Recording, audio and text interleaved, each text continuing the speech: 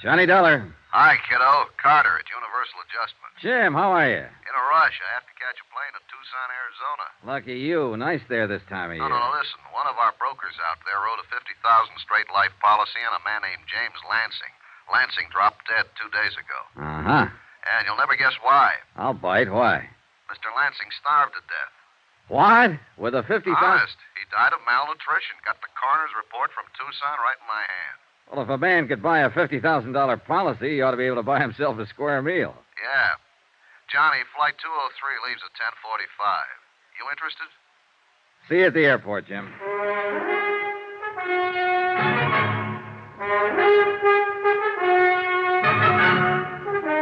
Tonight and every weekday night, Bob Bailey in the transcribed adventures of the man with the action-packed expense account, America's fabulous freelance insurance investigator. Yours truly, Johnny Dollar.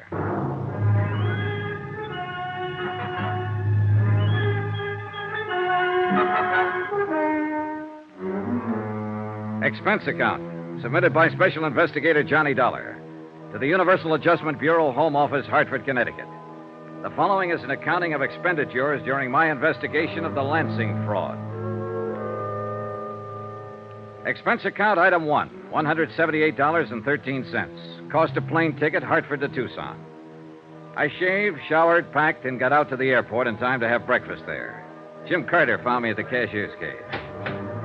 Hey, kiddo, you won't need a coat out there in that desert country. As usual, Jim Carter was bigger than I thought. A man who stands 6'5" always is. A little ruddier, a little more blustery, but as efficient as ever. I wrote a special delivery airmail to the Insurance Commission in Arizona this morning and explained it worldwide. They wrote the policy. We're holding up payment pending investigation. Well, you could have told them that in person. We'll be out there as soon as the letter. Well, I like to be formal on these things, especially with the State Commission. Besides, I just as soon let them think we'll get around to a routine investigation later in a week or two. In other words, you didn't tell anybody we're coming. No, I didn't. Maybe we can work it better this way. The faster we move in and find out what's what and aren't bothered by anybody, the better off we'll be. Hey, give me your ticket, will you, Jim? Yeah, sure. Here you are, pal. Thank you, sir. Yeah. Johnny, that commission is going to get formal sooner or later and ask a lot of questions. Mainly, why doesn't Worldwide honor the claim and pay off the beneficiary? So we'll have to skedaddle and get ourselves some good answers for him. Yeah, sir. Hey. You may board the plane. Yeah. Thanks, pal. Has anybody asked that question yet? Well, the beneficiary, sure. James Lansing's sister, named Arlene Kennedy. She called the broker, and he referred her to Claims Division at Worldwide, and she called them long distance, and then they called me. I told them to put her off for a while, telling her it was just routine. I see. Is she going to be tough? Yeah, she could be, Johnny. I understand she has money of her own, and she has some influence in and around Tucson. Oh, a lot of money? Yeah, and trust. She's very comfortably fixed. Hey, watch yourself, kiddo.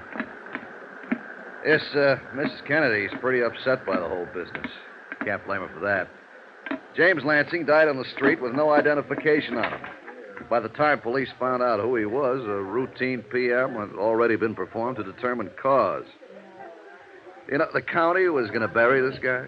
With $50,000 worth of insurance? Yeah, imagine that. Oh, excuse me, lady. The postmortem never had happened unless Lansing dropped dead on a public street. Yeah, I see what you mean. So I requested the coroner's office in Tucson to hold the body until we can get something done. Better fix your seatbelt, Jim. Oh, yeah. First thing that occurred to me when I saw the PM findings was that it might not be James Lansing at all. Chronic heart condition, lung history, debility.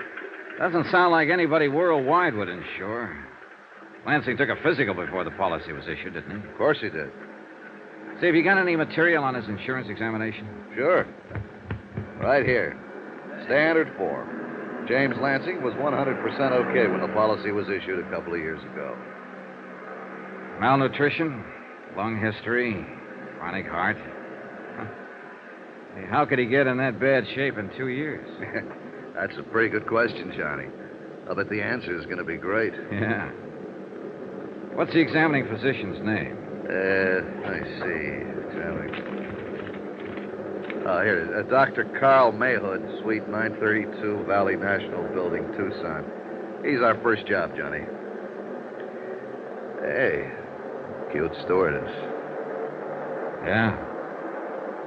Well, back to business, kiddo. It was a long trip, and I spent most of it going over the material in Jim Carter's briefcase. By the time we circled Tucson Airport at 4:45 in the afternoon, I had the facts pretty well in mind.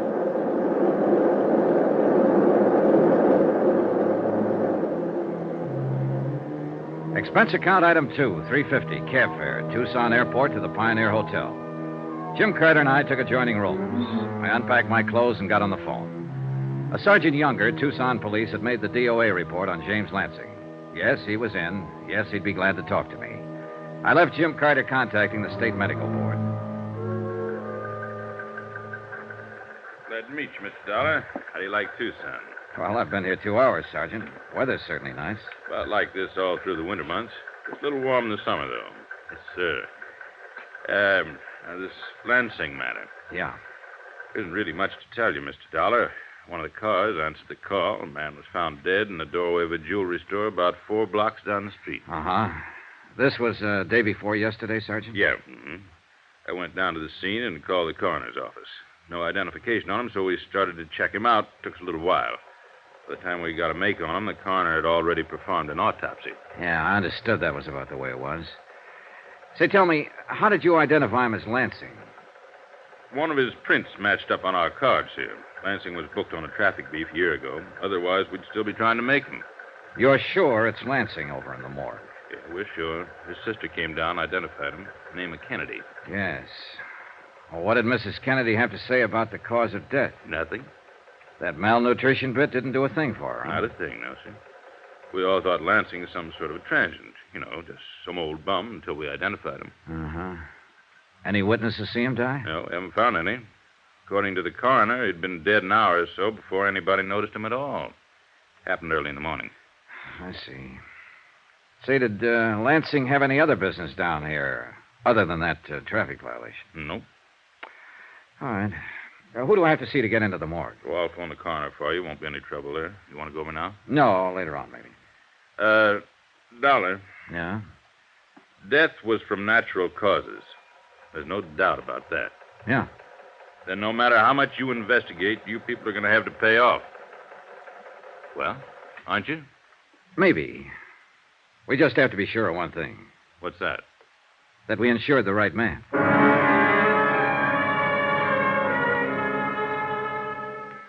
By the time I finished with Sergeant Younger, it was 6 o'clock.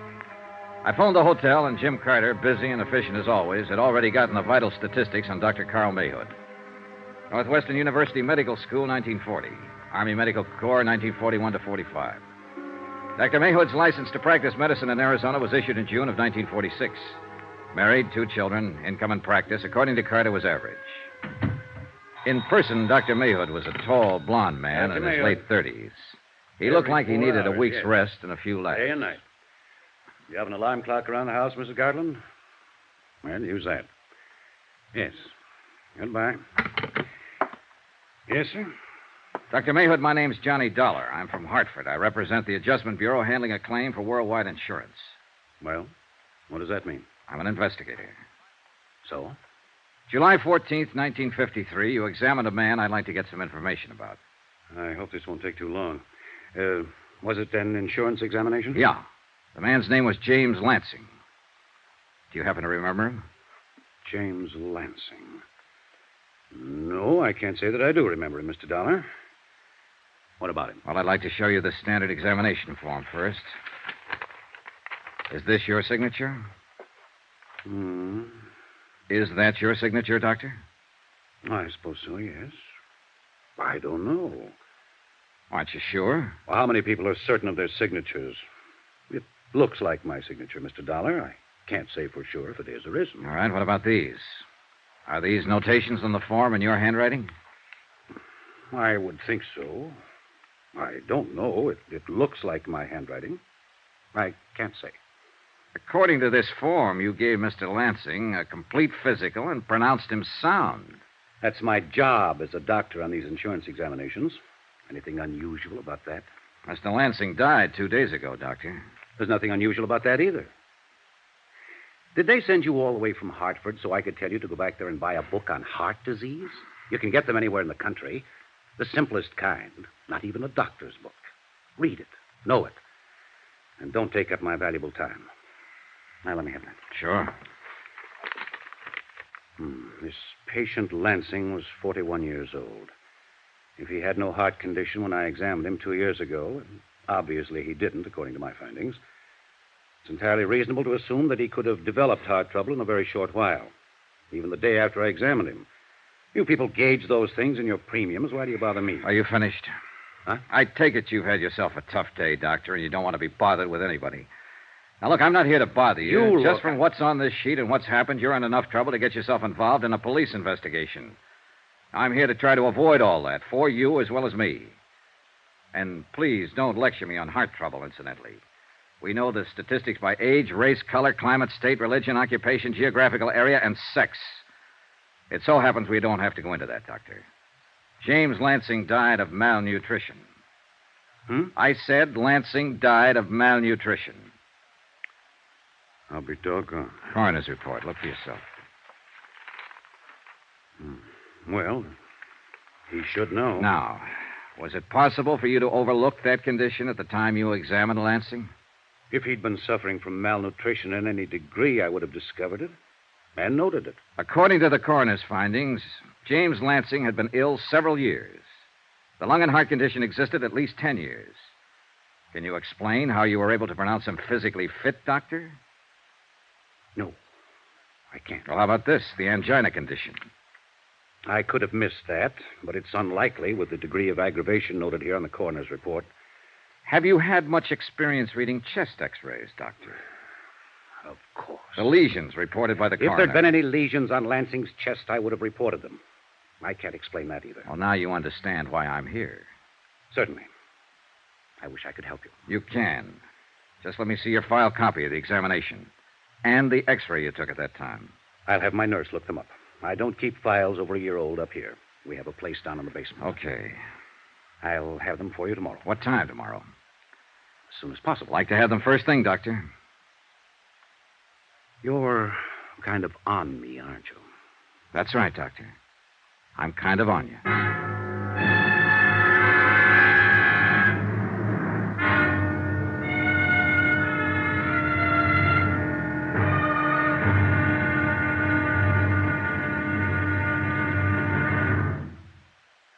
There'll be another intriguing episode in our story of the Lansing fraud tomorrow. Tomorrow, $50,000 is a good price for a killing.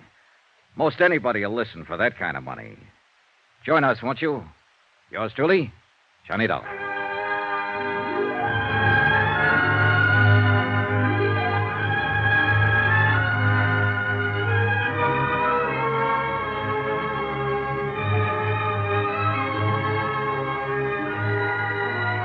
Yours truly, Johnny Dollar, starring Bob Bailey, is transcribed in Hollywood. Written by John Dawson, it is produced and directed by Jack Johnstone. Be sure and join us tomorrow night, same time and station, for the next exciting episode of Yours truly, Johnny Dollar. Roy Rowan speaking.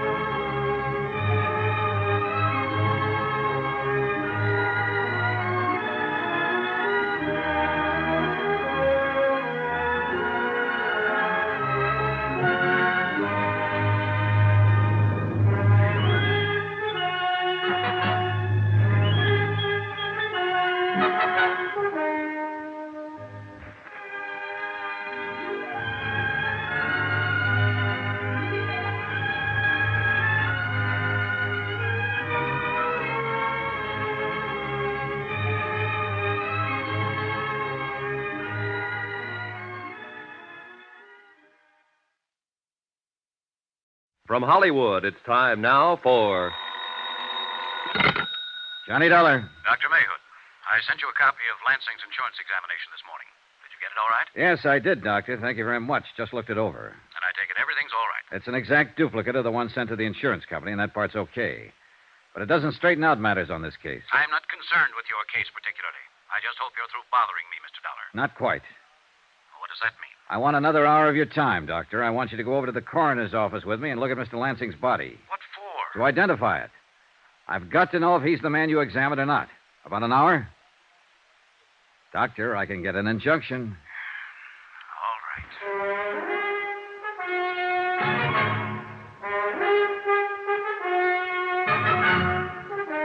Tonight and every weekday night, Bob Bailey in the transcribed adventures of the man with the action-packed expense account, America's fabulous freelance insurance investigator. Yours truly, Johnny Dollar.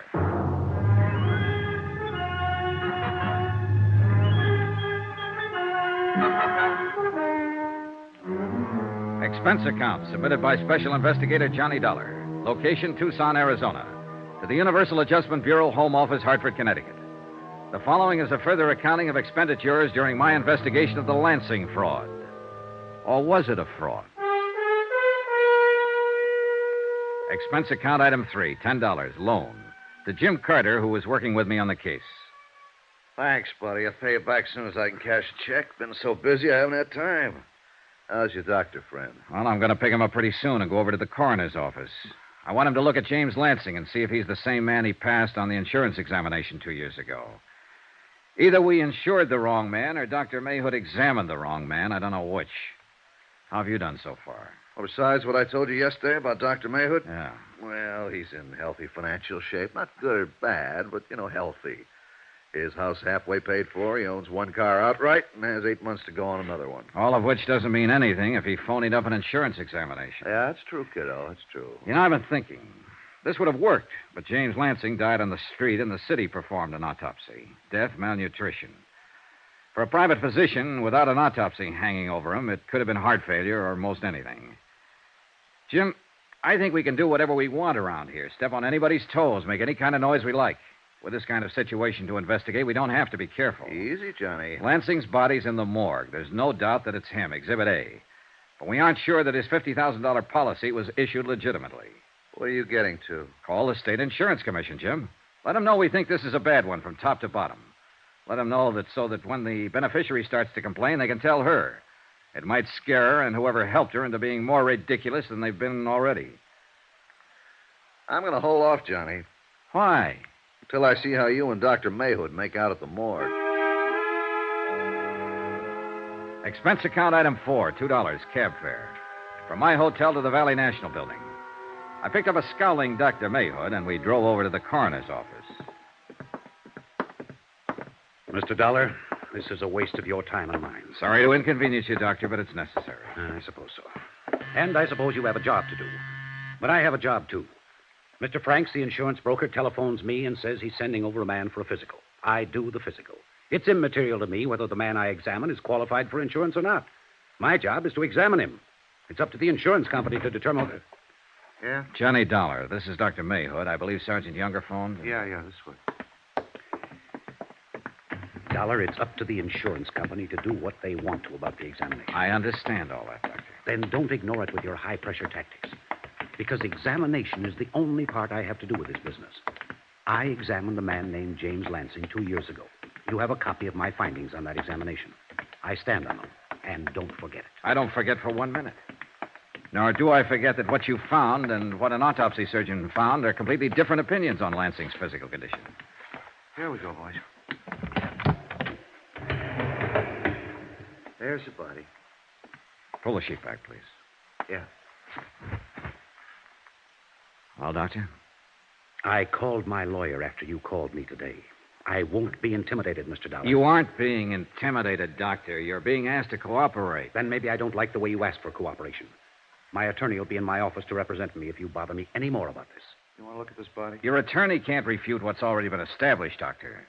You pronounced James Lansing in good physical condition 2 years ago. An autopsy report shows that when he died 2 days ago, he was in very bad physical condition. So bad that 2 years ago he couldn't possibly have gone through a careful examination in your office without some of the symptoms being detected by you. Where is your medical degree and what responsibility? Oh, why don't you shut up and take a look and tell me if you've ever seen this man before? I won't be spoken to that way. Just a minute. I'll get an injunction and I'll charge malpractice and negligence if I have to. Oh? On what ground? You're being stupid, Doctor. All you have to do is look at that corpse and tell me if he's the man you examined in your office 2 years ago. Well? I don't know whether I've seen this man before or not. Well, does he look familiar in any way? I can't say. I might have examined this man. I don't know.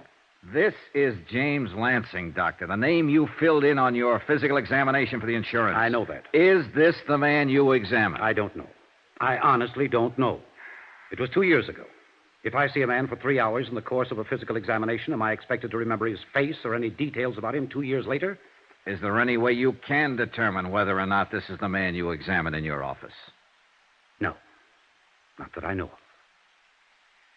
Is there any way you can determine it? Believe me, Doctor, I can try.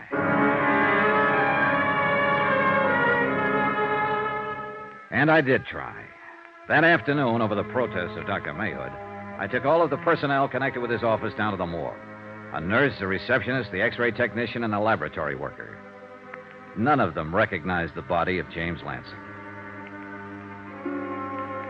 Expense account item 5, 10 cents, one phone call to Jim Carter, who'd spent the day preparing the necessary forms for the insurance commission and gathering data on Lansing's beneficiary. You think Dr. Mayhood was in on it? He's too mad, too belligerent, Jim. You don't sound too sure. Well, and maybe he just strikes me as an inept doctor. Well, let's say Mayhood's way down on my list. He examined a man who said he was James Lansing. It could have been anybody. All right, we'll let it go that way for a while. Any ideas? I'm on my way out to Lansing's old address. He had an apartment on the other side of town. I want to see how he's lived out there. Still want me to go ahead with the insurance commission? Yeah, go ahead.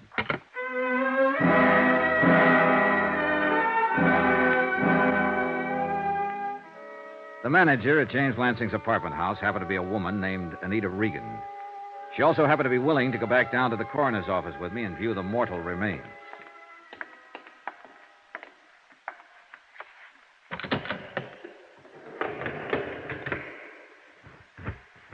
There you are.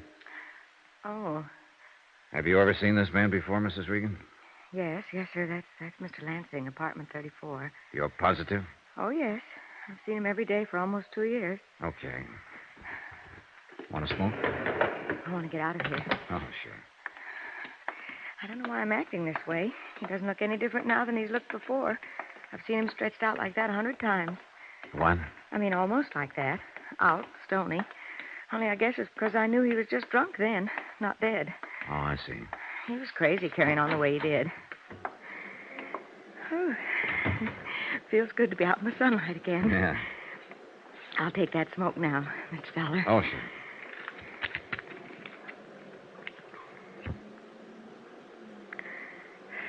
Thank you. Oh, Mr. Lansing used to get up around 10 every morning. He'd look awful, but he was always kind of nice, polite, you know. He'd be regular as clockwork. He'd walk past my door and tip his hat and go right down to the store and come back in a little while with a sack of groceries, a bottle of milk for his cat, and some donuts for himself, and some booze. Uh-huh. And then he'd just lock himself up in his apartment and stay there all day, drinking. Real alcoholic, huh? Well, I'd say so. At least I wasn't surprised he starved to death. He can't live on whiskey. He was fried to the ears by noon every day, as long as I knew him. Mr. Lansing didn't work then. Well, I think he tried to sell real estate once, a long time ago. Oh? But how could he? I understand he was a retired engineer or something like that. He pays rent? Oh, yes. Always seemed to have enough money to get along. Did he have any family, Mrs. Regan? Well, I know he's got a sister living in town somewhere. What about his friends? They seem to do all his drinking alone. Say, you're from the insurance company. You should know about his family. Apparently, there are a lot of things we don't know. A man named James Lansing moved into your apartment house 2 years ago. He didn't work, but he had enough money for his rent and his liquor. He also had enough money to buy some expensive insurance. Very expensive. Somehow, he passed an insurance examination, and then he suddenly died. No one, nothing. Just one beneficiary. Mr. Dollar, you don't suppose somebody just gave him enough money to get along so he'd drink himself to death, do you? That's one way of looking at it, Mrs. Regan. Oh, that poor man. That poor man.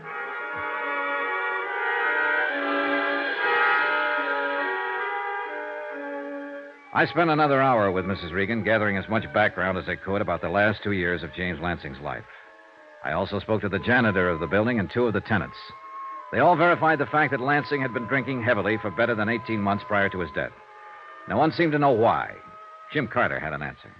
I talked to our man in L.A., Johnny. Lansing lived there before he came to Tucson. He had several arrests for drunkenness, never married. One time he made his living as an engineer.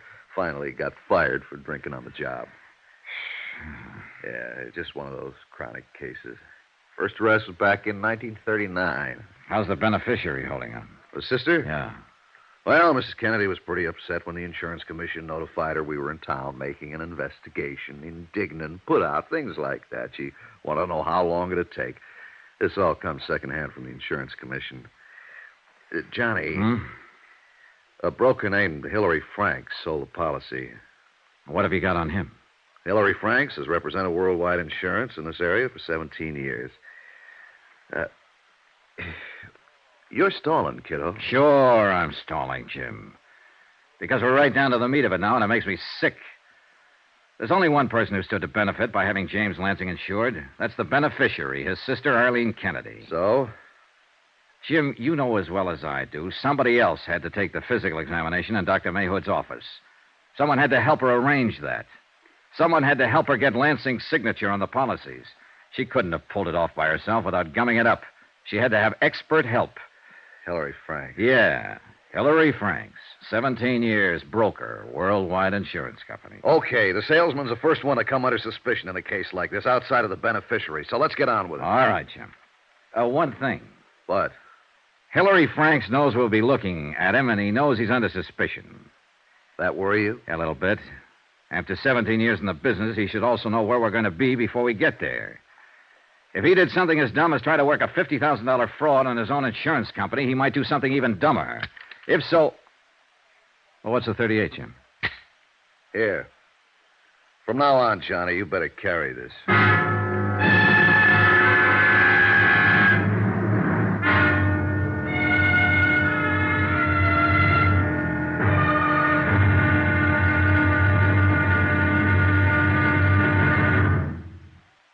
There'll be another intriguing episode of the Lansing fraud tomorrow. Tomorrow? Well, tomorrow there's a bit of excitement when a pair of thieves start a falling out. Matter of fact, a lot of excitement. Join us, won't you? Yours truly, Johnny Dollar.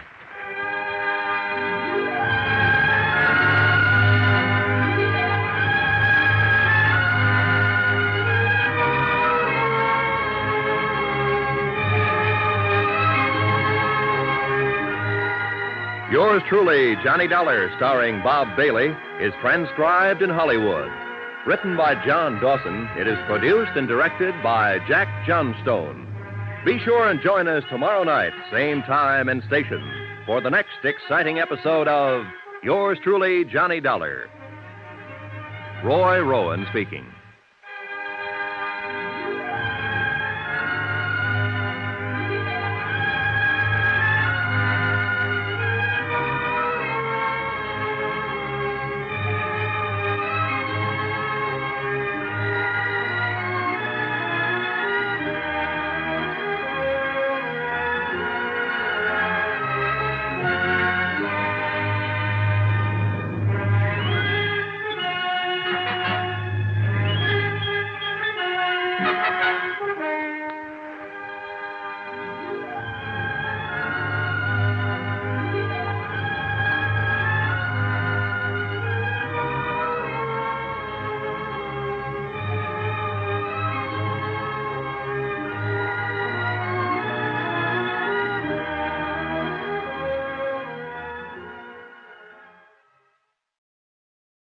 From Hollywood, it's time now for...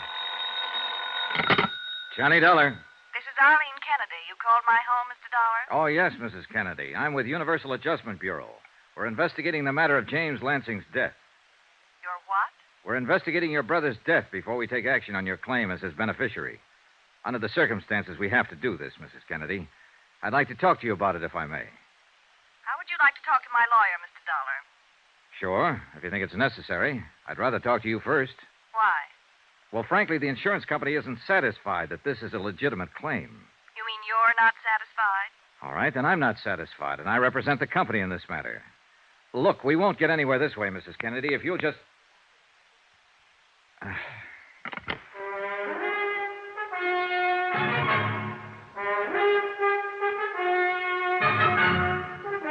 Tonight and every weekday night, Bob Bailey in the transcribed adventures of the man with the action-packed expense account, America's fabulous freelance insurance investigator. Yours truly, Johnny Dollar.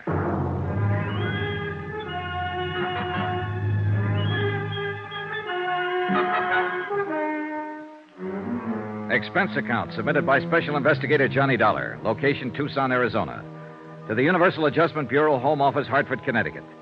The following is an accounting of expenditures during my investigation of the Lansing fraud. $50,000 worth. Expense account continued. Item 6, $10, car rental, to get to Catalina Vista, where Arlene Kennedy maintained a $55,000 home. It was a warm, sunny day, incredibly clear. I enjoyed it in my drive. However, I can't say I enjoyed Arlene Kennedy. That's as far as you need to come. What? You must be the Mr. Dollar I spoke to on the phone. If you didn't get the idea on the phone, I'll tell it to you again. I don't want to talk to you. Now, please get away from my home. We'll have to talk sometime. I don't think so. I know so, Mrs. Kennedy. I must ask you to take your briefcase and get out of here, Mr. Dollar, now. I'm sorry you feel that way.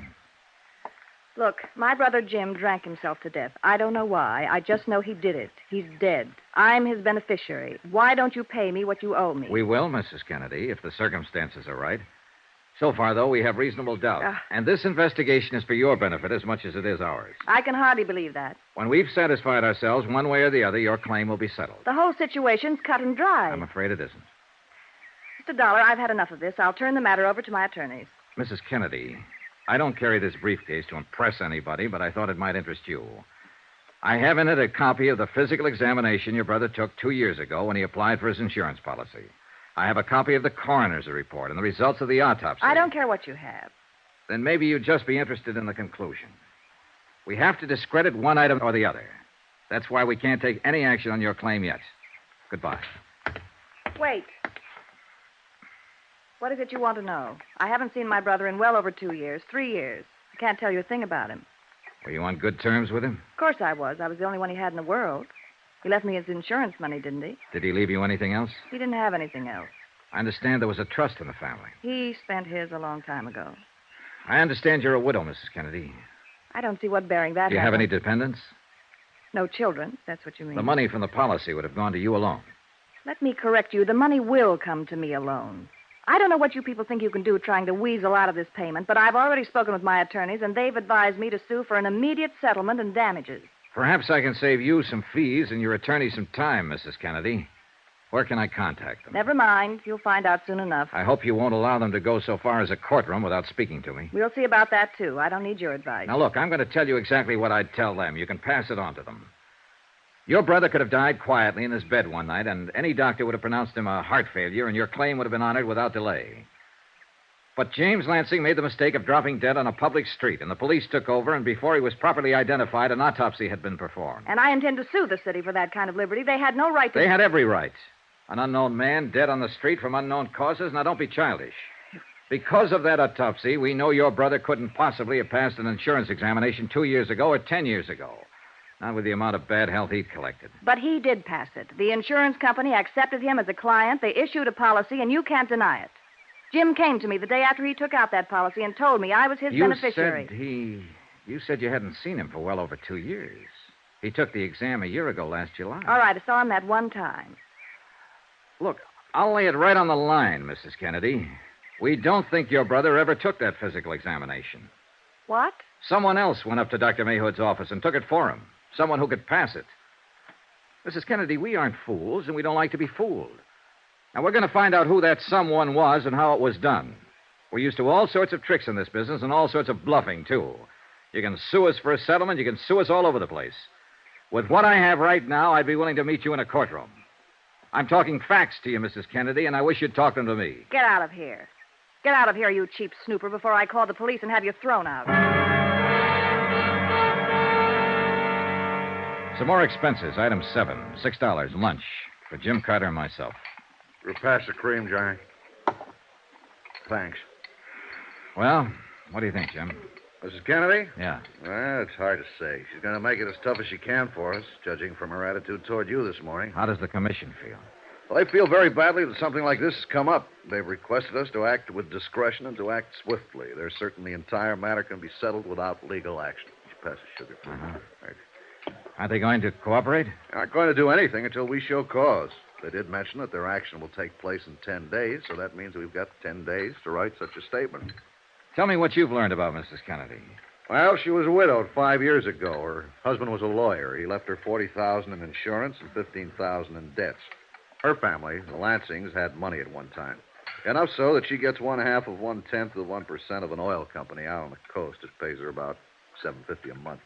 She managed to clear her house out in Catalina Vista and drive a Cadillac. But she could use $50,000. Of course she could use $50,000. Everybody could. Johnny, when are you going to start on the insurance agent? Hillary Franks, I've already started. If I know my Mrs. Kennedy, she won't call a lawyer or anybody else right now.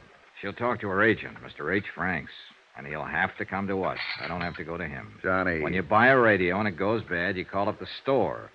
They didn't manufacture the set, but you complain to them just the same. Same thing with insurance. You don't call up the company, you call up the agent who sold it to you. Hillary Frank has to call me, Jim, just to look legitimate. I hope you're right, kiddo.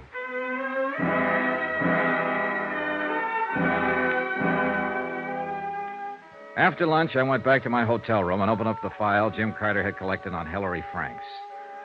Hillary Franks, age 56, college graduate, married, 2 children, wife deceased, income good. No record of any kind for any offense. Highly thought of by worldwide insurance officials. The 17 years with the company sort of got me. He started as an agent when he was 39. This is Hillary Franks, Mr. Dollar. Yes, sir. I understand you're in town on a little investigation for the Home Office. Wonder if we could have dinner. As a matter of fact, I was going to call you, Mr. Franks. The policy I'm working on was written by you. Yes, I understand that. Mrs. Kennedy, the beneficiary, called me today. Seemed very upset. I thought perhaps we could discuss it over dinner. Anything wrong with right now at your office? Why,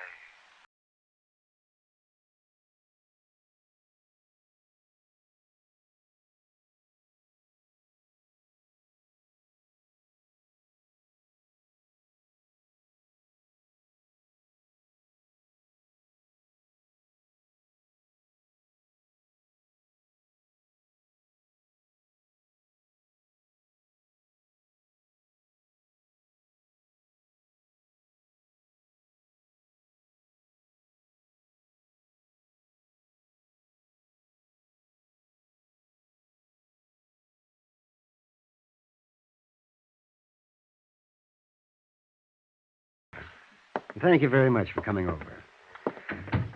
I was surprised when Mrs. Kennedy called me about this matter today. Surprised to learn that you were in town. Were you? She said you'd been over to her home this morning. That's right. Well, just what is this all about?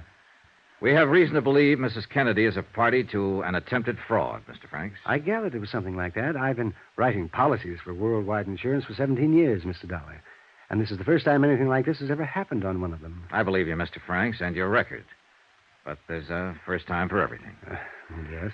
I'm here to find out all I can about the circumstances under which you sold the policy to Mrs. Kennedy's brother. Nothing unusual about it, Mr. Dollar. I think there was.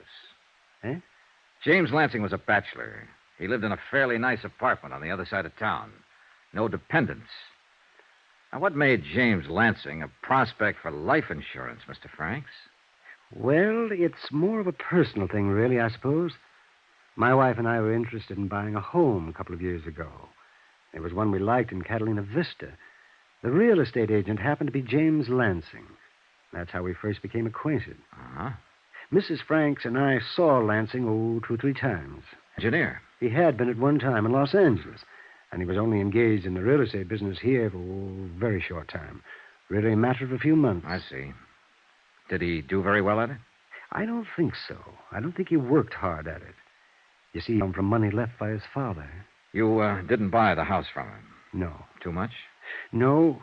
Mrs. Franks died rather suddenly about that time, and I had no need to buy a home. But out of the association, you interested Lansing in buying insurance from you? Yes. What kind of a man was he? What do you mean? Well, just your opinion, Mr. Franks. Well, just a client, Mr. Dollar. I looked at him and treated him just the same as any other client. But you saw him socially several times, had dinner with him. Do you do that with all your clients? I might. Remember, he was trying to sell me something, too. Aye, sure. How'd he look? What? Oh, pale, thin, emaciated, what? Oh, he looked fine to me. Did he drink much? Well, I don't recall. Think. It's important. Well, I don't recall. Then I'll recall for you, Mr. Franks. Lansing did drink a lot on those occasions. As a matter of fact, he was soaked up most of the time. Oh, now, that's not true, Mr. Dunn. You know as well as I do, he was an alcoholic in Los Angeles, and he was an alcoholic here in Tucson. He died of malnutrition, a direct result of his alcoholic condition. Well, I'm not a doctor. I had no way of ascertaining that. You don't have to be a doctor to smell booze, Mr. Franks. Did you ever meet his beneficiary? You mean his sister, Mrs. Kennedy? No. I think I told you she telephoned me today. Never met her at all? No. Mr. Franks, I'm going to leave you for a while, and I want you to think about all we've discussed. When I come back, I might ask you the same questions again. And I'll expect some different answers. Anything you say, Mr. Dollar.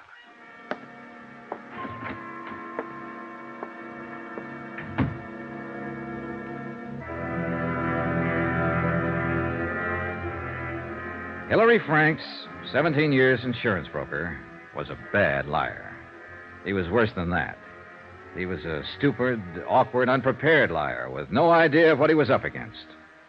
He knew I was going to get him and get him good, and he didn't know what to do about it. I almost felt sorry for him.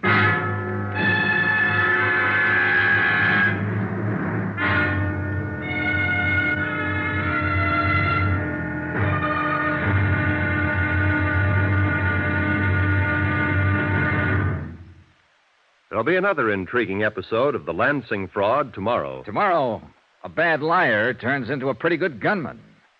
Join us, won't you? Yours truly, Johnny Dollar.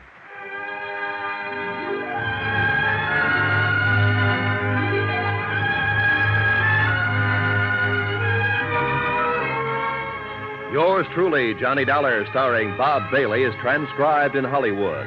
Written by John Dawson, it is produced and directed by Jack Johnstone. Be sure and join us tomorrow night, same time and station, for the next exciting episode of Yours truly, Johnny Dollar. Roy Rowan speaking.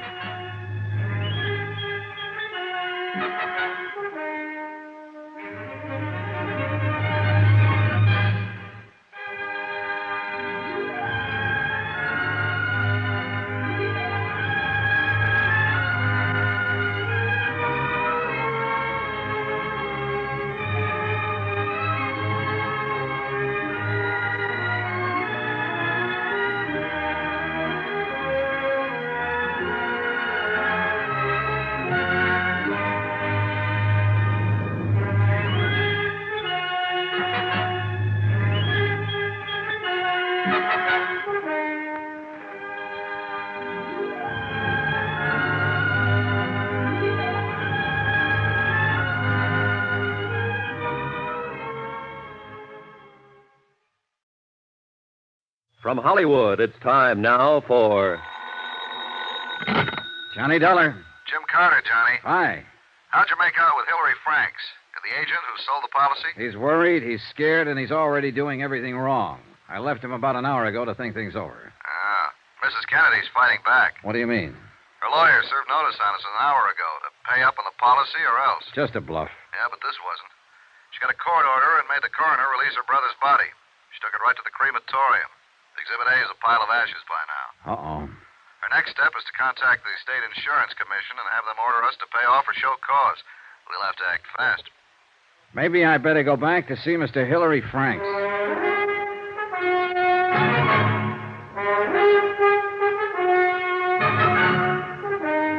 Tonight and every weekday night, Bob Bailey in the transcribed adventures of the man with the action-packed expense account, America's fabulous freelance insurance investigator. Yours truly, Johnny Dollar.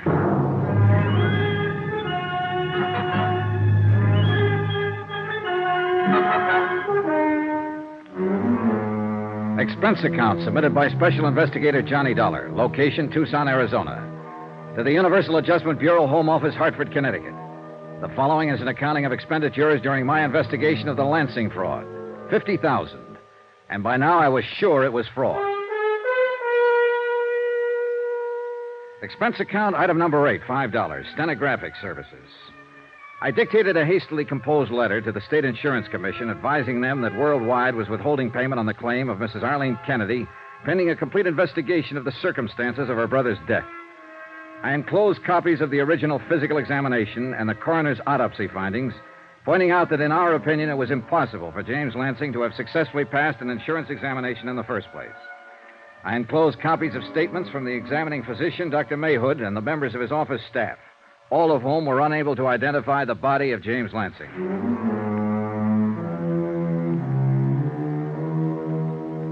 Expense account item 9, 52 cents postage. I sent the letter to the state capitol special delivery in the hope it would arrive there before Mrs. Kennedy's lawyers took the anticipated action. After that, I drove back over to the office of Hilary Franks. He was the same as I left him an hour before. A little shaken, but still unable to realize quite what was happening. Yes, Mr. Dollar? Mr. Franks, I wonder if you've got anything to say to me. Nothing, Mr. Dollar. I was hoping you might want to make a statement. Oh? About what?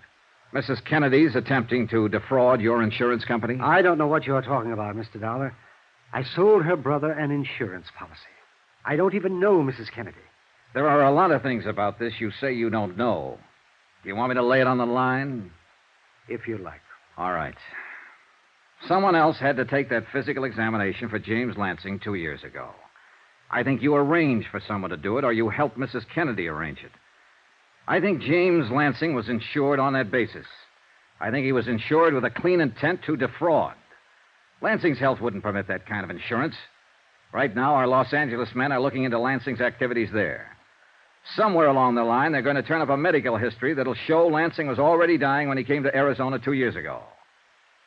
Now, do you have anything to say, Mr. Franks? No. I think you're being very foolish. If it isn't clear how serious this can be with you, it's noted that you arranged for Lansing's physical examination. There's nothing incriminating in that. How well do you know Dr. Mayhood? Oh, slightly. The physician is supposed to be an impartial third party. When a client has to be examined by a physician for insurance purposes, I send him to Dr. Mayhood. That's all. Dr. Mayhood sends me a Christmas card every year. I sent James Lansing to him. Just like any other? Just like any other. Oh, you worry me, Mr. Franks. You don't object to my questions or get ruffled when you're caught lying.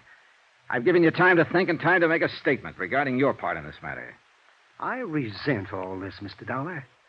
I've been an insurance broker for a good long time, and no one has ever questioned my integrity. And I think that's what you've been banking on, Mr. Franks, your reputation.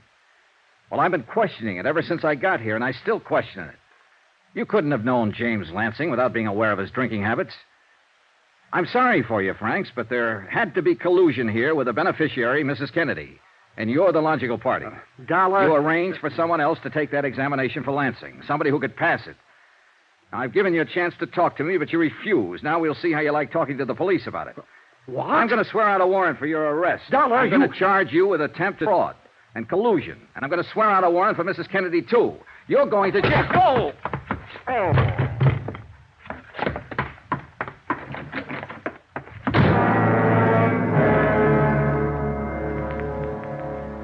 In the 3 minutes it took me to recover from the blow from the paperweight and get my breath inside of me and my feet under me, Hilary Franks was well out of the way and out of sight.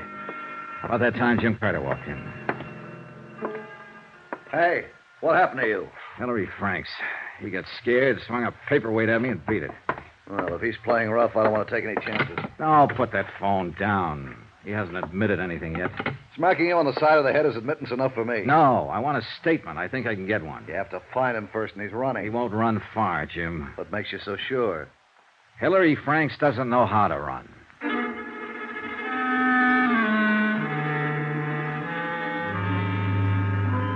It was exactly 3 o'clock in the afternoon then. At 3:25, I was back out in Catalina Vista knocking on a familiar door. And the same familiar things began to happen all over again.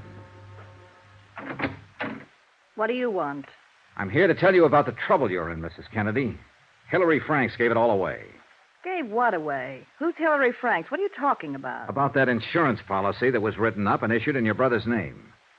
You're the one who stood to gain most by your brother's death. after having someone else take an insurance examination for him. But you had to have help to pull it off. Hillary Franks helped you. For what reason or how you got him to do it, I don't know. But I do know a man with a 17-year record as insurance broker is ruined. You're crazy. I don't know anybody named Hillary Franks. Now get out of here. Oh, stop it, will you? I told him how he stood in this matter a half hour ago, and he socked me with a paperweight and beat it. I've had about enough But of he you, isn't going to Mr. run far. Principally because he doesn't know how to run, Mrs. Kennedy. He'll cool off, and he'll begin thinking about all this business in a new light. A few minutes ago, it dawned on him what he'd done. He'd kicked his whole lifetime right out the window. He'd been found out. He's lost all around. And he's going to be mad about that. And you're the one he's going to be mad at because you got him into it. I told you, I don't know anybody named Hillary Franks. That's the last time I'll say it. He'll probably want to kill you, Mrs. Kennedy. What? I said he'll think about all this, and he'll probably want to kill you. Do we talk now? I don't see why. I've done nothing wrong. Who did you get to take that physical for your brother? I don't know what you're talking about. You got your brother drunk enough to sign the insurance papers, didn't you? I had nothing to do with my brother taking out life insurance and naming me his beneficiary. That was his business. Now that he's dead, it's my position to receive the payment. That's all. Okay, Mrs. Kennedy. We'll get it all from Hillary Franks. Yes, why don't you do that? In the meantime, I hope you sleep well, knowing what you've done. You'll never be able to prove any of these things you're saying. Never.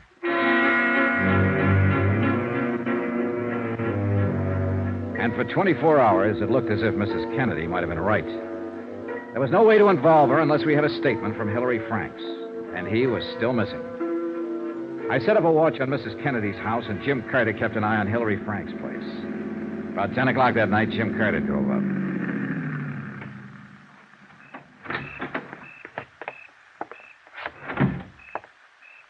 Hiya. Hi. Any action? No. Mrs. Kennedy's been in all the night. No one showed up. Mm-hmm. How about Frank's place? No. No one there when I left an hour ago. You'd think he'd come back for a suitcase or some money or something. Yeah. Hey, Johnny. Mm-hmm. I called in the police. Oh. In the name of Worldwide, I filed charges of attempted fraud and collusion against him. They issued a warrant a half an hour ago.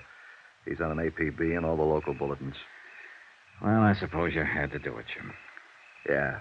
We'll let the police handle this part from now on, huh? How about Mrs. Kennedy? We'll keep an eye on her, too. Did you file any charges against her?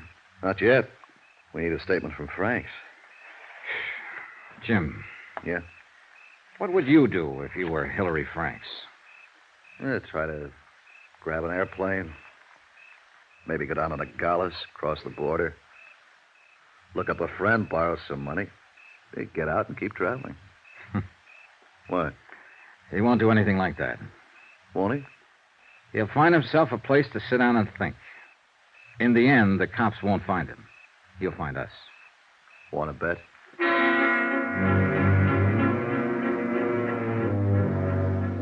By the next morning, the police had still been unable to locate Hillary Franks. I left Jim Carter in the room on a long-distance call to the Insurance Commission, advising them of the events up to date. Drove out to Hillary Franks' office. I noticed two police officers loitering across the street as I walked in the front door. Yes? How do you do? Are you another policeman? No, I'm not. Have they been bothering you a lot? If you aren't a policeman and you know all about this, what do you want? I want to help Mr. Franks if I can. I'm Johnny Dollar, Universal Adjustment Bureau. You're his secretary? Yes. How long have you worked for him? 12 years. Do you like him? What? He's always been a fine man. I don't believe any of these things about him, and I don't see What's why... your name? I think he said Maria? Maria Vano. Maria, I'm not going to ask you any questions about Mr. Franks. I know enough about him now for my purposes. The rest he can tell me himself. Maria, I may be able to help him stay out of jail. I can do that if I talk to him. Well, how My do I... name's Johnny Dollar. I'm at the Pioneer Hotel. Remember that. But Mr. I Dollar... don't know whether he's phoned you yet or not. A man like that's going to need help, money. I'm not asking you if he's contacted you. But listen to me carefully. If he does phone you or contact you in any way, ask him to phone me. If you ever respected him, or if you want to help him now, please ask him to telephone me. Thanks.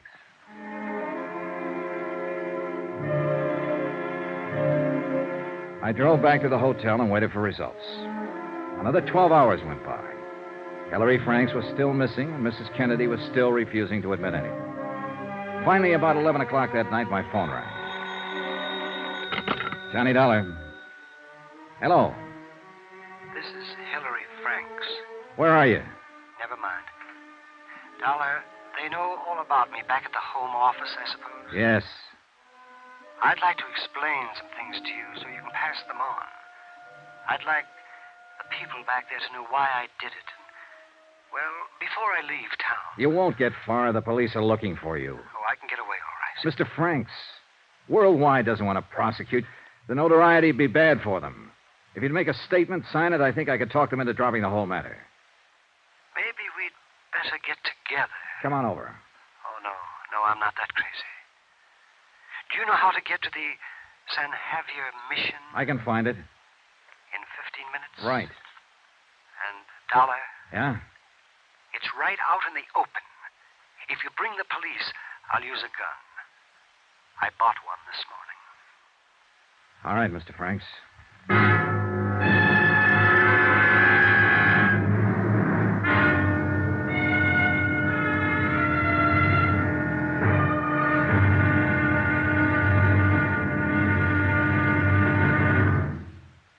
There'll be another intriguing episode of the Lansing Fraud tomorrow. Tomorrow, $50,000 worth of murder. Join us, won't you? Yours truly, Johnny Dollar.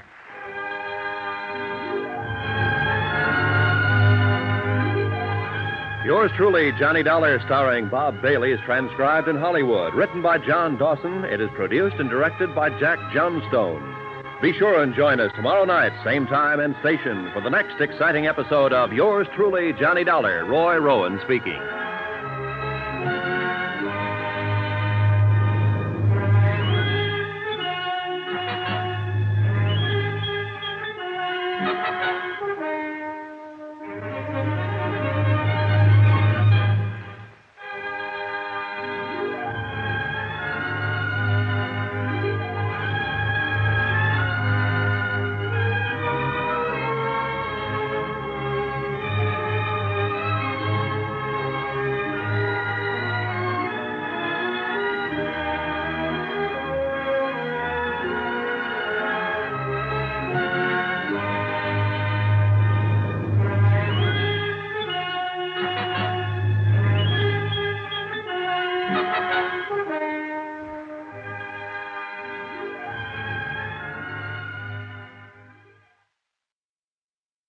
From Hollywood, it's time now for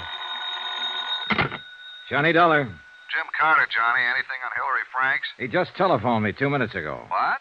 I'm on my way to meet him now and try and make a deal. I told him if he'd give me a statement about the attempt to fraud Worldwide on Lansing's $50,000 policy, I'd do my best to have them drop charges. Well, you didn't make any promises, Johnny. I couldn't make any promises, Jim, but I'll do my best to see that the charges are dropped if he gives me that statement. Well, if he gives you that statement, I'll help you. Where are you meeting him? At a place near here. He knows every cop in the area is looking for him. Yeah? Be sure he doesn't give you a bullet, kiddo.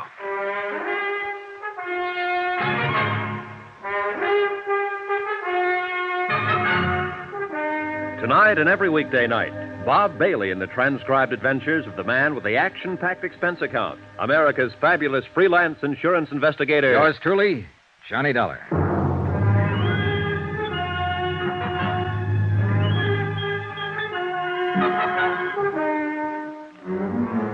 Expense account submitted by Special Investigator Johnny Dollar in Tucson, Arizona to the Universal Adjustment Bureau, Home Office, Hartford, Connecticut. The following is a further accounting of expenditures during my investigation of, well, it was a case of $50,000 insurance to one Arlene Kennedy, unless I could prove my point in the Lansing fraud. Expense account item 10, $10, cab fare from my hotel to the Mission San Javier to talk to Hillary Franks, the insurance agent with no future ahead. I used a taxi cab instead of my rented car because I didn't want to waste time searching around for the mission. It was a few miles outside of town over rough and broken desert roads. An ancient missionary church standing stark against the moon-filled night. Here we are, mister. Good. Here. Keep the change. Well, don't you want me to wait for you? No, I'll get back okay. Not many places to call a cab from out here. Yeah, I know. One of the Padres, your friend? No, I'm new around here. You all right, mister? Hmm. You feel all right? You loaded or something? No, why? We're coming out here at midnight. Well, it's just a whim, friend. Don't worry about it. I bet sure would. Mister, Yeah? you gonna meet somebody here or something? Why? I just saw a guy standing over by the bell tower. Oh, thanks. Good night.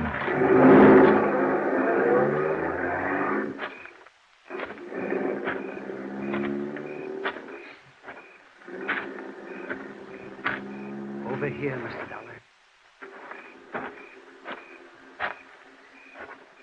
Careful, Dollar. Hillary Franks had a .38 pointed right at my chest.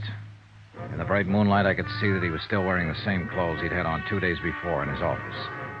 He needed to shave, and judging from the circles under his eyes, he hadn't slept much. He was pale and shaken.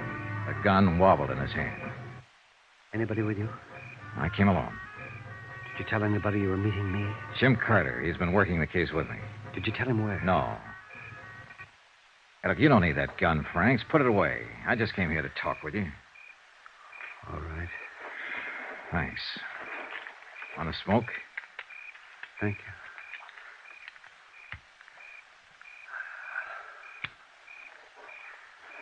Why did you talk to Carter? What did he say? He said he'd help me try and have the charges dropped against you if you give us a statement. Now, you have two of us on your side, Mr. Franks, if you want to cooperate. Do you? I want to straighten out what I can, Mr. Dollar. Well, now's the time to do it. What was your deal with Arlene Kennedy, James Lansing's sister and beneficiary? I met Arlene Kennedy right after my wife died. I guess I was very low. Oh, that's perfectly natural. I became interested in Arlene because we had a great many things in common. So I thought. I mean, she was a widow and had no one except her brother, James Lansing, in Los Angeles. And we went together, and eventually I asked her to marry me. But she laughed at me. Why?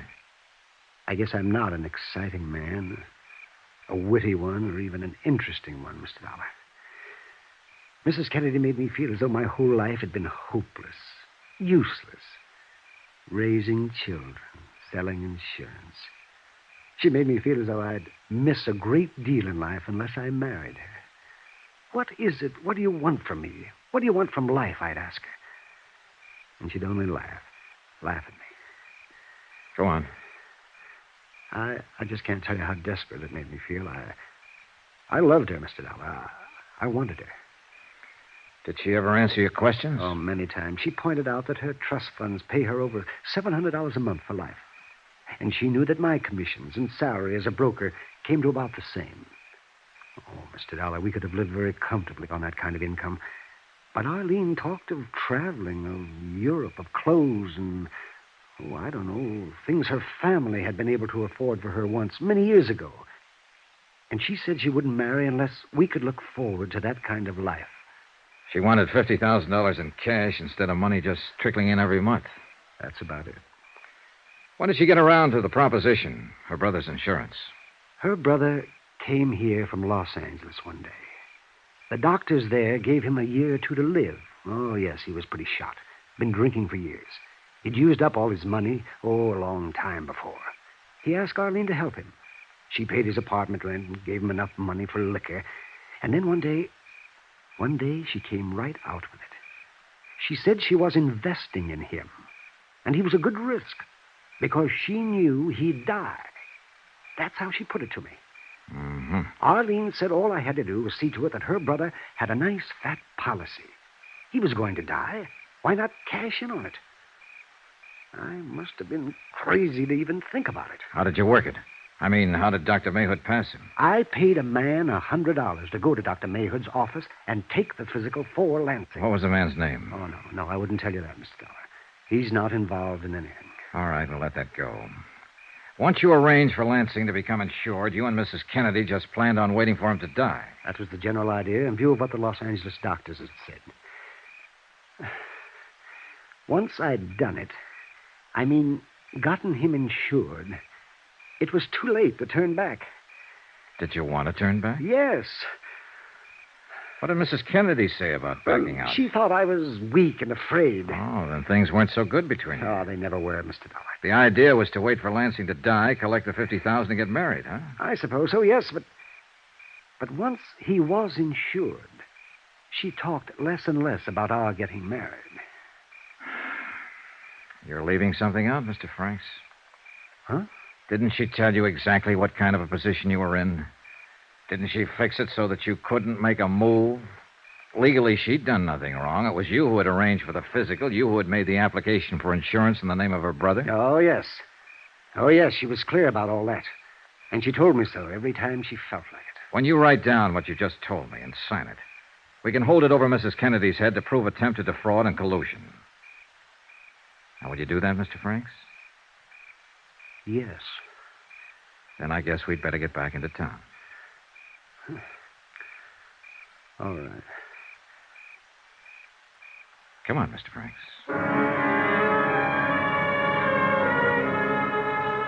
We walked 3 miles over to the highway, flagged down a car, and got back to the hotel about 2:30 in the morning, got Jim Carter out of bed. Enclosed, fine notarized statement of Hillary Franks explaining his part in the matter regarding policy 678JN23L. Before he was finished, Carter had already telephoned the Tucson police, telling them that the charges were being dropped against Franks and that he was no longer a fugitive. Then he placed a long-distance call to Worldwide's president in Hartford. Jim Carter, sir. I want to ask you not to prosecute Hillary Franks in this matter. Yes, sir, he's given us a complete statement about the whole thing. I don't think we have to go any farther than that. Oh, look, the guy made one mistake, the first one in 17 years. He suffered enough for it already. Yes, sir. Dollar feels that way, too. Yes, sir. I think it's okay, Mr. Franks. All right. I thank you. What are you going to do, Mr. Franks? Well, sure, I'll never sell insurance again. I think I'll close up and just move away. Far away. Thank you. Poor guy.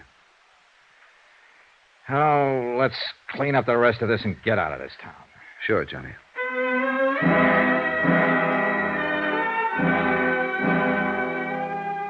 Hillary Franks pulled out of Tucson that afternoon. When Mrs. Kennedy was shown a carbon of the enclosed statement of Hillary Franks, she instructed her attorneys to withdraw the suit against Worldwide. Expense account, item 11, $75, hotel and board while in Tucson. Item 12, $402.15, plane tickets, Tucson to Hartford for Carter and myself. We were scheduled to leave at 1:30 in the morning. 2 hours before plane time, I dropped by Mrs. Kennedy's house to have her sign a release of all claims on the insurance company. And for other reasons.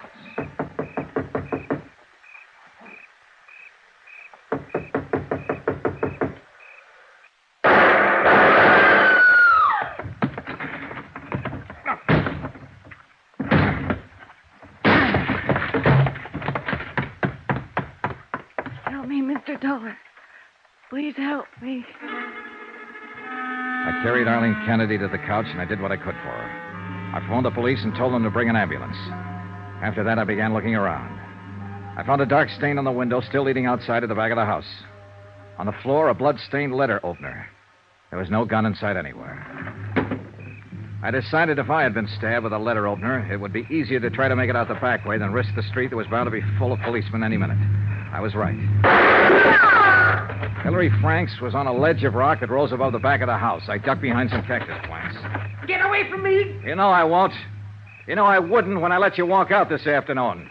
Johnny Dollar! That's right. Now put that gun away and come on off that ledge. Get away! Go away! You missed by a mile. You don't know anything about shooting a gun. Come on down. Stay where you are! Don't do anything foolish! I'm coming after you. I'll shoot!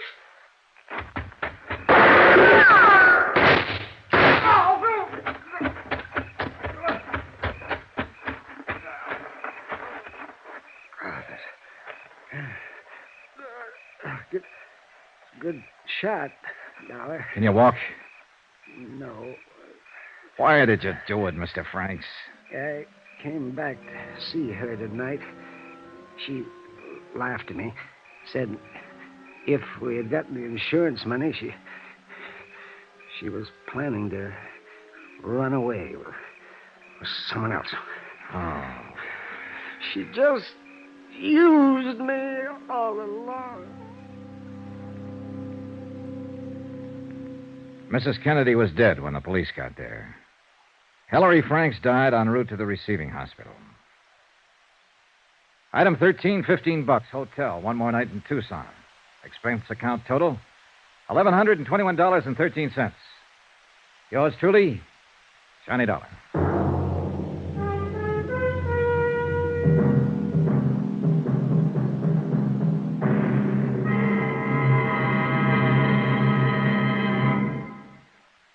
Remember, there'll be another exciting story beginning next Monday night. Next week, a quick trip to New York, to the bright lights, the glamour of Broadway with its theaters, its actors, and, some very bad actors.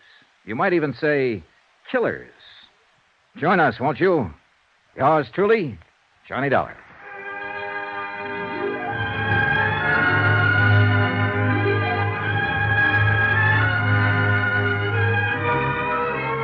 Yours truly, Johnny Dollar, starring Bob Bailey, is transcribed in Hollywood. Written by John Dawson, it is produced and directed by Jack Johnstone. Heard in this week's cast were Mary Jane Croft, Vivi Janis, Gene Tatum, Hy Averback, Barney Phillips, Russell Thorson, and Howard McNear. Musical supervision by Amerigo Marino. Be sure to join us on Monday night, same time and station, for another exciting story of Yours truly, Johnny Dollar. This is Roy Rowan speaking.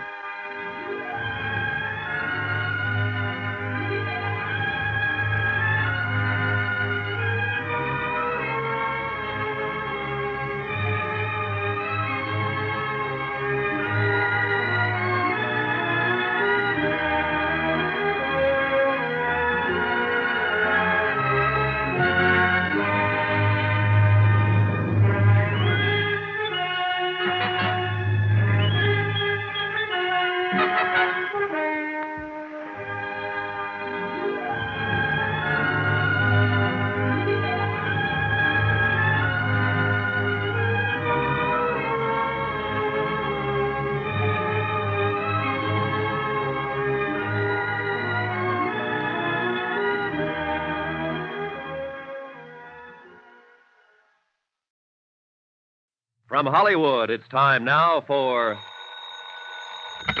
Johnny Dollar. Don Wilkins, Johnny. Tri-Mutual Limited. Oh, hi, Don. Thanks for the Christmas present. Well, just don't take out the cork near an open flame. Yeah. Say, you know anything about a guy named Mel Pryker? Nothing good about him. Why? Got himself killed last night. Murdered. Pryker was born to be murdered. Maybe so, but not at our expense. We're holding a $100,000 policy on him. Wow. Who's the beneficiary? His partner, Nick Shern. Nick Shern. You picked a fine pair of rats. Yeah, I know that now. The New York police are holding Shern, but they've got no evidence. Go down there and check it out for us, Johnny. If Nick did the killing, we're off the hook. Any witnesses? One, apparently, the hat check girl in that nightclub of theirs. What's her story? I wish I knew. She's disappeared. We've got to find her, Johnny, before some of Nick's hoodlums find her. Don, maybe they already have.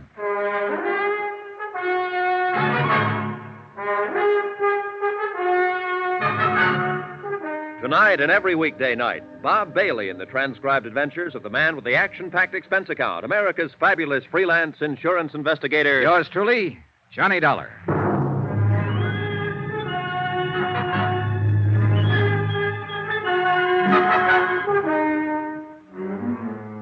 Expense account submitted by Special Investigator Johnny Dollar to the Home Office Tri-Mutual Insurance Limited, Hartford, Connecticut. The following is an account of expenditures during my investigation of the Nick Shern matter. Item 1, 2280, transportation to New York, tips and incidentals, and taxi fare to the office of Lieutenant Ed Rafferty, Homicide Division, the man in charge of the case. Oh, hiya, Johnny. How have you been? Not bad, Ed. How's the homicide business? Terrible. Did you look at that teletype? Shoplifting. 5 complaints right in a row. The week before Christmas, that's all we get. Shoplifters. Mel Pryker wasn't shoplifting. Oh, you working on it, Johnny? Yeah, the insurance angle. Nick Shern's the beneficiary. $100,000 policy. Well, you got a tough one, boy. Sean killed him all right, but I don't think we're going to be able to stick him. Come on in the office. Hey, you know what that kid of mine wants for Christmas? Marilyn Monroe? Oh, next year, Johnny. He's only 10, you know. Go ahead. Okay, thanks. No, he wants a motorbike. Can you tie that? 10 years old, and he says he needs a motorbike. Have a chair. Okay. Well, look, I know a factory representative here who'll make you a good deal on one, Ed. Oh, now, forget it, Johnny. No, I was 14 before I even had a pair of roller skates. And then I had to buy them myself. Yeah, kids are spoiled today. That's the half of what's wrong with them. There's the file on the case. What little we've got. Okay. Uh-huh. Yeah, how'd it happen, Ed? You mean, how do I think it happened? That's good enough for me. Mel Pryker and Nick Shern were both in the rackets for years, as you probably know. Yeah, I've heard rumors. Well, a while back, they teamed up and opened a string of supper clubs. That's where Pryker got it, in their main club, the Ches Colette. Strictly legitimate, huh? Well, more or less, I guess. They could afford to be. The dough they were making and arguing over, according to the word around. That's the reason for the killing, the way you see it. Sure. Nick figured if half was good, all the take would be twice as good. And the insurance on top of it. You're a fast one, Johnny. Anyhow, several people heard the shots about 2:30 in the morning, it was, right after the club closed, but none of them bothered to report it. The clean-up crew came in at 3 and found Pryker's body. He was lying in his office, shot twice, gun on the floor beside him, no prints. It was his own gun, and it was kept there in his desk. Where was Nick Shern? Well, we picked him up an hour later at another one of their clubs. The manager was with him, and, Benny Stark. Now, he used Benny, yeah, I know. Trigger man for Nick's mob in the old days. 15 years overdue for hanging. That's our Benny. Anyhow, they both swear that Nick was there from 1:30 on. Uh-huh. What about a paraffin test, Ed? Positive, clear to the elbow, and you can throw it out the window. What do you mean? Earlier that evening, Nick spent 2 hours at a shooting gallery uptown firing a pistol. Ooh, smart, huh? He really planned for it. He really did. If without a witness, we haven't got a chance. I understand there was a witness. Some girl who was mixed up in it. Easy, Johnny. You're talking to a Rafferty. So the girl's Irish. Miss Kathleen O'Dare. Old country, back 3 generations. County Kildare. Then naturally she's as innocent as a newborn babe. Naturally. Then how does she figure? Well, a taxi driver who knows her said that he saw her leave the club 5 minutes after the shots. She denied it, said that she left at closing time. Well, now, in my book, she was lying. Scared to talk, huh? Paralyzed. And with plenty of reason. You know Shern's reputation. Well, what about the cab driver? Now, I changed his story. He said it might have been some other girl he saw. Oh, no, don't tell me, Ed. Let me guess. That's right. His name's O'Toole. Yeah. And I forgot to mention that Kathleen's pretty. Naturally. Anyhow, I let her go. I had to. And when I went around to talk to her this morning, she'd flown the coop. Any chance some of Nick's boys grabbed her? I don't think so. It looked more like she came home, packed in a hurry, took her kid, and blew. Kid? 8-year-old daughter. Irish and a mother, too. I was on sacred ground. Oh, I was fingering me gun. No, seriously, Johnny. Would you find her? She may be able to break Nick's alibi, and it's our only chance. And it might be her only chance. Nick Shern's not the boy to leave a loose end lying around. I know. I've got 30 men checking bus depots, airlines. And no luck, huh? In this mess at this time of year, I'm a hard-boiled cop, Johnny. I've got no Christmas spirit. I'm glad it only comes once per annum. Well, there's not very much to go on, that's for sure. I'll see what I can turn up, Ed. Check with you later. All right, that's fine. Oh, by the way, Johnny. Yeah? About that friend of yours. What friend? The guy with the motorbikes. How would I be getting in touch with him? Oh, yeah. His name's Ralph Sterner. He's in the phone book office in the Mackley building. Hard-boiled cop. Well, the kid's only young ones. Yeah, sure. Now, you find that O'Dare girl. Find her, keep her alive, and get her to talk. How long have I got to find her? What do you mean? Nick Shern. How much longer can you hold him? Johnny, he was turned loose an hour ago. So that was it. A lot of maybes, a lot of questions, and a lot of pressure. A job to be done and done fast. Find one Kathleen O'Dare, former hat check girl at the Chez Colette. Keep Nick Shern's hoodlums away from her, and persuade her to talk. And 3 to 1, Nick was looking for her, too. He was free now, on the loose. And he might be anywhere. Only the way it turned out, he wasn't just anywhere. He was in one particular place. Johnny. Parked right smack in front of the precinct station. Over here, Johnny. He was sitting in the back seat of a sedan, and his trigger man, Benny Stark, was at the wheel. Been there a long time. hasn't it, Johnny? About 5 years, as I remember it, Nick. It was that warehouse robbery over in Queens when you got away with $40,000 worth of furs. You've forgotten. I was acquitted on that one. Oh, yeah, I know. After they pulled the only witness out of the East River, his feet in a bucket of cement. Just coincidence. I never seen him before. You've seen Miss O'Dare before. Sure I have. She works for me. She's a good kid, Johnny. So I hear. I wouldn't harm a hair on that girl's head. She'll be relieved when I tell her that. Get in. I want to talk to you. No. Sorry, Nick. I like it fine just the way it is. In the car, I'd be outnumbered. You got me all wrong, Johnny. I don't play that way anymore. What about Benny? Has he reformed, too? Well, if that's what... Benny, go take a walk. Yeah, boss, but... I said go take a walk. Okay.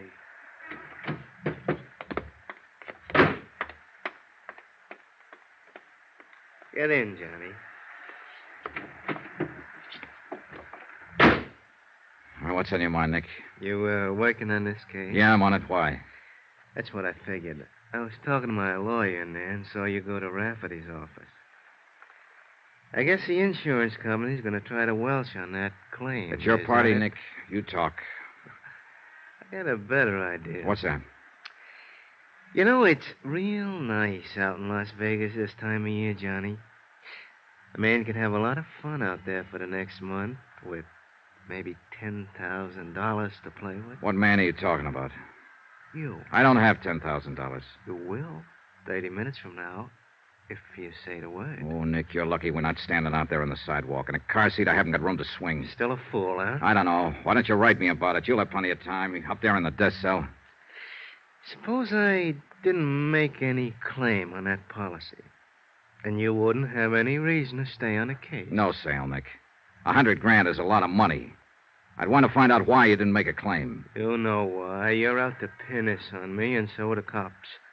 A man with a record hasn't got a chance. You should have thought of that before you killed Mel Pranker. Want to know something, Johnny? I didn't kill him. Well, I'm betting you did. What do you care who killed him? You're not shedding any tears over it. No, but I'd sure hate to see you get away with it. And I'd hate it even more if anything happened to that girl. Kathy O'Dare? Now, what could happen to her? She just might fall in the river. She probably thinks she's safe as long as she hides from the police and refuses to talk. She doesn't know you very well. You had me all wrong, Johnny. You know, you hear a lot about peace on earth, goodwill toward men around this time of year. Well, I don't have much goodwill toward the kind of rat you are. And I figured there'd be more peace on earth if you weren't on it. Push me, and maybe that's what'll happen. Well, at least that's fair warning. Yeah, it's fair warning. I'm going to tag you for this, Nick. You can count on it.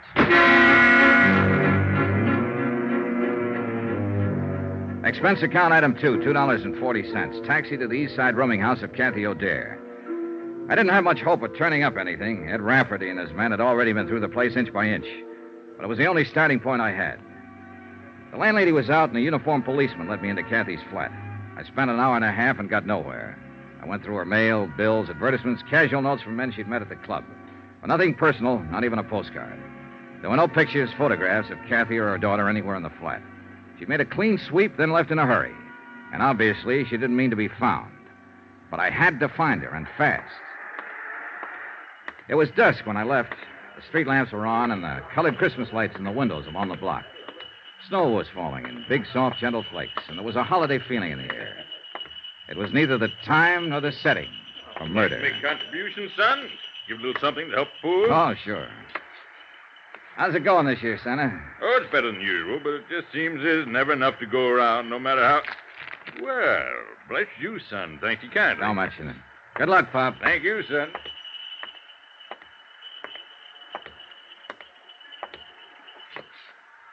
Well, the city ought to clean the streets better. I've been waiting for you. Sorry, Benny. It's not my day for punks. Got some friends want to talk to you. Start walking, Johnny, down the alley. It's dark down there. Start walking. This ain't just my hand in my pocket. It better be, Benny, with 2 cops standing up there on the porch watching. What are you talking about? There ain't no cops. I smashed him in the mouth and knocked him flat. Followed it up and kicked his gun and he got it. He rolled over, came to his feet, and rushed me. I was hoping he would.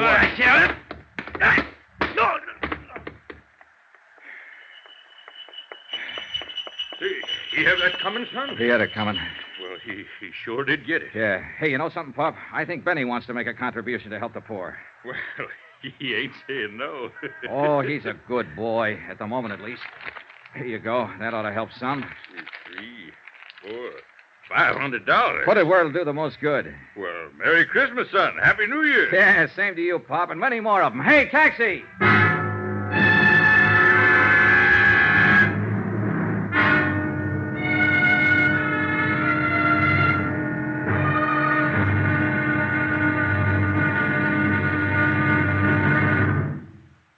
There'll be another intriguing episode in our story of the Nick Shern matter tomorrow. Tomorrow, an old lady with a broken arm, a shivering girl, and bullets in the snow.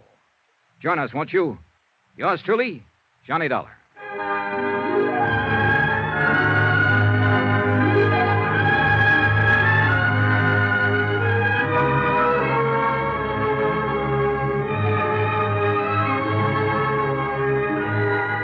Yours truly, Johnny Dollar, starring Bob Bailey, is transcribed in Hollywood. Written by Les Crutchfield, it is produced and directed by Jack Johnstone. Be sure to join us tomorrow night, same time and station, for the next exciting episode of Yours truly, Johnny Dollar. This is Roy Rowan speaking.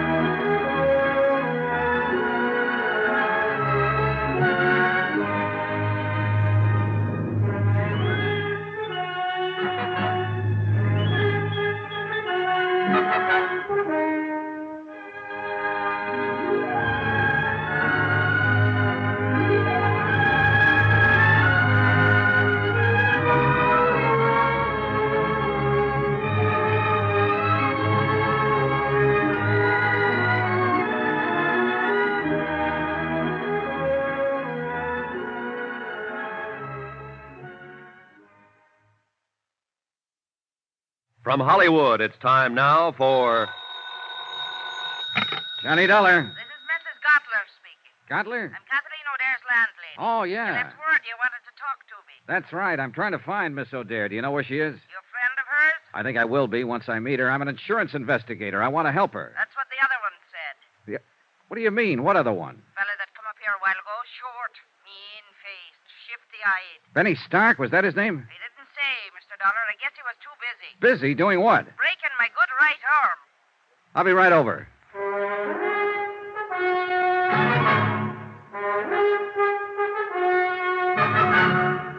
Tonight and every weekday night, Bob Bailey in the transcribed adventures of the man with the action-packed expense account, America's fabulous freelance insurance investigator. Yours truly, Johnny Dollar.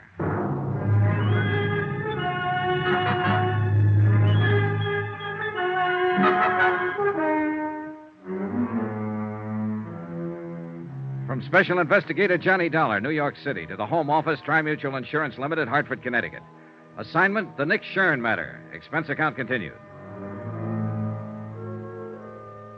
Item 5, $2.30. Taxi to Mrs. Gottler's rooming house, the place Kathy O'Dare had called home until she disappeared.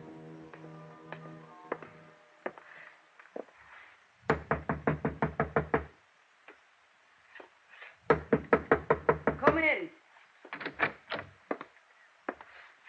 Get your hands up. Mrs. Gottler. That I, Well, look, I'm Johnny Dollar. I talked to you on the phone. It's all right. You can put that gun down. Well, I guess it's you all right. I'm sorry, Mr. Dollar, but I've only got one good arm left, and I'm aiming to keep it. Pull up a chair. Thanks. Oh, kind of rough boy, huh?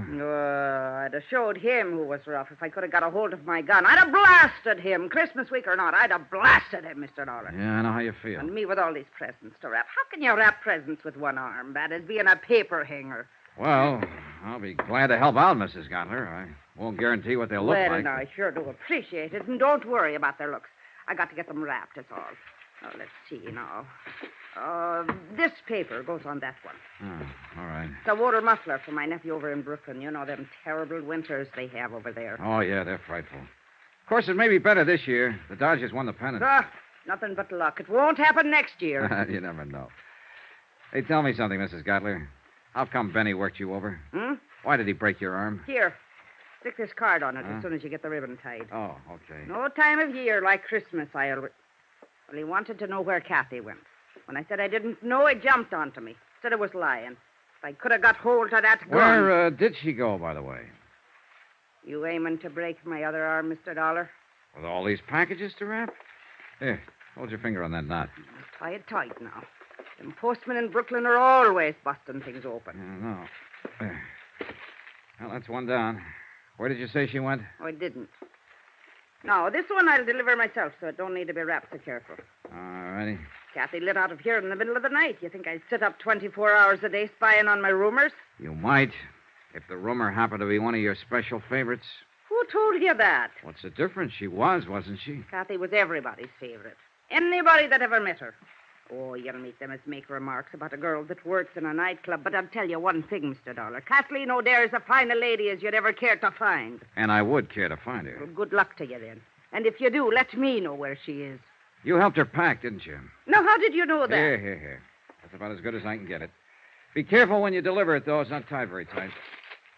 I didn't know, Mrs. Gottler. I was guessing, but it figured. Kathy was scared half to death when she packed up and left here. All she had on her mind was to run and hide. She wouldn't have thought of stripping that flat, taking out every bit of personal identification. Somebody had to help her. Now, where'd she go? I don't know. Look, you don't get the idea. I'm on her side. She's up against a rough deal and doesn't even know it. You've had a sample of the way those boys play, and that was only a sample. With Kathy, it'll be a whole lot worse. They're looking for her, and sooner or later they'll find her. Her only chance is for me to get to her first, so you... I'm not lying, Mr. Dollar. I don't know where she went, and that's the truth to help me. I tried to get her to tell me, but she wouldn't. She said if I knew it would be dangerous for me. I helped her pack, yes, but I don't know where she was going. Well, that's sad, I guess. I don't know where to turn next. She apparently didn't have any other close friends. I don't even know what she looks like. I've never even seen a picture of her. I was hoping you Well, if that'll do you any good, I've got one right here in my sewing basket. One what? A picture. What did you think? She gave it to me about a year ago. But she'd never had many taken, but here it is. Thanks. Real pretty girl, don't you think so? Yeah, she's lovely. Well, at least I'll be able to When was this taken, Mrs. Gottler? Now, how should I know? 3 or 4 years ago, I guess, before she come here to the city. This photographer's address, the name of the town, is that where she came from? Branbury, Michigan? Why, yes, that's her hometown, Branbury. I'd forgotten the name of it. And she was just talking about it a week or so ago. She wanted to go home for Christmas, but she said she couldn't see. Mr. Dollar, do you think she might? Maybe. It's the most likely place a scared girl would run to, home. Anyway, it's worth a chance. Mrs. Gottler, I love you. Why, Mr. Dollar. Why, Mr. Dollar. Expense account item 6, $88.35. Hotel and incidentals in New York and transportation to Branbury, Michigan. Branbury turned out to be a lumber village, half hidden among the pine-covered hills. It was a little bigger than a wide spot in the road, but not much bigger. A foot of new snow had fallen within the past 24 hours. A fluffy white blanket lay softly on the trees and the housetops and filled the deep hollows in the frozen ground. Men in bright red flannel shirts drove horse-drawn logging sleds through the forest trails, and their shouts sounded sharp and clear, a crystalline tinkle in the icy air. Branbury looked like the place where Christmas was invented. It was beautiful, and very quiet when it came to putting out information. I found it out first when I tried the local telephone operator. Number, please. I just checked in here at the hotel, operator. There doesn't seem to be a phone book, so... People steal them, that's why. Traveling people going through. Oh, souvenir hunters, I suppose. How's that? Look, I wanted to call the O'Dares. Could you put... Not O'Dare's. There ain't but one. That's old Mike. Oh, and that's the one I want to call. Would you mind ringing him? Won't do no good. He ain't there. He's slabbing up at number 4 mill today. Well, actually, it's his daughter I want to talk to. Yeah, that's right, Kathleen. Do you know her? Just growed up with her's all. Oh, well, would you mind... You a friend of hers? No, I've never met her, Where but... you from? I came here from New York, What's but your name? Johnny Dollar. Now, would you please ring Kathleen? She don't live here. She lives in New York City. I know where she lives. And what give you the idea she'd be up here? I'm psychic. You're what? Look, where can I get in touch with her? I wouldn't know anything about it, Mr. Dollar, and I can't give out that kind of information. You better go on back to New York and write her a letter. Let me talk to your supervisor. Supervisor? Well, I'm all there is, so I guess that's me. Start talking. Forget it. You're welcome. I got the same kind of runaround from the hotel proprietor. As soon as I mentioned Kathy, he suddenly forgot his own name, age, and the time of day. One thing sure, this town took care of its own. I wondered if the law in Branbury would take the same attitude. I decided I'd better go find out. As it happened, I didn't have far to go. On the sidewalk in front of the hotel, the law came to me. Just a second there, mister. Hmm? I'd like to have a little talk with you, if you don't mind. All right. It's quite a change to find somebody here who wants to talk. I understand you just got in from New York. Here on business? Look, you know why I'm here, but now everybody in town knows. Got any identification on you? Yeah. Have you? My name's Martin, Dan Martin. I'm the deputy sheriff in charge of this part of the county. Oh, then you're just the man I was looking for. Is that so? I'm Johnny Dollar, insurance investigator. I'm looking for a girl named Kathleen O'Dare. Do you know where she is? What do you want with her? I'm working on a murder case. She's a witness. Is there any kind of a charge against her? No, I just want to talk to her. What makes you think she's here? Are you a friend of hers, Mr. Martin? I've been in love with Kathy since we went to grade school. I'd be willing to die for her. Does that answer your question? All right, let me put it this way. You think you're helping her by hiding her out. All of you think so. But you're wrong. You're helping her right into her grave. Kathy doesn't figure it that way. She's scared. She doesn't know what she thinks. I know these boys who are after her. They don't play kid games. And sooner or later, they're going to find her. So if you love her and if you know where she is, you better take me to her before it's too late. I don't know. I don't know what it is Kathy's mixed up in. I didn't want to ask her. But I know it isn't the police she's afraid of. And I don't think it's you. No, at the time she ran out, I wasn't even in the picture. I'm on her side, too, Mr. Martin, and I've got to see her. Go talk to her father, old Mike. See what he thinks.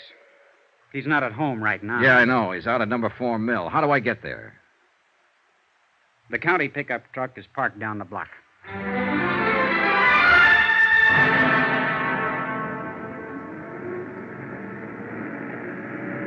The tire chains bit into the packed snow and pushed the 4 miles of logging road behind us. It was late afternoon, and the sun had dropped behind the timbered slopes, throwing a pale sheet of cold yellow against the western sky. Here and there, a few scattered lights were coming on, in the windows of the village and the bunkhouses of the lumber camps. Bright white sparks against the darkening shadows. Emptiness, loneliness, and somewhere in it a frightened girl in hiding. A girl who'd run away from the city of 100 million lights and from an unsolved murder.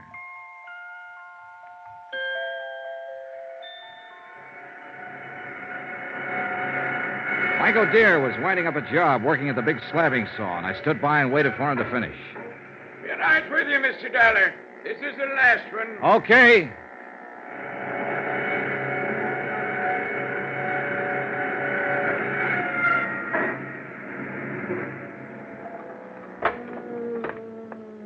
Well, that's the last of it now till after Christmas.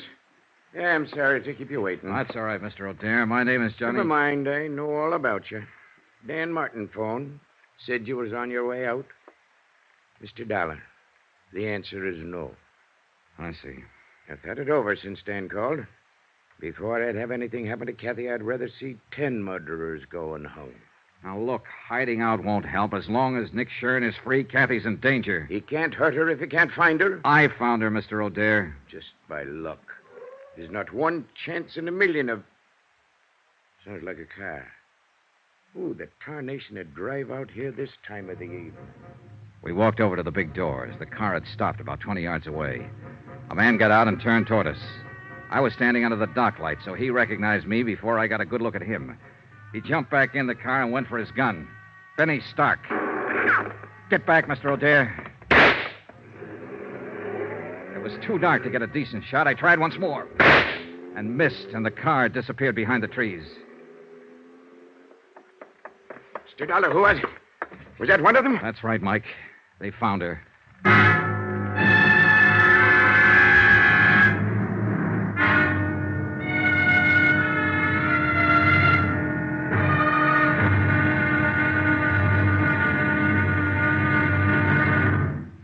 There'll be another intriguing episode in our story of the Nick Shern matter tomorrow. Tomorrow, a lonely vigil in the snow. A killer prowls the night, and a lovely lady vanishes. Join us, won't you? Yours truly, Johnny Dollar.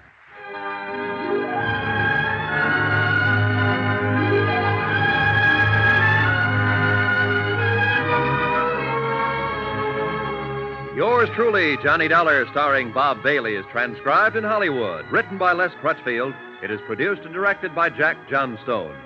Be sure to join us tomorrow night, same time and station, for the next exciting episode of Yours truly, Johnny Dollar. This is Roy Rowan speaking.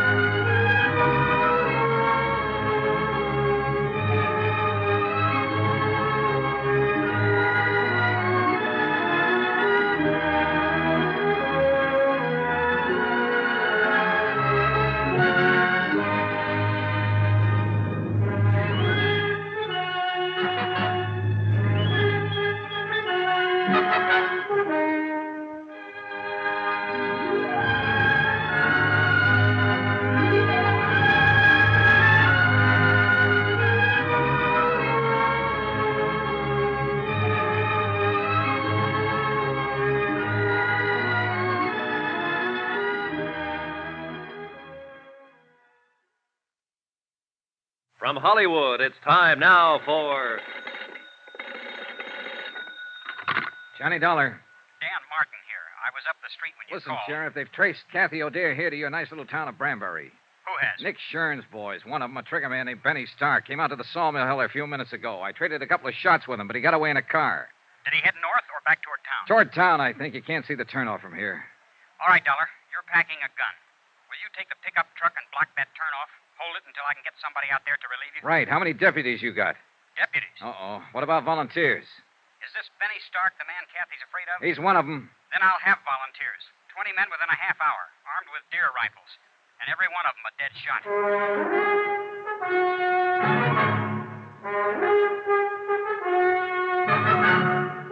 Tonight and every weekday night, Bob Bailey in the transcribed adventures of the man with the action-packed expense account, America's fabulous freelance insurance investigator. Yours truly, Johnny Dollar.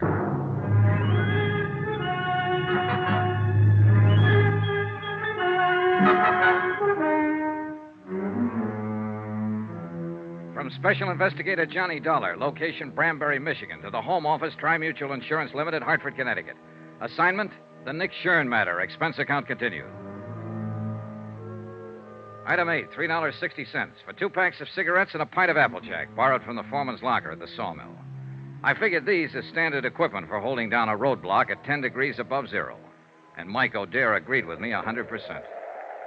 Well, I'll tell you one thing. They can make it out of corn, rye, barley, make it out of gold if they want to. But they'll never come up with anything better than what they make out of apples. Here, have a short one, Johnny. No, thanks. I'll save it for later. Well, I'll just, It's got the taste of Indian summer in it. You ought to see this country around that time of year, Johnny.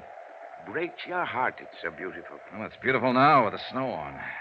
And it would be more so if there wasn't a killer running loose in it. Johnny, I want to ask you something about my daughter. And I want you to answer me honest. All right. It's no use trying to fool you. She's here, all right. I know. But she hasn't told me what it was that happened in New York. What she ran away from. And somehow I figured it was just as well not to ask her. Your sheriff, Dan Martin, said practically the same thing.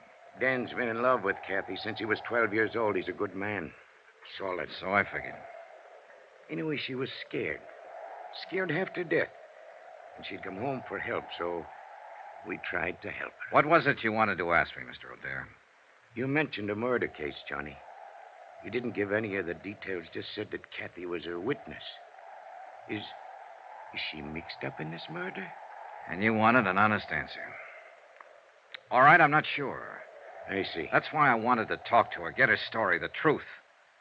I realized from the start she might be guilty. I don't think so, but it's a possibility. You may as well know about it. I guess you realize it wouldn't make any difference. Not to me or to Dan. Oh, yeah, I figured. In other words, you're with me as long as I'm trying to protect her. But you'll fight me if I find reason to think she's guilty. That's about it, Johnny. Well, at least we know where we stand. And I hope it won't come to... What's the matter? Car coming. Light on the trees there at the bend. Yeah. Do you suppose maybe... Probably not, but you can't tell. Better get behind the truck just in case. They'll have to shift into low to edge past us. Let me get that spotlight on.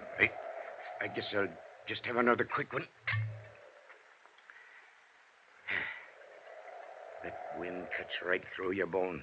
It's a dark-colored sedan. It might be him. Funny. I'd been hoping for 2 months that Kathy'd come home for Christmas. And I didn't figure I'd be out here in the woods, hiding behind a truck, waiting to shoot it out with somebody that wanted to kill her. It's a crazy world. Keep your head down, Mr. O'Dare. Yeah. Just the driver by himself, wearing a dark hat. I don't know. You know, that kind of looks like... Huh? By golly, it is. What? That's Ted Perkins' old wreck. No doubt about it. And All right, you better wave him out past. He probably thinks we need help.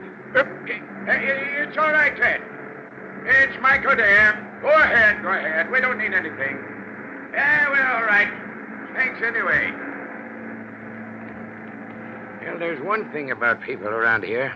They mind their own business and don't ask no questions. And they don't answer them often either. How's that Applejack holding out?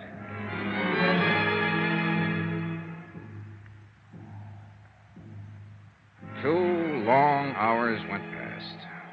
Only 3 cars came out from the village. And each time a long moment of tension while we waited to identify the occupants. But all of them were townspeople.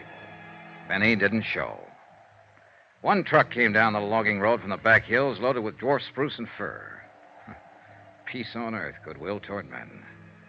We were waiting for an assassin, but the truck only carried Christmas trees. The night was crystal clear with bright stars hanging low in the blackness, but it kept turning colder and colder. Until even the Applejack didn't help much. And the wind, too, changed gradually and blew fitful and gusty and strange. It's going to storm. Come a blizzard, maybe. Not tonight. Tomorrow sometime or tomorrow night. I know this country. Know the signs. There's an odd feeling in the air, all right. There's an even odor one in my leg. Log rolled over on it pretty near 6 years ago. Bothers me some in the winter. It's a lot worse, though, right before a storm. And that's kind of a handy thing to have. Well, that's one way of looking at it, I guess. Like one time when Kathy was little. When her ma was still alive. God rest her soul. We had a big measles epidemic here in Branbury, and every night Kathy used to add a line to her prayers. She'd say, "And please let me catch the measles so I can stay out of school like the other kids." Now she's wanted as a witness in a murder case. And somebody's prowling out there in the dark trying to find her and kill her. Little Kathy, who never harmed anybody in her whole life. Some things just don't make sense, Johnny. Some things never have. There was another time once when men like Benny were prowling in the dark, trying to find a little child and kill him. And he hadn't harmed anybody either. That was nearly 2,000 years ago. Yeah, so it was. I like you, Johnny. Kathy will like you, too, and little Jill. Oh, now there's a pair for you. That kid looks more like her mother did at her age. Another car coming, Mr. O'Dare. Yeah, so there is. And this just might be the one. Maybe. I sure wish that Applejack hadn't run out.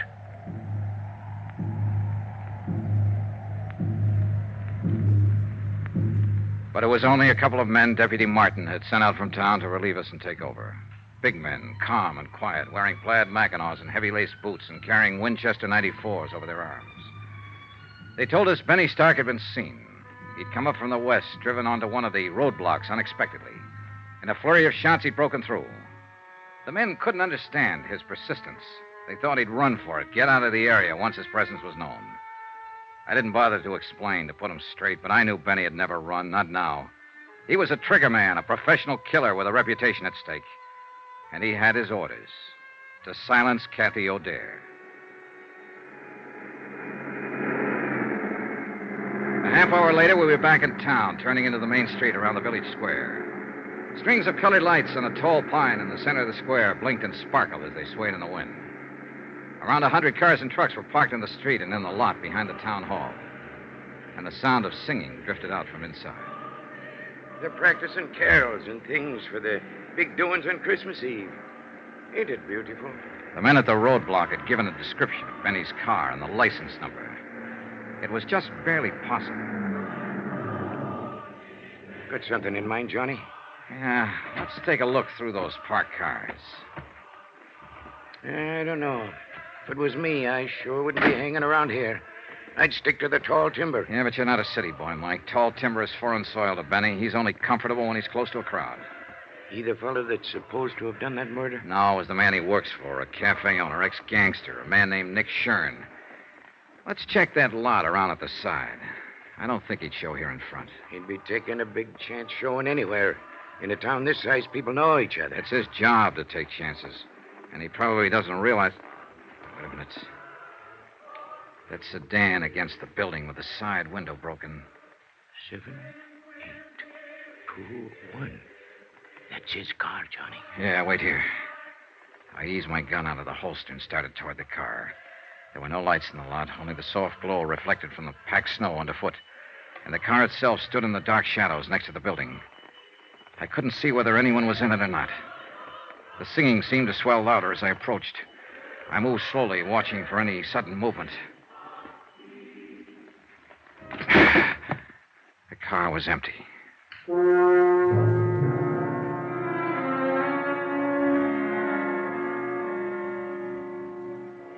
It was time, past time, to talk to Kathy O'Dare.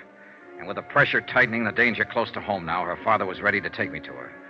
We drove over to Dan Martin's house, where it turned out Kathy and her daughter were staying. Dan's mother had been looking after her. Dan was there when we arrived, busy on the phone. Yeah, I know the car all right.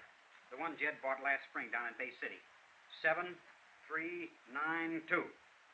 Where was it parked? All right, keep an eye out, Charlie. So long. Benny Stark has stole himself another car. Huh? Took Jed Wharton's station wagon. Well, what for? That was a better one he had. Charlie says the steering gear was sprung.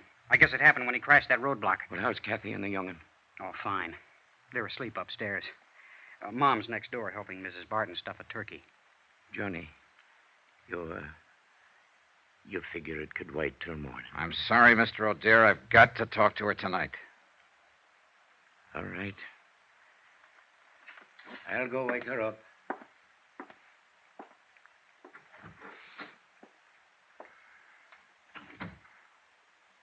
Mr. Dollar, no matter what she's done, don't hurt her any more than you have to.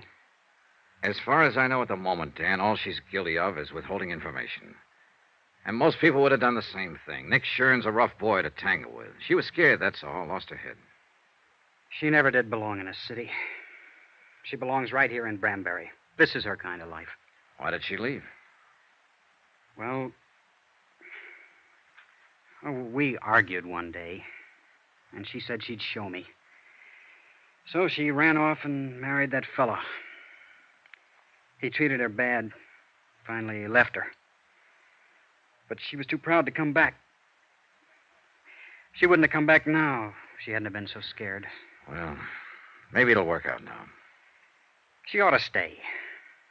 Her kid ought to grow up here. Learn the outdoors and the woods like Kathy used to know it. Why, she roamed through those hills like a young Indian. Knew every trail in that forest. Every timber camp and trapper's cabin from here to the ridge. I remember one time the two of us were up toward... Dan! What's the matter? What is it, Mr. O'Dare? You said Jill and Kathy were asleep upstairs. Ain't that what you said, Dan? Of course, that's what I... Mike. What's happened? They're not up there. They're not up there or anywhere else in the house. They're gone.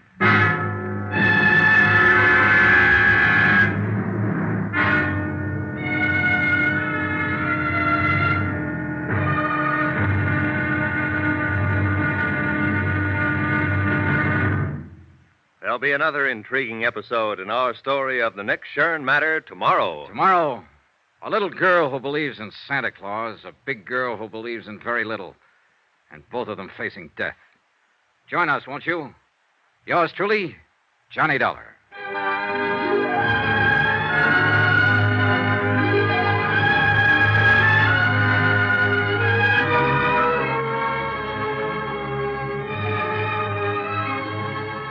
Yours truly, Johnny Dollar, starring Bob Bailey, is transcribed in Hollywood. Written by Les Crutchfield, it is produced and directed by Jack Johnstone. Be sure to join us tomorrow night, same time and station, for the next exciting episode of Yours truly, Johnny Dollar. Roy Rowan speaking.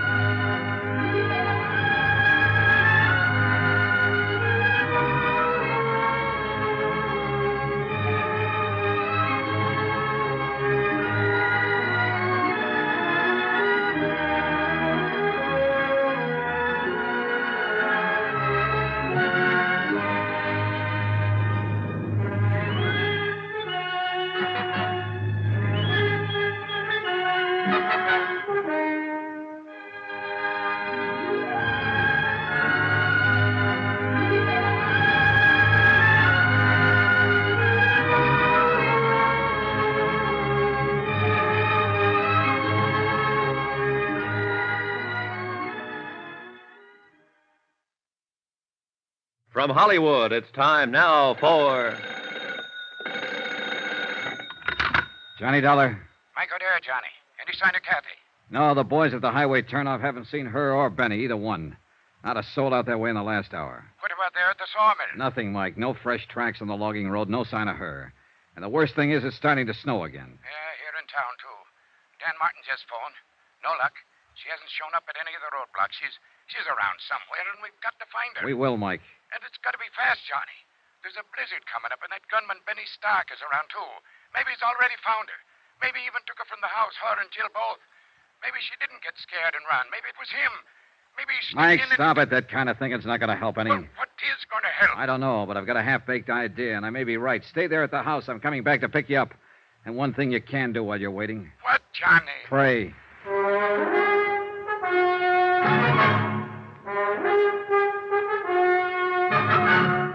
Tonight and every weekday night, Bob Bailey in the transcribed adventures of the man with the action-packed expense account, America's fabulous freelance insurance investigator. Yours truly, Johnny Dollar.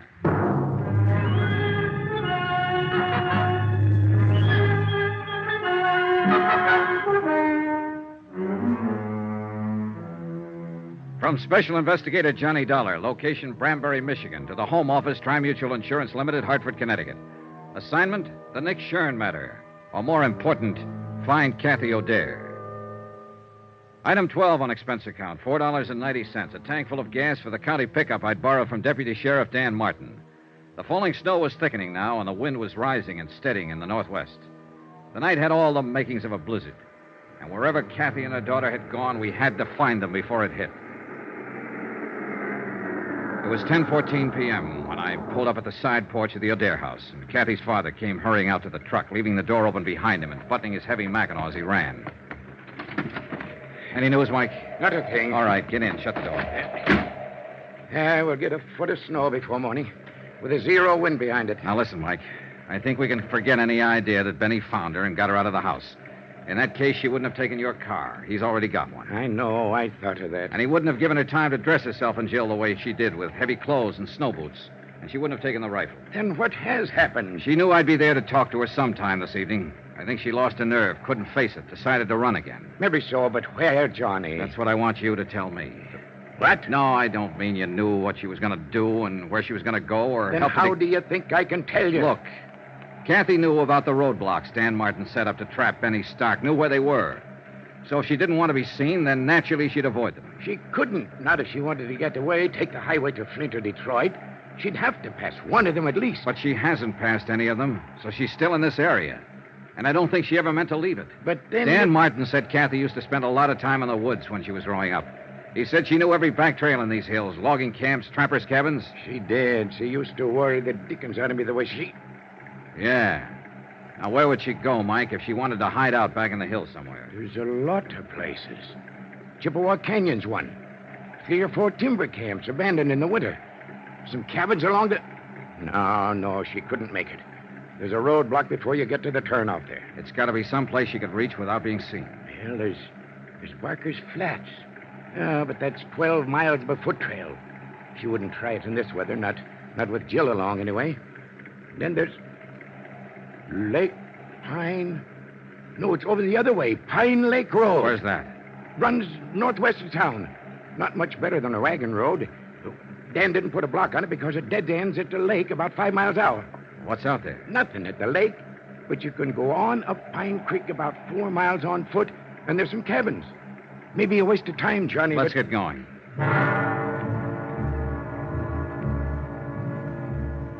Expense account, item 13, $6.90. One dry cell electric lantern, an extra pair of batteries picked up at the Branbury Hardware Company on the way through town. The falling snow, driven by a bitter cold wind, formed a dense curtain in front of our headlights. And from the turnoff all the way up the narrow, twisting road to Pine Lake, I had to keep the truck in second gear. There were car tracks in the road, all right, several of them. But they were covered now by the new blanket of snow. And it was impossible to tell whether they'd been made earlier tonight or a week ago. The road ends a couple of yards past this next turn. And we'll soon know. There's 4 or 5 side turnoffs. Clearance where you can park. We'll have to check all of them, I guess. All right. That draw there on the right.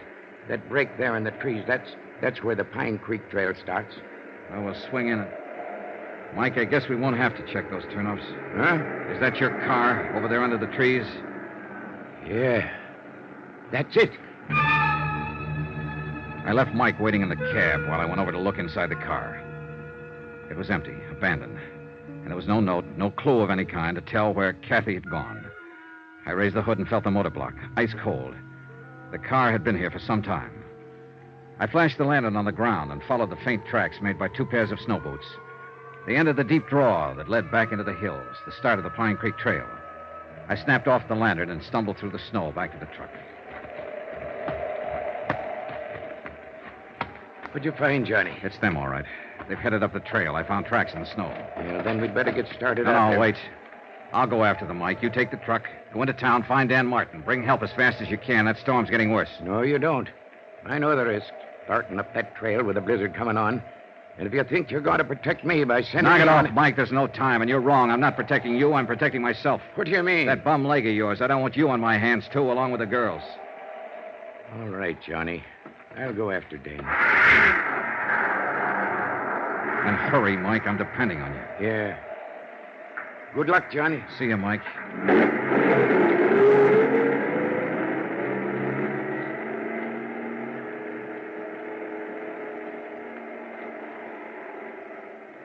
I stood there in the snow watching the headlights of the truck move away. Finally, they swung around the bend and disappeared. And I suddenly felt more alone than I ever had in my life. I'd gotten rid of Mike deliberately, sent him away on purpose, because I hadn't told him everything.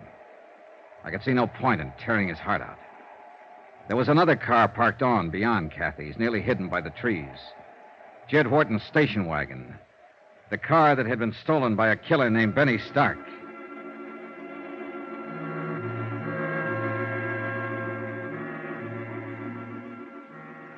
It took me half an hour to cover the first mile, and the storm kept getting worse. The beam of the lantern penetrated a bare 30 feet ahead of me before it was smothered out in the white blackness of the night.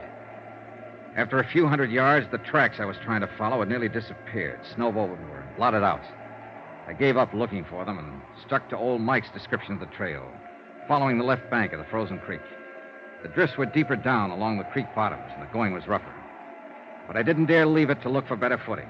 It was my only landmark. The trail itself was buried. And any man who lost his way tonight and wandered off into one of those side gullies would wander straight to his death.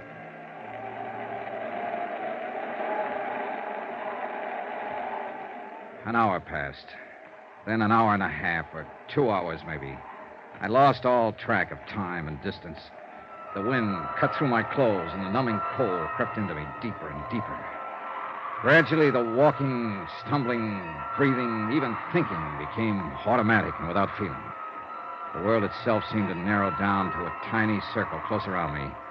And all beyond was chaos, blackness, and roaring storm.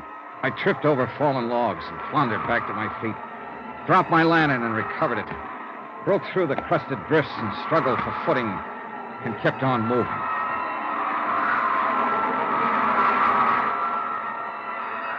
In the weird nightmare of the blizzard, I could hardly recognize reality when I came face to face with it. When the beam from my lantern touched him, crouching by a tree a few yards away. I could barely accept him as being real. He'd been watching my light as I approached, waiting for me. It was Benny Stark with his gun leveled and aimed. Don't be a fool, Benny. Drop that gun!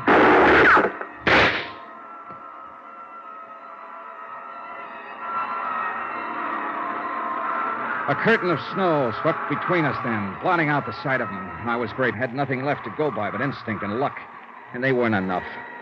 Within 15 minutes, I was hopelessly lost.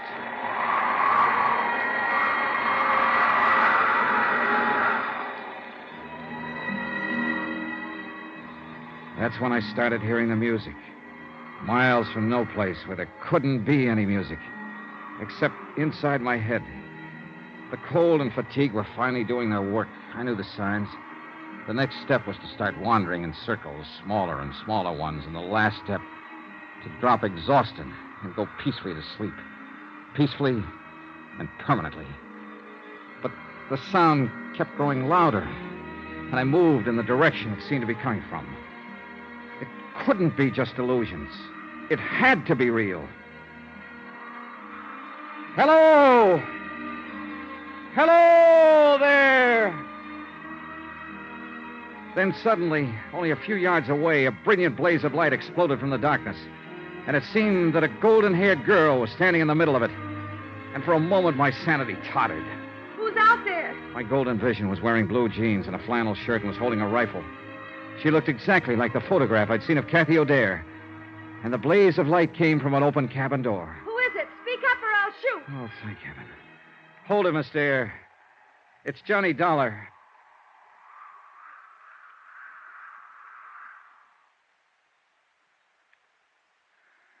Are you getting warm now? I don't think I'll ever get warm again. You will if you don't move away from the stove a little. The back of your shirt is starting to smoke. Yeah, I thought I was beginning to feel something. How's the firewood? There's plenty. And plenty of food. And a radio.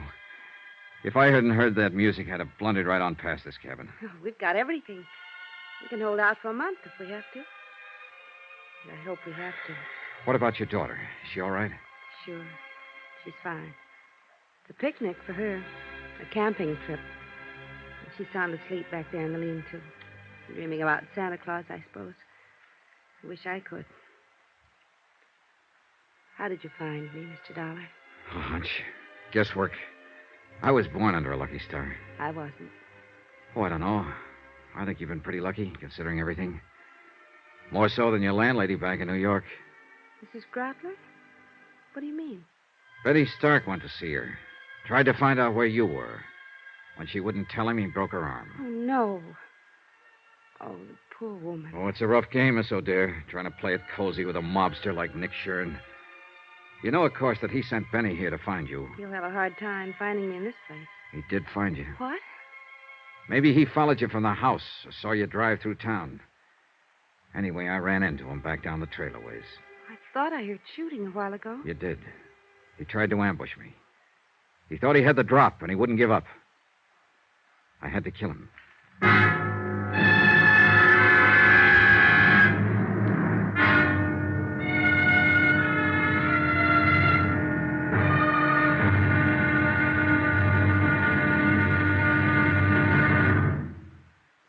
There'll be another intriguing episode in our story of the Nick Shern matter tomorrow. Tomorrow, the showdown. Victory, and then disaster. When a visitor to the little town of Branbury turns out to be death. Join us, won't you? Yours truly, Johnny Dollar.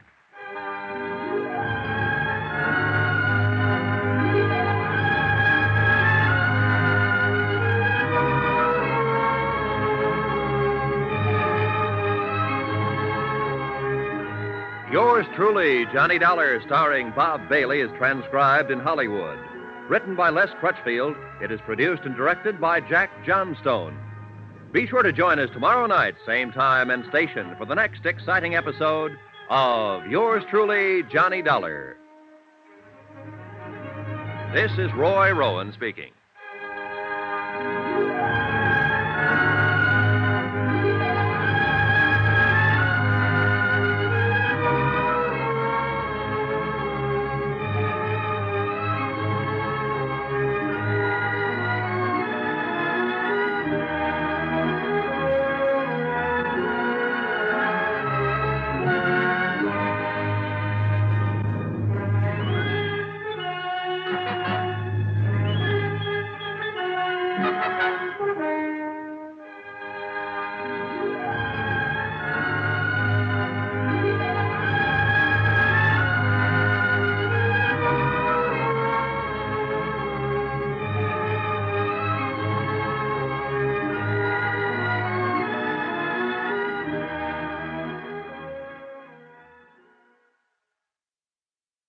From Hollywood, it's time now for Johnny Dollar. Johnny Dollar? Spell it. JOHNNYDOLLAR. That's not right. You forgot to capitalize. Hey, you're right, honey.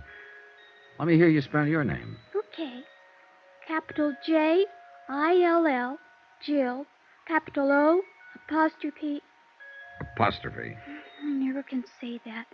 Capital D-A-R-E, Dare. Of course, my last name's actually something else. I forget. But my mother says I'm really an O'Dare. Not the least doubt about it. I could see it in a minute. I like you, Johnny Dollar. And I kind of like you, too, Jill O'Dare. You think my mother's pretty? I think she's lovely.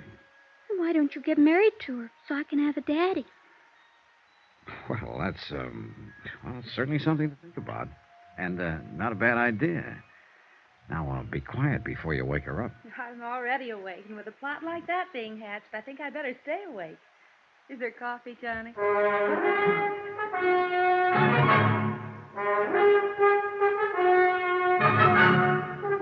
Tonight and every weekday night, Bob Bailey in the transcribed adventures of the man with the action-packed expense account, America's fabulous freelance insurance investigator. Yours truly, Johnny Dollar.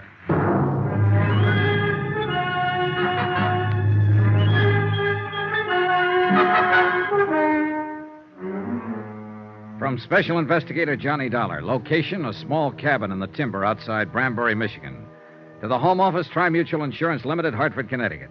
Assignment, the Nick Shern matter. Expense account, final page. Item 15, $1 million for a certain feeling. I realize, of course, that the amount of this item is somewhat unusual. It may be cause for mild criticism by your accounting department, unless the accompanying report includes an adequate and detailed explanation.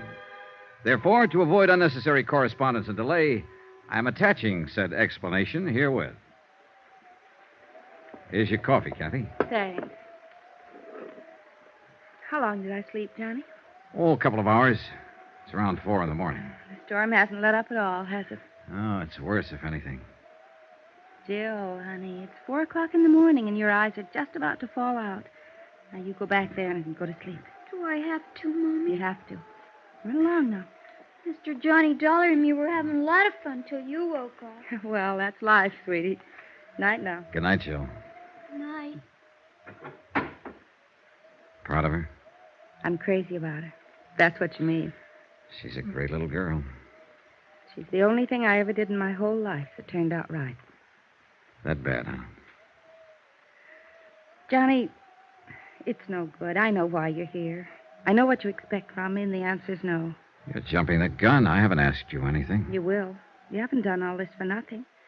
You're going to ask me to come back to New York and testify against Nick Shern. I might ask you to tell the truth. Is that just another way of wording it? I didn't see anything, hear anything. I don't know anything about it, and I have nothing to say. So Nick Shern gets away with another murder. I wouldn't know anything about that. And sooner or later, of course, he'll kill you, too. He sent Benny Stark out to do it, and Benny missed. But he's got other boys, or he might even handle the job himself. Why?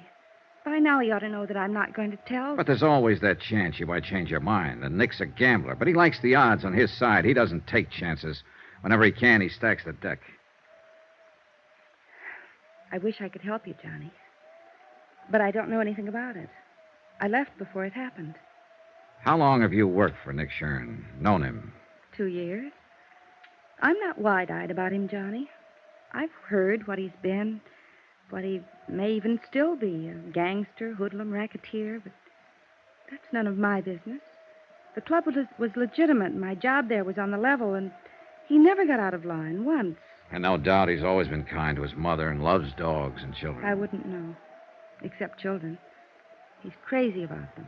He was always buying something for Jill, asking about her. And he also shot and killed Mel Pryker. I couldn't say. I see. Well, you're letting a lot of people down. People here in Branbury that you grew up with, people that love you. Your father, Dan Martin. What have they got to do with it? You know, it's a great country up here. I'd like to spend more time in it. And it's big country, big and beautiful and dangerous. Like that blizzard outside there. It's not the kind of country that turns out cowards. Cowards. Your father said something yesterday. That some people belong in cities and some don't. And that you're one of the second kind. He was right. The city's made a coward of you. You don't understand. And they know it. Old Mike, Dan, all of them. Of course, they'll never mention it. But you're letting them down, and they know it. And you know it, Kathy. They don't have a daughter to think of. It's not her fear we're talking about. It's yours. All right, I'm scared. I've got reason to be. It's easy for you to talk. You don't know what fear is, what it can do to you. I don't. It can push you and drive you and make you do things you hate yourself for. And it can destroy you. How would you know? How would any of them know? Who haven't felt it, who haven't been there. Kathy, you're not alone. We've all been there. It's not the fear that's important. It's the courage you bring up to fight it. I've tried. I've nearly gone crazy trying to think it out. But it always comes back to one thing. Jill. She's what counts. Nothing else matters. And if you love her, teach her to grow up without fear. Sacrifice anything if you have to, even your life, but teach her courage. There's nothing greater you could do for her. It's all right, Kathy. It's all right. It's all right. I knew what was right, Johnny. I knew all the time. Sure. Of course you did. All you needed was a little push. Want to tell me about it now? I was there at the club that night. When it happened, I stayed after closing. I had some presents for Jill, and I wanted to wrap them before I took them home. Nick and Mel Pryker were upstairs in the office. Nick was there? Yes. I could hear them arguing. They didn't know I'd stayed, and then... Go on. I heard Mel yell out. He said, "No, Nick, no." And then I heard the shots. Yes? I didn't even think. I ran up to the office. Mel was lying on the floor, and Nick was standing there with a gun.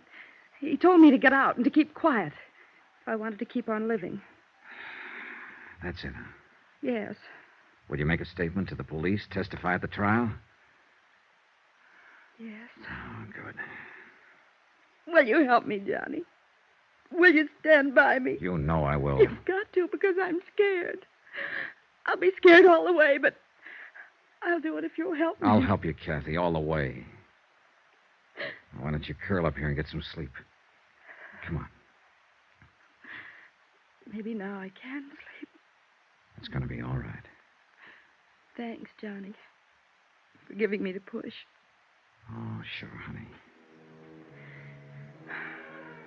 You know something, Johnny?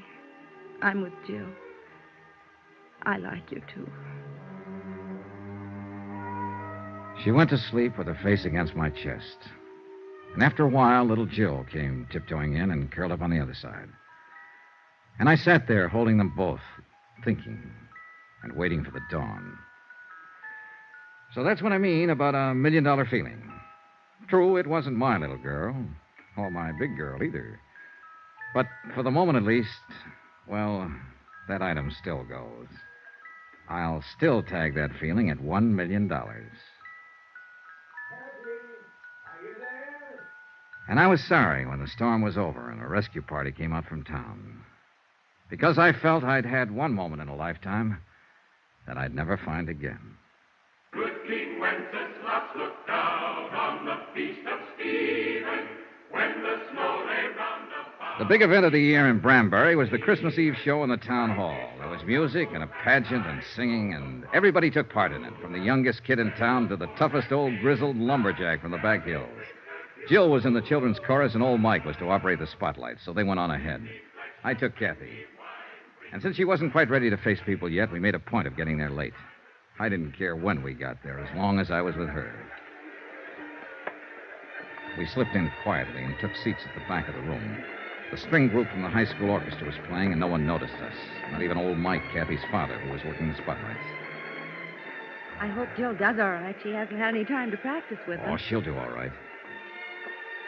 We'd been there about 10 minutes when somebody else came in and slid into the one seat between us and the door. I didn't look around until I felt Kathy stiffen beside me. Oh, no. It was Nick Shern. Nobody gets excited now or makes any sudden moves. We just sit here quiet like. He slid his hand over to feel inside my coat under my arm. Now packing around, huh? Perfect. I'd left my gun at Kathy's house. Old Mike had been dubious about it, but with Benny dead, I'd seen no reason to carry it. And after all, it was Christmas Eve. All right, now we're going to ease out of here now without attracting no attention from anybody. You're crazy, Nick. You're Shut crazy. up. And just don't forget one thing, Dollar. I'm not holding this gun on you. It's aimed right at the middle of Kathy's back. Let's go. No choice, Kathy. Come on. The back of the room was dark. Nobody paid any attention. Somebody was always leaving or coming back in.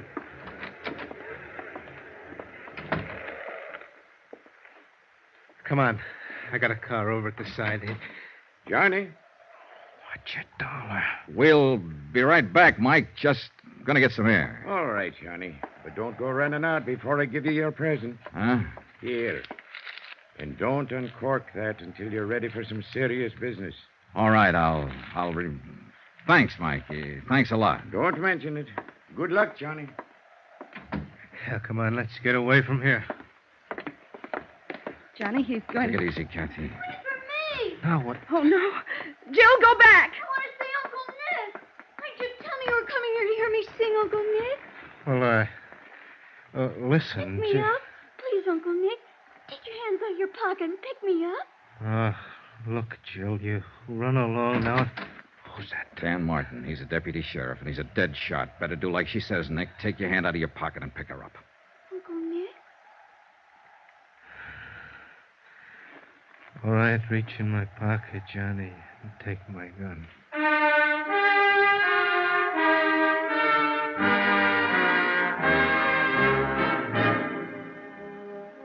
Later, Kathy and I walked around outside.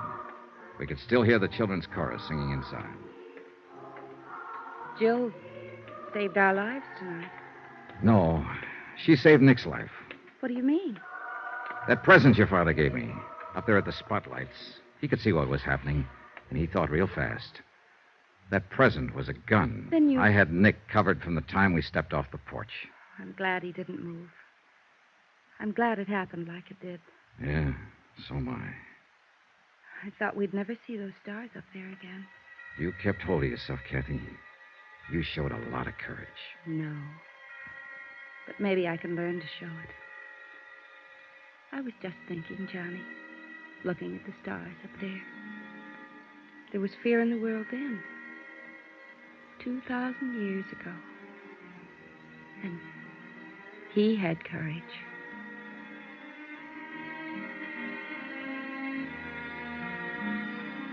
Expense account, item 16, $230.40, incidentals in Branbury, and transportation for 2 adults and 1 child, Branbury to New York.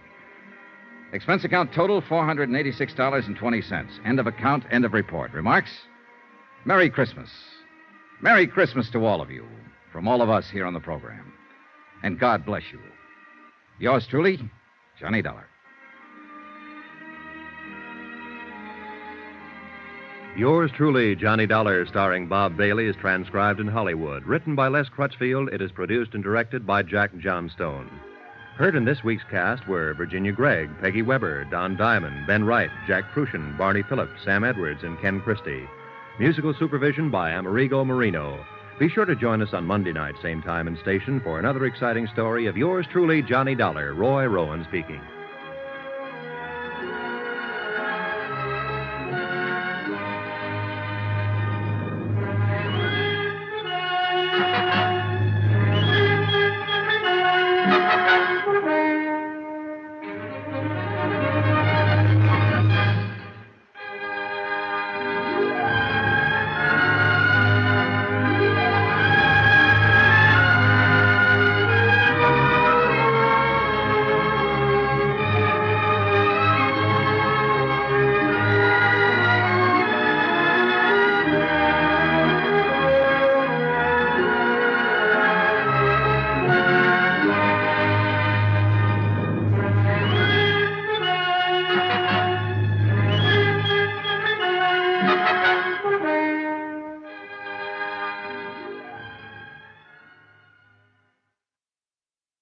From Hollywood, it's time now for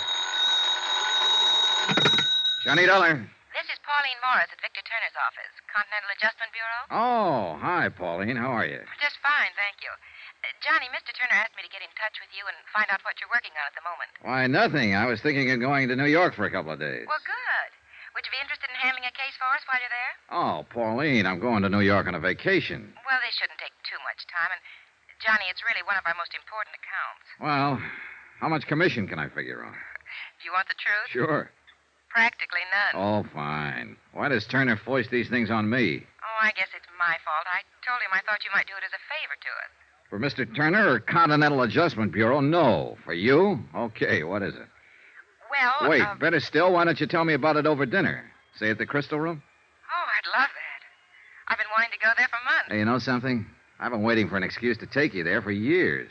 8 o'clock, Pauline? 8 o'clock.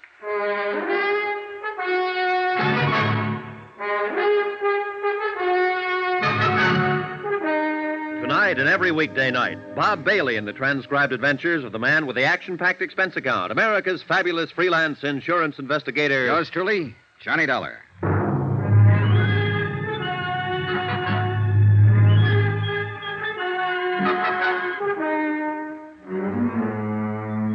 Expense account submitted by Special Investigator Johnny Dollar to the Continental Adjustment Bureau, 418 Elizabeth Avenue, Hartford, Connecticut. The following is an accounting of expenditures during my investigation of the Forbes matter. It started quite pleasantly.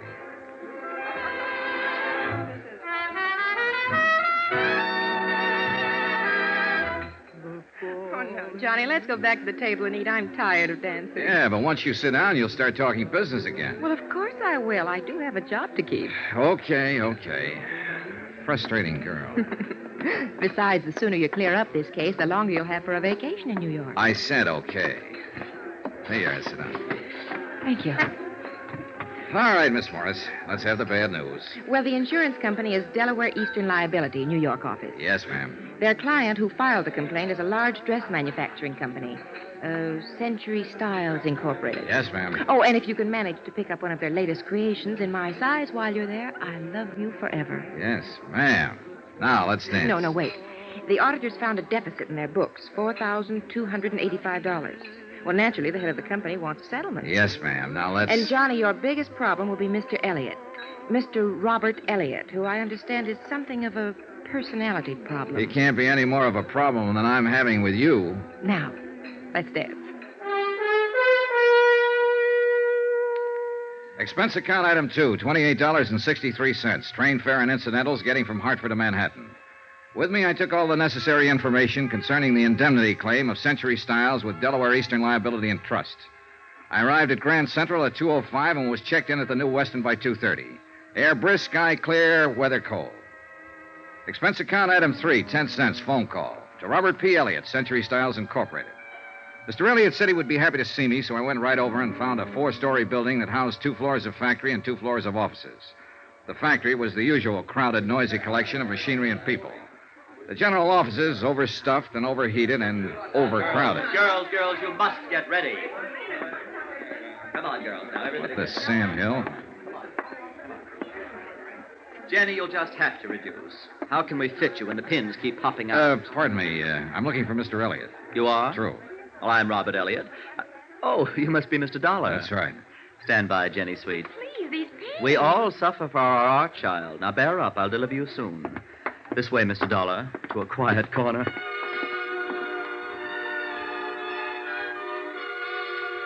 Mr. Elliott was small and wiry, wearing white huaraches, green slacks, a corduroy jacket, and a flower print shirt of no identifiable color. As I followed him across the large and elegant showroom floors, I couldn't help stealing glances at the merchandise, animate and inanimate. Everything I saw was strictly high class, a group of goddesses. Mr. Elliott led me through a pair of swinging doors into an office with a carpet so thick I couldn't see my shoe tops. A desk in Russian gray sprawled in one corner.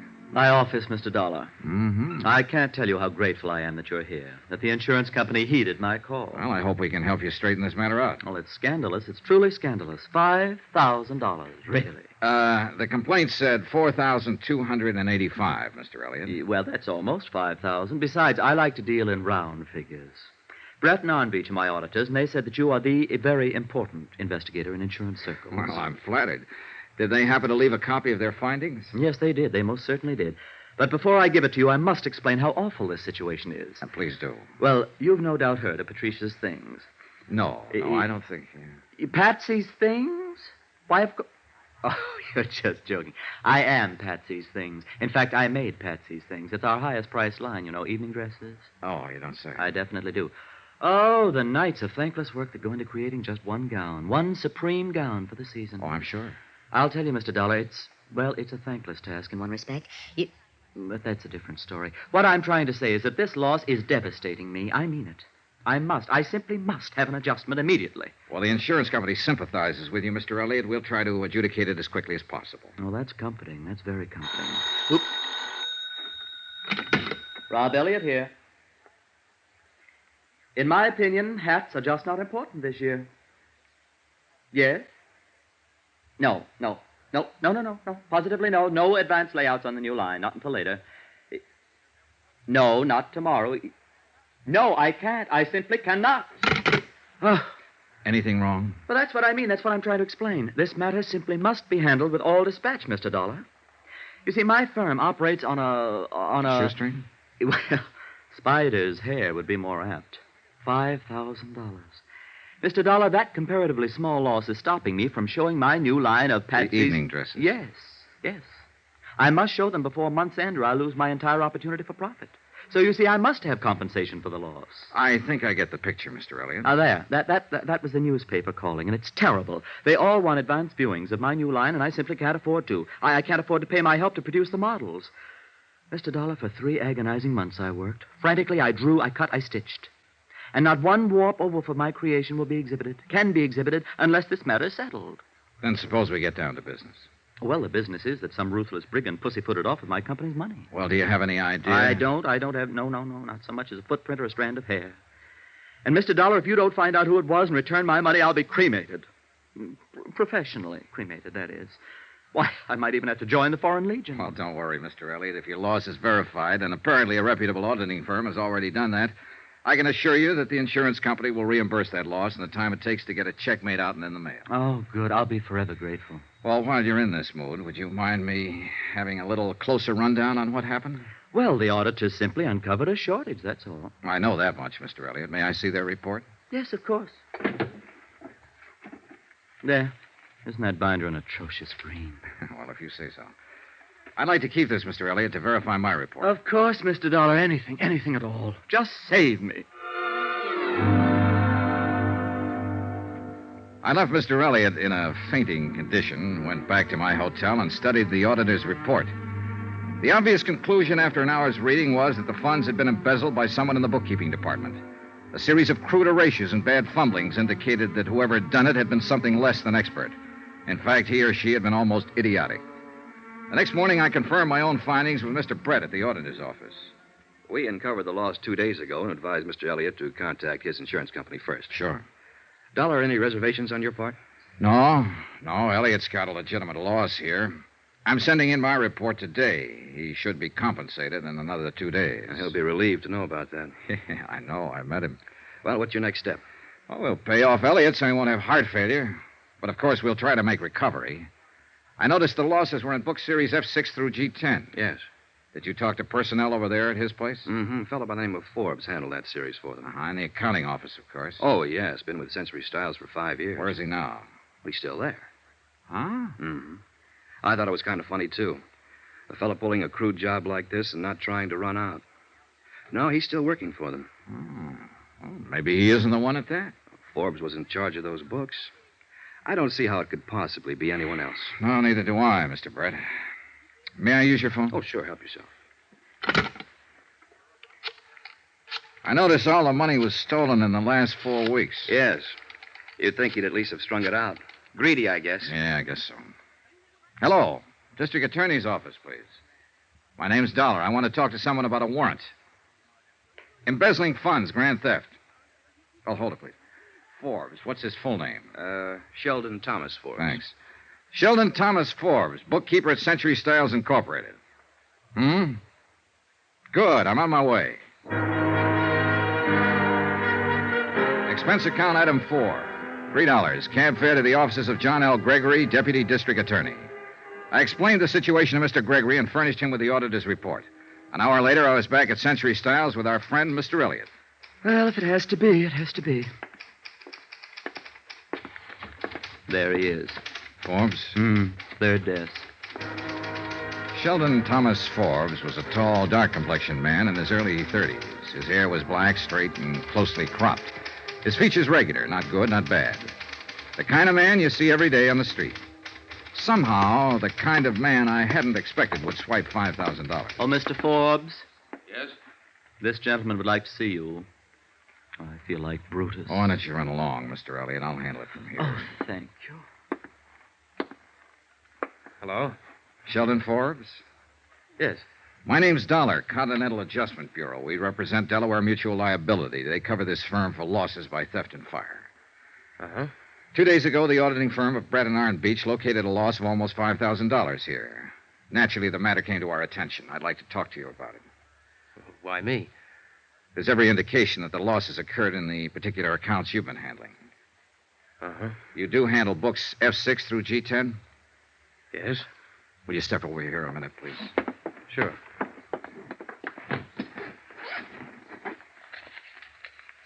Would you look at this, please? Your figures? Yes? Your handwriting? Mm-hmm. Your entries and your initials?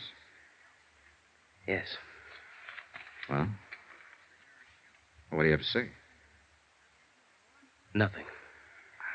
Look, you know why I'm talking to you, why I came to you first. Yes? Still nothing to say? Nothing. Well, aren't you being a little silly? Why? I stole the money. You've proved it. What am I supposed to say? You admit it. How can I deny it? Okay, we've got that much covered. Well, look, my company's interested in recovery of $4,285. Do you understand? I think so. Oh, now, Forbes, come to your senses. What do you want to do? Go to jail, or do you want to give the money back? Oh, that's funny. Well, no, I don't think it's funny. I doubt if you will. I've got 16 cents in my pocket. Will that help? Where's the money? I haven't got it, Mr. Dollar. You'll have to take me to jail. Shall we go? Okay.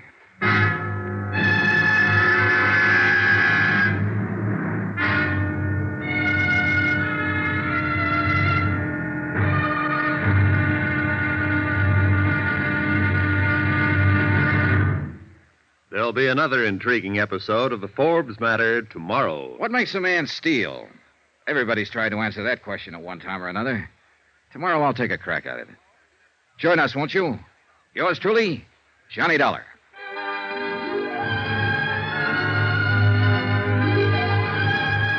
Yours truly, Johnny Dollar, starring Bob Bailey, is transcribed in Hollywood. Written by John Dawson, it is produced and directed by Jack Johnstone.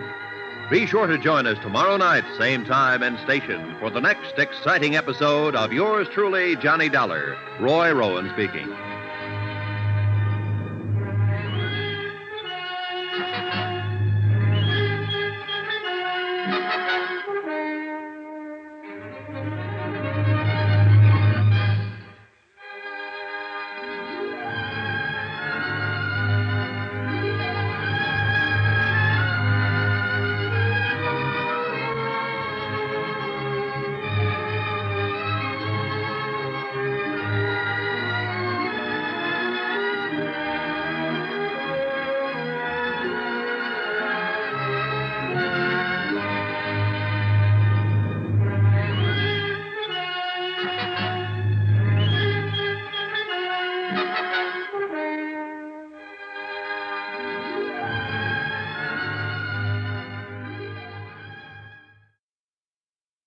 From Hollywood, it's time now for Johnny Dollar. Rob Elliott here, Mr. Dollar. Century style? I know, Mr. Elliott. How are you today? Terrible, Mr. Dollar. I feel terrible. I'm calling from the district attorney's office. You there about Sheldon Forbes? Yes, I had no idea I'd have to act. They want me to sign a complaint. Well, that's pretty usual, Mr. Elliott. Forbes admitted taking the money from your firm. He's guilty as charged. You're the injured party. They want to get on with the prosecution. Oh, dear. So you do whatever they say, Mr. Elliott. Well, will it affect my payment at all? Payment of the claim? No, not a bit. Your check's on the way to you right now. Oh, that's a relief. Now, how about you? Are you going back to Hartford? Should I thank you now? You can thank me, but I'm not going back. What? My job's just beginning. I have to recover the money for the insurance company.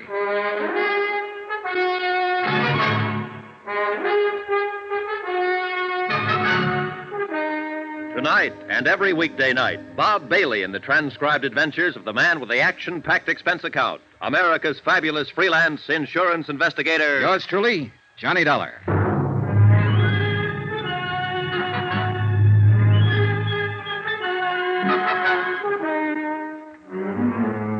Expense account submitted by Special Investigator Johnny Dollar to the Continental Adjustment Bureau, 418 Elizabeth Avenue, Hartford, Connecticut. The following is an accounting of expenditures during my investigation of the Forbes matter theft of nearly $5,000. Expenses continued. Item 4, I think it is, $10, deposited on a rented car.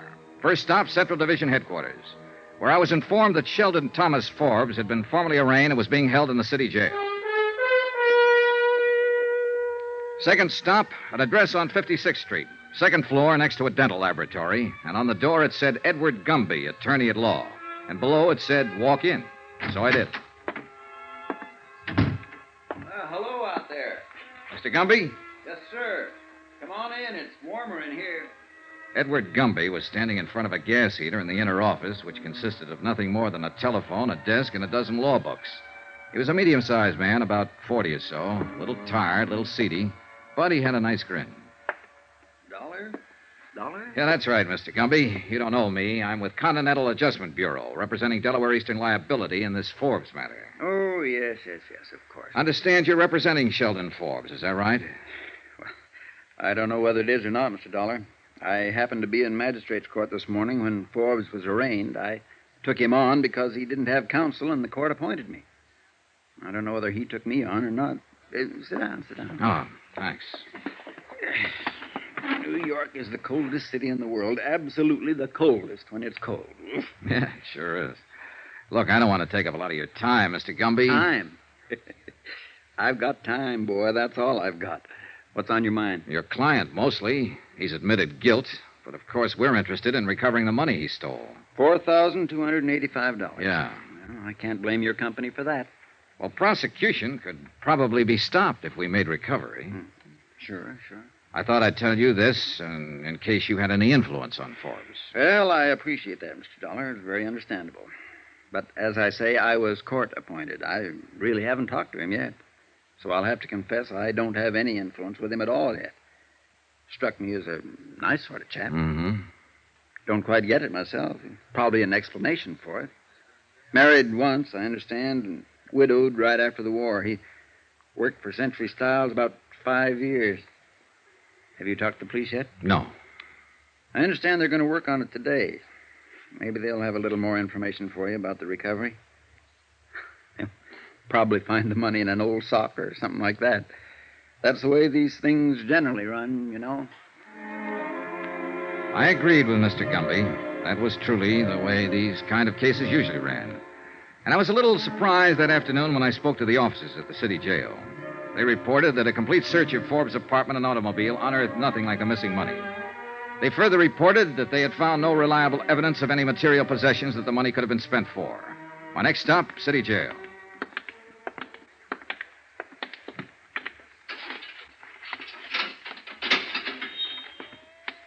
He won't tell you anything.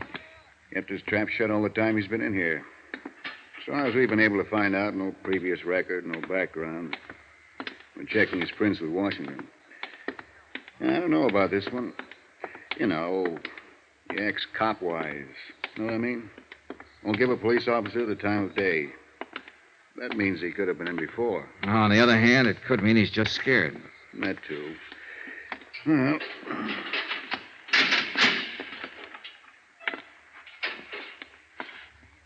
Well, now what? Take it easy, Forbes. This is Mr. Dollar. He wants to talk to you. Hello, Forbes.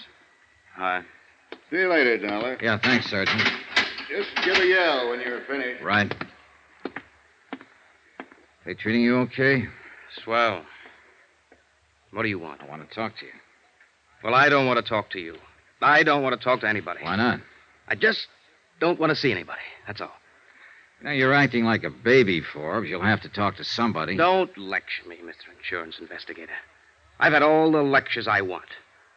From myself. I don't know why you're here. I thought we settled our business yesterday. The whole thing's just a technicality. I've been arraigned. They've got my confession. I'll go into court, and they'll give me the business. What are you doing in here, anyway? Swell day to be outside. Yeah, it is. Want to smoke? Oh, thanks.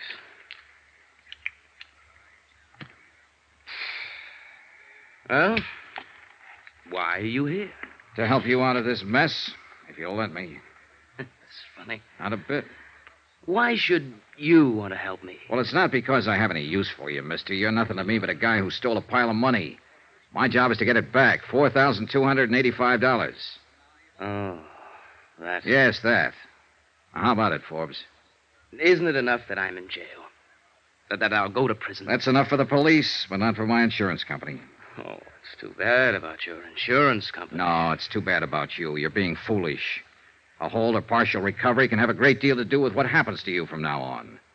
3 years is the minimum sentence, you know. 12 years maximum. Now, is it worth it? Sure. Sure, it's worth it. And I don't want to be foolish anymore. But I have been foolish. I took it and I spent it. Every dime of it. There's no way to pay it back. What did you spend it on? It doesn't make any difference. May make a lot of difference. You can redeem it, turn it back. No, I can't. Why did you take the money? All right, look, your salary's close to $100 a week. You're single. Wasn't that enough to live on? Why don't you get out of here? I don't have anything to tell you. Ever been in trouble before? Huh? Under another name in another state? No, They consider backgrounds like that when a man comes up to be sentenced. Forbes, this is your first offense. I know. Are you trying to shield someone? Why don't you go away? Have you been trying the market? Did you gamble it? No. Just leave me alone. I won't tell you a thing. If you bought something with it or gave it to someone, if it can be recovered in some part. No, I tell you. Just go away and leave me alone. I'd like to. Believe me, I would. You're a thief, Forbes, and you're going to get what's coming to you, but I can't leave you alone. Listen. No, you listen to me. If I don't get the information I want from you, I'll get it elsewhere. I'm going to be very honest with you. Eastern Delaware wrote a comprehensive policy on Century Styles promising to indemnify them in full for every loss caused by fire or theft on their premises. In case you didn't know, Forbes, an insurance company won't take the word of some guy sitting in a jail cell feeling sorry for himself where there's cash to be recovered. Now, you swiped it within the last month. You have something to show for it somewhere, somehow. Whatever you spend it on, or whoever you spend it on, remember that money is the same as stolen property. A car, a diamond ring, or something. Now, if you give it to someone or spend it, when it wasn't yours, it's still redeemable, and we mean to redeem it. All right, now, what do you have to say? This won't do you any good. Don't try to bulldoze me. I'm no punk caught crawling into a drugstore window late at night. I'm a college graduate. I've been in the business world 10 years or better. I know what I want to tell you and what I want to keep to myself. And I don't want to talk to you about this. You or anybody else. I can't make it any clearer than that. Do you understand? And there's no way or no person who can make me talk about it. I took the lousy money. I've admitted that. I did a bad job of it. You caught me. I confessed. And you've got me. Now, what more is there? That's the whole story. Okay. Have it your way, Forbes. Go away. Just go away.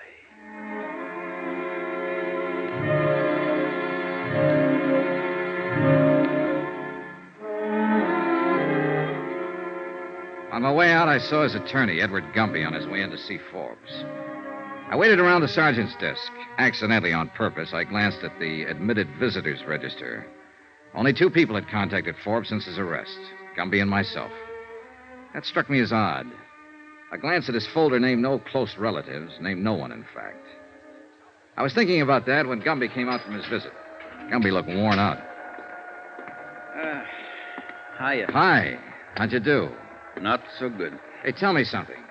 He asked you to contact a girl or anyone? Nope. I don't think he has a girl. I don't think he has anybody. You want some coffee? Yeah, good idea.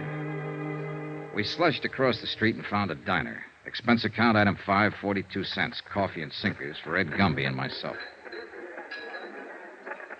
I think you're going to strike out, Dollar. I already have. And I think I have, too. Huh? You know what I've been talking to him about in there all this time? The same thing as you, restitution. But he won't open his mouth about it. He did say one thing, though.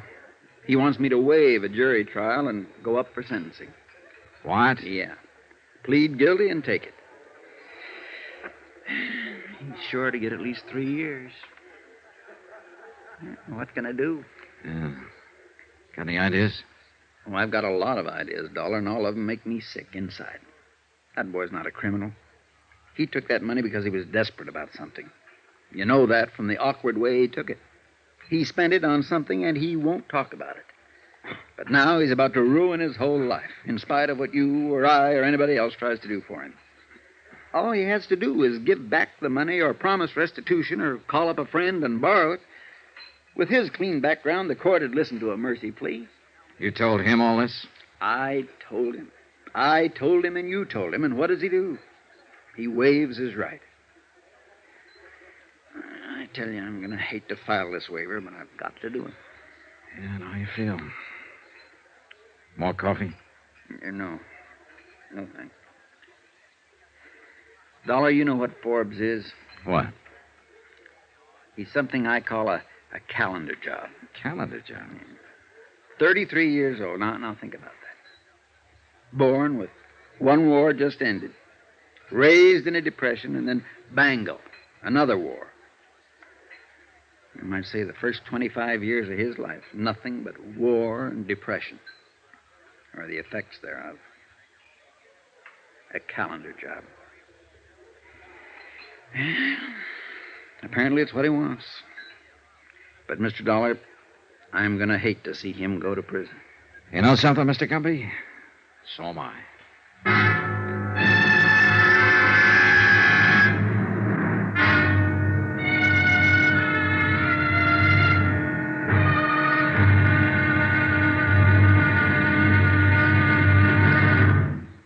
There'll be another intriguing episode in our story of the Forbes matter tomorrow. Tomorrow, a sudden twist in the case that throws all the usual theories right out the window. The unexpected. Join us, won't you? Yours truly, Johnny Dollar.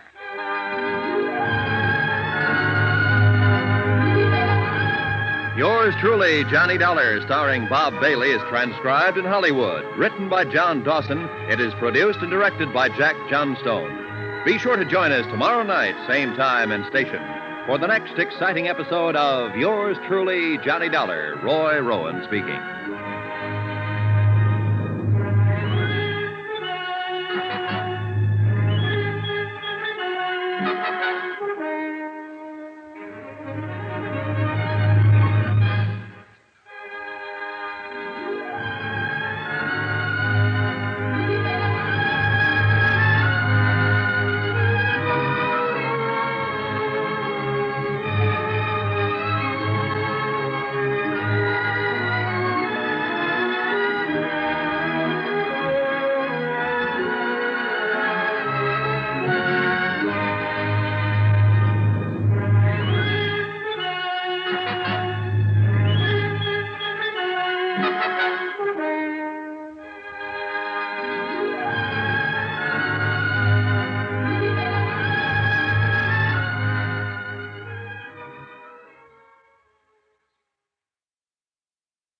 From Hollywood, it's time now for Johnny Dollar. Ed Gumby, Mr. Dollar, attorney for Sheldon Forbes. Oh, hello, Mr. Gumby. How are you? Oh, I don't know. The hearing's been set for 2:30 this afternoon. Okay, I'll be there. No need to, particularly. As I told you yesterday, he requested me to waive trial and plead guilty. Well, won't he be sentenced today? No, this is just a preliminary hearing. He'll probably be sentenced before the week's out, though. The court will simply consider the waiver and inform him of his rights today. Oh. Anything I can do? No, I don't think so. I'm going to try to talk to him again and get him to reconsider the waiver.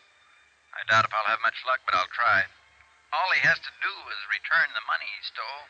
Well, buck up, Mr. Gumby. If he won't return it, maybe someone else will. What do you mean? I'm going to try and find out what he did with it. My company wants it back, sure. But we also want Forbes to have a fair chance. You're pretty decent, Mr. Dollar. Thanks.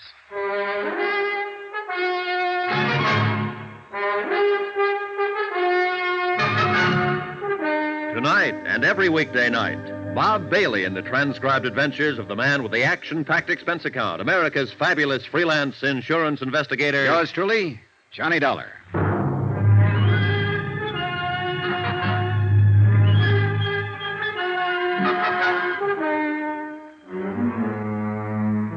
Expense account submitted by Special Investigator Johnny Dollar to the Continental Adjustment Bureau, 418 Elizabeth Avenue, Hartford, Connecticut. The following is an accounting of expenditures during my investigation of the Forbes matter. Embezzlement and a very frustrating case. Expense account continued. Item 6, $3.50, lunch. For myself and a Mr. Arnold Haven, head of the accounting department for Century Styles Incorporated. Mr. Haven, a tall, balding man in a dark suit, had ulcers. His poached egg and dry toast didn't interest him too much. Well, what's going to happen to Forbes? Oh, I don't know, Mr. Haven. That depends on several things. Right now, I have to tell you that it looks like he'll go to prison. Worse than that, it looks like he wants to go to prison. He's waived trial. Prison. That's too bad. Too bad. I always liked Sheldon Forbes. You hired him, did you, Mr. Haven? Yes, I hired him. He was a good man right from the start. He did his job, and he did it well. I never had a complaint against Forbes. Why do you suppose he stole the money? You've got me, Mr. Dollar. We paid him the going rate. That's a good salary for accountants. He seemed happy enough with it. Whether he knew he was in line for substantial raises. Uh-huh. I could understand it in a way if he had a family and heavy responsibility. Or if he played the market, or if he gambled. But Forbes, he just baffles me. Yeah, it baffles me, too. Huh? Oh, yes, of course. Well, the people around the office, they're pretty upset about this. Any particular people, Mr. Haven? Everybody. But anyone in particular? A girl, for instance.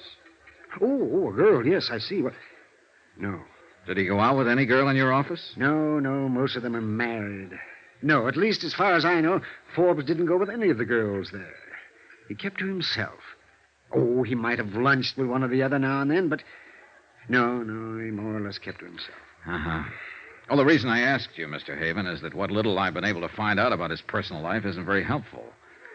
My company wants the money back. We're willing to give him a fair break if we can get it back. But he's pretty stubborn about cooperating. Yes, we know about that, Mr. Dollar. But how can we give him a break if he doesn't want us to? And we can't find out anything about him. Look, if there's anything you can think of, any reason he might have had for taking the money. And I've racked my brain. I can't think of any reason. Now, wait a minute. Just a minute. I did notice a change coming, Forbes. It was about a month or 6 weeks ago. Oh, it was nothing, really. It was just, I guess, an anxiety about him. Well, he took all the money within the last 4 weeks. Would that correspond? Roughly, yes. Well, that's a start. I hope. I returned to the accounting offices of Century Styles with Mr. Haven and spent 2 hours questioning different members of his staff regarding Sheldon Forbes. His habits and his personality were pretty much the same as Haven himself had described them. Expense account item 7, $4, gasoline. I put a tank full of gas in my rented car and went over to an apartment on 59th Street where Sheldon Forbes had lived. According to the penciled note above the first door to the right of the entrance, Mrs. Anastasia Konopka was the manager.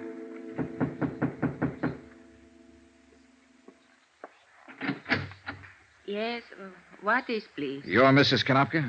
Yes.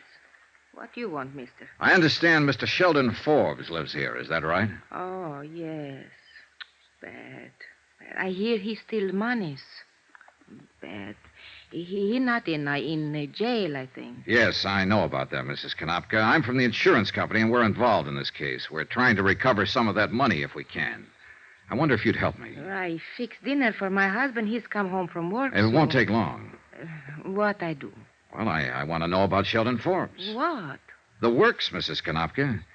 Did he drink, gamble? Did he stay in nights or go out? Did he pay his rent? He always pay his rent. You are policeman? An insurance investigator. Please, sometime else. Maybe you speak to my husband. He speak much better than me. But it's important now. I talked to Mr. Forbes on telephone. He called me from jail. He say I no have to answer any questions. No, you don't have to answer any questions, Mrs. Konopka. But I'd sure appreciate it if you would. My husband home pretty soon. You ask him. You can help him, possibly. Now, would you like to help him in this trouble? All right, mister, but how I know these things you ask about men who live here? Well, look, how about his friends? Who visited him? I cannot say. No visitor. Was he a good tenant? No trouble like Mr. O'Sullivan on third floor. Mr. O'Sullivan always drunk. Called police twice. Mr. Forbes no drink whiskey. Uh-huh. Did you ever meet his girl? Girl? Sure. He had a girlfriend, didn't he? Oh, I think you mistake. I no ever see girlfriend here. All right. How long have you known him? 5, 6 years, maybe. Ever since he moved in here to this place. But no girl? No. Well, how'd he spend his time? Work. He work very hard. No, I mean besides working at the office. How else did Forbes spend his time? He poor feller, that one. Huh? Sure, he steals money, but he poor feller just the same. For him, I feel. Yeah. Mr. Forbes, he quiet and he think. I know he live up in that little room quiet and think. He does all time think. No whiskey, no girls. Oh, he paint sometime, listen to music, think. Oh, my husband dinner burn. Please, you go Well, now. just a minute. I'd like to see his apartment if I can. Oh, no matter. Here. You bring back key, please. Sure. Thank you, Mrs. Konopka. The apartment Sheldon Forbes called home was as dismal as the neighborhood. A tiny closet kitchen, a bed that came out of the wall, a pair of grimy windows that looked across the court onto another pair of equally grimy windows. The furniture was threadbare and dusty. A small ironing board and iron attested to the fact that Sheldon Forbes laundered his own shirts. Other small evidences of frugality were about the premises. A hot plate and a can of souring cream. 2 suits of clothes, neatly brushed and pressed, but inexpensive. The record player and a collection of a half a dozen good albums were the only sign of material accomplishment. The painting materials, easel, canvas, and oils were also inexpensive. No liquor, no jewelry, no expensive clothes. Nothing that cost $4,285 or anything like it.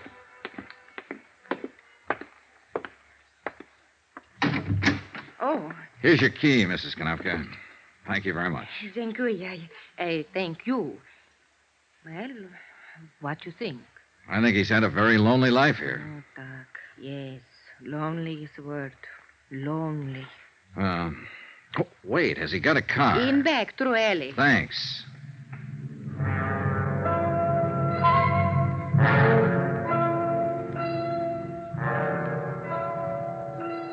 It was a Ford, vintage of 1946, tightly locked up. The paint was scaling away, the tires worn down, the mileage 77,000 miles. He certainly hadn't blown the money on a fancy car. Now I felt completely frustrated. Expense account item 8, 79 cents, dinner. I had it in a neighborhood restaurant called the 79er, a place I learned where Sheldon Forbes frequently took his evening meal. The restaurant manager, a man named Alexander Dupulis, remembered Forbes and he liked him. A woman who ran a bakery shop across the street also remembered him as the young man who bought a roll there every night. Probably the roll to go with a lonely cup of coffee in his room the next morning. She liked him, too. All in all, I was getting a composite picture of Sheldon Forbes that didn't look quite right. Whatever he was to the people who knew him casually, he wasn't a man who ever had any money to spend. I dropped in at the city jail about 7:30, and I was surprised to find lawyer Edward Gumby sitting on a bench, briefcase in hand. $1? Hello, Mr. Gumby. Nothing new, huh? Well, that's the way it goes, I guess. We had some action today. Oh? Yeah. The hearing was this afternoon. Man from the district attorney's office took about 15 minutes to lay out the evidence against Forbes and make the charges. Uh-huh. I spent the whole time pleading with Forbes not to go ahead with the waiver. Did I miss anything? No, he wouldn't open up at all. Just said he'd spent the money. I couldn't talk him out of the waiver, so it went through. When will he be sentenced? They set the date for Friday. I don't know whether they'll get around to it or not. I'd like to talk to him again. Has he been moved yet? No. I thought he'd be transferred to the sheriff's office. Well, ordinarily he would, but since he waived trial, they announced bail. It's proper procedure in cases like this. Gives him a couple of days to straighten out his affairs. What? Somebody bailed him out? I did. Oh. Has he left yet? Uh-uh. Won't get out till 8. That's when the shift changes. Think it's worth trying to see him? Yeah, I think I'll stick around, Mr. Gumby. I gotta find out something about this case. An hour later, when Sheldon Forbes emerged from the doorway and turned right, I was following him. When he caught a cab and headed uptown, I caught one and stayed right with him. When he got out at the Empress Theater and walked around to the stage door, I was standing by the alley entrance. 10 minutes later, he came back out, hailed a cab. Once more, I followed. This time, I followed him to his apartment on 59th Street. I waited 15 minutes before I went in.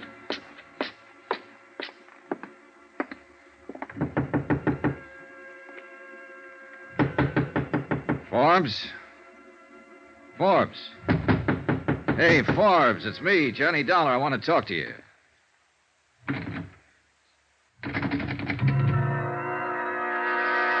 It took me a few seconds to understand what it was. I got a couple of whiffs of it coming from under his door. Forbes!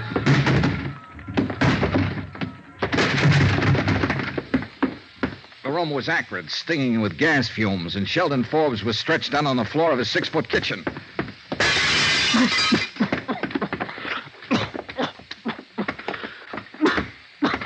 When I picked him up and carried him out, I didn't know whether he was alive or dead.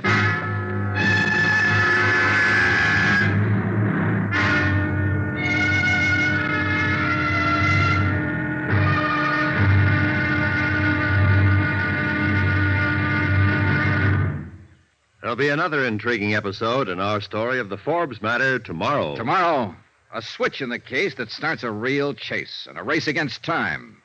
Join us, won't you? Yours truly, Johnny Dollar.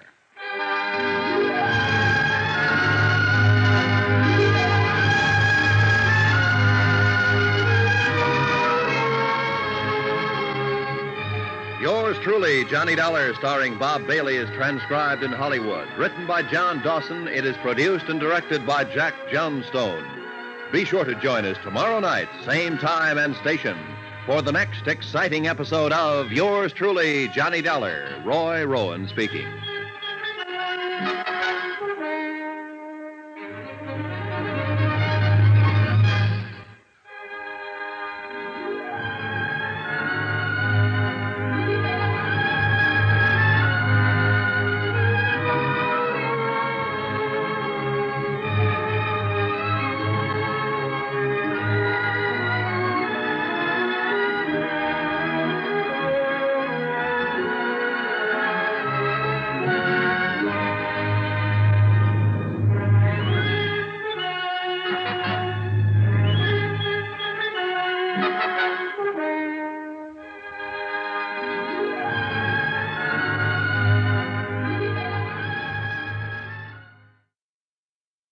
From Hollywood, it's time now for Johnny Dollar. This is the police operator. Are you the party who called for an ambulance? Yes, didn't you get it? It's on the way, sir. I'm calling to verify the circumstances. Attempted suicide by gas. Yes, sir, we have that. The victim's name? Sheldon Forbes, Forbes. Forbes? And your connection, sir? Relative, perhaps? No relation. Insurance investigator. I just found him. Will you please remain there until the officers arrive? Are you kidding? I asked you, but... Oh, well, thank you very much.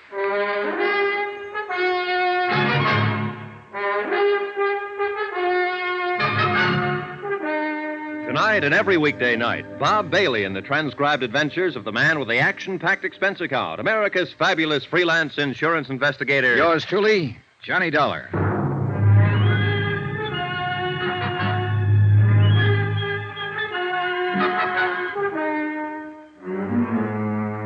Expense account submitted by Special Investigator Johnny Dollar to the Continental Adjustment Bureau, 418 Elizabeth Avenue, Hartford, Connecticut. The following is an accounting of expenditures during my investigation of the Forbes matter. Sheldon Forbes pleaded guilty to a $4,285 embezzling charge. He waived jury trial and was awaiting sentence when he was bailed out of jail, went home, and turned on the gas. 30 seconds after I dragged him from the apartment, I called the police emergency squad. In a matter of minutes, they arrived, and a couple of interns were working on Forbes with a pulmotor in that dingy, dirty, badly lighted hallway. There was no telling how much gas Forbes had breathed in, or for how long a period after he went into his apartment the gas jet had been open. Hand me that hypo, Al. Thanks. Swab. Okay. He alive? Barely. You the fellow found him, mister? Yeah. Hard to say what can happen on these kind. That shot I just gave him should produce some reaction. Hmm. This your place? His. You know who he is? His name's Sheldon Forbes. Nice looking guy. Al, I'll need that. Yeah, thanks. I think we're getting somewhere now. Hey, look, can I help? No. Al, you better hand me one of those, too. Liable to be pretty sick if... Oh, hey, good. He's catching on. Yeah. Let's have a little increase, Al. Up it just a little. Okay. Hold it there.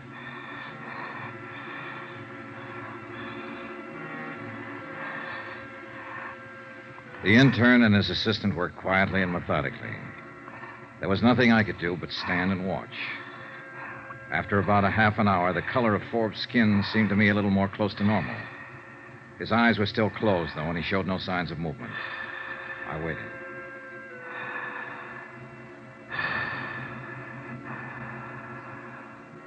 Okay, Al. You can kill the pulmotor. Getting some pulse now. Respiration, too. Will he make it? Depends, mister. If he has any kind of heart condition, it'll be tough. We can tell more when we get him into a hospital. Nothing more we can do for him here. Okay, Al. Have the boys load him up. Let's get out of here.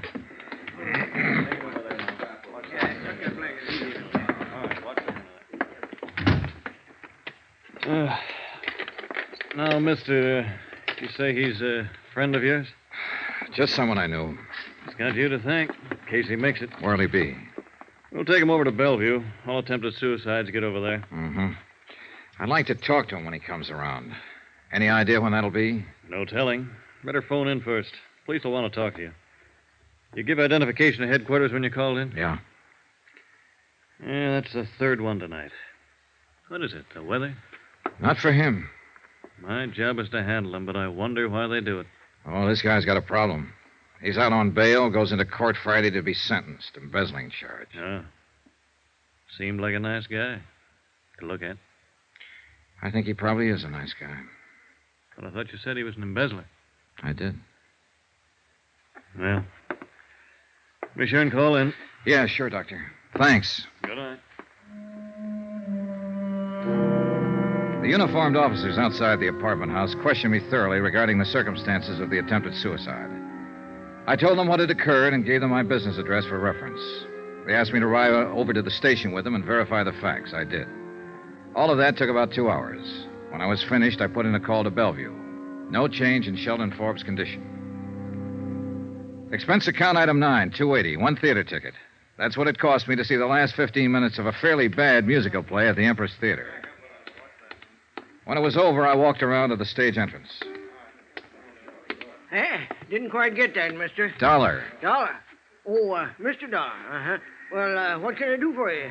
Between 6:30 and 7 o'clock tonight, a man came here to the stage entrance and talked to you. A lot of people talk to me here. That's my job, talking to them.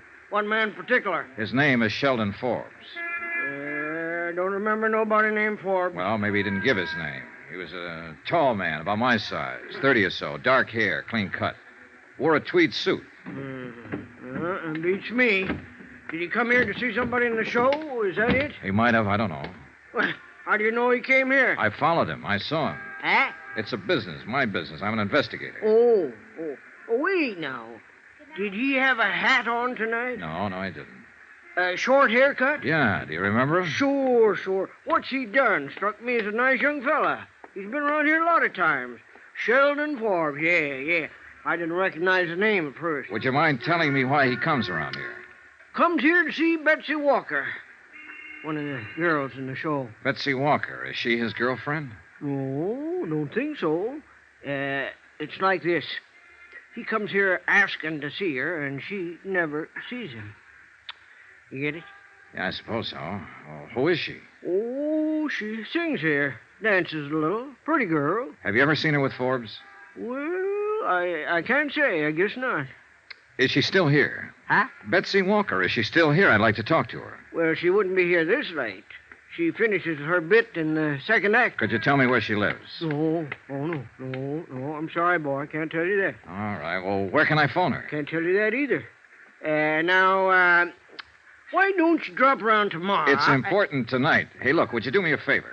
Depends. What is it? Would you telephone Betsy Walker? Tell her my business and ask her if she'll see me.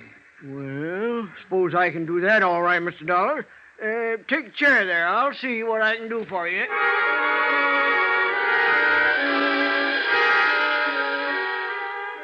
The doorman did all right. Expense account, item 10, $2.65, cab fare. I gave up my rented car and had the cab driver find the address Betty Walker had given. It was a rather nice apartment in a rather nice part of town, and was almost 1 a.m. when I got there. She met me at the door, wrapped in a chenille dressing gown with cold cream on her face. Miss Walker? You must be Mr. Dollar. Yes. Now, just wait a minute. Do you mind if I see some kind of identification or something like that? Oh, no. There you are. Hartford, Connecticut.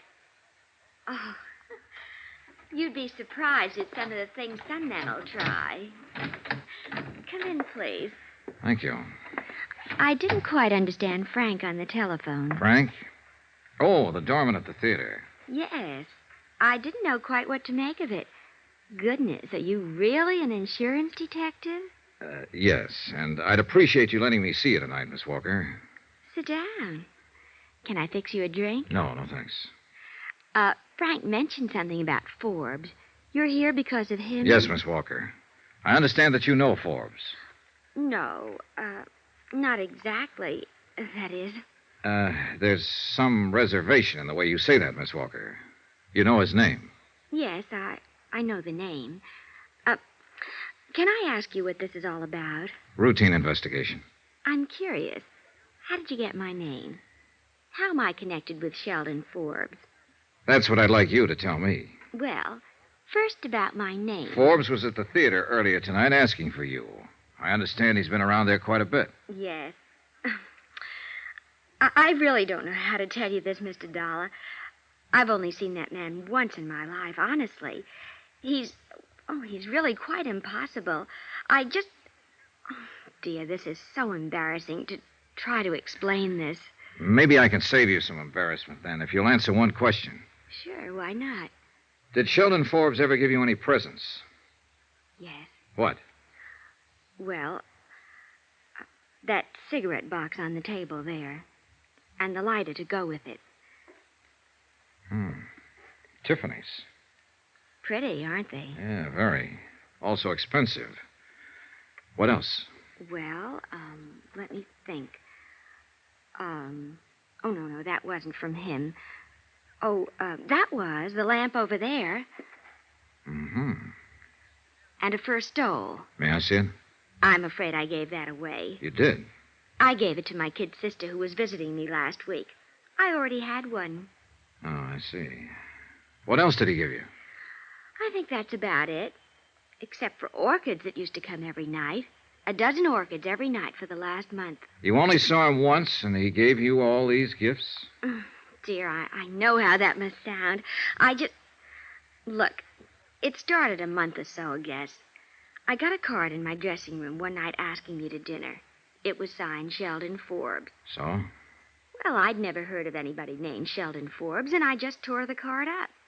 But every night after that, I kept getting orchids and the card. And then the gifts started to come. The cigarette box first. That's when I saw him. Uh-huh. I didn't even dine with him, Mr. Dollar. We had one drink, and I told him I had a headache. I see. But the gifts still kept coming. Flowers, invitations. I ignored them. I tried to send the things back, and I didn't know where to send them. Some I gave away, and some I've kept. I didn't want his gifts. He was nice, but I just didn't want anything to do with him. When I did meet him, he was so different than what I had imagined. Gee, I've had my share of stage door Johnnies, but this man was... Well, he just couldn't say a word without stumbling. He had no poise, no sophistication, nothing. All he had was money. He told you that? He didn't have to. Those gifts. Well, he didn't have money, Miss Walker. He worked for $82 a week as a bookkeeper. You must be mistaken. I'm afraid not. He stole the money to buy you all these things. Well, for heaven's sake. For heaven's sakes, and you caught him? Yeah. Forbes tried to commit suicide earlier this evening. Suicide? Oh, no. I'm sorry I had to come to you to get this information. He's refused all along to tell anybody what he did with the money. Will he go to prison? I'm afraid so. Oh, but it's crazy. We had nothing. He's just a name to me. He means nothing to me. Yeah. But apparently you mean something to him.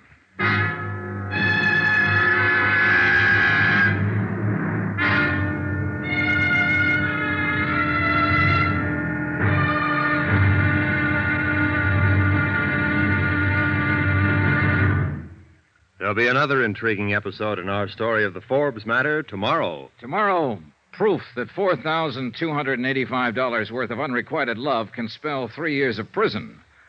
But sometimes there's an angle. In this case, a rather startling one. Join us, won't you? Yours truly, Johnny Dollar.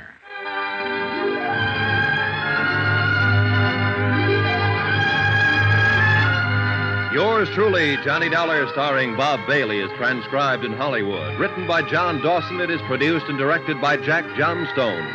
Be sure to join us tomorrow night, same time and station, for the next exciting episode of Yours truly, Johnny Dollar. Roy Rowan speaking.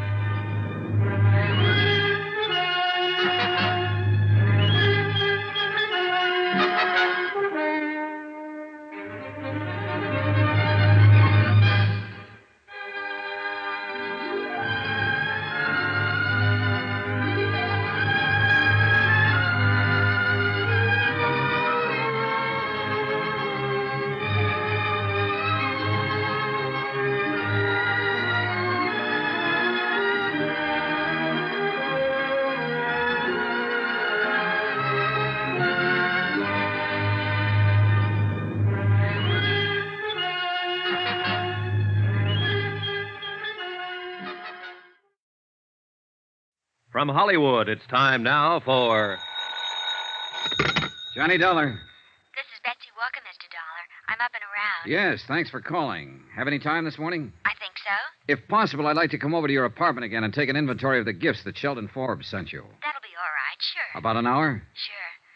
I couldn't sleep much last night thinking about all this. I mean, he stole that money because of me.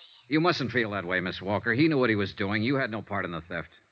I have the gifts. Well, we may have to take those away from you. I don't mind that. You said he tried suicide. How is he this morning? I just talked to the hospital. He's going to be all right. But he has to go to prison? Yes.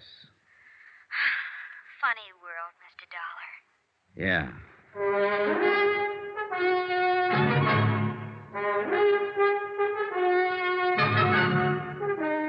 Tonight and every weekday night, Bob Bailey in the transcribed adventures of the man with the action-packed expense account, America's fabulous freelance insurance investigator. Yours truly, Johnny Dollar.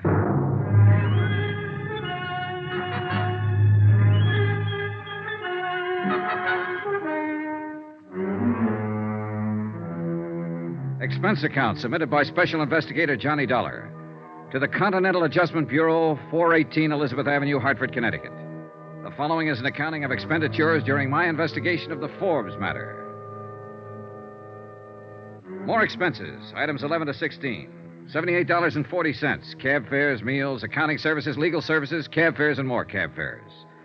I made a comprehensive inventory at Betsy Walker's apartment and spent the rest of the day tracking down the places where the items had been purchased and ascertaining their retail values. Total, $2,780 worth of gifts, bought with stolen money. Betsy Walker also told me that Sheldon Forbes had made appointments to meet her at various times at very expensive restaurants in New York.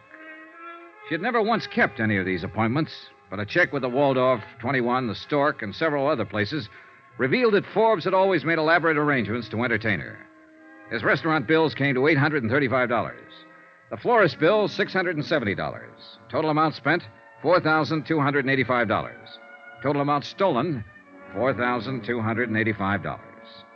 Century Styles Incorporated footed the bill in his unsuccessful courtship of Betsy Walker.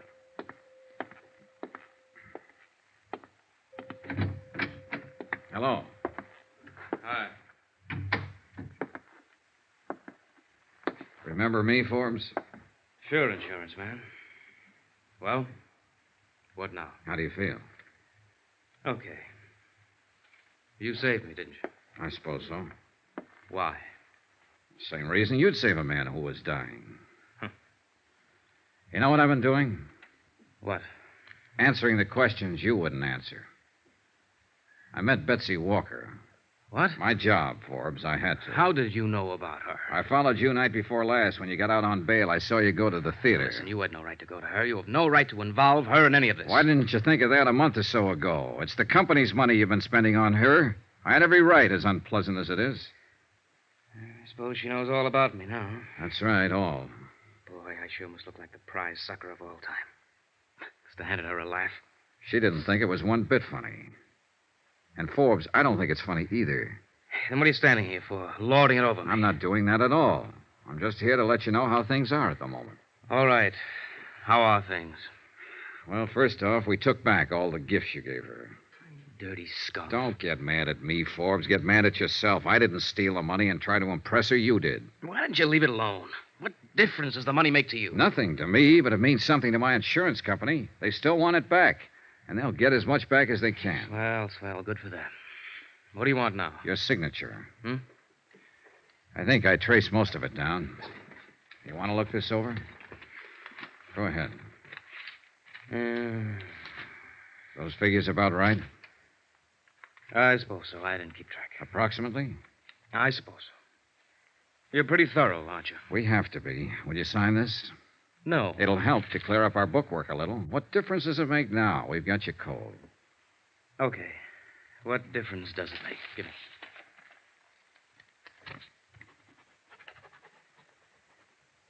Okay, thanks. That's all it means to you, isn't it? Hmm?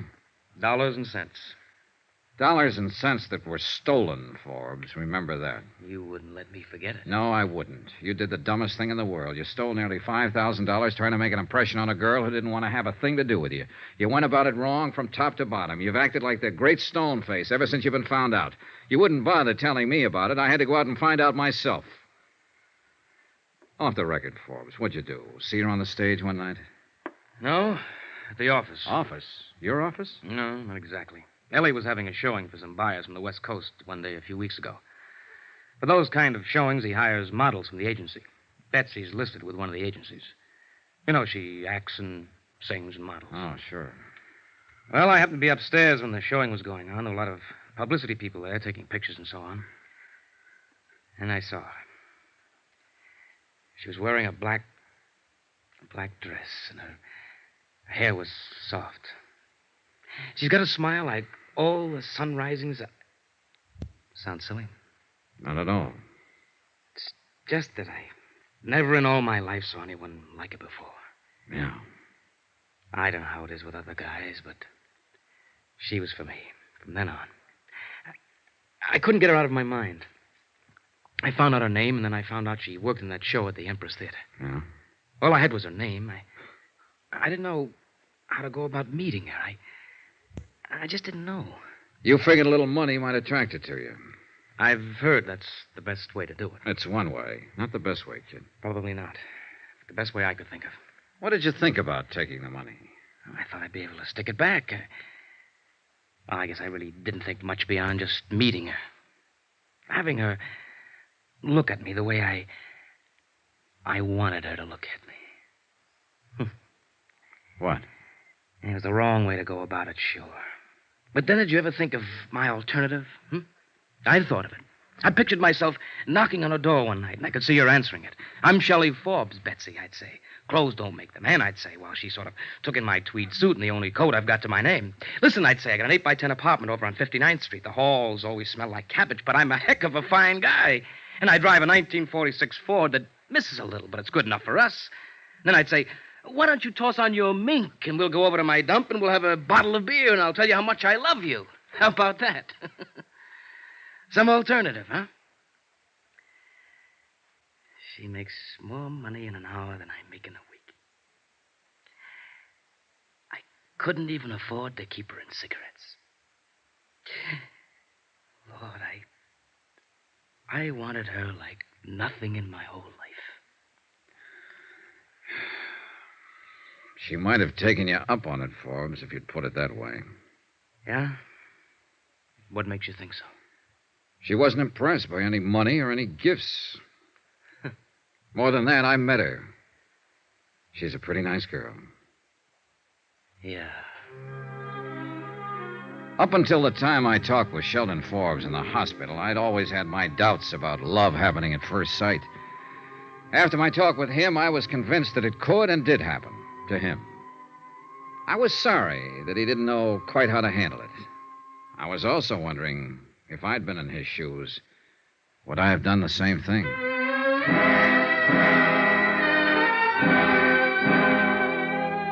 Expense account item 17, $4.90. I sent a wire to my home office telling them that the recovery would be in the amount of something like $2,500, obtainable on the redeemable gift items recovered.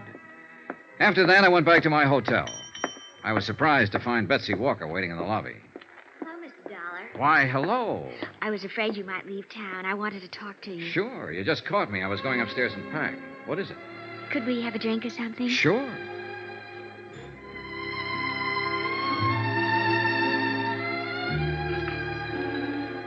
Expense account item 18, $2, 2 drinks. For Betsy Walker and myself at the hotel bar. It was midday and there wasn't much action. She sat across from me, ordered an old-fashioned, and asked for a cigarette. Thank you. Sure. What'll happen to him? Forbes? Yes. Oh, he'll be sentenced Monday. They canceled the Friday scheduling because he was in the hospital. He'll go to prison? Yes. Have you seen him since he tried to kill himself? Just left him. I guess he feels awful. Yeah. I told you I haven't been able to sleep thinking about all this. Well, about him, I guess. Mm-hmm. Would he have to go to prison even if all the money was returned? Only half of it's redeemable. The rest, florist bills, restaurants, and so on, just gone.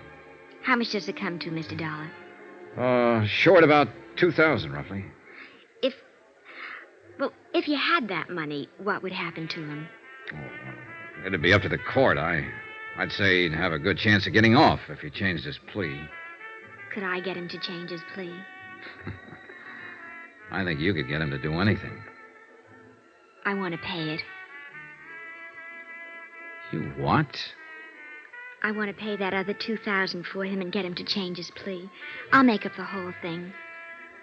Hey, now, look, Miss Walker, I know your motives might be the best, but you aren't responsible in any way for this man's actions. He stole money because of me. He tried suicide because of me. And now he's going to prison because of me. But you had nothing to do with it, no part of it. You may think I'm 22 years old. I'll be 29 next month. I'm not much of an actress or a singer or anything else. But I've been around this town and I know my way around.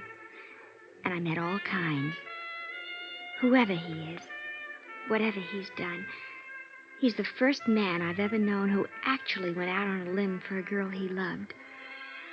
I'm the girl and he's the man. You're serious? I probably won't remember his name a year from now. But that poor, stupid, wonderful dumbbell, he doesn't belong in any prison. He ought to get married to some nice girl somewhere. I want to help him get out of this trouble. Can I? Betsy? After all, he's given me something. Call it faith in mankind again, if you like.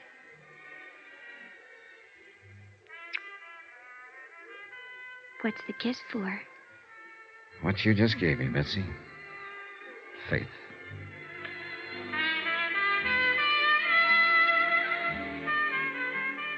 Expense account item 19, $48, hotel. Item 20, $37, meals. 21, $15, miscellaneous. 22, same as item 1, $28.63, fare back to Hartford.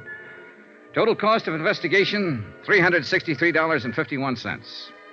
Remarks? She got Forbes to change his plea. She paid back the additional money. He comes to trial next week. He might get a suspended sentence. Yours truly, Johnny Dollar.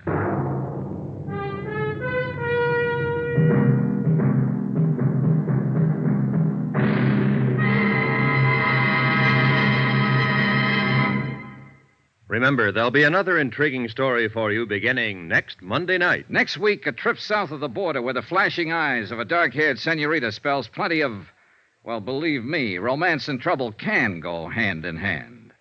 Join us, won't you? Yours truly, Johnny Dollar.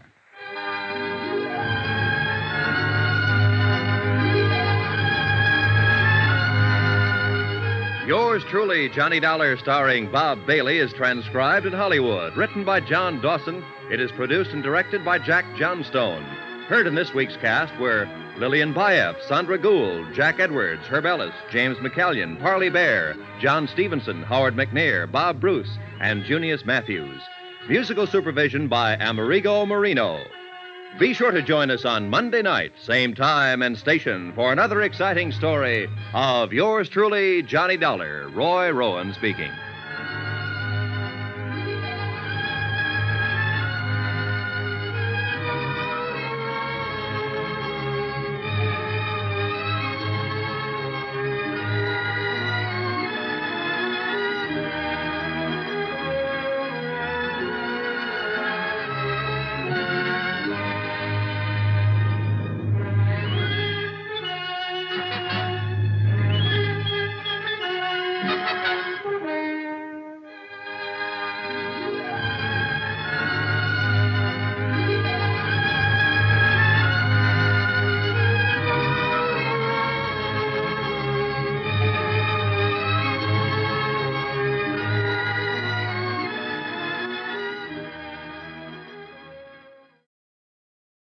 From Hollywood, it's time now for Johnny Dollar. Walt Albright, Johnny, Trinity Mutual Limited. Oh, hiya, Walt. How's your health? Terrible, since you ask. I got asthma, Johnny. Again? I thought we agreed Yeah, that... I know. I get suspicious. I get asthma. Happens every time. Cure me, will you? What's the case, Walt? Man named Eddie Kalin, Caylin, out in Los Angeles, died yesterday. $5,000 policy, double indemnity. What did he die of? Mysterious circumstances. Well, that's usually a fatal disease, all right, That's but... it, Johnny. That's all I know. Mysterious circumstances. The body was identified by the widow. I see. Our salesman out there can probably help you. He issued the policy only 6 weeks ago at the request of the widow. Uh-huh. 6 weeks, 1 premium paid, check signed by the widow. Hey, tell me something. Would the beneficiary happen to be... That's right, the widow. Oh, this asthma's killing me, Johnny. You gotta do something about it. All right, Walt. Just call me doctor.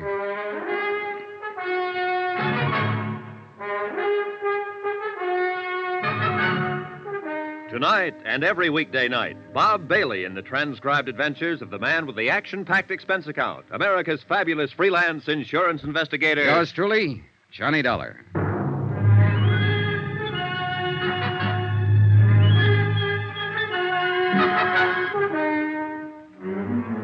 Expense account submitted by Special Investigator Johnny Dollar to the Home Office, Trinity Mutual Insurance Company Limited, Hartford, Connecticut. The following is an accounting of expenditures during my investigation of the Kalin matter. Item 1, $198.20, airline fare and incidentals, Hartford to Los Angeles.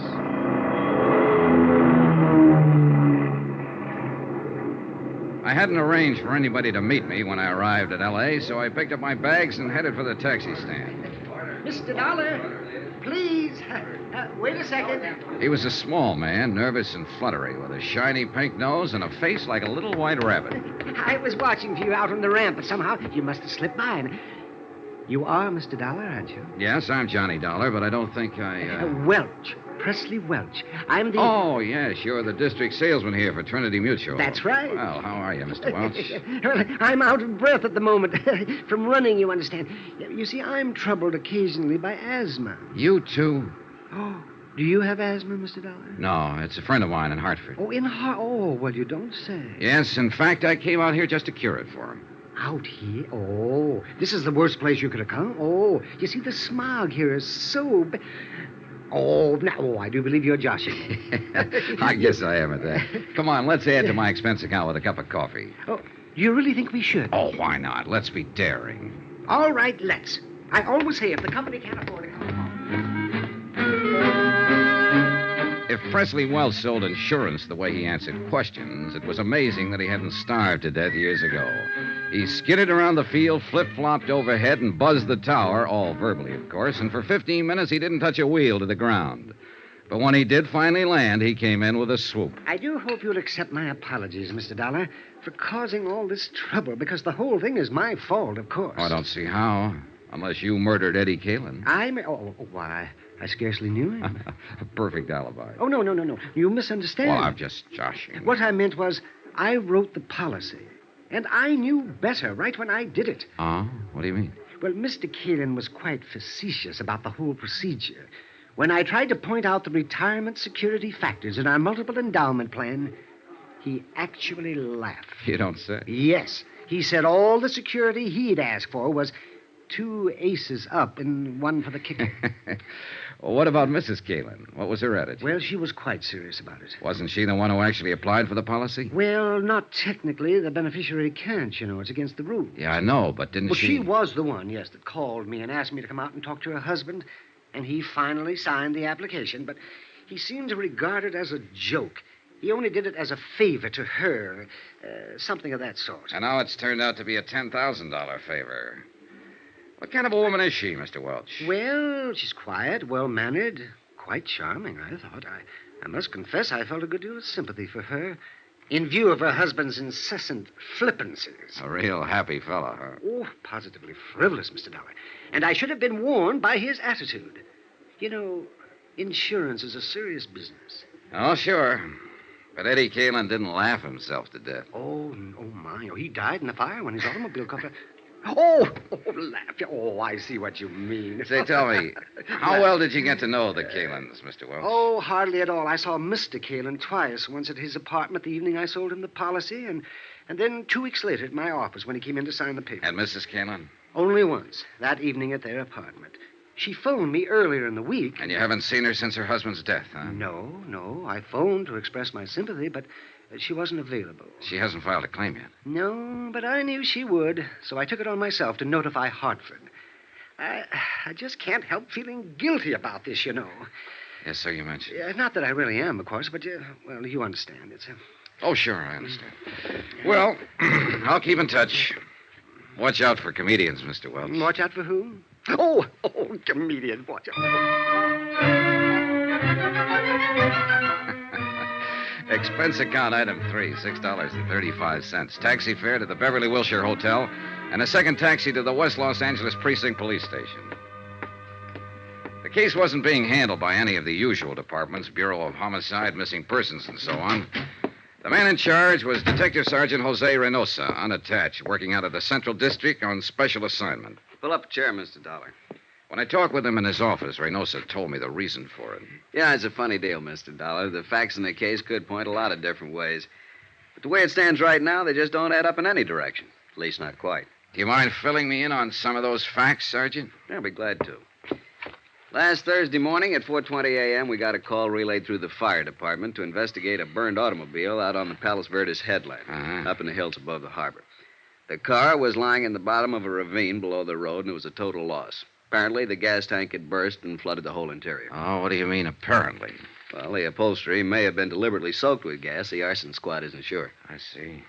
That's why this case doesn't quite fit in any niche, Mr. Dollar. It might be homicide, might be arson, missing person, or only an accident. We're not sure yet. Anyway, there was a body in the driver's seat, burned to a cinder, unrecognizable. But we did recover a few personal effects. A signet ring, keychain, wristwatch with the strap burned off, a wallet badly scorched. I noticed the keychain has a metal tag with the address stamped on it. Yeah, that and a part of the driver's license were the only leads. Eddie Kalin, Argus Terrace Apartments up on Sunnyway Drive above the Strip. So we went up there and we ran into a second surprise. What do you mean? Nobody home. We attained access, found the place in a mess. There'd apparently been a fight, a chair and a couple of lamps were broken, and there were bloodstains in the living room. What about Mrs. Kalin? Located her the next afternoon. She'd been spending a few days at a friend's cabin up at Arrowhead. Does the friend confirm it? She was there alone, had her own car. Yeah, she might have come back to town that night, but we got nothing to prove it. Or disprove it. Right. Just another one of those maybes. That's all this case is, a collection of maybes. Yeah, I see what you mean. Tell me, Sergeant, just who was Eddie Kalin? Eddie Kalin, male, Caucasian, height 5'11", weight 175, complexion olive, hair medium brown, eyes gray, age 34, birthplace Chicago. What was he? What did he do? He called himself a promoter. Done a lot of things. Small-time agent for a while, handled a few singers and dancers, vaudeville and nightclubs. Been a bookie off and on, but mainly he was a gambler. Oh, and there's another maybe for you. Now, how's that? According to rumor, Eddie was in an all-day poker game. It broke up only a few hours before we found the car. The game was supposedly run by a big-time gambler named Topo Leanley.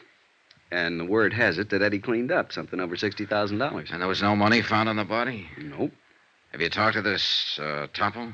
Sternly. We had him in here for 4 hours this morning. He never heard of Eddie Kalin. Wouldn't know a poker deck if he saw one. Spends all his spare time raising petunias and driving his dear old mother to church. Like that, huh? Like that. So there's another one for you. Maybe Topo didn't like the idea of losing 60 grand, decided to get it back. Or maybe the widow wanted the insurance, or it could be that somebody else took a crack at him. And it's possible, of course, that Eddie mailed the $60,000 to a blonde in Milwaukee and just ran off the road by accident. Yeah, it's possible. But I don't think so. I don't think it was an accident. I'm always getting cases like this. It's the kind they always put me on. Officially, it's because I'm a college man and majored in criminology, but actually, it's because I'm a Latin, Mexican ancestry, and they know I get certain feelings about a case, hunches. Oh? And how do you feel about this one? It's hokey. Real hokey. And it's murder, not an accident. But beyond that, can't savvy. Why don't you poke into it a little, see what you can find? Then maybe we can talk it out some more over a bottle of Muscatel. Yeah, good idea. Where can I find Mrs. Kalin? Oh, the widow? Well, that's a good starting point. She's out at their apartment. There's the address. Okay, thanks. Oh, just one other thing, Sergeant Reynosa. When you gained access to the apartment, I assume the door was locked. Yeah, it took a little effort. What kind of a lock? Automatic night latch, spring cylinder? No, it was an old-fashioned Warden bolt. Had to be locked with a key. Mm-hmm. What are you getting at, Mr. Dollar? Oh, a hunch of my own, Sergeant. Let's save it for the Muscatel. See you later. Expense account item 4, $2. Taxi to the Kalin apartment in West Hollywood. It was shortly after dusk by now, and the lights were coming on all over the city. It was a cool, clear night. Los Angeles at its best. As we swung off the Sunset Strip and started climbing up into the hills, I looked back across the basin toward the dark mass of the Palos Verdes headland that bounded the far side of the great carpet of lights.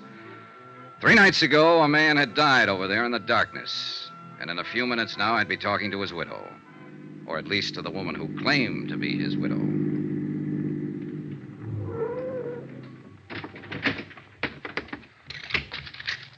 Keep the change. The Argus Terrace apartments, like most of them in that section, sprawled up the hillside above the street. 6 or 8 apartments on as many different levels, all opening onto a central patio filled with walks, steps, and banks of tropical plantings. The Kalin's apartment was at the top, and I was still 50 feet from it when the door opened and a man came out and hurried toward me. I stepped back against the shrubbery and waited for him. Good evening, Mr. Welch. Oh, my. Oh, it's you. Your second visit to Mrs. Kalin? Second? Oh, yes. Yes, it is. I imagine you've been notified, too. Notified? Well, yes. I got a wire from the Home Office in Hartford this evening. That's why I'm here. Well, Mrs. Kalin has filed under the double indemnity clause of the policy a claim for $10,000. She has, huh? She hopes it can be paid immediately and without any trouble. Well, I don't like to dash a lady's hopes, Mr. Welch, but I've got news for the widow. News? The claim won't be paid immediately. And before this is over, there's going to be a lot of trouble. Oh? In fact, Mr. Welch, if my hunch is right, this claim is not going to be paid at all.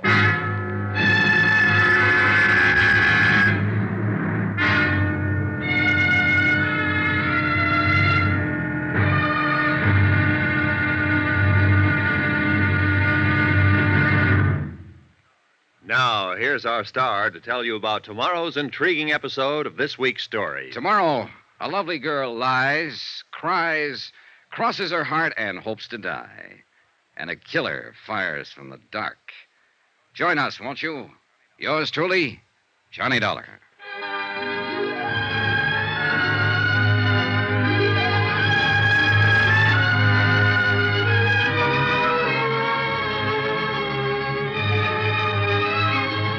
Yours truly, Johnny Dollar, starring Bob Bailey, is transcribed in Hollywood. Written by Les Crutchfield, it is produced and directed by Jack Johnstone. Be sure to join us tomorrow night, same time and station, for the next exciting episode of Yours truly, Johnny Dollar. Roy Rowan speaking.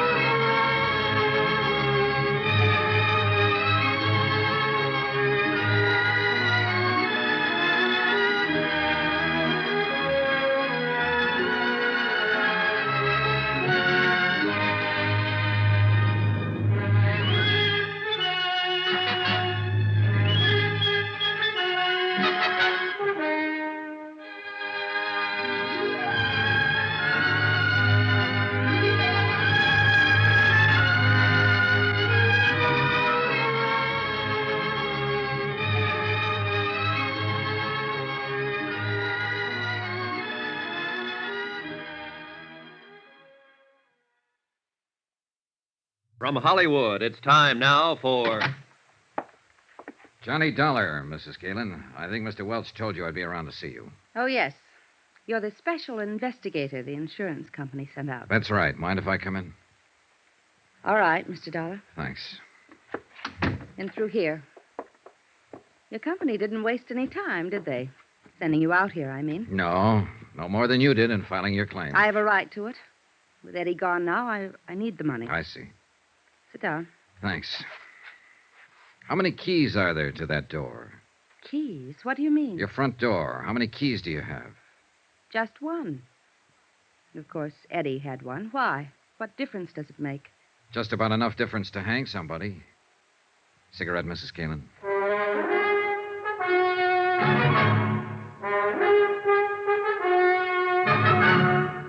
Tonight and every weekday night, Bob Bailey in the transcribed adventures of the man with the action-packed expense account, America's fabulous freelance insurance investigator. Yours truly, Johnny Dollar.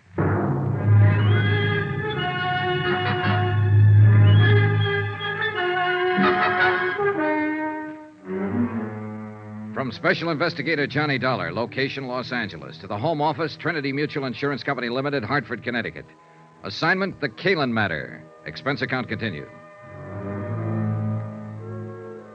That's quite a dramatic statement, Mr. Dollar. Are you prepared to name that somebody who may get hanged? Not at the moment. Could it be that you don't have a name? That's possible, of course. That you're just fishing, so to speak? Bluffing? Now, why would I do that with you?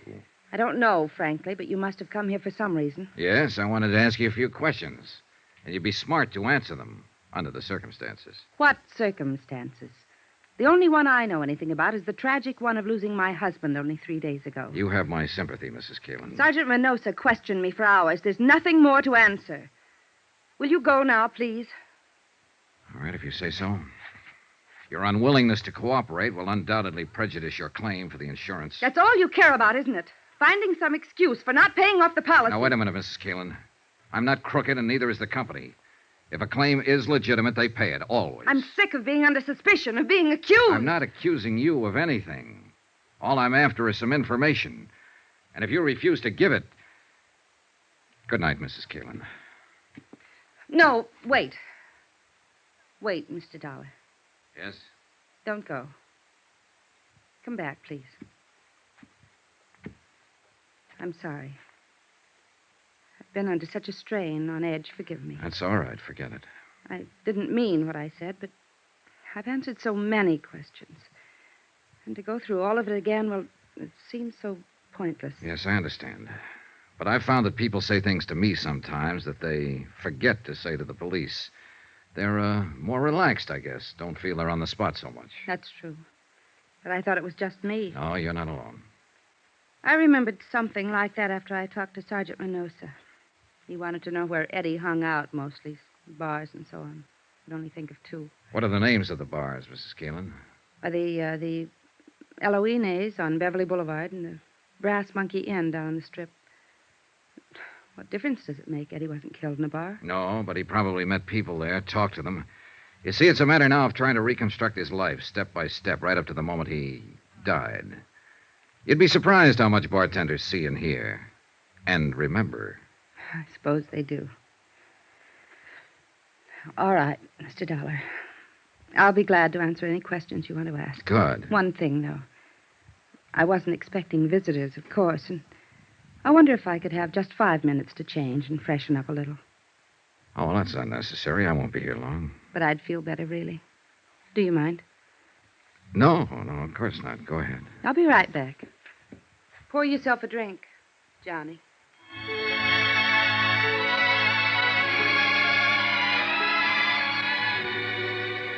I had the drink and waited and got ready to brace myself. I've been through this before. Attack plan number 2, a common garden variety. When you can't beat 'em, join 'em.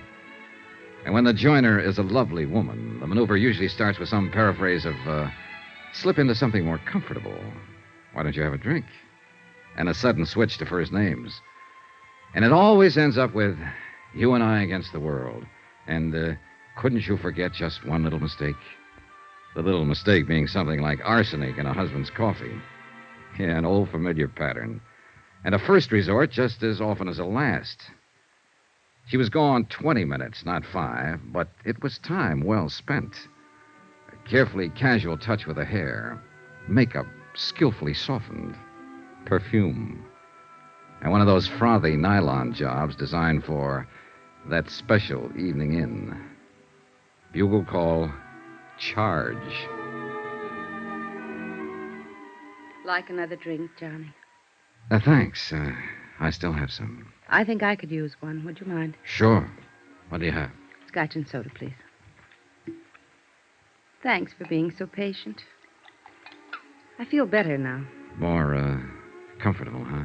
Something like that. Easy on the soda. Right. There you are, Mrs. Keelan. Thanks. Would you do something else for me? Oh, I'd be happy to. But I don't know your first name. Touché. All right. What are your questions? How do you think it happened? I don't know. Not some enemy, because Eddie didn't have any. Just friends. Too many friends. Who are some of them? There's only one who really fits the definition, who's really lasted. His name is Pete Steimer. Pete Steimer. Where can I find him? You can't. Or at least the police haven't been able to. Nobody's seen him since that night. He's had nightclubs off and on, and in between he makes books. What about those other friends, the ones who don't last? They drift in, drift out, depending mostly on whether Eddie had any money at the moment. Of course, there were women. Oh? Showgirls, mostly dancers, strippers, so on. Know any of them? Hardly. Ever hear any of their names? Always made a point not to.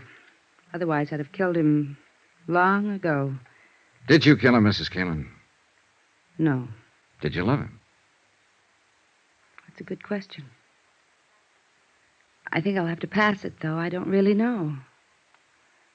I feel all hollow, smashed up inside over what happened.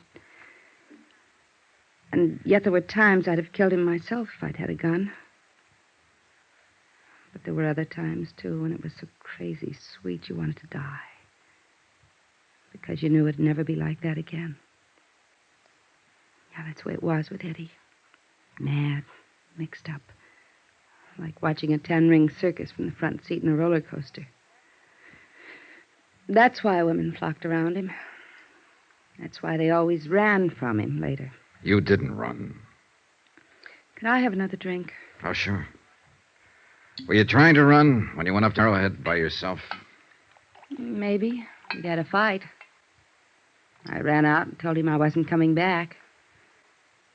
And only 3 days later, over the radio, I heard where he'd been found dead. burned up in his car. Here you go. I guess they call it shock. I still can't really believe it, even though I know it's true. Well, I guess you should know. I understand you're the one who identified the body. I identified a wallet, burned black, a wristwatch, a ring. All of them things I'd bought for him. They told me there wasn't anything that could be called a body. Yeah, well, I'm sorry, Mrs. Kalen. I know this is painful It's for all you. right. Like I said, I can't believe it. Not really. Do you have any other reason for not believing Eddie is really dead? I mean, besides just a feeling. No. No, of course not. What do you mean? What do you mean? Well, it was just a question, that's all. Forget it.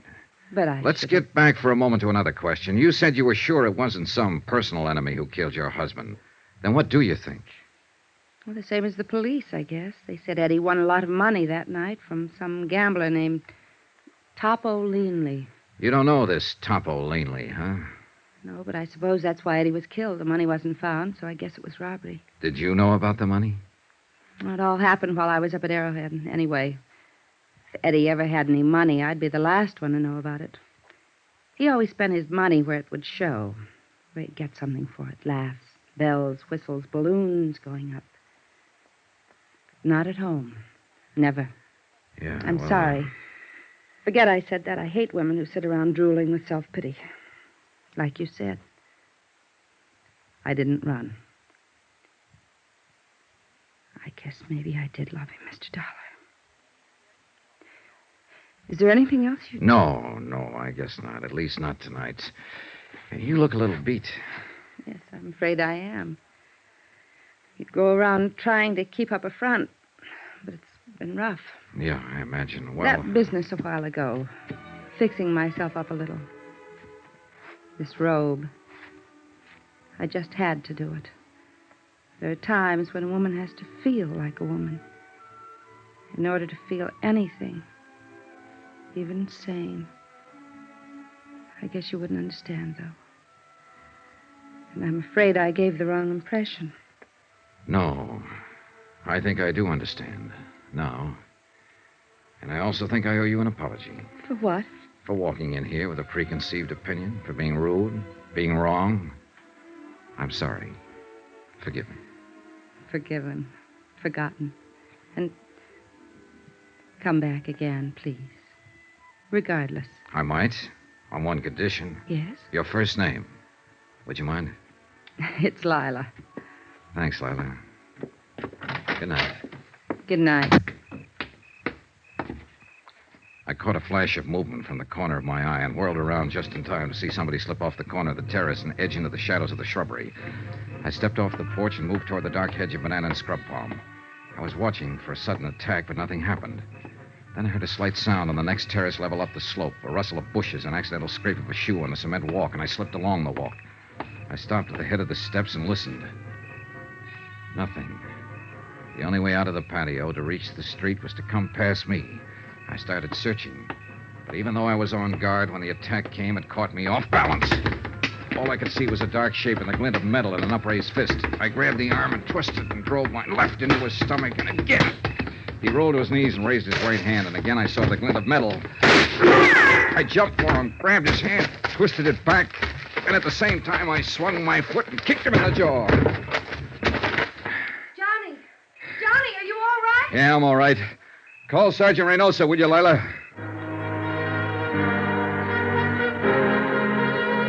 He was out cold. I turned him over on his back and struck a match to get a look at him. He was a big man, stocky, bull-necked, blonde-haired. I slid my hand inside his coat and fished out his wallet and opened it. His name was Topo Leanley.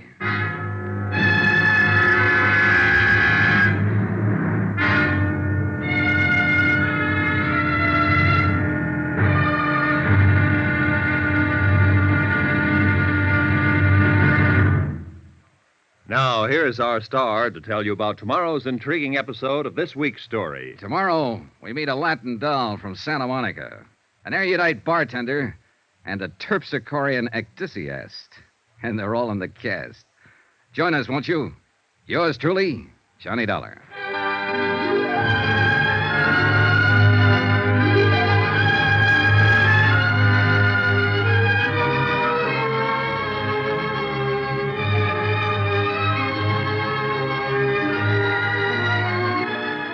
Yours truly, Johnny Dollar, starring Bob Bailey, is transcribed in Hollywood. Written by Les Crutchfield, it is produced and directed by Jack Johnstone. Be sure to join us tomorrow night, same time and station, for the next exciting episode of Yours truly, Johnny Dollar. Roy Rowan speaking.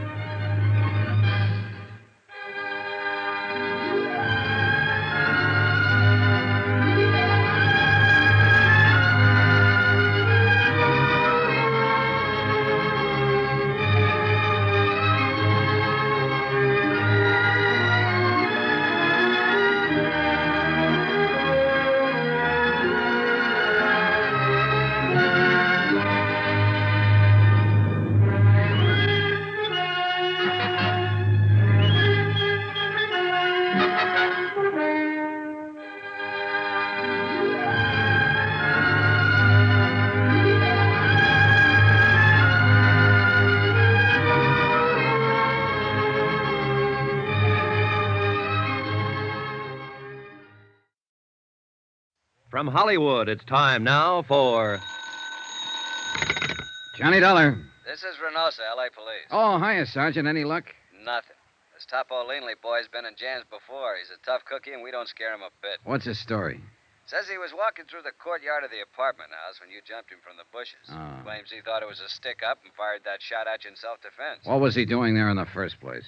Calling on a girlfriend, only she'd given him the wrong address. Sure. Well, we can hold him overnight for carrying a concealed weapon, but that's about all, Johnny. He'll make bail in the morning. Well, fine. Let him. Things aren't adding up, and it's got him worried. He's afraid he's being double-crossed, and he's fighting mad about it. On the loose, maybe he'll be a help to us. How? Maybe he can find Eddie Kalin. What are you talking about? Eddie Kalin's downtown in the morgue on a marble slab. Sergeant, want to bet?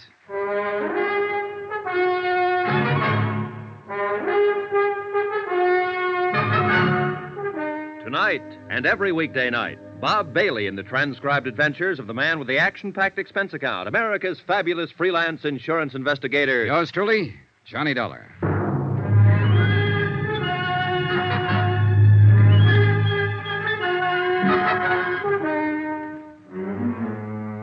From Special Investigator Johnny Dollar, location Los Angeles, to the Home Office, Trinity Mutual Insurance Company Limited, Hartford, Connecticut. Assignment, the Kalin matter. Expense account continued. I was following a hunch, one that had started when Sergeant Reynosa said the police found the door of the Kalin apartment locked on the night of Eddie's death, locked with a key. And now the hunch was stronger. The way Leanley had acted, Topo Leanley, the gambler from whom Eddie had won $60,000 that night. Things like Lila Kalin had said about her husband, they all added up. But it was still only a hunch, not proof. And proof I had to have. And at the moment, the only chance I could see of getting it was to backtrack on Eddie Kalin. His hangouts, his contacts, his missing friend, Pete Steimer, his movements during the hours before his car was found blazing at the bottom of a canyon in Palos Verdes. In a way, what I had to do was bring him back to life. Expense account item 6, $14.10. Transportation 2 and incidentals at a dim little hole-in-the-wall bar out on Santa Monica Boulevard called the Cafe Eloines. It was an out-of-the-way clip joint dedicated to the mood Caribbean, complete with palm fronds, drinks, and coconut shells, and a lovely little hostess with a beautifully developed and well-rounded Latin accent. You would like a nice table, amigo? Oh, this one's fine. But I would like a nice talk. Sit down, honey. Let's get acquainted. Well, maybe for a few minutes. My name is Pepita. Of course. What else? I'm Johnny Dollar. That's a funny name. Oh, I'm a funny guy. Will you buy me a drink? Is that the gimmick here? Gimmick? Well, what do you order? A champagne cocktail? See. For which I pay $2. It's made with 10 cents worth of sauterne. You get a $1 kickback. Isn't that the way it's played? Are you with the Vice Squad? No, forget it. Relax. Hey, look. I'll do better than buy you a drink. What are you doing after you're through here? No dates. When I quit work here, I go straight home, amigo. And I live with my mother. Oh, well, that's a very good arrangement. Cheaper that way for both of you. But here's $10. What I want from you is some information. About a customer who comes in here a lot, or used to anyway. Eddie Kalin. You know him? You are not the police, or you would not give me $10 just for talking. Sure, I know Eddie. What you want to know about him? When did you see him last? On Thursday, the day before he was killed. How did he act? What did he say? Anything out of the ordinary? He said he loved me madly, passionately, devotionally. And if I do not love him too, he will kill himself. Just like ordinary. He was lying, of course. But he always was such exciting to listen. Then he buy me champagne cocktail and borrow from me the money to pay for it. Quite a boy. Que hombre. He was, how you say, he was the most. Yeah. How long was he in here that night? Quien sabe? 1 hour, perhaps? By himself? No. With his amigo, with Pete. Pete Steimer, huh? Si. Have you seen Pete since then? No. I do not think nobody has seen him. What do you think's happened to him? Who knows? Maybe he is too sad for Eddie dying. So he is hide out someplace all by himself. Well, it's a theory. Did Eddie seem worried that night? No. Scared? No, not scared. Nothing special on his mind, apparently. No, just like always. Just like Eddie. You know. No, I never met him. Oh? Then why you ask this question? Oh, just a routine business matter. What about women? Women? Yeah, other girlfriends of Eddie's. And next to you, of course. Oh, next to me. With Eddie, every girl was first. What about the nightclub here? Any of them come in here, work here? Oh, Eddie was too smart for that. In each one place, only one girl. That way, no trouble. Eddie was smart. Yeah, he was the most. See. What about girls in other places around town? Do you know any of them? No, I do not know any, but... But you've heard rumors. Well, there is a place which is called the Brass Monkey. Ah, yeah. They have girls there which, how you say it, they take off some clothes and go jump around with the music. Strippers? Yes, strippers. Well, somebody has always make jokes with me about one of those strippers. They say Eddie has had the big thing with her. They think to make me mad, but there's no difference to me. I know how Eddie is. Do you know the girl's name? The very silly name, which she has make up, is Marty Midnight. Marty Midnight. She has black hair like me, but mine is natural black. Oh, yeah, sure. I figured as much. It's very beautiful. Muchas gracias, Johnny. Well, thanks for some pleasant conversation. You are leaving now? Yeah, why? But maybe you will come back. No? I wasn't planning to. At 1 o'clock, I am through working. If you will come back... No? No. We wouldn't want to worry your poor old mother, would we? Keep her waiting up. What are you talking about? My mother is living in Havana, Cuba. Expense account item 7, $23.40. More transportation and some more of those incidentals. This time at the Brass Monkey Inn. That name had come up twice now. Eddie Kalin's widow had mentioned it first. So I figured I'd better have a look at it. The Yellow Inez had been a fairly quiet place, dimly lighted, with a big play on that mystery of the jungle routine. But the Brass Monkey was a pony of a different tint. At the Brass Monkey, they let down their hair and really lived. The chorus line was on and at it when I arrived, and strangely enough, the girls were all dolls, pert, young, lively, 7 of them from left to right. But not one of the 7 had midnight black hair. I leaned against the service bar and waited for the bartender to come down out of the clouds and notice me, and he finally did. Oh, sorry, Buster. Just couldn't see you for looking at you. Oh, that's all right. Who'd bother with a customer at a time like this? Another art lover. Man, I'll tell you true, there is the cream of the crop. 7 shining sisters. The Pleiades, brother. The absolute up-top zenith of the entire ecclesiastic firmament. What'll you have to drink? Scotch over ice. Checo. I read a lot. That's where I get all them big words. Always try to better myself. Get ahead, man, that's the thing. Yes, so I've heard. So I read all the time, and I got a system, too, a shortcut. You know all them books you see around? You know what they're full of? Well, opinions vary. Words. And you know where they get them? From the dictionary. So I don't mess around. I go right to headquarters. The only book I read is the dictionary. You what? Sure. Read it through twice, and now I'm clear up to J on the third time around. You know what a joss house is? Yeah, it's a Chinese temple. I think I need that drink now. Oh, I'm sorry, Buster. Here you are. Say, you're pretty smart yourself. Oh, I'm a pedant. Pedant. That's with a P. Nah, I won't get to that for another 3 months. That's a buck even for the drink. Here you go. Keep the change. Well, thanks. Hey, this is a 20 you give me. Yeah, I know. Oh, I see. Well, Buster, the answer is no. I can't fix you up with one of the girls. All I want is some information. Like what? Like, where is Marty Midnight this evening? Oh, that I wouldn't know. She hasn't been around since, well, not for the last 4 or 5 nights. Since Eddie Calin was murdered? Is that what you're about to say? Police? Insurance investigator. The company I represent issued a policy on him. Eddie Calin with insurance? Yeah, he took it out about 2 months ago. Who's the beneficiary? His wife. Well, I never met the gal, but I guess she's got something common. She must have took quite a beating off of Eddie. Man, that cat could really operate. So I gather. You happen to know where Marty lives? Nah, she moved a few weeks ago, after she took up with Eddie. I don't even know her real name. Hey, is the manager here? I'm the manager, Buster. I hired him, fired him, and in between, just look at him.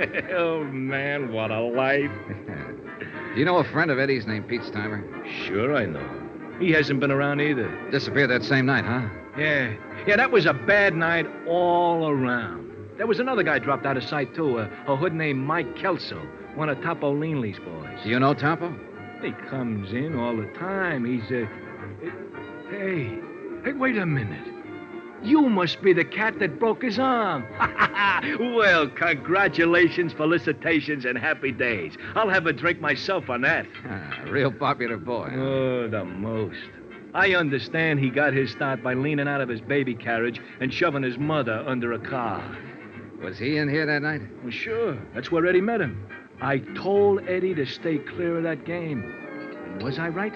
And you think that's why he was killed, for the $60,000 he won that night? Buster, that's the type of question I never answer. And that's exactly why I stay so healthy. Well, you don't have to answer. That's where all the logic points. Eddie met Topo Leanley in here that night and was invited into one of Leanley's big-time poker games. Eddie was lucky, plenty lucky, and Leanley got hit hard. He decided he wouldn't stand still for it, so he and his muscle man, Mike Kelso, went around to Eddie's apartment, beat him up, got the $60,000, took Eddie out to the Palos Verdes Hills, ran him off the cliff, and set fire to his car. Any reason why it couldn't have happened like that? No. But there are a lot of loose ends. Like what has happened to Pete Steimer and Marty Midnight? Scared silly, hiding out. Mike Kelso. Same thing. He's sweating it out, waiting to see which way the wind blows. Or there's whispers around that he double-crossed Topo and ran out with the dough. Could be. But I keep remembering that door. What door? To Eddie's apartment. It was left locked with a key. So what's it got to do with every... Uh-oh, the police. I'm raided again. Hey, Red, dump that water, bar, whiskey down a sink. Jackie, get back there and tell the girls to cover up. Now, take it easy, you cats. Just keep your seats. Everything is copacetic. Relax. It's not a raid. That's Sergeant Reynosa. He's handling the Calin case. Buster, a cop's a cop no matter what he's handling. Now, shake it up, Red. Turn on that water in the sink and dump it all in. What the devil are you doing here, Johnny? Having a drink? What's up, Sergeant? I'm looking for a girl who's supposed to work here named Marty Midnight. So am I. What's your reason? Suspicion of murder. What? The guy was killed in her apartment about an hour ago. The neighbors heard the shots. And it's real crazy, Johnny. It just can't be, but it is. We got a fast check on the fingerprints. You know who the guy was? Sure. It was Eddie Calin.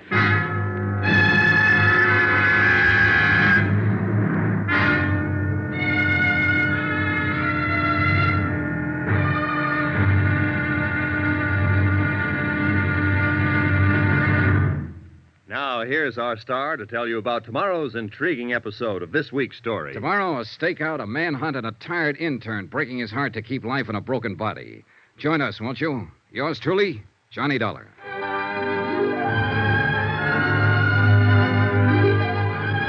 Yours truly, Johnny Dollar, starring Bob Bailey, is transcribed in Hollywood.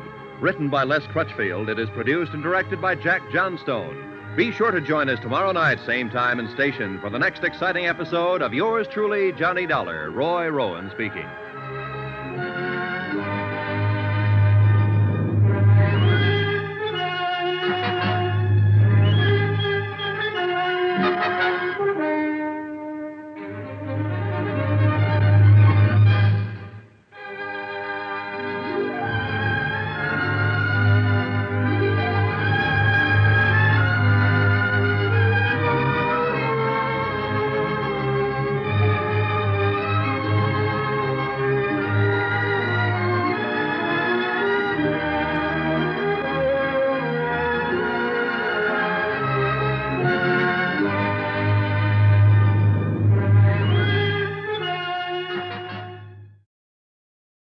From Hollywood, it's time now for Johnny Dollar. Johnny? Well, that's strange. Is this Mrs. Kalen? Lila? Yes, someone from the police department asked me to call Sergeant Reynosa at this number, but I didn't... Yeah, Reynosa was trying to reach you, but your phone didn't answer. Well, I was just letting it ring. I was trying to get some sleep. Then the officer came by. Where are you, Johnny? What's happened? We're at the apartment of a girl named Marty Midnight. Ever hear of her?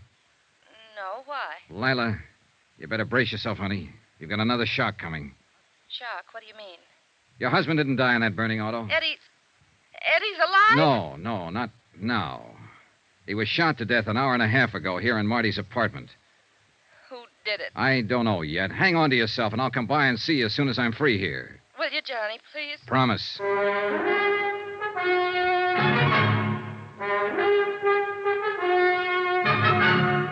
Tonight and every weekday night, Bob Bailey in the transcribed adventures of the man with the action-packed expense account, America's fabulous freelance insurance investigator. Yours truly, Johnny Dollar.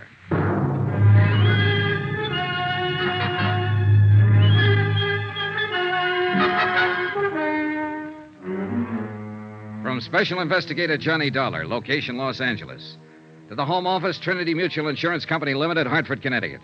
Assignment, the Kalen matter. Expense account continued.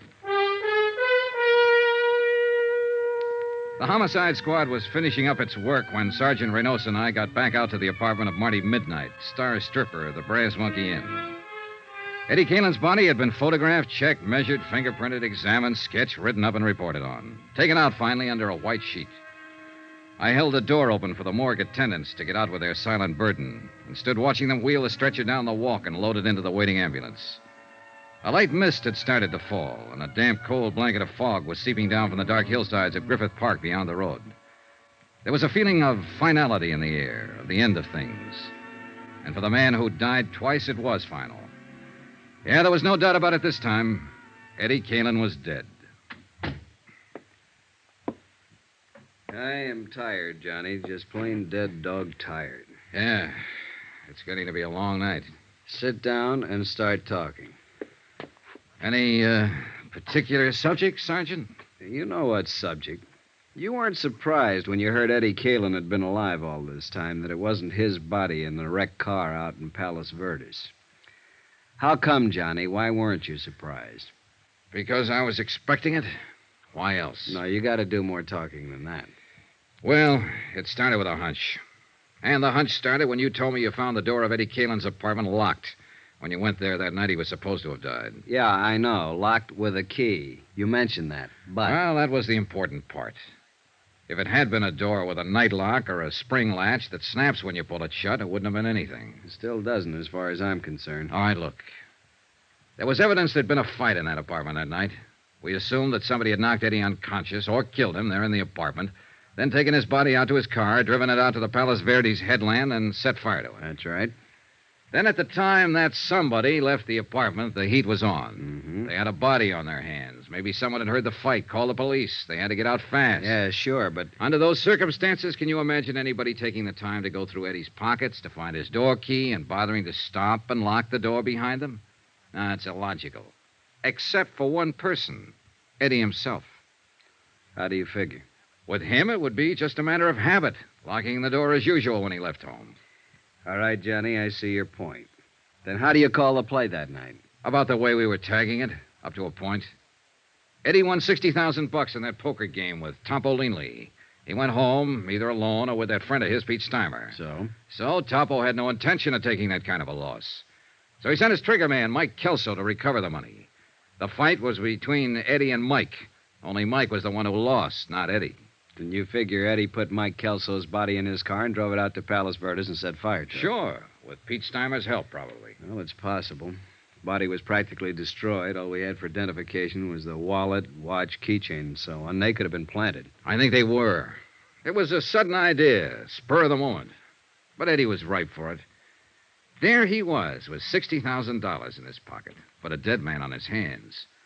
And as far as his wife was concerned, I think the chance of shaking her and not sharing the money was just an added inducement. So he and Pete arranged for the body to be identified as his, and Eddie just disappeared. And holed up here in his girlfriend's apartment. Why not? He and Pete both. Apparently, the three of them were planning to jump the country, judging by that forged birth certificate you found in there on the breakfast table. Only it didn't work out that way. Well, Eddie's dead. Really dead now. Pete and Marty have disappeared again, and the 60 grand is missing. Find them, and you find the money. Johnny, it sounds like the same old story. Big money, big temptation, and a falling out among friends. That's the most likely. Of course, there is one other possibility. What's that? Topo Leanley. Was he out? Yeah. How come? It's a rough combination, Johnny. Good lawyer on his side and a poor case on ours. He was sprung 2 hours before the neighbors reported the shooting here, the anonymous neighbor. Well, it could be, then. But I'm still betting it was Pete Steimer or Marty Midnight. I'm not betting anything anymore. The way things stand now, it's anybody's guess. His own gun, no prints on it. You pays your nickel and you takes your choice. Well, at least the field narrows down. Well, seems like we got a visitor. Probably one of the uniformed boys on duty outside. Yes? The policeman outside say for me to come to you. I am Jeannette Dubois. Oh? Well, what can I do for you? I am the person who reports the shooting on the telephone. Come on in. Merci, monsieur. How come you refused to give your name when you phoned the police? You are Captain? Sergeant Reynosa. This is Johnny Dollar, Miss Dubois. Oh, he is also police? He's working with us on this. Now, why wouldn't you give your name when you reported the shooting? I am very sorry, monsieur.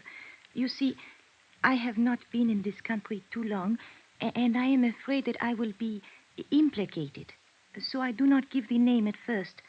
But finally, I think it over, and I call my friend the consul, and he say I must come to you immediately. And he's right. So you heard the shooting, huh? Oui, monsieur. I was walking past in front. I live 3 places down from here. All of a sudden, there is bang, bang, bang, and I am scared to pieces. I can imagine. Then the door of this place is slam open very quick, and I jump in the shadow behind a bush. A girl start to come out, and then she stop in the door. What did she look like, Miss Dubois? Well, it is too dark for telling good, but I have seen her before. I know from her hair. Very long, black. Marty Midnight. Was that the one, the girl who lives here? Oui, monsieur. I did not know her name. All right, what happened then? She stand in the door for a second. She is wearing a how you say it, a white raincoat. She is holding something in her hand. This thing she wipes with the raincoat all over. Then she throws it back into the room. Was it a gun? I think so. Then she pulls the door shut and runs down the street. I am too scared to think what to do for a minute. Then I hurry home very fast, and I telephone to the police. You didn't see anybody else around the place or in the street out in front? No, Monsieur Dollar. I watch from my window until the police have come. Nobody else has come out or go in. I see. Well, Sergeant? She won't get far. Girl with her looks draws too much attention. We'll pick her up before morning. Thank you for your information, Miss Dubois. In view of your cooperation now, I think we can forget about you not telling us all this sooner. Does that mean I can go now? Yes, just leave your name and address with the officer outside. Oh, merci, monsieur. Au revoir. It kind of surprises me. I could figure the two of them together ganging up on Eddie. But apparently it was just Marty Midnight, all on her own. Been done before, Johnny. They're not the weaker sex, no matter what the book says. I know. But the fact never fails to amaze me. It shouldn't. You must have been on some of the same kind of cases. The devil. Come on! The patrolman stationed at the back entrance of the apartment house told us what had happened. He'd surprised somebody, a man, he thought, lurking in the bushes beside the house. The prowler fired a shot and ran. He paid no attention to the order to halt. The patrolman had fired twice, missed. The fugitive had escaped into the dense underbrush of Griffith Park just across the street. Sergeant Reynosa spotted men quickly along the edge of the brush, set up a portable spotlight from the squad car, sent his other car up an access road to block off the ridgeline, radioed for reinforcements. Within 5 minutes, a 15-acre area of the slope was surrounded and blocked off. Well, what do you say, Johnny? Shall we go in after him? Yeah, looks like we'll have to. He seems to be the shy type. Call it. Who do you think? I'm putting my money on Topolini. Good bet. Let's go. Keep that crowd back out of the way. All right, get back. Couldn't be any darker in here. Oh, weather. Hey, shoot your flash over there toward the right. No, it's an old stump. All right, we've got you surrounded. You better come out with your hands up. If you try to resist, you'll only make it tougher on yourself. You hear something, then? No. It was over to the left, I think. Let's take a look. Watch yourself, Johnny. He's thrown lead once already. Yeah. There. Back of that tree. Hold your flash steady. There. I see. Come out with your hands up. It's your last chance. I'm warning you. You got no choice, Johnny. He's down. Come on, Sergeant.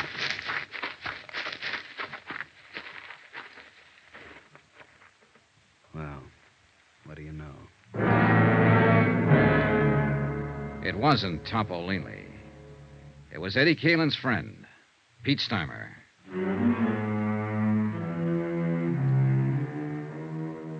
Expense account item 9, $1 for a newspaper, 2 packs of cigarettes, and a cardboard carton of hot coffee purchased from an all-night diner across the street from the Queen of the Angels Hospital. I took them up to the police emergency ward, room 612, pulled a chair up in front of the window, and sat down to wait. Pete Steimer was still unconscious. Still hadn't been able to speak a word since he dropped to the ground with Sergeant Reynosa's bullet in his chest. So I waited. Outside, the cold mist was still coming down steadily. The night was pretty far gone. It was less than 3 hours before dawn. A nurse sat silently beside the bed. The only sound in the room was the hoarse, slow breathing of the wounded man.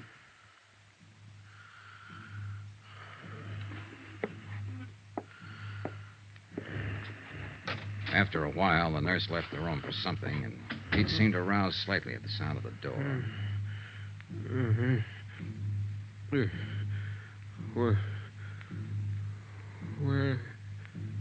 Where am I? Take it easy, Pete.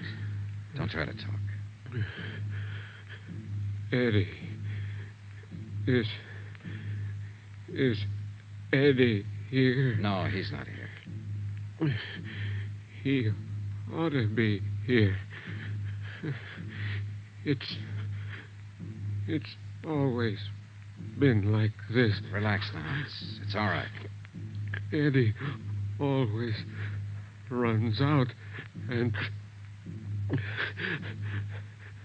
leaves somebody else to Easy now, easy. Somebody else to face the music. Pete?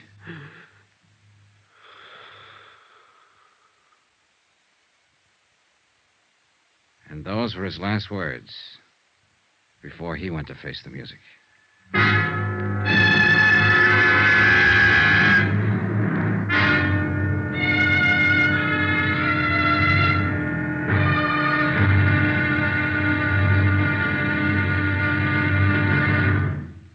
Now, here's our star to tell you about the final intriguing episode of this week's story. Tomorrow, a quarry run to earth, a strange alibi, and a shocking twist at the wind-up.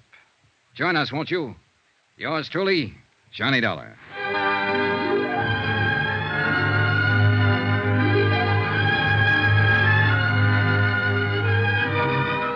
Yours truly, Johnny Dollar, starring Bob Bailey, is transcribed in Hollywood. Written by Les Crutchfield, it is produced and directed by Jack Johnstone. Be sure to join us tomorrow night, same time and station, for the next exciting episode of Yours truly, Johnny Dollar. Roy Rowan speaking.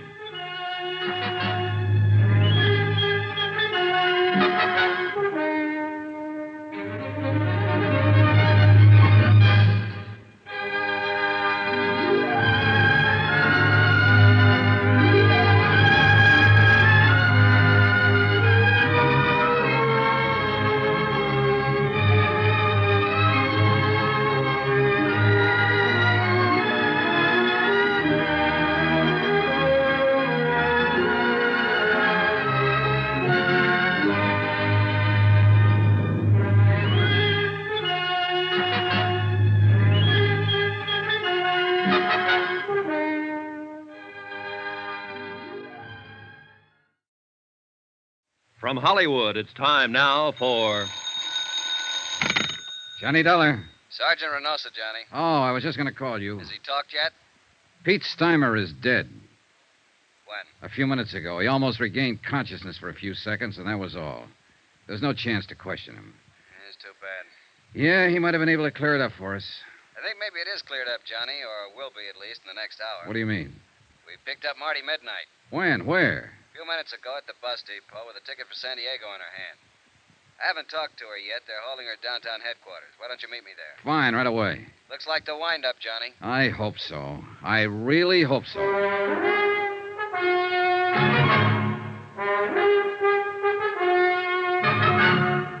Tonight and every weekday night, Bob Bailey in the transcribed adventures of the man with the action-packed expense account, America's fabulous freelance insurance investigator. Yours truly, Johnny Dollar.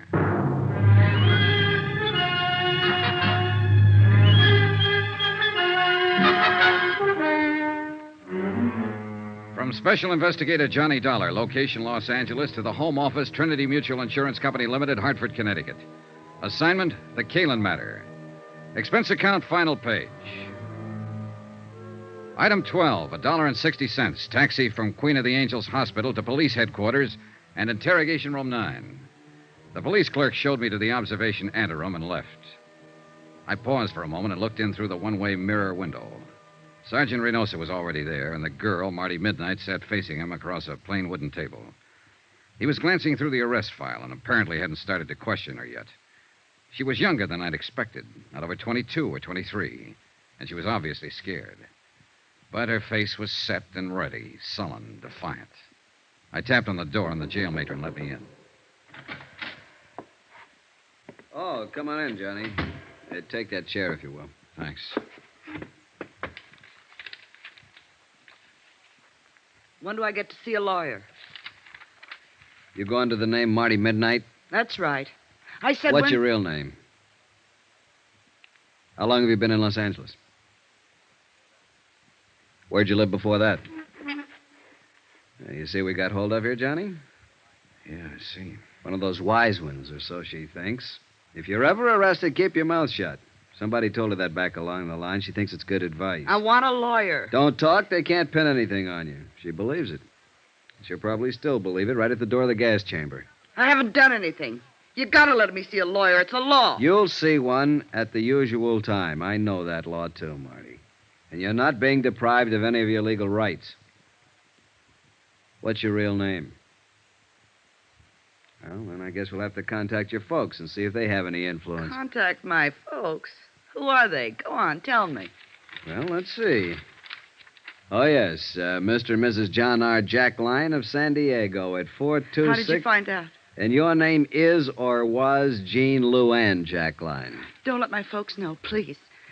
I'll talk, Sergeant. I'll answer anything you want to know. If you just won't use my real name.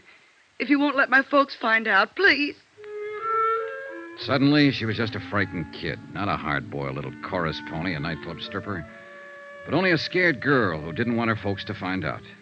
She kept her head down, and she answered Reynosa's questions, her eyes lowered like a repentant school kid who'd been caught playing hooky. Then I remembered. The charge here was murder. Did you know that Eddie Kalen was married when you started going around with him? Not at first. And later you found out, but you kept on going with him. Well, he said he was getting a divorce. He said he'd been trying to get free of his wife for 6 months, but she wouldn't let him. Did you believe that? Well, yes.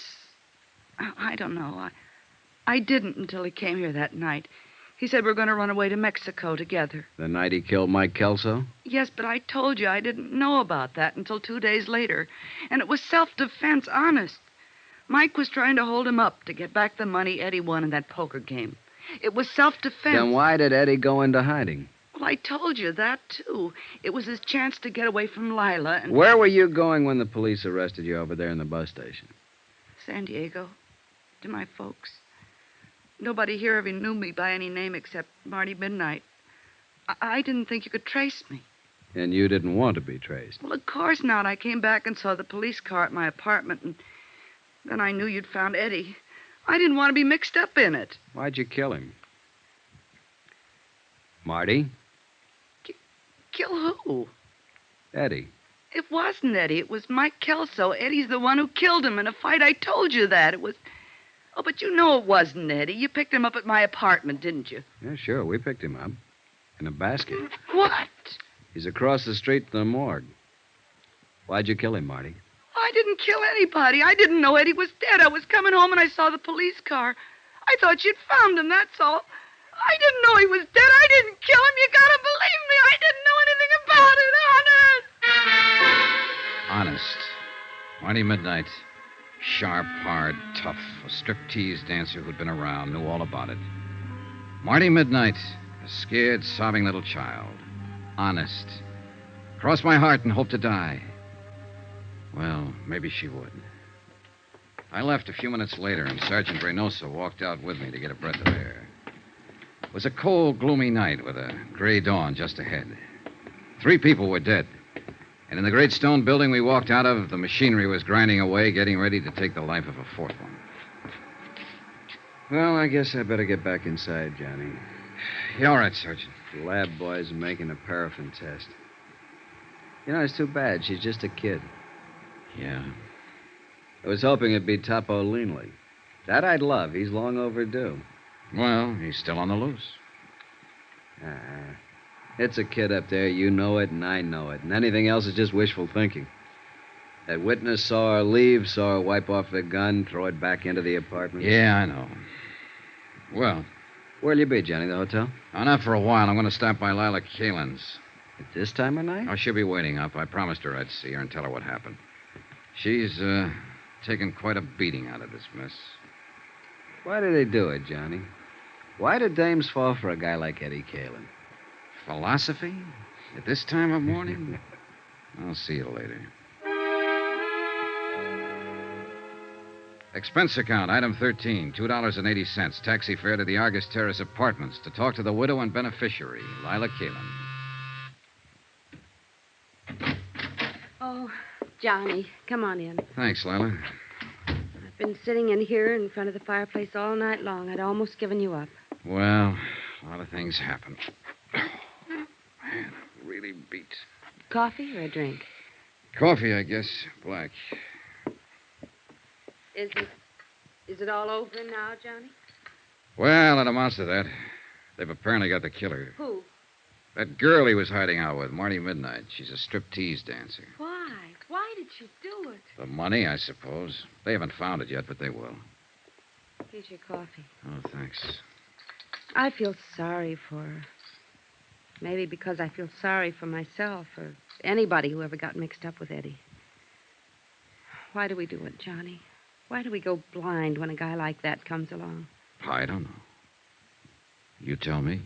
I wish I knew. Maybe a girl I met yesterday evening had it tagged. She said she knew Eddie was always lying. But he made it sound so exciting. He did. I had 4 years of it. Never knowing when he'd walk out and not come back. Never knowing who he was with. Knowing only one thing for sure. That he was lying to me every hour of the day. Now that it's over, I wonder why I went through with it. But he did make it sound exciting. Well, the best thing you can do, Lila, as soon as it's cleared up. Who can that be? This Oh, it time? might be Sergeant Reynoso. I told him I'd be here. Hello? Oh, yes, just a moment. You were right. Thanks. Yeah. Hold on to your hat, Johnny. It's wide open again. What do you mean? That paraffin test, negative. What? Marty Midnight hasn't fired a gun in the last 2 days. She was telling the truth, witness or no witness. So it looks like Topo Leanley's the boy. Sergeant, wait. Huh? What was Marty wearing when they picked her up at the bus depot? Why, well, the same thing she was when you saw her. Skirt and sweater. Did she have a coat on? A short jacket. What are you getting at? Hey, Johnny, you still there? Sorry, I was thinking. And it figures. Sergeant, can you come out here right away? To Lila's place? Why? It's important. Believe me. All right, Johnny, right away. What was it, Johnny? Lila with the coal black hair. It's beautiful. Well, thank you, Johnny. Pepita has black hair, too. And Marty Midnight. Eddie only liked dark-haired girls. But Marty didn't have a white raincoat. I'll bet you do, though. What? Where is it? Here in the closet? Johnny, Uh-huh. what's this all about?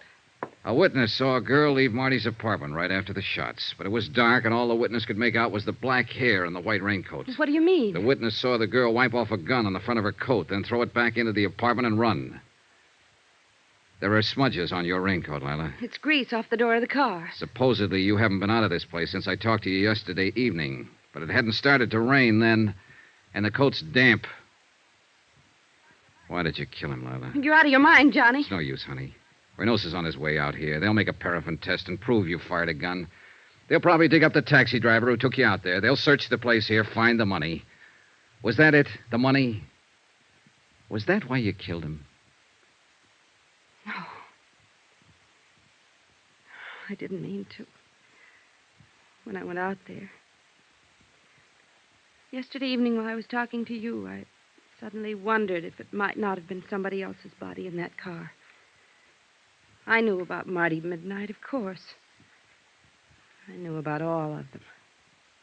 After you'd gone, I went out there. Waited until I saw Pete Steimer leave. Finally, Marty. And I forced my way in. So? And Eddie was furious. We argued and fought. Eddie drew a gun on me. He threatened me. We struggled. So that's going to be your pitch, huh? A plea of self-defense. That's it, Johnny. Self-defense. Well, good luck. You'll need it.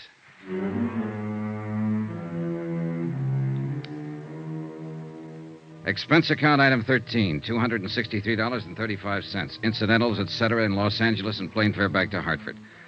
Expense account total, $596.85. End of expense account. End of report. Remarks? So the question still stands. Why do they do it? Why do girls go blind when the Eddie Kalins walk in? You might ask a stripteaser down in San Diego. But don't look for her under the name of Marty Midnight. She's Jean Luann Jackline now, a quiet kid. Lives at home with her folks. Yours truly, Johnny Dollar.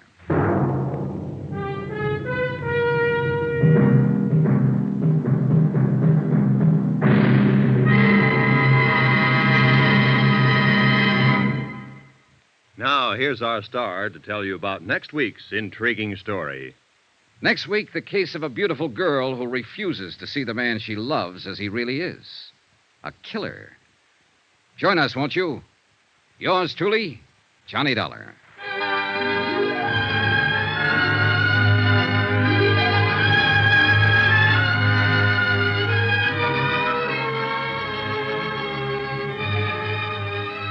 Yours truly, Johnny Dollar, starring Bob Bailey, is transcribed in Hollywood. Written by Les Crutchfield, it is produced and directed by Jack Johnstone.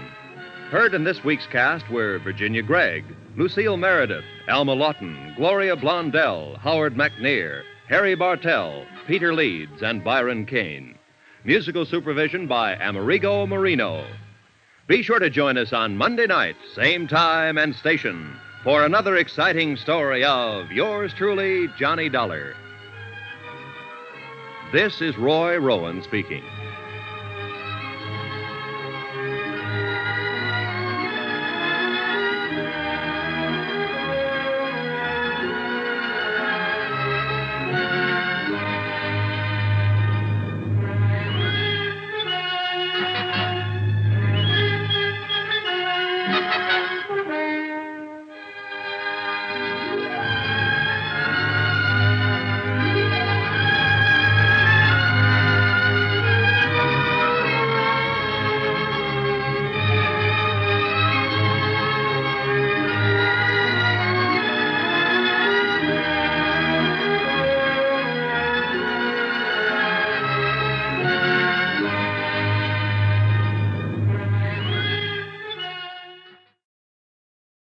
From Hollywood, it's time now for Johnny Dollar. This is Orrin Vance. Orrin Vance? Yeah, you sent me up to Ossining 7 years ago, you remember? Huh? Oh, yes, I think I do. You know, I thought a lot about coming out and killing you, Dollar. Mm-hmm. But instead, I'm going to do you a favor. Yeah? Yeah. I think maybe you and I can work out something. You know, this sounds like double talk to me. Don't you give me any routine, Dollar. I heard 'em all. I'm calling you with information about the Todd case. Todd? I don't remember. Well, look it up. It cost your company $75,000. Hey. Hello? Vance?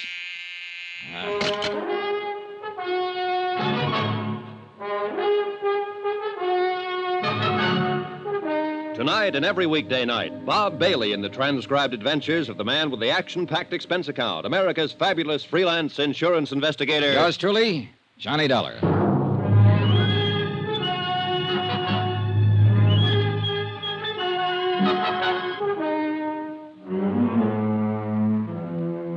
Expense account submitted by Special Investigator Johnny Dollar to Four State Insurance Company, Wilmington, Delaware. Attention, Mr. Don Freed, Chief Investigator, Claims Division. Since your office authorized me to conduct certain inquiries based on new information supplied by Orrin Vance, I am billing you accordingly. The following is an accounting of expenditures during my investigation of the Todd matter. Expense account item 1, $1.85. One phone call to Don Freed in Wilmington, Delaware to discuss the burglary that had occurred 6 months before in the Long Island home of Norman Todd. The case was a complete stalemate. The police and the insurance investigators had been unable to locate the thieves or trace any of the loot, which included jewelry, silver, and wearing apparel that had been taken from the residence. I requested Don to forward whatever details they had, along with an accurate list of the stolen items and complete descriptions.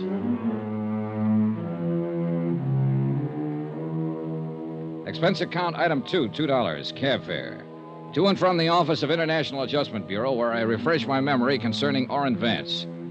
A good look at the files, and I remembered him well.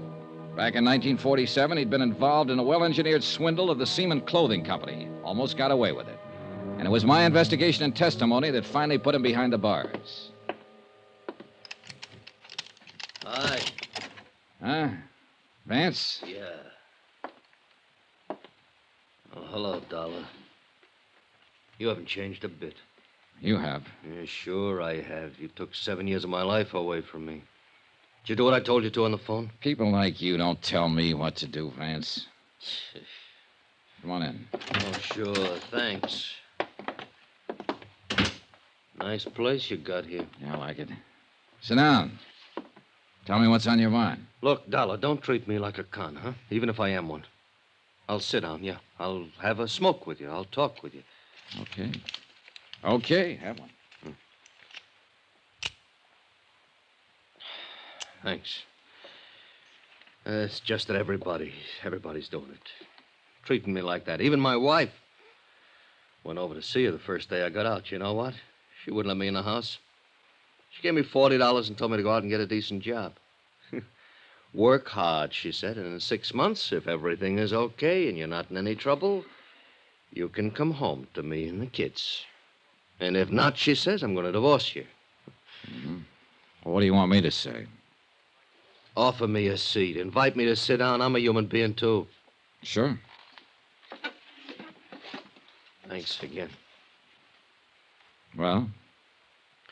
Well, I thought about it a lot. You know, if you hadn't been out to get me 8 years ago, I might have had you over to dinner. Maybe we could have been friends. Yeah, maybe. Now, what's this all about, Vance? Okay. I can't get a job. I'll have to go in business for myself. I need a stake. That's why I called you. Go on. Now, did you do like I asked you to? Look up the Todd case? I called Wilmington about it. There's nothing new happening. I'm happening. That's something new. And I can help. For a price. All right, go on. But I want my name out of the picture. Could you fix that? Probably. But I'd have to talk to the police sooner or later. All I'm asking is your promise to keep my name out of it. Otherwise, it's no go. Well, tell me something about it before I make any promises, Vance. Fair enough. You got a list of the stolen items? Not yet. Won't be here until tomorrow. Now, when it gets here, you'll find there was a mink coat in that lot. I think most of it was jewelry, but it was a mink coat, labeled from Zellerback Furs in New York. And the inside lining carried this serial number, 27356. All right. Take it easy, Vance. Expense account item 3, $2.50. Another long-distance phone call to Wilmington and Don Freed, who verified that the serial numbers furnished by Orrin Vance fitted those in the stolen mink coat. I explained how I'd come about the information at hand, leaving out any mention of names. Freed talked with his boss and phoned me back a half an hour later. You can go ahead and work on it, Dollar. There's a $5,000 reward posted. 5,000. We'll split it between you and your friend if anything worthwhile turns up. Okay? Suppose it's nothing. Okay. Swindle sheet 2. Ah, right. Okay, Vance. You're in business. How does it work? You tell me where the code is and who has it, and I'll handle it from there. If it turns out to be anything, you'll get paid for it. All I've had so far is talk. I'll tell you where the code is and who has it. But before I do that, you give me a check. What? A check for $2,500. You date it 2 days from now. That'll give you a chance to look into it and see if I know what I'm talking about. And you can stop payment any time within 2 days if my tip doesn't work out. Mm-hmm. On the other hand, I'll have the check and bye-bye. Where to? Homewood, Indiana. My plane leaves in an hour. I may want you around for some questions. No, I'll give you the tip. That's all. You ask somebody else the questions. Well? Okay. What's the matter? You afraid? Sure. Haven't you noticed? I'm a stool pitcher.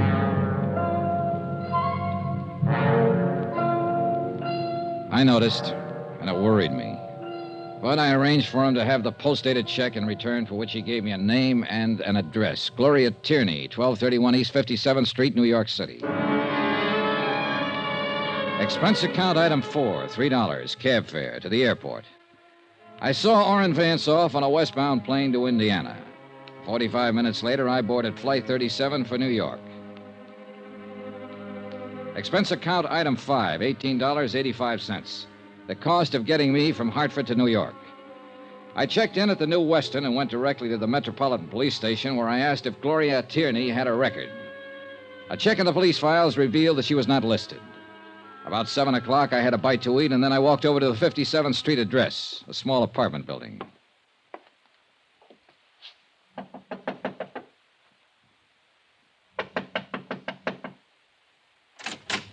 Yes? Hello. I'm looking for Gloria Tierney. Oh, you have the wrong apartments right across the hall. I was over there. No one answered. Well, she must be out. I'm the manager here. Would you like to leave your name? I'm Johnny Dollar, but I wonder if you could tell me where to find her. No, I can't, but I'll be glad to give her your name and ask her to call you. Well, that sounds fair enough.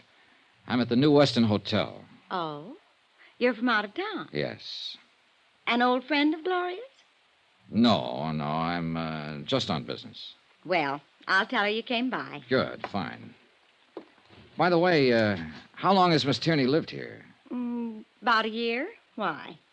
Oh, just wondered, thank you. Johnny Dollar, New Weston Hotel? Uh-huh, that's right. Wait a minute. Here, take my card.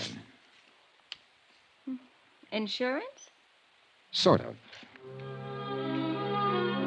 The apartment house manager, it said Ethel Stromberg on the mailbox, smiled politely and closed the door. I went outside the building and took a plant across the street. I waited around for about 3 hours and saw no one go in or out of the building. I went back to my hotel. About midnight, the phone rang. Johnny Dollar. Hello, Mr. Dollar, please. Hi, Mr. Dollar. You left word for me. I'm Gloria Tierney. Oh, yes, Miss Tierney. I intend to leave town, possibly in the morning, so I thought I'd better call you tonight. I hope it isn't too late. Not at all, Miss Tierney. What's it all about, Mr. Dollar? I'm an insurance investigator. I'd rather tell you about it in person. As I said, I expect to leave town tomorrow.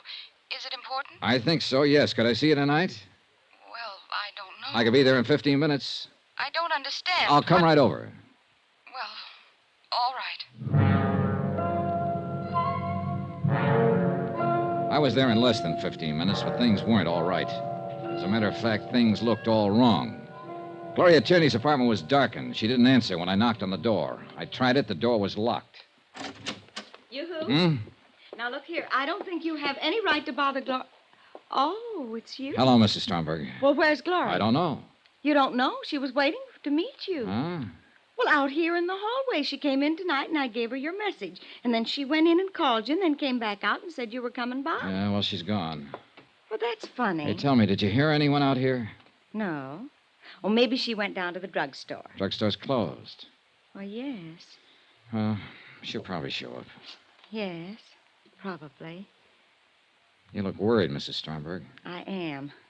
Gloria didn't seem like herself when she came in. Oh, what do you mean? Well, she was nervous and upset. I think she'd been crying. I don't know. Uh-huh. Oh, I hope she's all right. Yeah, so do I. You're sure she isn't outside waiting for you? No, I didn't see any. Well, I'll look again. Do you see her? Not a soul. Had she been drinking? No, of course not. What was she wearing, Mrs. Stromberg? Oh, she had her coat on. Her mink coat? Yes. Well, how'd you know about her mink coat? A friend of mine. I'll take a look around out here. All right. Oh, wait a minute. I'll come with you. You know, of course, she might have Hey, got... wait a second. Look, is that Gloria? Why, yes, I think so. Something's wrong with her. Yes. The girl crossing the street in the mink coat weaved slightly from side to side. As I got close to her, I could see she was a pretty girl in her late 20s, blonde hair, dark eyes. She hardly looked up as I came up to her, just stopped and stood there, weaving slightly. Miss Tierney? Yes. Yes. Well, can I help you? I'm Johnny Dollar. Please. Oh, come on, we better go inside. Yes. What is it? He struck me. He what? He struck me. And I... Oh, Mr. Dollar. Here, come on. Careful now. Sure. Oh, Easy. Easy now. thank you. Thank you very much. You okay? Yes. Look out, that car! What? That car! No! All 3 slugs had hit her, and she fell back into my arms.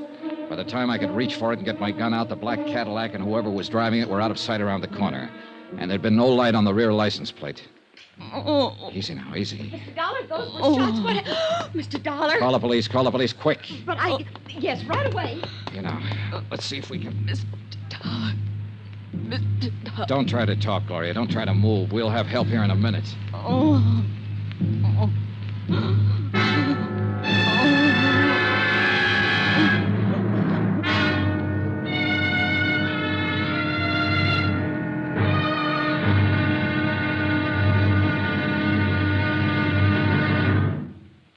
There'll be another intriguing episode in our story of the Todd matter tomorrow. Tomorrow, the same old business of murder, but with a brand new twist. Join us, won't you? Yours truly, Johnny Dollar.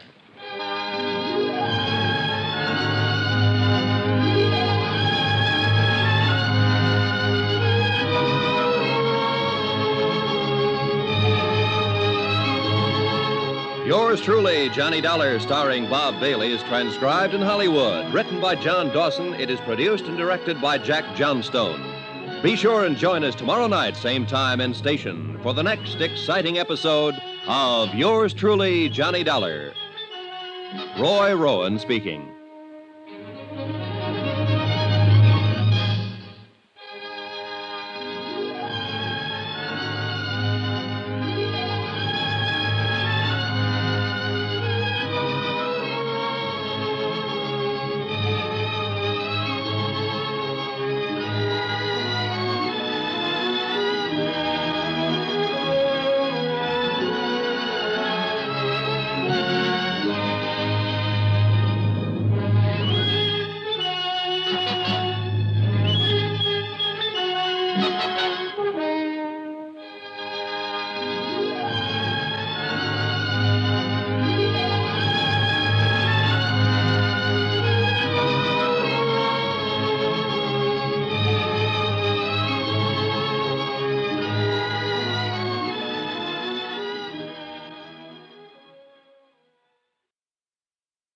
From Hollywood, it's time now for Johnny Dollar. Dan Mapes, New York Police Department, Mr. Dollar. Oh, hi. I just went over your statement to the officers who went to the scene of the shooting. Pretty rough business. Yeah. How's the girl? She hasn't regained consciousness. We've got to get on with this, Dollar. There's some questions I want to ask you. Sure. Glad to do what I can. Where can I meet you? What's the matter with right here at headquarters? Okay. Say in about an hour? Make it a half an hour. I said I want to get on with the case. Room 212, Sergeant Daniel Mapes. Okay, Sergeant. I'll be there.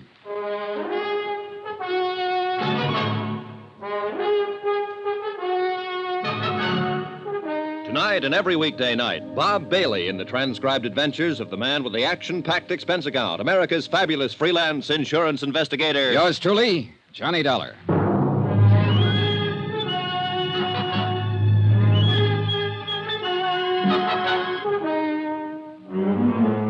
Expense account submitted by Special Investigator Johnny Dollar to Four State Insurance Company, Wilmington, Delaware. The following is an accounting of expenditures during my investigation of the Todd matter, a burglary that occurred 6 months ago, but the murder try occurred only a few hours ago. Expense account item 6, $16.40. One telegram. From me to Chief Investigator Don Freed, Four State Insurance. I explained events up to date and requested that Freed contact their New York office and employ counsel for me in the event the New York police chose to hold me as a material witness in the shooting of Gloria Tierney. We aren't going to hold you. Why should we? I don't know. Why should you? Sit down. Take it easy. Okay, thanks. So, you're a freelance insurance investigator. Yeah, that's right. Working for Four State out of Wilmington, huh? That's right. Okay. Suppose you give it to me. Well, you got it right in front of you there in that report. I told it to the investigating officers right after the shooting last night. Now you tell it to me.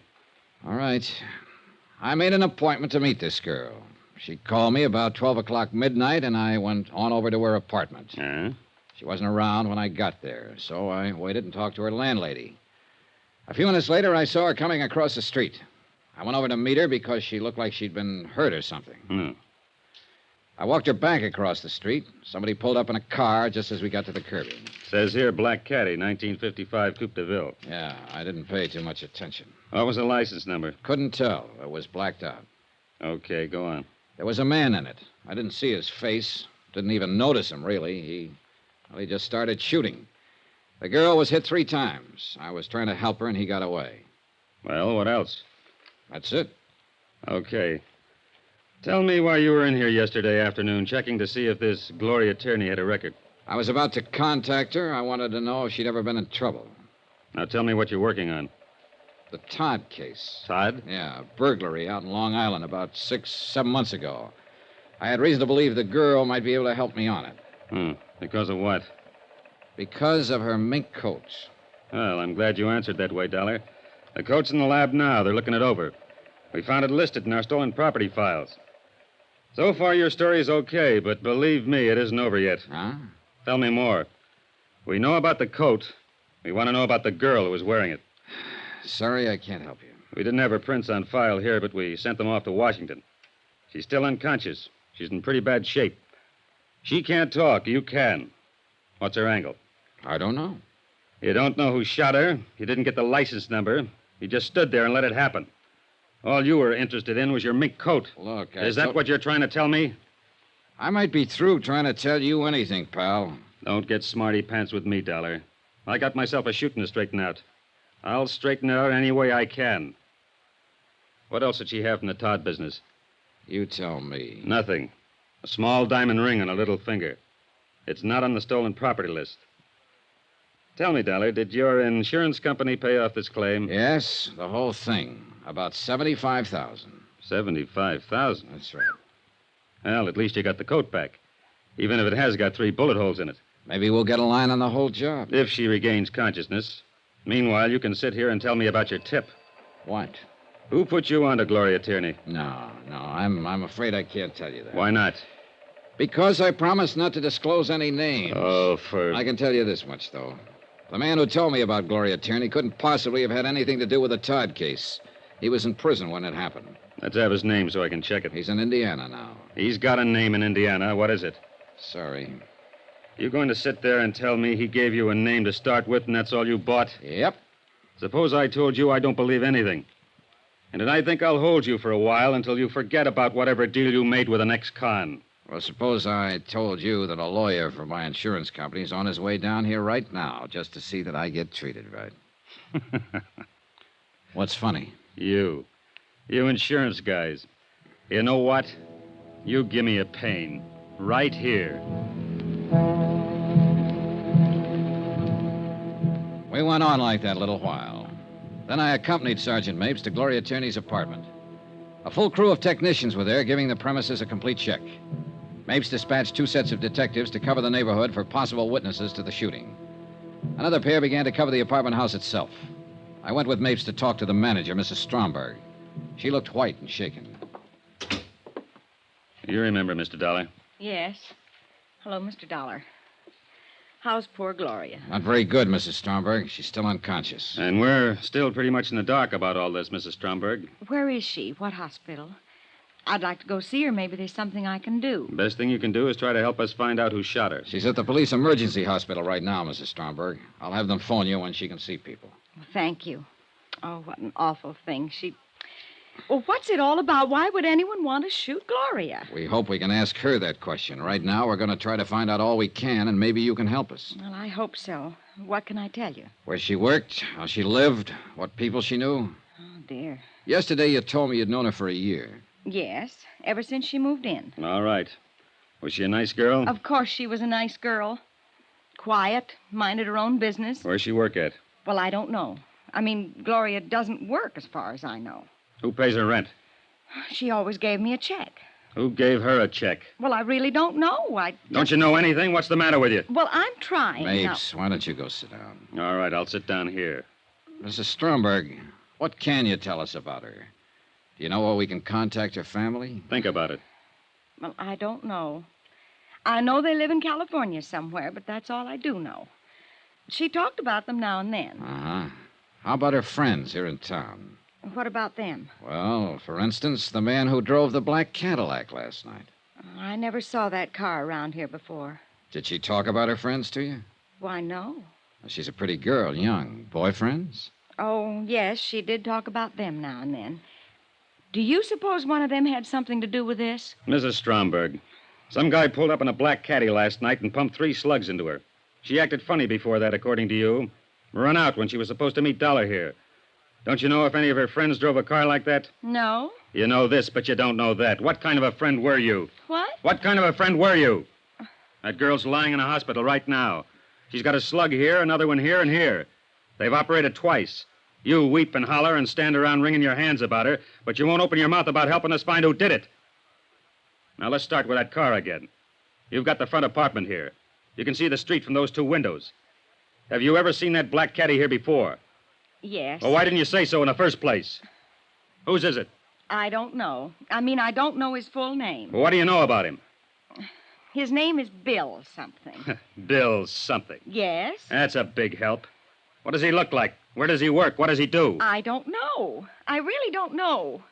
She never introduced me to him, but she talked about him. She'd say, Bill's coming by tonight, or Bill did this, or Bill did that, but she never mentioned his last name. But he drove the caddy. Yes.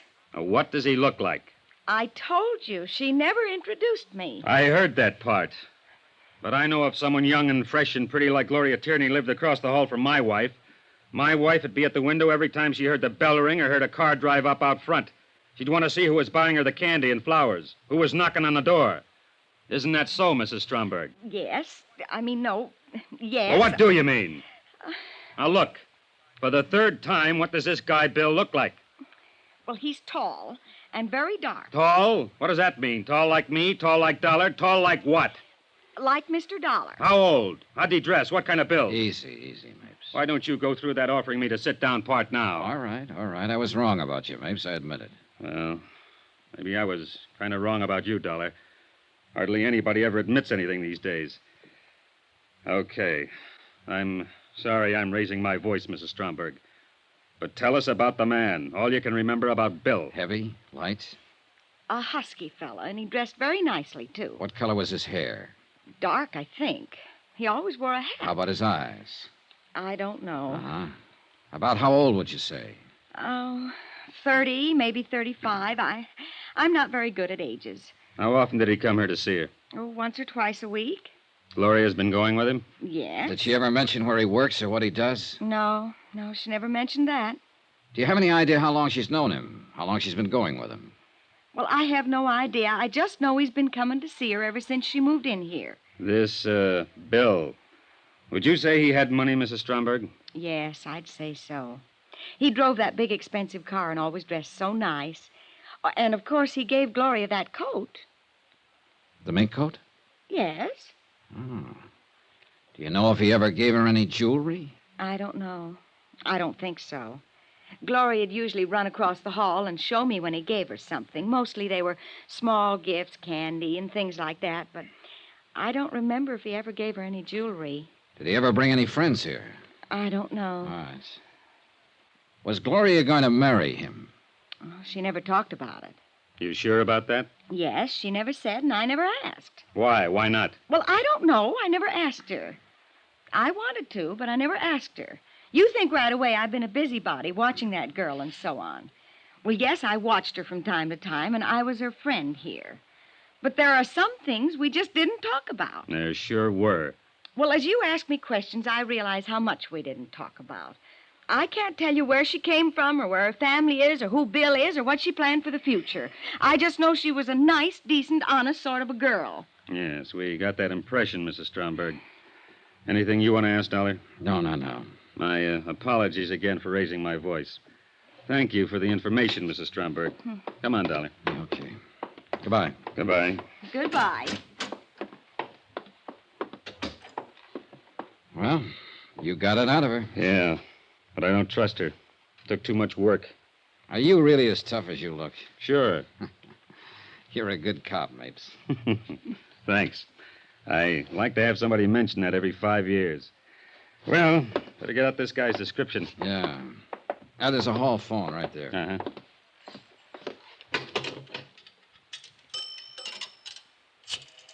Well, we sure haven't got much to go on. Communications, please. Yes, Dan Mapes. I want an APB out on... What?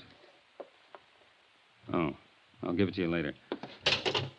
Johnny, the hospital phoned in 2 minutes ago. Gloria.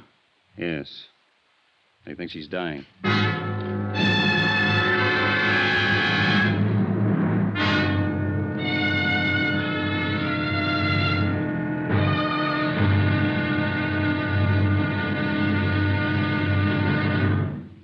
There'll be another intriguing episode in our story of the Todd matter tomorrow. Tomorrow, I take some lessons from a good policeman on how to find out what has to be found out. Join us, won't you? Yours truly, Johnny Dollar.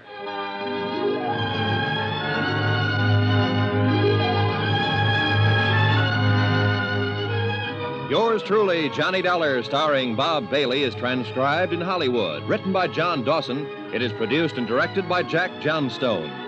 Be sure and join us tomorrow night, same time and station, for the next exciting episode of Yours truly, Johnny Dollar. Roy Rowan speaking.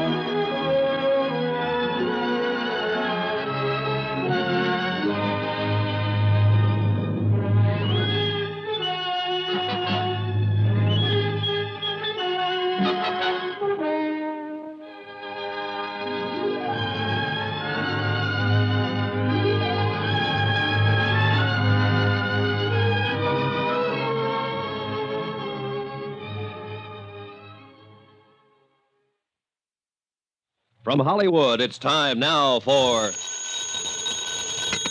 Johnny Dollar. This is Dr. Kane, Police Emergency Hospital. You left word for me to call you, Mr. Dollar? Yes, sir. I'm with Sergeant Mapes. Has there been any change in Miss Tierney's condition? No, sir. No, none. Do you think she'll make it, Doctor? It's hard to say right now. Sometimes they rally, sometimes not at all. Doctor, it's very important that we see her. I don't know whether it'll do any good, Mr. Dollar. We want to question her. Yes, I know.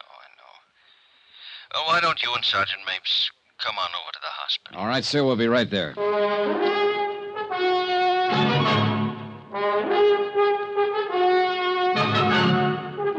Tonight and every weekday night, Bob Bailey in the transcribed adventures of the man with the action-packed expense account, America's fabulous freelance insurance investigator. Yours truly, Johnny Dollar.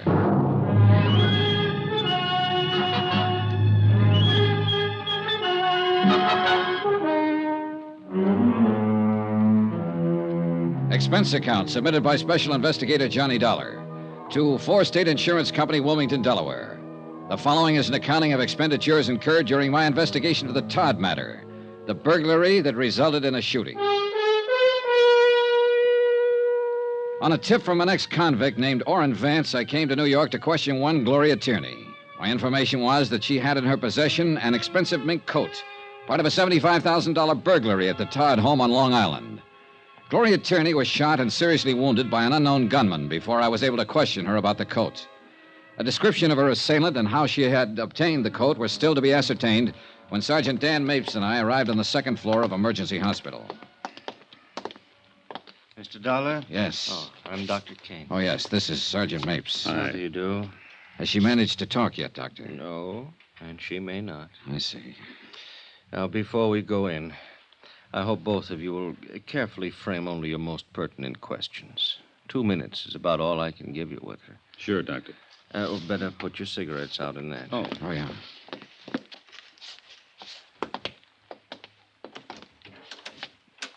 Ego facultate mihi ab apostolia sed tributa indulgentiam plenarium et remissionem omnium peccatorem tibi concedo. Father Deering wanted In his nomine word. Patris et Filii et Spiritus Sancti. Amen. All right, Father? Yes.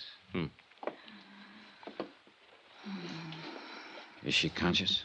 Just a minute. Yes? She can hear you, I'm sure. You want to go ahead? I suppose so. Has to be official. Are you Gloria Tierney? Is Gloria Tierney your name? Yes. Do you understand that you're seriously hurt? Do you understand that? Yes. Can you tell us how you came about these injuries, Miss Tierney? Miss Tierney. Bill. Bill. Bill shot you? Yes. Well, what is Bill's full name? Where can we find him? Bill. Where can we find him? Who is he? Doctor? Watch out. Nurse, hand me the hypo. Quick. No. This might help.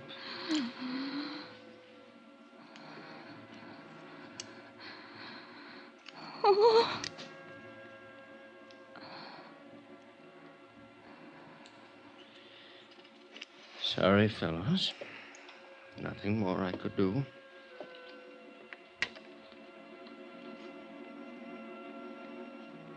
Gloria Tierney died at 3:35 in the afternoon without revealing the full name of the man who had shot her the night before. Expense account item 7, $6. Drinks. Myself and Sergeant Mapes. Well, we're sure of two things. Are we? Yeah. His name's Bill. And this is the worst whiskey I ever tasted. There ought to be a law. I think there is, Sergeant. I'm going to ask you something, baby. Outside of the fact that girl up there died a few minutes ago and was wearing a stolen mink worth $11,000 that you've been wanting to get your hands on, what about her? How does it strike you? She looked like a nice girl. Yeah. She looked like the best kind of girl ever made. What else? What would someone like that be doing in a stolen mink coat? Exactly. What would she be doing with a stolen mink coat? Outside of having herself a time with a guy named Bill who gave it to her. You call that having herself a time? I'd like to get drunk. Every bum in town's named Bill.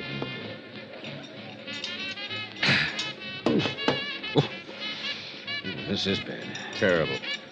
Worst stuff I ever drank. You can say that again, baby. Worst stuff I ever drank. Waiter, Yes, sir. Yes, sir. bring us 2 more of the same. Only make 'em double. Yes, sir. Right away, sir. I'm glad to see you aren't fussy, Dolly. Not a bit. Not a lousy bit. You know, I looked at you when you came in my office, and I said to myself, I got a wiseacre on my hands. Huh? I got a wheeling, dealing wiseacre who's got himself a little tip, and he's going to keep it all to himself. I said, why do I have to put up with this kind of trouble? Why don't I just toss this bum in the cooler and go about my business? I'm a copper. I got work to do. Why fool with an insurance stick, I said. But I'm very happy to see you aren't a fussy fella, baby. Very happy. All right, you made a speech, now I'll make one. Go ahead. Well, I stood in a hospital room and I watched a human being die. Well, it was part of my job, part of your job, too. But for myself, I don't like it.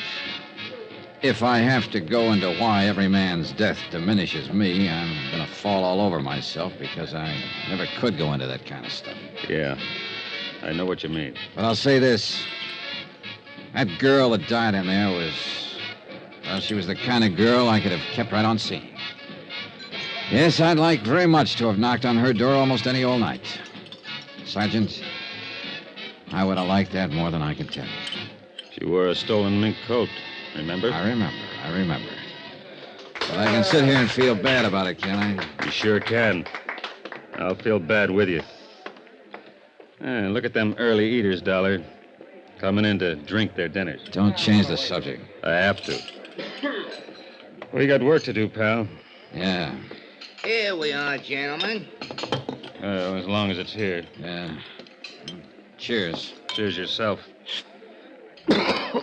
Oh, there ought to be a law. You said that.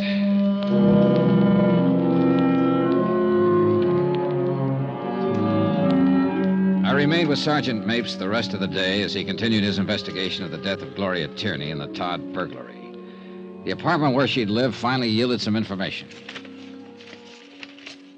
Here it is. Letters from a Robert J. Tierney in Riverside, California. Looks like her father, maybe. Yeah. I'll have the business office down at headquarters notify him. Hey, what's this? Huh? Picture. Oh, nice-looking guy. Yeah. Love Bill. He loved her, all right. Anybody identified this yet? That Mrs. Stromberg's supposed to be here right now. What time you got? 1:30. She said she'd be here at 6. Hey, Sergeant, did you get anything on the bullets? Well, they didn't check with anything in our lab. Ballistic says it was an Army Colt, old model. Pretty good for killing. And what gun isn't? Yeah, you're right. Hello? Oh, hello, Mrs. Stromberg. We've been waiting for you. Come in. Hello? Hello, Mr. Dollar. Hi. Do I have to answer any more questions? Oh, a couple, if you don't mind. I'm just all worn out. I can't get over this terrible thing happening to Gloria. Did you ever find out about her family? We're going to contact them right now. Seems they live in Riverside, California. Yes. Yes, I believe that's what she said. I want to ask you one question, Mrs. Stromberg. Take a look at this picture. Yes. Do you know him? Oh, yes, that's Bill. The man Gloria Tierney's been going out with these last few months? Yes. The man who drives the black Cadillac? Yes, the Cadillac. Oh, I wish I could tell you his full name. Did he do this terrible thing? It looks like it, Mrs. Stromberg. Oh, dear. Have you arrested him yet? We haven't found him yet. Well, I hope you do. I hope you clear this up. I left word for the office to get me here. What about her things? Hello. Her family will probably take charge as soon as they're contacted. Oh, that poor girl. That poor girl. So alone now. Yeah. Mrs. Stromberg, did Gloria Tierney ever mention to you that she'd been married? Married? Gloria? Yeah. Why, no, she never mentioned it. Was she? Married in the state of New York in 1951. Divorced in 1953. Routine check of vital statistics. What was her husband's name? Bill. Bill Powers. Sergeant Mapes requested immediate file checks on William B. Powers, the ex-husband of Gloria Tierney. From it, he learned he had no criminal record in the state of New York. His home address was up in Westchester County, one of the suburbs of the big city. I drove out there with Sergeant Mapes. Oh, what's this all about? Do you know a woman named Gloria Tierney, Mr. Powers? Well, sure. We were married once. Why? She was shot to death last night, Mr. Powers. Gloria? Yeah. Are you sure? We're sure. Shot? Oh, what happened? How could a thing like that happen? That's what we're trying to find out, Mr. Powers. Can't believe it. Gloria. Have you seen her lately? What? Have you? What? Yes. Well, I saw her last week. We had a drink together. Are you sure it's Gloria? We'd make sure before we came here with news like that. That's right. Mr. Dollar here isn't a policeman. He's an insurance investigator. Miss Tierney was wearing a stolen mink coat when it happened. Stolen? Are you sure? We're sure. We checked everything, Well, Mr. Gloria Powers. would never steal anything. She was a fine girl. A wonderful girl. Fool to ever let our marriage go on the rocks. Can you come with us, Mr. Powers? We'd like an identification. What? Oh, yes, of course. I'll get my coat. Excuse me. Want to smoke, Johnny? Yeah, thanks. Well, he isn't the bird in the picture, Johnny. No, not at all. Still, he... What is it, Johnny? You checked the driveway out there? No. Take a look, the side window. Uh-oh. Yeah. 55 Cadillac Coupe de Ville. Sure is, Sergeant.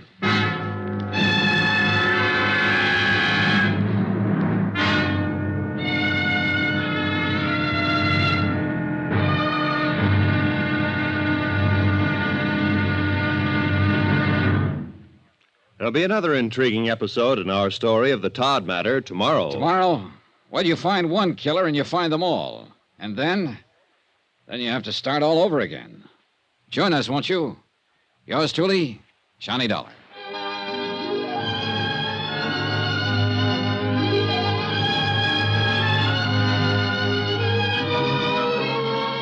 Yours truly, Johnny Dollar, starring Bob Bailey, is transcribed in Hollywood. Written by John Dawson, it is produced and directed by Jack Johnstone. Be sure and join us tomorrow night, same time and station, for the next exciting episode of Yours truly, Johnny Dollar. Roy Rowan speaking.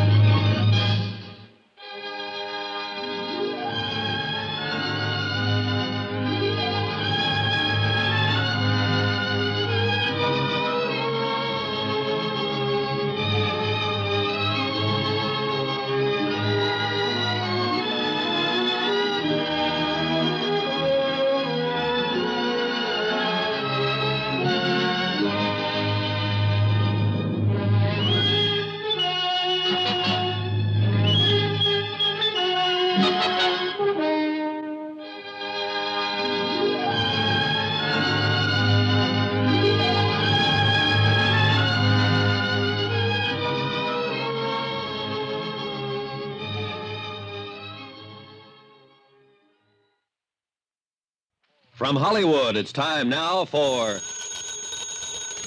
Johnny Dollar. Long distance operator, Wilmington, Delaware is calling you. Okay. Go ahead, please. Johnny? How'd do? Well, this is Don Freed. What's happening there? Your expenses are running away up, and we haven't gotten a report from you. I've been too busy. What's that supposed to mean? That's supposed to mean that the tip I got was good and it was bad. Yes, Gloria Tierney, 1231 East 57th Street, had a mink coat that was stolen from the Todd estate. No, she didn't tell me much about it because she got herself shot down on the street last night. Yes, I'm working with the police here trying to find out how she comes by the coat. But what I want... Listen, an hour ago I went out to see an ex-husband of hers. His name's Bill Powers, and he seems to be the bird we're looking for. You know what he did? He cried and blubbered all the way down to the morgue. And he's in there right now making a positive identification. I don't blame him for crying. So what's new with you, Mr. Expense Accounts? Boy, you're a real man-eater today, aren't you? I sure am. Bye.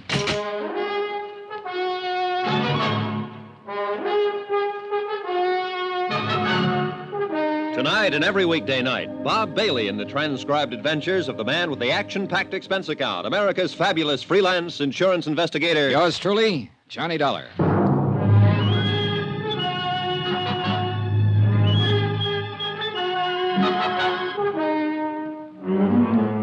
Expense account submitted by Special Investigator Johnny Dollar to 4 State Insurance Company, Wilmington, Delaware.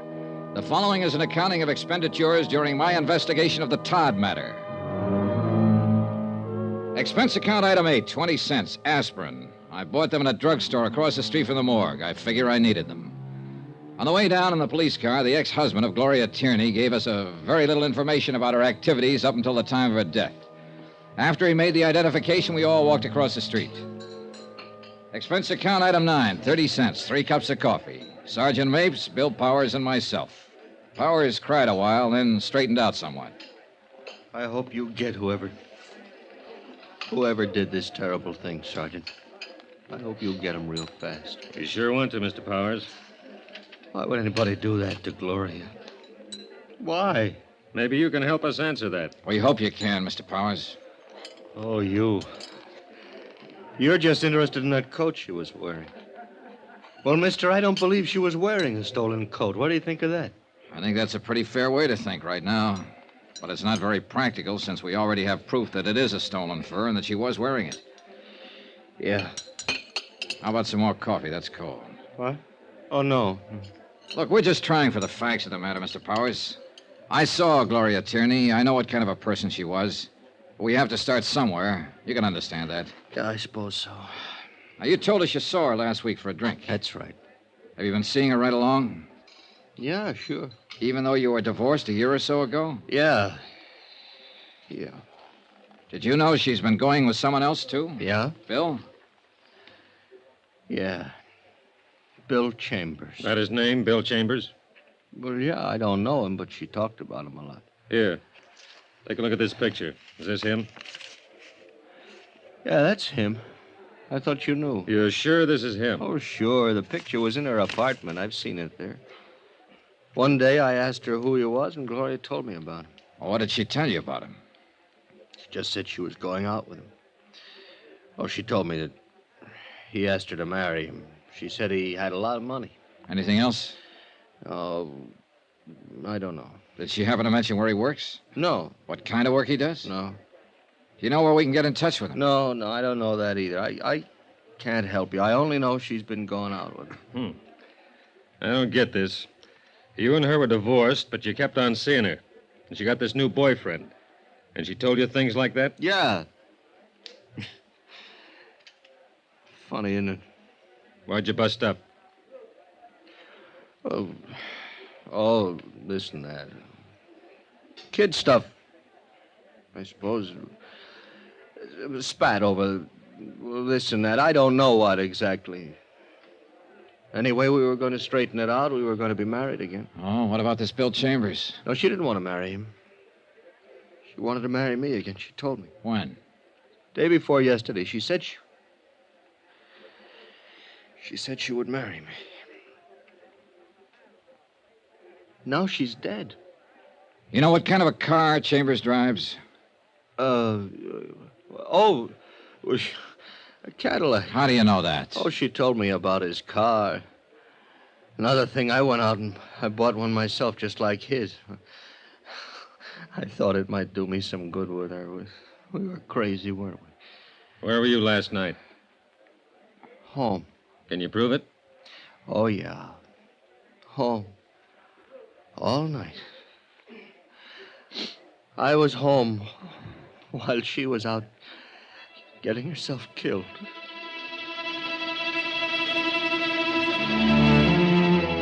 The name William Chambers was checked through the New York police files.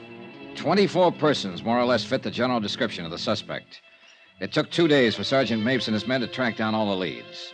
Neither Mrs. Stromberg or Bill Powers could identify any of them. An all-points bulletin was issued describing the suspect in his car. Same results, nothing. On the third day, the pawn shop detail turned up 2 items that had been taken in the Todd burglary. There they are, Johnny. Uh-huh. Watch and a ring. Todd lost a watch and a ring with a lot of other stuff. Case numbers in the watch check out. The ring's engraved. Uh-huh, yeah. Where were they picked up? Shop on 3rd Street. The proprietor bought them yesterday. A man who signed the buy book used the name James Agenian. Phony? Yeah. Gave an address on Polk Street. That was phony, too. We got a good description from the proprietor. Fits Chambers right down the line. Oh, then he was still in town yesterday. Yesterday, yeah. But this stuff's been on the hot sheet for a long time. If he's had any experience at all, he knew he was taking a chance trying to unload it. Probably trying to raise money to get out of town. What I was thinking. Well, if he keeps on trying to raise money and unload all these things, I'll have all the loot back. If he keeps on trying, we'll keep on trying. Johnny, we're going to get this baby. Sergeant Mapes. Where? Okay. He does need money. Huh? They found his car. Used car lot up in the Bronx. He sold it at 10 o'clock this morning.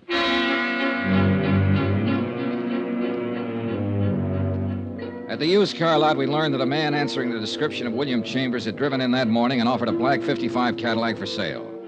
The used car lot manager had finally settled on a price and made out a check.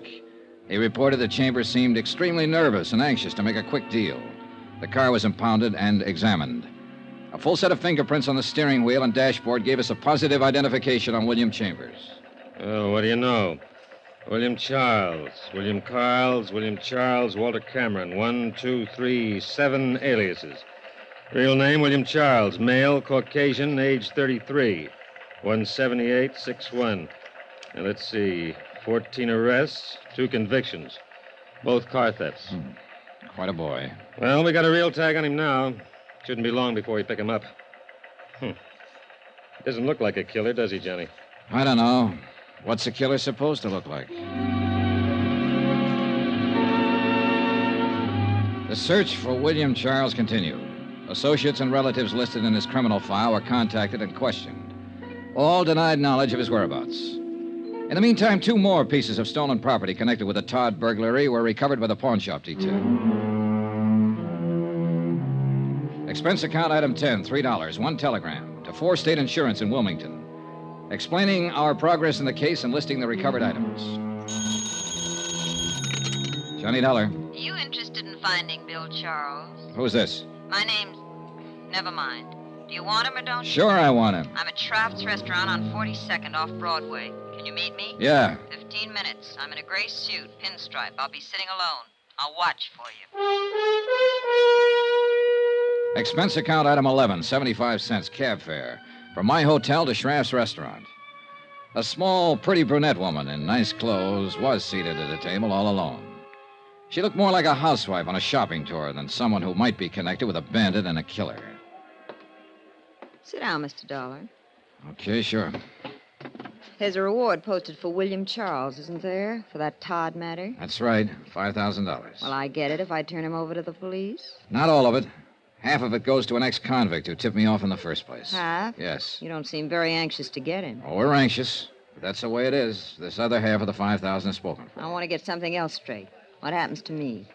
What do you mean? I've known he had a part in that Todd matter for a long while. I haven't said anything. Does that make me a party to it or something? I don't know. Well, this is going to get me in trouble. If I have to spend the money for lawyers to keep out of jail, I don't want any part of it. All right. My company will cover that part. Now, where's Charles? Not so fast. I better have something in writing. Something that says your insurance company will pay me a reward and give me help if I get in trouble. I'll talk to them. I'm thinking of the future. I'm going to have one once this is over. Are you? Yes. Yes, I am. Now, how long will it take you to arrange this? Oh, about an hour. I can do it by phone, I guess. That'll be fine. Who are you? Melva Charles. His wife? Yes, that's right. $2,500. Not much for a husband. He's not much of a husband. He was once, but then he had to give away a mink coat and spend time away from me. I see. I doubt it. You people hardly ever see anything. We try. You make the arrangements. I'll meet you again in, say, 2 hours. 2 hours. I gave her a 50-second start before I left the table. When I got out on the street, I was just in time to see her climb into a cab. I was trying to hail one to follow her when a black coupe pulled up to the curbing. Come on in, baby. Hey, Mapes. Get in, the light's changing. That is Melva Charles in that cab up there. Yeah, that's who she said she was. She wants to sell you her husband for the reward, doesn't she? Yeah. What's the delay? She wants to be sure she'll be handled right, the money and all. Say, how did you get in on this? Very dirty trick, baby. Everybody my men questioned about Charles mentioned your name, where you were staying, and what interest the insurance company had in this matter. Somebody was bound to look you up, especially Mrs. Charles. So we've kept an eye on you. Now, where are we, Sergeant? Her name was Melva Thaler before she married Charles. Her old man had a pot of money back in Minnesota. But she couldn't keep out of trouble and got herself disinherited. Money's always been her problem. Isn't it everybody's problem? Not the way it is with her. You should see her record. How much you offer her? Half. The other's spoken for. $2,500. Well, Charles is no good to her now. If he sticks his head out, he'll get caught. So she might as well cash in what she can on him. Nice people, huh? Swell. Uh-oh, she's leaving the cab. Get down to the corner and park. Can you see her? She went into the apartment building. Let's go. Which apartment, Johnny? Here we go. Right. Now where? Beats me. Just a minute, Johnny! What?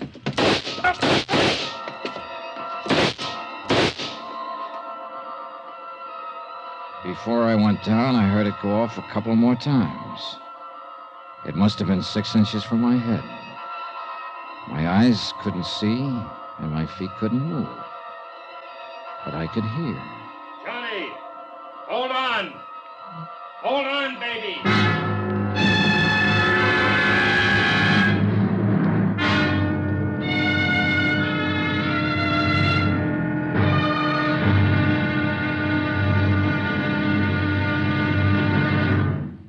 There'll be another exciting episode in our story of the Todd matter tomorrow. Tomorrow?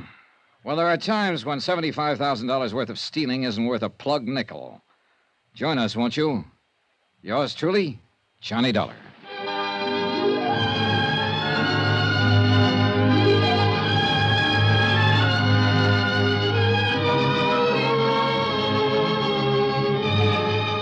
Yours truly, Johnny Dollar, starring Bob Bailey, is transcribed in Hollywood. Written by John Dawson, it is produced and directed by Jack Johnstone.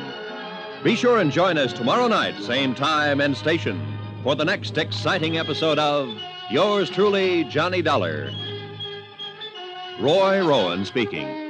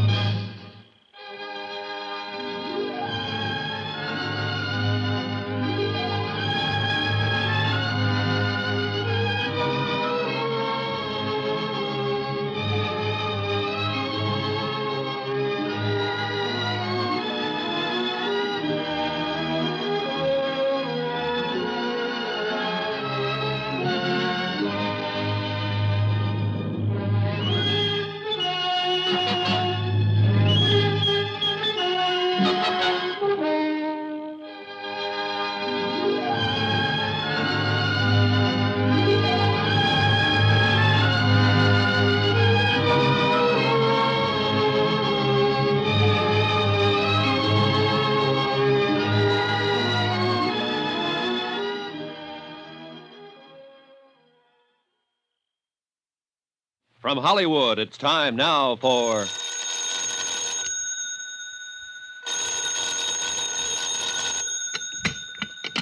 Johnny Dollar. Hi, baby. Dan Mapes. Glad they gave you a telephone in your room. Yeah, that's the only thing good about it. Well, hospitals are designed to make a man impatient. You're a pretty lucky fella at that. Let me tell you about your operation. Yeah, please do. You stopped 2 slugs. They pried one out of your neck and another one out of your rib cage. Missed your heart by a snake's whisker. I was luckier than Gloria Tierney. Yeah. Yes, you were. I'm on my way up to see you. Don't run out on me. Oh, fat chance.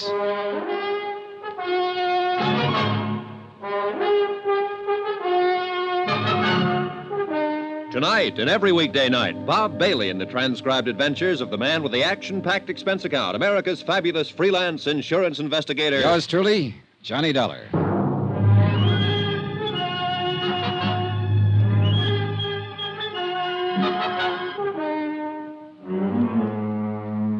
Expense account submitted by Special Investigator Johnny Dollar to 4-State Insurance Company, Wilmington, Delaware.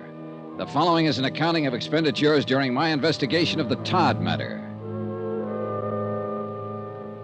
Expense account item 11, $3.05, breakfast.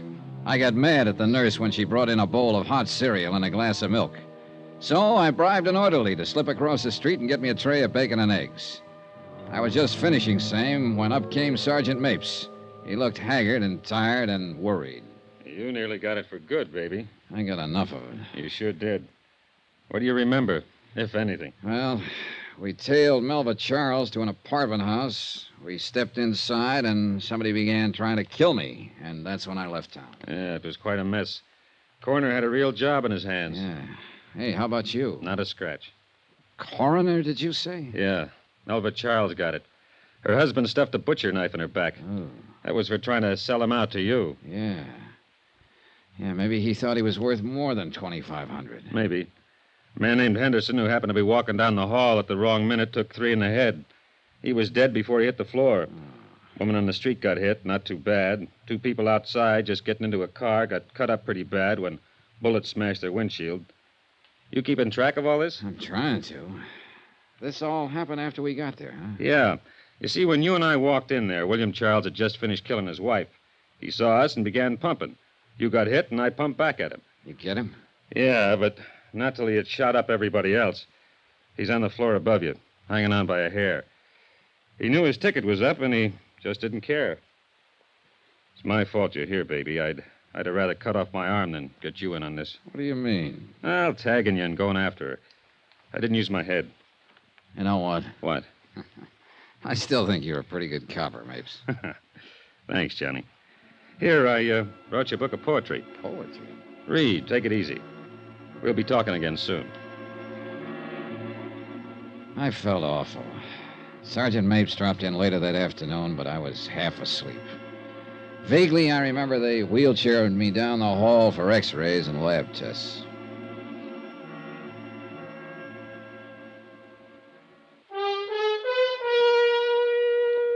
Expense account item 12, 10 cents, the morning paper. The story of the shooting was splashed all over page 1, and the solution to the Gloria Tierney killing in part. Slugs from William Charles' gun were matched with those that had killed Gloria Tierney. No mention was made of any loot from the Todd burglary being found in the Charles apartment. Between back rubs and sleeping pills, I worried about that. I didn't worry too much about the fact that William Charles, killer, gunman, burglar, was dying in the room directly above me. About midnight, Mapes showed up with a wheelchair. There we are. Now, you all ready to go up and see what he has to say? Yeah, sure, I guess so. I still have to finish my job. Let's take it easy now. All right. Hey, a week. Busy. That won't last long. There. Now, here we go, baby. It was the second time within a week I'd been in a hospital room with a dying person. The first one had been a young and beautiful woman who had been shot by the man who now lay dying of police bullets. What'd they say? You know what they say, Charles. You haven't got a prayer. I didn't mean to kill Gloria. I didn't mean it at all. I want you to know that. You took a lot of pains to do it. I was there, remember? Yeah, I remember. Sorry. Been doing pretty good with those house jobs. Todd Place, another one in St. Louis. Doing all right. Enough to buy a nice car, live in a decent place, get around a little bit. Worked all alone. Met her. I liked her, wanted to marry her. I did. Really did. You already had a wife. You think I'm kidding? I gave her a mink coat, didn't I? Thought that it'd cinch. She didn't want to take it. Told me she was going to marry some other guy. Some guy she'd been married to before. I got mad. I came back that night, let her have it. That all? Yeah, that's all. That's it. That's it, mister. You take it or leave it. How did you meet her? Mutual friend. What friend? None of your business. All right, this is my business. Where's the rest of the stuff? What stuff? The stuff you took from the Todd place. Where have you got it? Oh, what's funny? You think I'd tell you that? Oh, what's the difference now? Come on, what's the difference now? Oh, it's a laugh, kiddo. You know what? I'd die before I tell you. He died, and he didn't tell me. Not a word.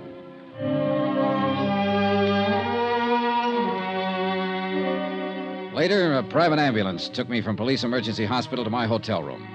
3 days after that, I was able to get back on my feet. I went right down to Mapes' office at headquarters. How do you feel? Better now. Boy, you sure look lousy. Here, sit down, baby. All right, thanks. Should you be out of bed? Yeah, sure. You're lying and you know it. I suppose so. Well, how's it going? You mean have we located the rest of the stuff? No, not a lick of it. Funny guy, wasn't he? He had his last laugh. Well, you shouldn't be worrying about this stuff now. You ought to be taking care of yourself. I am. I'm sitting here helping you worry. I'm not worried about anything. You're worried about the same thing I am. Where's all the rest of the Todd stuff? Well, it'll turn up somewhere.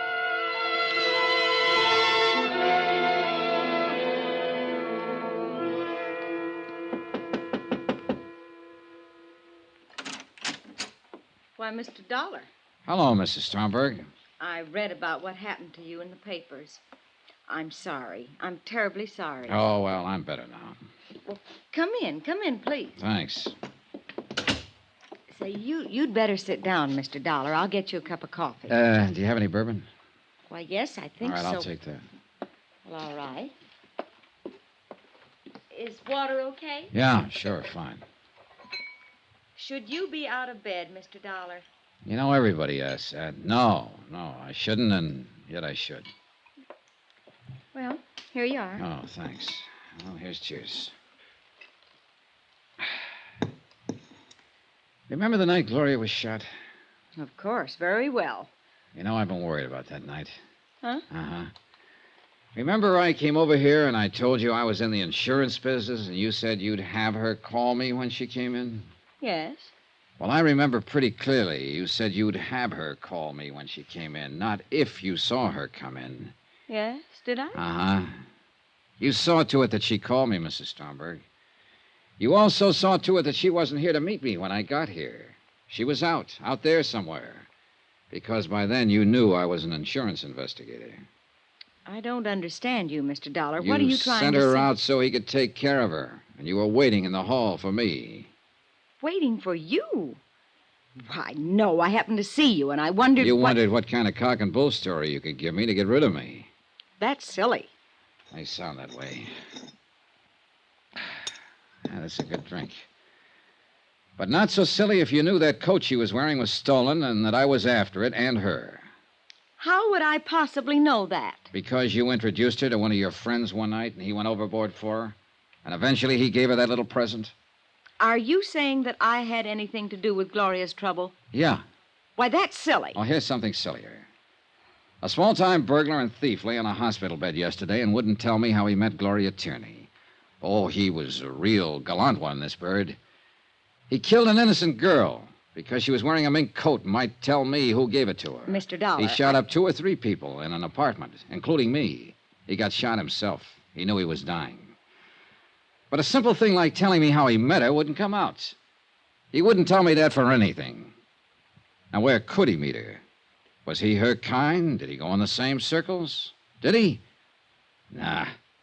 He was introduced by a mutual friend, Mrs. Stromberg. You, the manager of the apartment house. No. Something else he wouldn't tell me.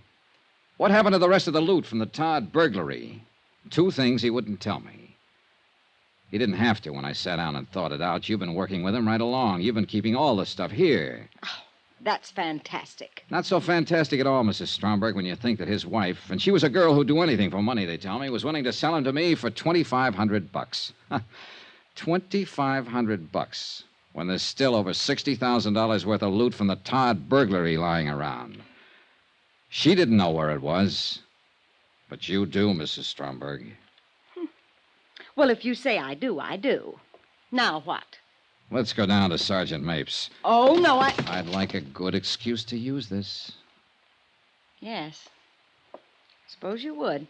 If I can't charm you or plead with you, can I buy you? You could have prevented her death. You practically ordered it. What is it you want? You. Behind bars. You're silly, but I'll go. For a while, it did look silly. Mapes and his men searched the apartment house from top to bottom and found no trace of the Todd loot. That is, until they found a movable cement block in the basement. Well, the Todd matter ended with a 90% recovery of the stolen items. About $70,000 in dollars and cents. In lives, Gloria Tierney, one innocent bystander, and William Charles. For me, let's see. Expense account item 14, $162.30. Hotel and board while in New York. Item 15, $17.40. Airfare and incidentals back to Hartford. Item 18, $230. Miscellaneous. Expense account total, $1,095. Remarks, nil. Yours truly, Johnny Dollar.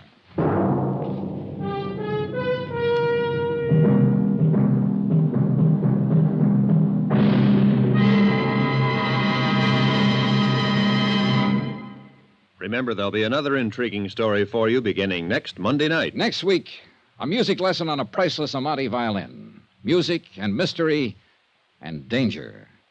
Join us, won't you? Yours truly, Johnny Dollar.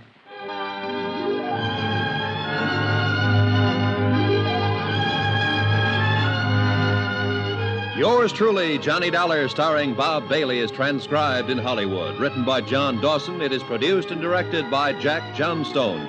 Heard in this week's cast were Vivi Janis, Barbara Fuller, Shirley Mitchell, Lawrence Dobkin, Frank Gerstle, and Marvin Miller. Musical supervision by Amerigo Marino. Be sure to join us on Monday night, same time and station, for another exciting story of Yours truly, Johnny Dollar. This is Roy Rowan speaking.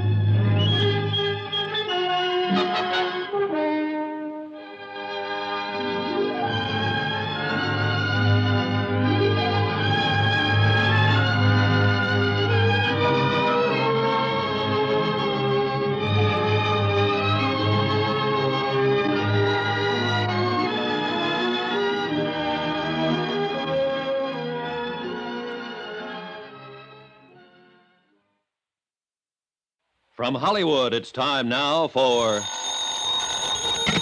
Johnny Dollar. John, this is Harry Branson of Philadelphia Mutual. Harry, what are you doing in town? I'm not. At least not in your town. But you've got a case for me. Do you know anything about violins? Oh, don't tell me. So he opened up his fiddle case and out came a submachine gun, that it? John, that technique went out with Prohibition. Now, seriously, this case contains a genuine Amati. Good. What's an Amati? One of the finest, most expensive violins ever made. This one was insured for $30,000. Was? Yes. Now, someone has to find it for us. What's more... Okay, Harry, I'm on my way.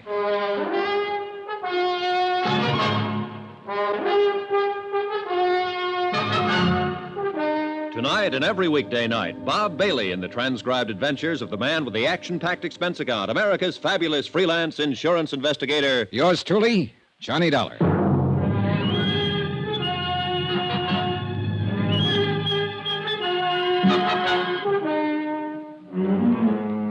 Expense account submitted by Special Investigator Johnny Dollar to the Philadelphia Mutual Liability and Casualty Company.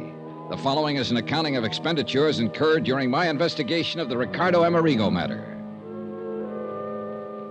Expense account item 1, 1240, train fare and incidentals to Philadelphia, Pennsylvania.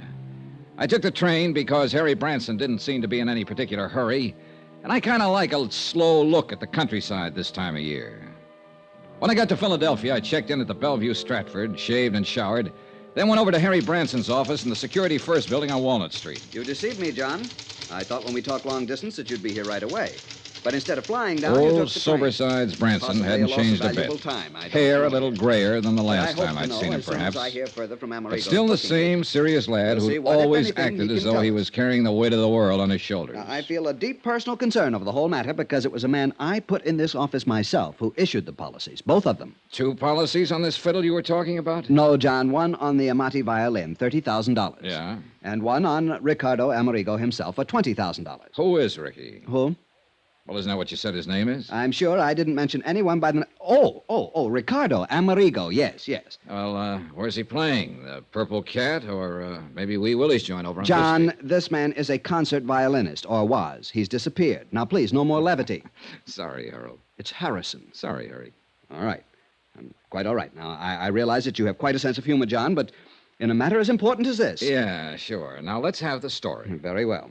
A few years ago, Riccardo Amerigo was one of the world's leading concert violinists, as famous in London, Paris, Rome, as in the concert halls of this country. Uh-huh. Such virtuosity, almost unbelievable. I shall never forget one evening here in our Academy of Music. He had just finished a perfectly brilliant Wieniawski. Amazing technical performance. Yeah, well... And for an encore, he played Sarasate's Zapatiado. Even more brilliant. Harry... But the audience wouldn't let him leave the stage. Riccardo Amerigo... has disappeared. Oh, yes. And you're in a hurry to get on with the case. I'm sorry. Now, thinking of his superlative performance that night carried me away. Yes, he's dead, disappeared. And the violin, no trace. Dead? You didn't say that before. I know. You see, there's no proof of death. No body. Disappeared. Well, don't let me shock your finer sensibilities, Harry. Murder? We have thought of that, of course. Who's we? The Port Morris police. Port Morris, New Jersey, that is. Oh. Yes, you see, since Amerigo's car went through the bridge rail, crashed right through it, and plunged into the river stream. Trying to tie Harry down to pertinent facts that would help me in my investigation was, futile. At least 3 times during the next half hour, he went off on glowing descriptions of violin recitals he had known. Heifetz, Selman, Chrysler, and so on. But he did come up with 1 or 2 things I wanted. First, Amerigo and his fiddle had been driving down from Philadelphia to some spot on the South Jersey seashore. Crossing an old wooden bridge over a little stream, an inlet from the ocean, the car had smashed through the guardrail and gone to the bottom of the inlet. The car, of course, was found. Amerigo and his violin, no. Second, and just as important, the name of the beneficiary of Amerigo's policies. Item 2 on expense account, $1 even. Taxi to the Harnell building, also on Walnut Street, in the office of Peter Corbin, Amerigo's booking agent. The building was plush, but Corbin's office was about as bare as I'd ever seen. An old beat-up desk, a battered filing cabinet, and a couple of straight chairs. That was it. Come in, Dollar. Come in. Sit down. Corbin was chewing the stub of a cigar that he'd forgotten to relight for at least a couple of days. We made with the usual howdy-do's. Well, your man Branson told you exactly right, Dollar. I'm Riccardo Amerigo's sole and only beneficiary. Well, isn't that a bit unusual for a man's agent to be his heir? Or, was it because you were old personal friends? I'm going to give it to you straight. I brought Amerigo over to this country. Myself, my own sole expense. I actually gave him the build-up. I started his whole entire career. I kept him on top, all at my own expense. Well, didn't you collect a regular agent's commission on his earnings? Oh, sure. Plenty more. Why kid about it? Sure, while he was working. What's that supposed to mean? Bottle. What? Yeah, started hitting the bottle. Bad, not good. And believe me, the word gets around fast. Instead of making me money, himself, too, of course, he started costing me money. But you see, he never saved anything, even when he was earning big. You know how these artists are. Yeah, I've heard. Well, it's the same with all of them. He got in debt actually up to his ears. And nobody, no family, no relatives, nobody to pull him out. Nobody but me. Big-hearted Corbin. So you had him take out a lot of insurance and name you as beneficiary? Well, that was his idea, actually. Of course, he always did have the Amati insured. That's his violin. Oh, so I've learned. Oh, you know about violins? No. Oh. Well, but the life insurance, that was his own idea. Double indemnity, all that sort of stuff. Double indemnity? Oh, yeah.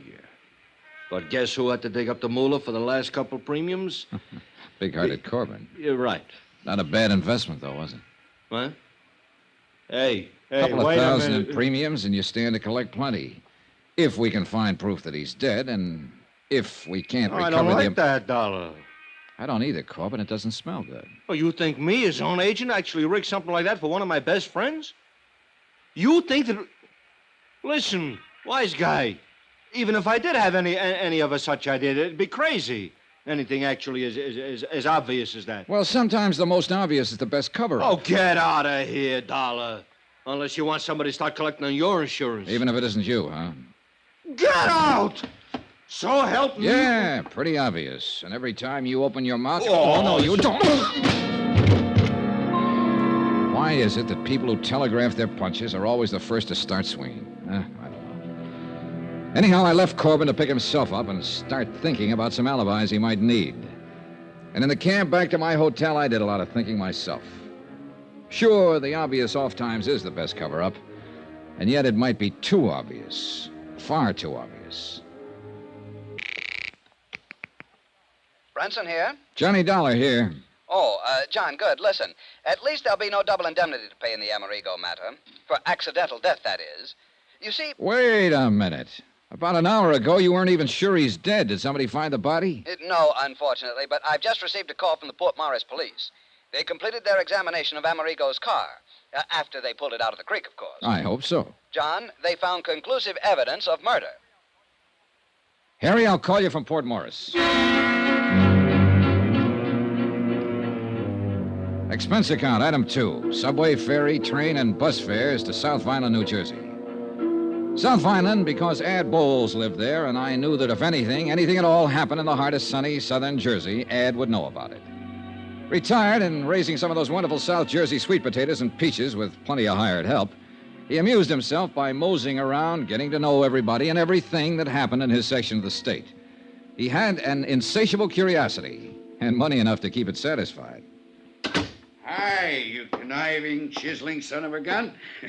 I've been waiting for you to get here. What took you so long? Hey, what was that conniving, chiseling crack, son? We're still on expense account, aren't you? Yeah, sure. Sure, and so help me, nobody in history ever had the knack of padding out an expense account the way you can. And collect those fancy commissions on top.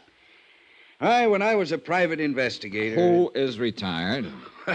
You call this retired? 270 acres of sandy soil from which to try to wrestle the poor living? Oh, no, wait a minute. That Cadillac Eldorado out front, that belongs to one of the hired hands. 983 peach trees. And isn't that a landing field I see out there through the window? A lot of sweet potato land to be cultivated? Well, yes. Say, why didn't you fly down or let me know and I'd have picked you up? Look, with all the time I have on my I thought hands... you said you were very busy. Yeah. How long are you going to stay? So I can figure out where we'll go, what we'll do. Ed, I'm on a case. Well, sure. Ricardo Amerigo and his priceless fiddle. Oh, no. It was easy. When I heard about him going over the bridge, I contacted Barney Peters of the Port Morris PD. From Barney, I learned all about the next of kin. His agent, that is. Pete Corbin. Right. And that boy at Philadelphia Mutual, Harry Branson. And I knew Branson wouldn't call anybody but you in on the case. So here you are. Still a private eye, aren't you, Ed? Gotta have some way of killing time. And I suppose you have the whole case solved. Yep. Well, according to Harry Branson, who heard from the Port Morris police just before I left Philly, it was murder. Oh, you point killer. I thought I'd be the one to tell you that. No, sorry. The cops knew it first. Second, I told them. Huh? Yeah, I showed them where somebody'd used a hacksaw on the steering arm of Amerigo's car when they dragged it out of the creek. Uh-huh. So that was it. Yep. And who wielded the hacksaw? Well, Pete Corbin. Who else? Why? Who else stood to benefit by Amerigo's sudden trip to the great beyond? No. It's too easy, Ed. What's more, he's the only one who had constant and complete access to Amerigo's car. Why, he not only mothered little Ricky, clothed and fed him and kept him in booze, but he paid his rent, swept out his apartment, serviced his car. No, it's too easy. And Johnny, that car was even kept locked in Pete Corbin's own garage. And Corbin had the only key. Where did you learn that? From Corbin's landlord, by phone, of course. Said he thought Corbin did that so Ricky couldn't go out driving when he was drunk. And me? I think it was the other way around. He'd only let him drive when he was drunk, huh? Instead, a good chance of smashing up what would look like accidental death. So that Corbin would collect the double indemnity. It's open and shut. Any proof, Sherlock? Just get to Corbin, throw it all at him, and break him down. Maybe he'll even find the hacksaw tucked up his sleeve. Too easy. Any bets that it isn't Corbin? Yeah, I'll bet you. You name it. My commission on the case. I'll match it. Oh, and plus your expense account. Look, Ed, I want to see that car and the bridge and the creek, anything else I can find. Sure. I'll fly you down there. Then we can go on over to Atlantic City, hit some of the night spots. Your treat. You know, so we can build up the expense account enough for me to collect plenty.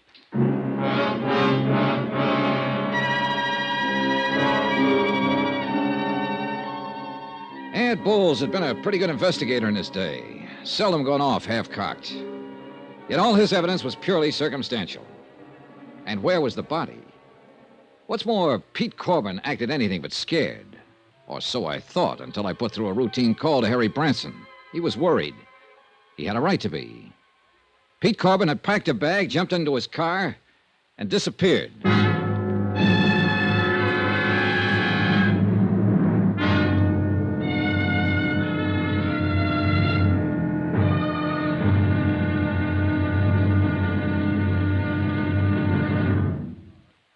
here's our star to tell you about tomorrow's intriguing episode of this week's story. Tomorrow, a soggy day in a soggy South Jersey swamp. And a discovery almost too good to be true. Join us, won't you? Yours truly, Johnny Dollar.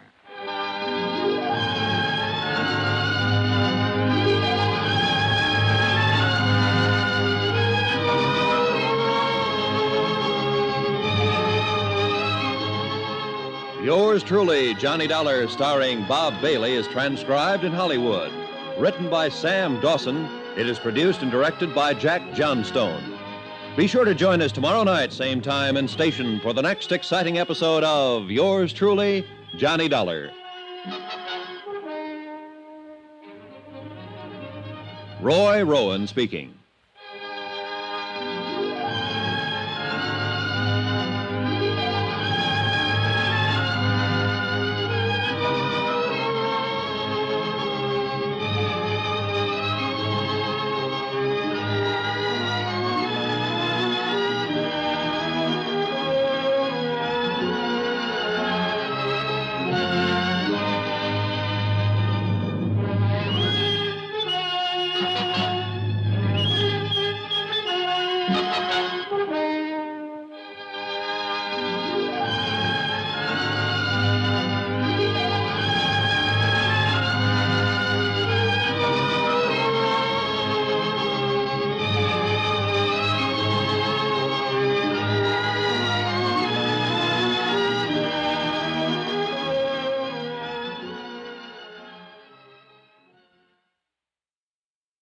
From Hollywood, it's time now for Johnny Dollar. Sergeant Barney Peters, Port Morris Police. Oh, hi, Sergeant. Thought you and Adam Bowles were coming over here to look at the evidence in the murder of Ricardo Amerigo. We are. Ed's out warming up his plane. That's why I answered his phone. We got a visitor here in Port Morris. Who? The guy Ed thinks did the job. Pete Corbin, Amerigo's booking agent? That's right. In Port Morris? That's right. Well, are you holding him? I can't. No legal reason to, in spite of Ed's suspicions. Well, what's Corbin doing there? I don't know unless Ed's right about him. Huh? And Pete knows you're on his trail. Oh, what's that mean? What could mean he's down here gunning for you.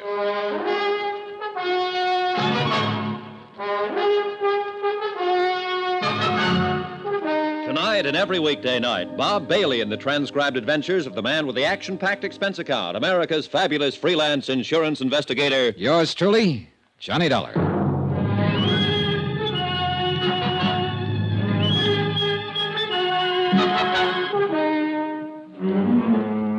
Expense account submitted by Special Investigator Johnny Dollar. Location, Port Morris, New Jersey.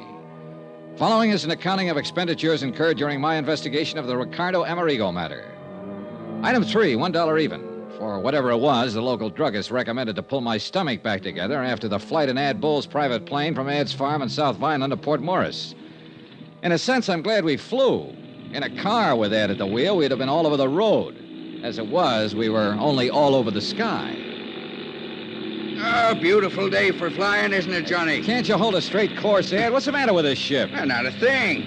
I like to weave around a bit. I like the feel of it. You know, all that power under you. Yeah. Sure you're not just trying to scare me into welching on our little bet? I'm going to win that bet, Johnny. Your commission on the case, plus all that goes on that well-padded expense account of yours.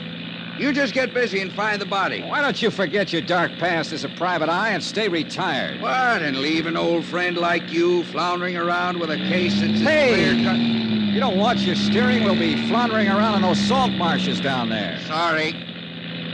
But can't you see, Johnny? Pete Corbin, Amerigo's agent, has to be the heavy. He's the beneficiary of Amerigo's policy. Amerigo owed him a lot of money. Too easy. And Pete's the only person we know of who was with Amerigo constantly. You got motive, opportunity. Too easy, I tell you. But I wonder what under the sun Pete's doing in Port Morris. That we'll be finding out. We'll land there in a couple of minutes now.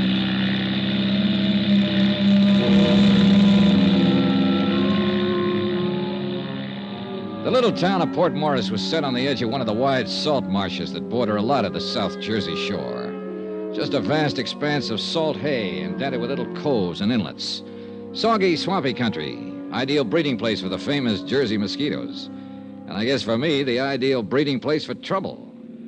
Sergeant Barney Peters met us at the mucky little landing strip just outside town. and we headed out on a narrow, muddy road across the marshes. Yes, sir, Mr. Dollar. If I were you, I'd try to pin down this Corbin. Where is he now? Back in town. Got Alf McCracken keeping an eye on him. Alf's the boy you saw Amerigo crash through the bridge that night, you know. Barney, I still wish you'd cooked up something to hold him. But what, Ed? Sure, Ed. Every bit of evidence you think you've got on Corbin is purely circumstantial. What else have you got to go on, John boy? Oh, we'll see. We'll see. After I have a look at the bridge Amerigo busted through in his car. It's just up ahead a bit. Crosses the Lucky Hoe Creek. I'd also like to know who could have...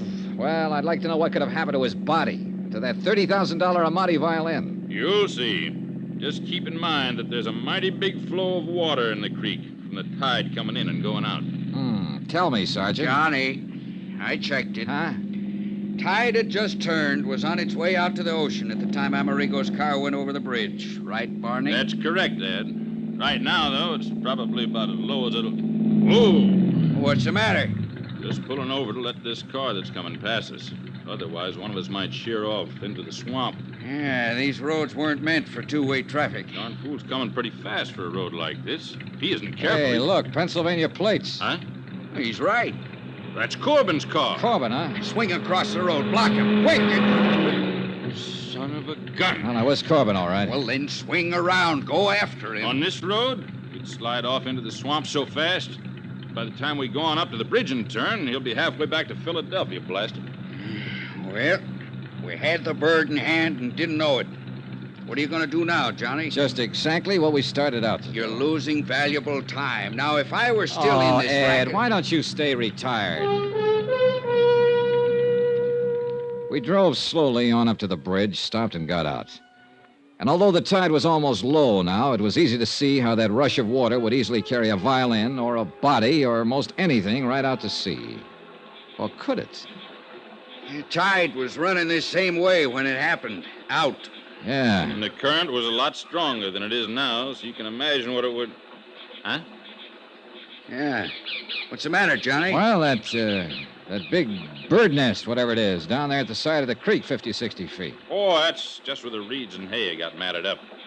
Does look like...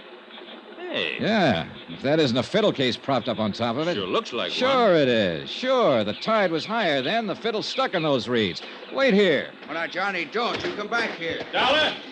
Dollar, it's like quicksand. Stay out of it. Well, you darn fool. It was like quicksand, too. You'll never make it. Black, glowy muck. And I sank into it up to my knees. I almost had to swim through it, hanging onto it, pulling myself along by the reeds and bulrushes. But half of this case hung on that $30,000 Amati violin, and I wasn't going to let it slip out of my hands. A couple of times I dropped into soft holes, almost up to my shoulders, but somehow I kept going. Pulled the fiddle case off the pile of matted weeds and started back. But it used up most of my strength. With only one hand to pull myself along, to... Ed! Ed! Johnny! Johnny, try and grab this rope. Here! Can't reach! Try it again, Ed. Drag it back. Try it again. Johnny, use the violin case. It'll keep you afloat. I'll try. You all right, Dollar? Dollar! Here, Johnny. The rope again. Johnny! Johnny!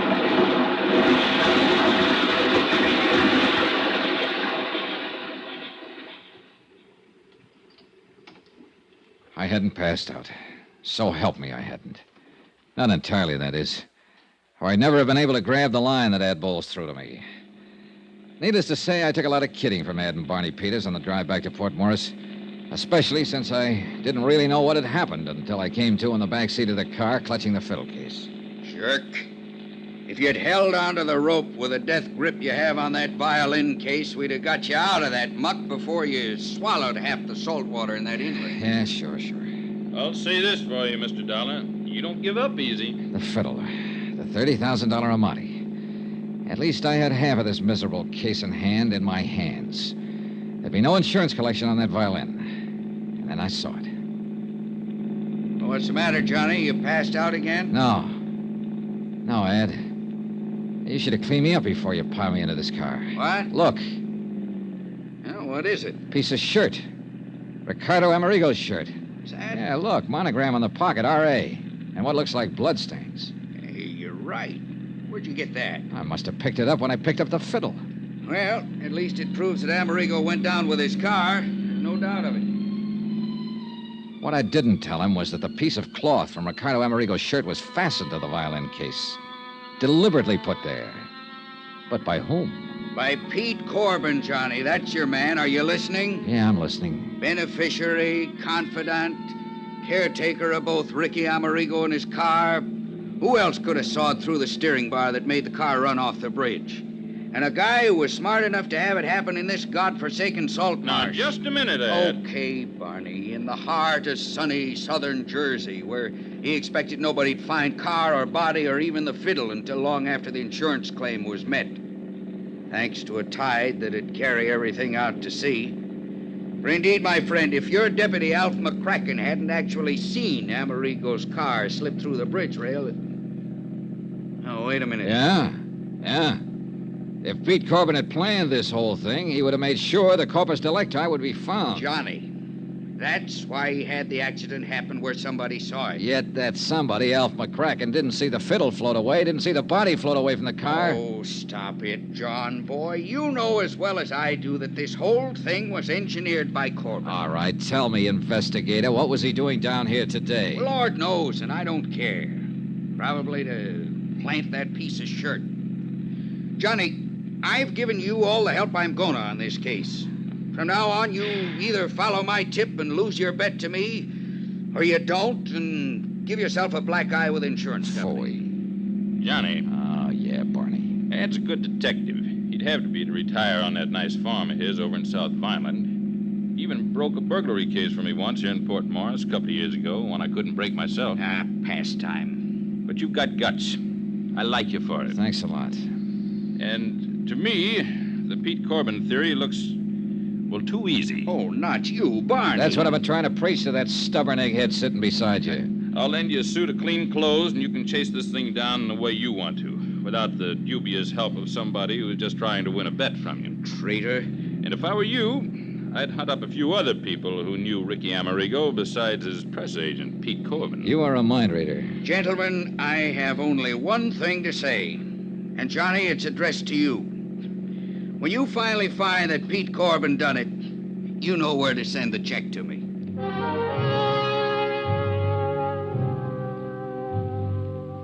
At Port Morris, we learned that Alf McCracken had lost track of Corbin when the former dropped in at Osborne's Oyster House for a dozen and a half shell. Hadn't even seen him take off in his car, much less leave in a hurry after spotting us on the road to Lucky Hole Creek. I took advantage of Barney's offer, borrowed a suit of his clothes, and accepted a ride from him to the crossroads of Woodbine where I could get a bus back to Philadelphia. Sure, half my job was done. I'd recovered the $30,000 Amati violin.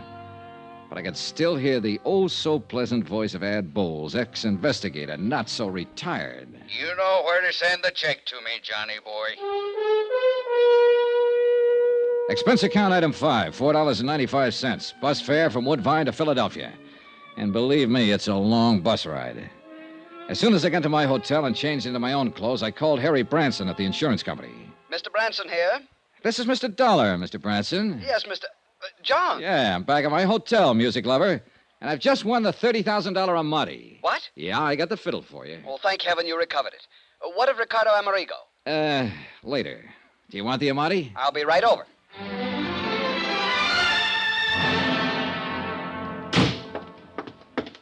Where is it, John? Where is it? Right here, Harry, right here. Case, bow, and all. Oh, thank heaven. And by some miracle, it's dry as a bone and all in one piece. Voila. Oh, thank heaven. John. John? What's the matter? This? An Amati? Oh, no.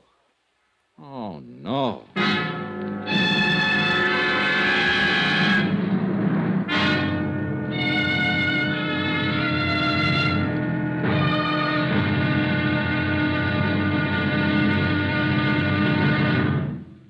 Now, here's our star to tell you about tomorrow's intriguing episode of this week's story. Tomorrow, the results of a poker game. And believe me, there are times when the cards can be really stacked against you. Join us, won't you? Yours truly, Johnny Dollar.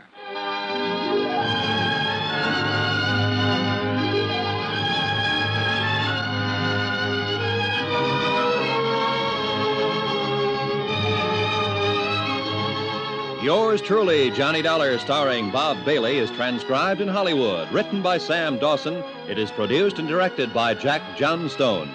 Be sure to join us tomorrow night, same time and station, for the next exciting episode of Yours truly, Johnny Dollar. This is Roy Rowan speaking.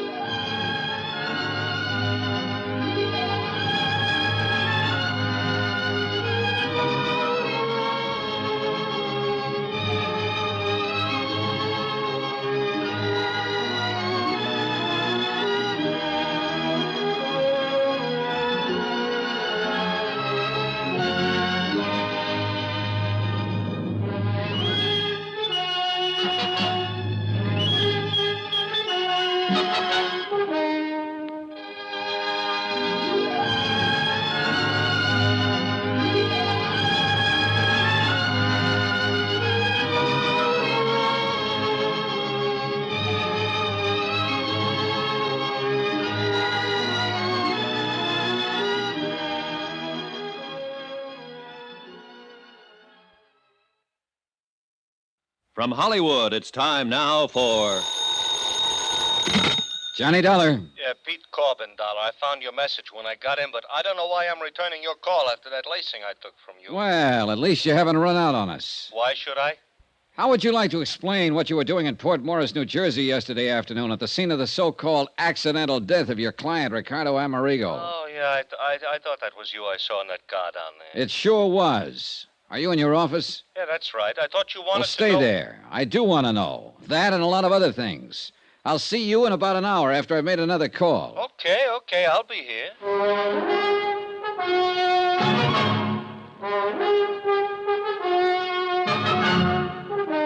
Tonight and every weekday night, Bob Bailey in the transcribed adventures of the man with the action-packed expense account, America's fabulous freelance insurance investigator. Yours truly, Johnny Dollar.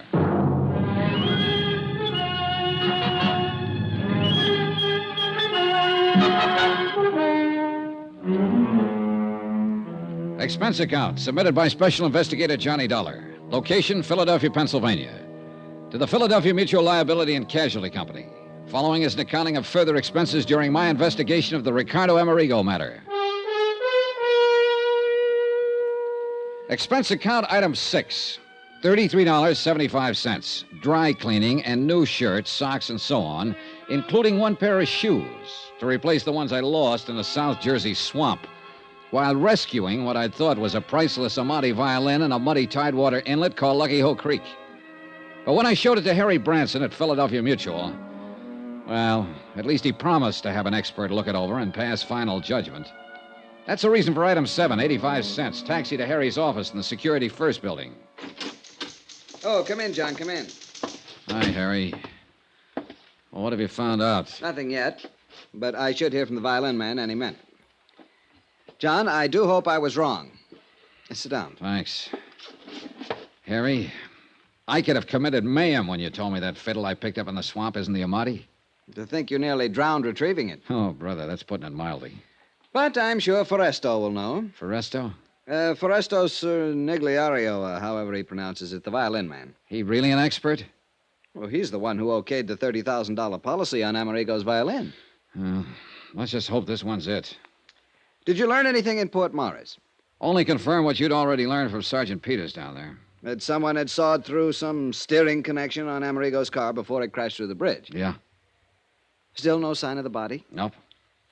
Oh, a man named Adam Bowles called. Oh, he's an old friend. Used to be a private detective and just can't get it out of his system. Oh.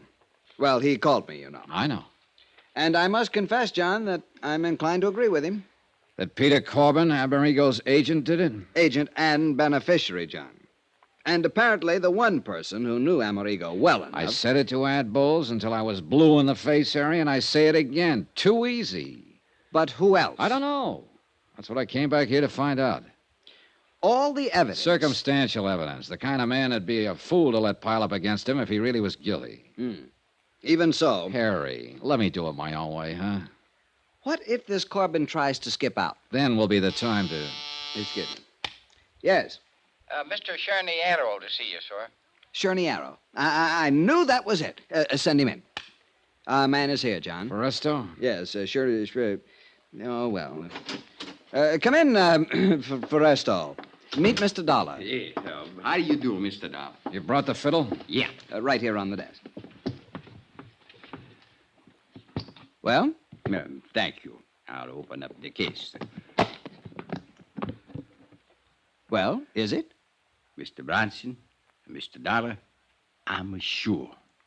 Well? Well, Mr. Cherniero? Cherniero. Look, you've only got to look now that I've cleaned away some of the mud and the salt from the swamp where it was found.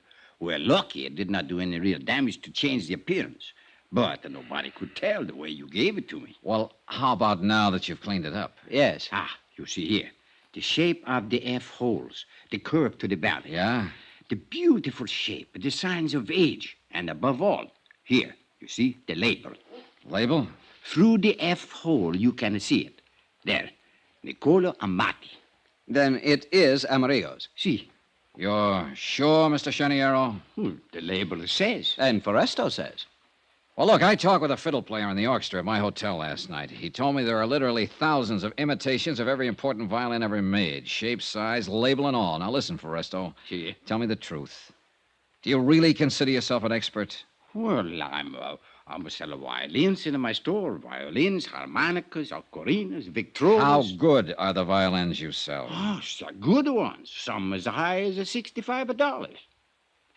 Harry, do you mean to tell me... With all due apologies, Foresto, do you mean to tell me he was your authority for a $30,000 policy on Ricky Amerigo's violin? Well, of course, a representative from the Wurlitzer collection in Chicago verified Foresto's opinion at the time. See, the Wurlitzer know every good violin in the world. Yeah, Harry, let me have it. I'll give you a receipt for it. I'll bring it back when I'm through with it. Whatever you say, John. I assume you want to check further on the authenticity. And you are right. John. Yeah. To put it bluntly... You've still not accomplished very much insofar as Amerigo himself is concerned. With this fiddle under my arm, I think maybe I will. See you later.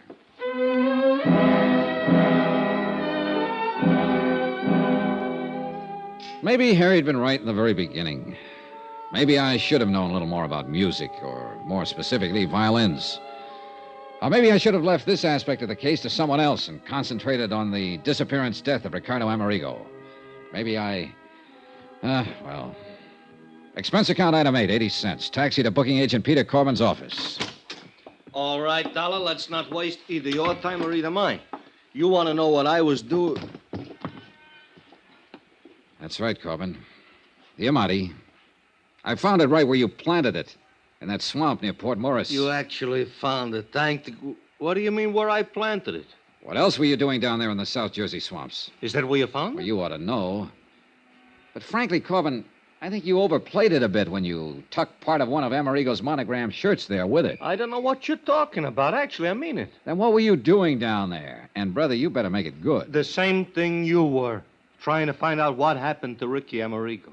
I tell you, Dollar, I was his best friend. It's a true fact. If his fiddle was down there, too, I didn't see it. I wish I could believe you. But the way it looks from here, you were willing to have the Amati violin found lying out there in that salt marsh because you couldn't get rid of it without exposing yourself. It didn't put any money in your pocket the way you figure Amerigo's death will. The way it looks from here, Dollar, that's where you're wrong. Yeah? Yeah, actually wrong. If Amerigo's dead, I collect on his insurance as his beneficiary. That's what the policy says, but believe me... All right. But you think I wouldn't collect on the Amati fiddle, whether it was found or if it wasn't found. That's where you're wrong. What are you talking about? Because I'm also a beneficiary to his will. How do you know? Because I'm not only the sole and only heir in his will, I'm also the executive of his estate, too. Oh. Yeah. So if I was the heavy, what would I take a chance leaving a $30,000 fiddle laying around in some swamp? Cover up? $30,000 worth? All right, what did you do with the hacksaw? You mean somebody sawed up the fiddle? Oh, no, let me see. No, easy, will you? Somebody sawed partway through a steering arm on Amerigo's car to make it crash. Murder? That's a pretty fair question. Oh, no, Dollar, no. Oh, no, who would murder a nice, sweet guy like Ricky? Maybe he was a drunk, maybe he hit the skids, but he had no enemies. He couldn't have. Okay. Maybe he was just a drunken bum, worthless. He threw away a concert career, but he was a gentleman. An actual gentleman. And he was a sweet guy. Nobody could have murdered him. Oh, no, Dollar, not Ricky. Pete, would you? Who was it? Tell me, huh? Who was the lousy punk? I'll kill him. Okay, Pete, I believe you. I don't care whether you believe me or not. Will you tell me who done it? Pete. Pete, will you listen to me?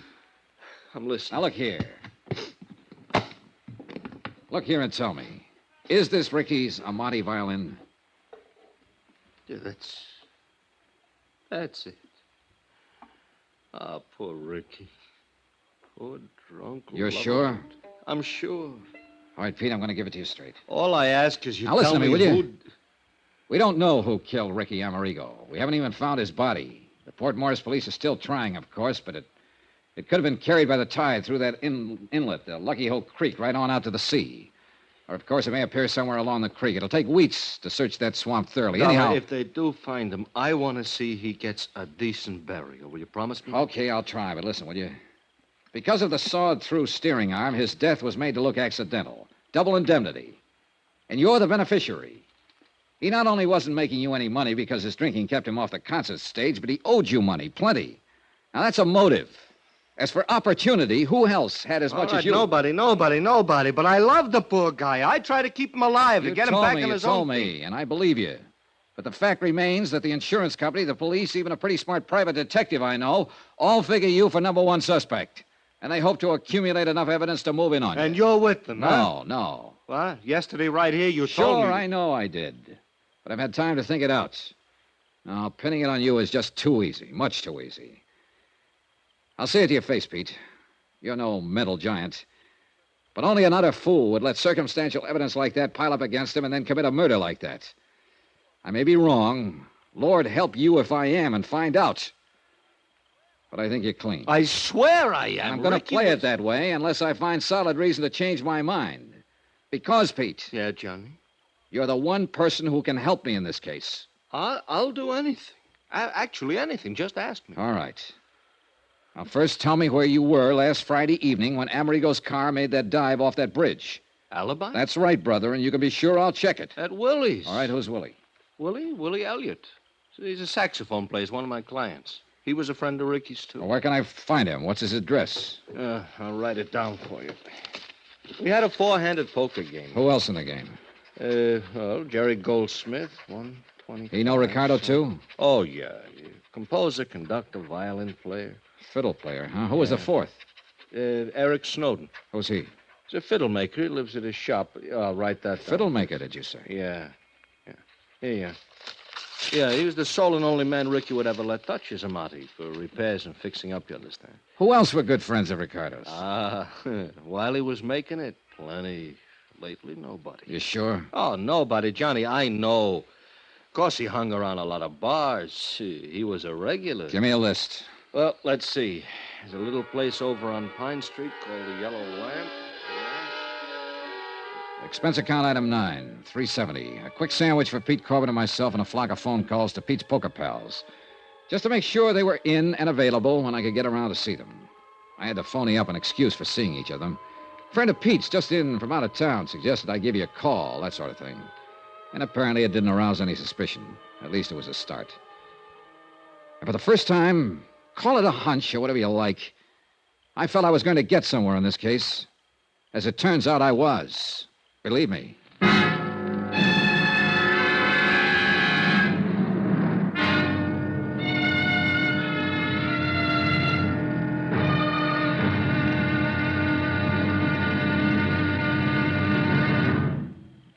Now, here's our star to tell you about tomorrow's intriguing episode of this week's story. Tomorrow, a trio of musicians. The question, which one's story was playing a little flat? Join us, won't you? Yours truly, Johnny Dollar.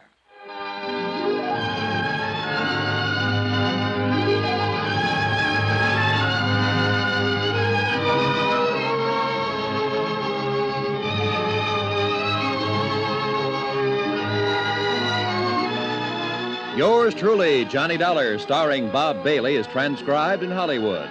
Written by Sam Dawson, it is produced and directed by Jack Johnstone.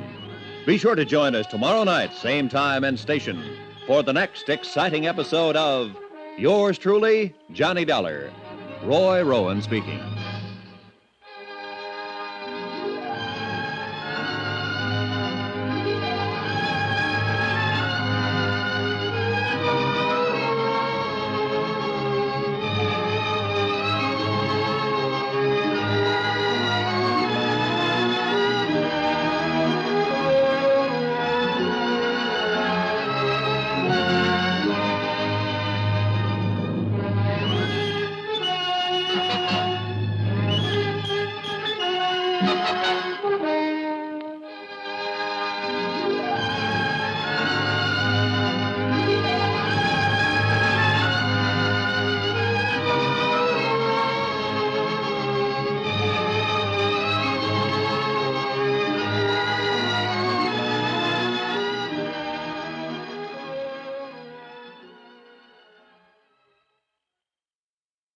From Hollywood, it's time now for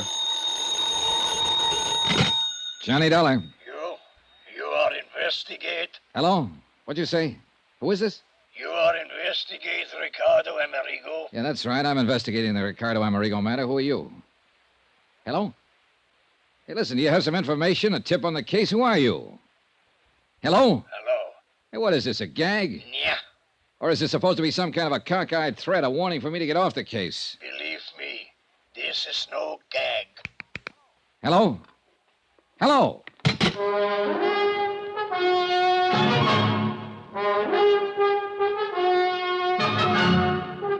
Tonight and every weekday night, Bob Bailey in the transcribed adventures of the man with the action-packed expense account, America's fabulous freelance insurance investigator. Yours truly, Johnny Dollar.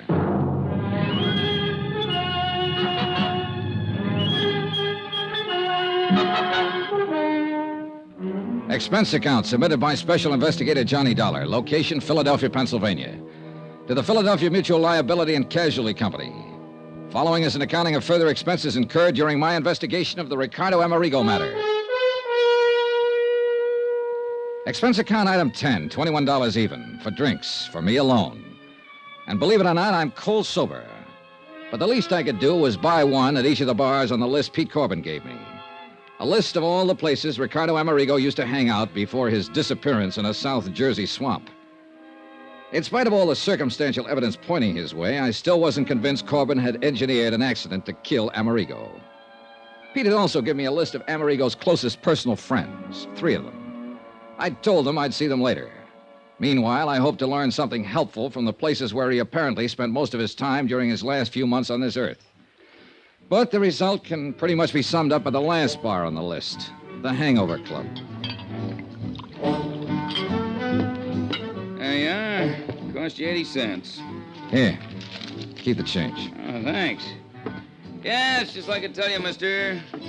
You'd come in here, buy a few drinks, sit and drink them, leave. Well, didn't he ever talk to anybody? Not even me. Just sit here and get plastered until one of his friends would come in and drag him away. Who? Did you know any of them? Oh, sure. Willie Elliott, saxophone player at the Crystal Room. Oh. Who else? Jerry somebody, fiddle player. Jerry Goldsmith. Yeah, they're on my list. Huh? Anybody else? No. Oh, yeah, wait, sure. His agent, Pete Corbin. Yeah, that's... Hey, if you knew that, why'd you ask me? I've heard the same thing exactly 20 times so far today. Yeah, well, I'll say this for him. They must have loved Amerigo. They might have fought and argued with him when they caught him in here, but it was all for one thing, to try and straighten him out. But, mister, he was too far in. Yeah. Yeah, shame for a talent like him, concert violinist, to hit the skids the way he'd done, but nobody couldn't seem to help him. The story had been exactly the same in every bar on the list. Apparently, the only friends, the only associates that Ricardo Amerigo had were those Pete Corbin had named. Expense account item 11, 110, cab fare to the apartment of William Elliott over on Callowell Street. Same story. No new names of friends or even acquaintances. He and Corbin and Goldsmith and the old English violin maker, Eric Snowden, had known Amerigo for years, good times and bad.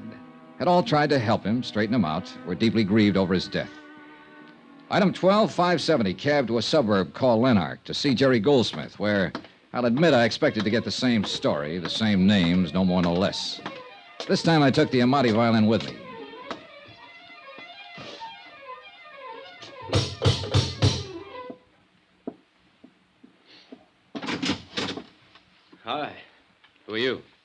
Johnny Dollar. Oh, yes, you called. Come in. Friend of Pete Corbin's, you said. Sit down. Mr. Goldsmith, I'll get right to the point. I'm an insurance investigator, and I that came in... That violin case. That looks like Ricardo's. It is. And the Amati? Yes. Oh, thank God. I found it down in a South Jersey swamp where Amerigo's car plunged off the bridge. It had been lying there, hidden by the marsh for several days. Is it all right? May I see it? Well, one reason I brought it along was so you could substantiate identification. I make no bones about it, Mr. Dollar. I coveted this violin like nothing else in the world. I've played many fine instruments, Strads, Guarnieri, even this, my Stainer. I see. But Ricardo's Amati, there was something between that violin and myself that could exist for no one else. Not even Ricardo Amerigo when he was at his greatest. And when he started his terrible downfall. You, wanted it even more, huh? Yes, more than anything else in the world. Enough to kill for it? Mr. Dollar, I should kill you for even thinking such a thing. I loved Ricardo. Okay, sorry. The fact remains somebody sawed through a steering arm on his car. I still can't believe that. No one could have killed Ricardo, no one. Only 3 others beside myself even knew Ricardo these past few years. Corbin, Elliot, and Eric Snowden. Pity him, feed him, clothe him, try to fight him away from the liquor that had ruined his brilliant career, yes. Even hate him at times for what he'd done to his life, but murder... I'm sorry. May I? Sure. It, is the Amati. Yes, I know it as well as I know my own. May I play it? Sure.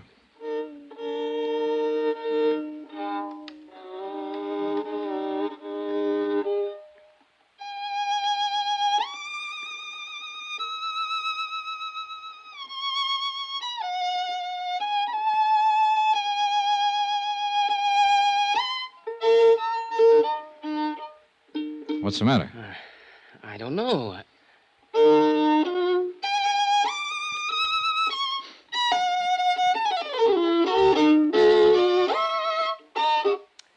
Mr. Dollar, it isn't here. The tone, the brilliance, the response, it isn't here. Something's wrong. You're sure this is the Amati? Oh, of course I'm sure, but something's wrong. Something's happened to it. It isn't the same. Well, you think the dampness of the swamp might have done... No, you can see. It's all right, but it isn't. Well, I don't know anything about violins. There are no cracks, no marks, no damage. Even the sound post. But you're sure it's Ricardo Amerigo's Amati? Yes, I told you so. I couldn't possibly be mistaken. But something is... Mr. Dollar. Well? I don't know. You know something? I don't either. I'm afraid I left Jerry Goldsmith rather abruptly and in a rather distressed condition. But I had plans, and the sooner I could carry them out, the better. Item 13 on expense account, $420 taxi fare back into town to the shop of Eric Snowden, violin maker. The only man who'd been allowed to touch Ricardo Amerigo's Amati, except, of course, for the music store owner who'd cleaned it up after I found it in the swamp. Yeah, it was possible he had done something to it that would destroy its tone. But for some reason or other, call it a hunch if you like, I hope not. Snowden's shop was located on a colorful little side street. Really not much more than an alley called Eisminger Street. Right in the middle of one of the busiest sections of the city, surrounded by skyscrapers, office stores, and all the traffic that goes with them. This one little alley. Except for Snowden's place, the tiny buildings packed side by side are all residences, left over from years gone by when this was a residential section, and still unspoiled by the bustling activity around it. Thank you, Mr. Romandi. And I'll be sure to hear you at the Academy of Music Saturday night. Sir! Mr. Snowden? Yes, I'm Eric Snowden, but that violin case... I'm Johnny Dollar. I phoned you. Oh, please come in. Mr. Dollar. That's right. It's Ricardo Amerigo's. It's been found. Please let me... Mr. Snowden, I'm an insurance investigator. Part of my job has been recovery of this violin. It's possible loss was the most heartbreaking thing I ever contemplated, but you found it. I think so. You think? I don't understand. Well, here, take it. Examine it. Yes, but not here. come. We'll go up to my workroom on the second floor, where I can check it thoroughly. I'll lock this front door so we won't be disturbed. Now, come with me, please. I can't believe it. It's so wonderful you found it. It would have been a terrible loss to the world. Yeah, I guess so. You're not a violinist yourself? No. I'm afraid the only violin music I know is what I hear in... Now, here we are. Oh, quite a shop. Most of the finest violins in the world have been here, one time or another. The Stradivarius of Yasha. It was quite a shop. The violins The of... walls were lined with fiddles in the making and with tools. Some familiar and some that were... Wait a minute. Hacksaws. A couple of them small and delicate, but one a big one and dirty. As Eric Snowden turned away to open the violin case, I ran my fingers over the blades. There was grease on one. Axle grease.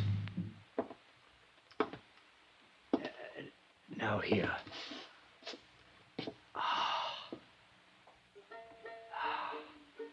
Well, Mr. Snowden? Yes, Mr. Dollar. This is Ricardo Amerigo's violin. You're certain of that? Eh? Do you think that I, of all people, wouldn't know? Mr. Dollar, aside from Ricardo himself, I am the only person who has touched this magnificent instrument for years now. I must confess, I resent your least question of my judgment. All right, I'll be honest with you. I don't pretend to know much about violins, so I had somebody play it a while ago. Sacrilege. All right, be that as it may. It didn't sound to him or even to me like a $30,000 violin. And whom did you permit to lay hands on this priceless instrument? A friend. Should be horsewhipped. Only an artist, a great artist, should be permitted to handle a thing like this. But I suppose you understand that, Mr. Dollar. I don't suppose you... Well, go on. Mr. Dollar, someone has tampered with this. Oh? Of course it doesn't sound right. Did this friend of yours presume to be a violin maker, too? What do you mean?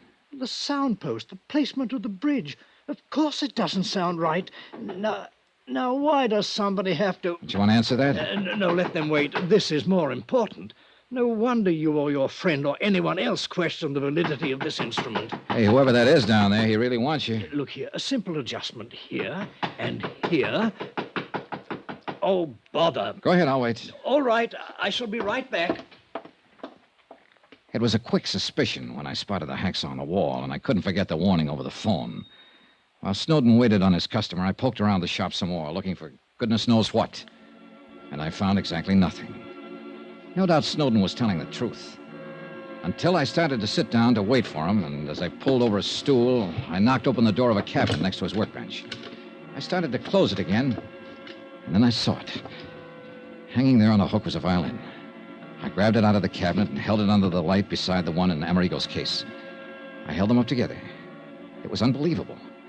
The shape, the color, the markings, nicks on the little pegs you tune them up with, a spot of stain on the scroll, even a tiny, almost indiscernible scratch on the back, an old pencil mark on the inside near the label.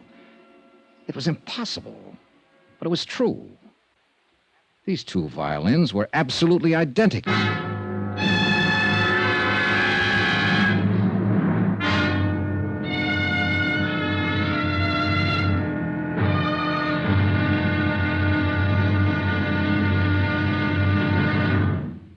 Now, here's our star to tell you about tomorrow's final intriguing episode of this week's story. Tomorrow, well, it's a wind-up.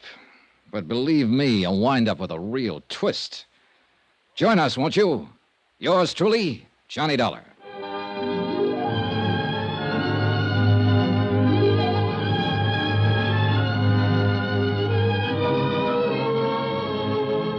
Yours truly, Johnny Dollar, starring Bob Bailey, is transcribed in Hollywood. Written by Sam Dawson, it is produced and directed by Jack Johnstone. Be sure to join us tomorrow night, same time and station, for the next exciting episode of Yours truly, Johnny Dollar. Roy Rowan speaking.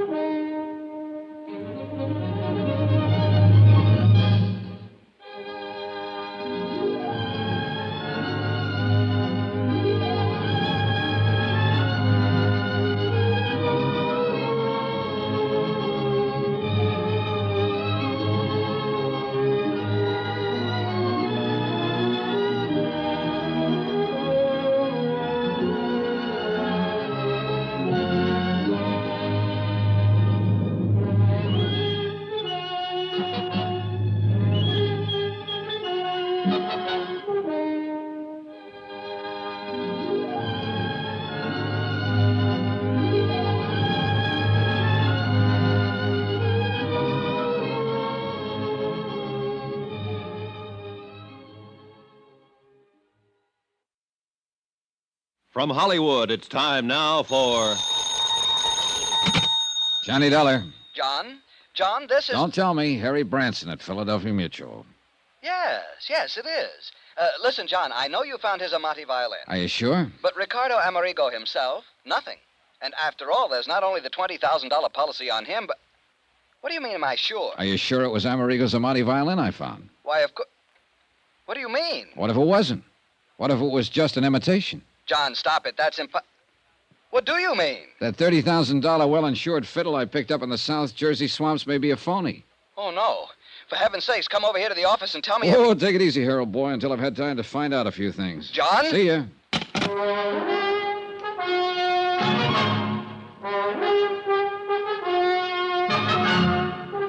Tonight and every weekday night, Bob Bailey in the transcribed adventures of the man with the action-packed expense account, America's fabulous freelance insurance investigator. Yours truly, Johnny Dollar.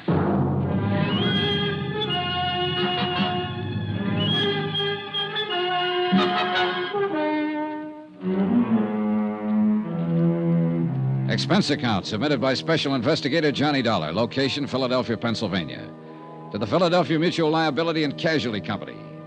Following is a final accounting of expenditures incurred during my investigation of the Ricardo Amerigo matter. When Ricardo Amerigo's car was hauled out of a swamp somewhere near Port Morris, New Jersey, there was no sign of his body. Only a sawed-through steering arm on the car that indicated somebody had done him dirt. However, I did find the fiddle, the $30,000 Amati that had helped him become one of the world's top concert violinists. Anyhow, with the fiddle under my arm, I ended up at the shop of violin maker Eric Snowden for final confirmation that it was the genuine Amati that I'd found. This Eric confirmed. However, while we were in the second-floor workroom of his shop on Eisminger Street talking about the fiddle, somebody pounded on the street door downstairs. Oh, bother. I'll be back in a moment, Mr. Dollar. And that's when I accidentally, and so help me it was accidental, I knocked open the door of a cabinet and discovered another violin, identical in every respect with the one I'd found in the swamp at the scene of Amerigo's accidental death. Okay, so I did exactly what you would have done. I put the one in the cabinet into Amerigo's case and the one from the case into the cabinet. One of them was the genuine Amati. But which one? I'm sorry, Mr. Dollar, but he was so insistent, I thought he was one of my, shall we say, better clients. As it turned out, it was just a youngster who wanted to see one of the new G-strings. A youngster? Oh, I see you're joking.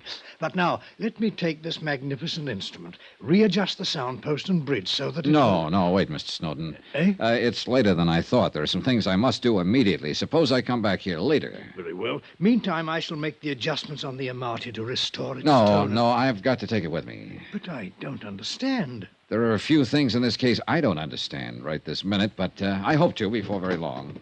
Mr. Dollar, you talk in riddles. Why don't you leave the violin? No, and let thanks. me- I'll see you later. But please be careful with it. If anything should happen to that priceless... Don't worry. Nothing will happen to it. I found that I'd almost spoken too soon, for I pounded down the stairs, across the floor of the store, and out of the door without the caution the book says one should exercise when leaving a suspect in a case. I'd no sooner got out on the street... It was a flower pot big enough to have killed a horse in its fall from the upper story window ledge. Oh, no. Good heavens, wait, Mr. Dollar. That was an accident. But I didn't wait. was Expense account item 14, 10 cents. Phone call to Harry Branson at the insurance company to have the police put a man on Eric Snowden's shop immediately to make sure he wouldn't try to skip. Item 15, $7.50 for a cab to the house of fiddle-playing Jerry Goldsmith out in Lanark. Mr. Dollar. Hello, Goldsmith. I didn't expect it. But you left in rather a hurry earlier. Sorry, I had to keep a date. Hey, look, Jerry, when I was here before... You still have the violin? Yes, when I was here earlier and you played it, you didn't seem to think it was really Ricardo Amerigo's Amati. No, I didn't say that. At least Well, at least it didn't sound like it when you played it. Yes, Mr. Dollar, that's right. Oh, now, think a minute. You were a bit upset, excited, whatever you want to call it, when I brought it to you. Yes, that's true. Nevertheless... And I think you were also afraid I might have suspected you of Amerigo's murder when you admitted his violin was the one thing you wanted more than anything else in life. Except, of course, to have Ricardo straighten out. Become himself again. Become the artist again. Deserve to have this... Oh, I don't know. Whatever I say seems to make it sound like a... I don't know. All right, now, look, Jerry, calm down, will you? I'm not trying to pin a murder rap on you. Calm down and do something for me, will you? Why, yes, of course. What? Here. Have you had something done to it to restore the tone it used to It have? hasn't been touched by anyone else since I laid my hands on it. But I want you to play it again. Yes, of course I will. But didn't you say that some old fool with a music store cleaned it up? Sherry, it hasn't been touched by anyone else since I laid my hands on it. Now play it. All right. Go ahead, Jerry.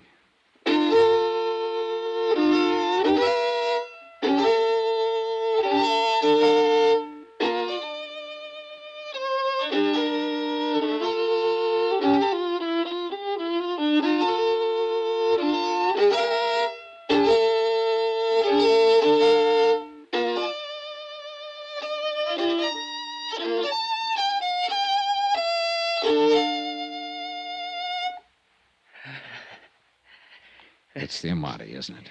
Yes. Yes, it's the Amati. A beautiful, wonderful.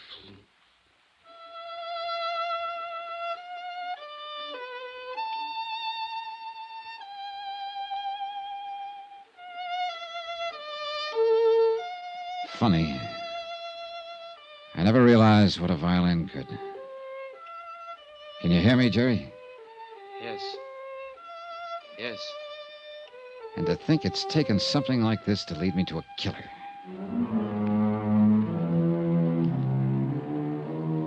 Expense account item 16, 420, cab to Philadelphia Mutual, the office of Harry Branson. But if you're right, John, you mustn't go out there alone. Don't you understand if he's the man who planned the murder of Ricardo Amerigo, he wouldn't stop...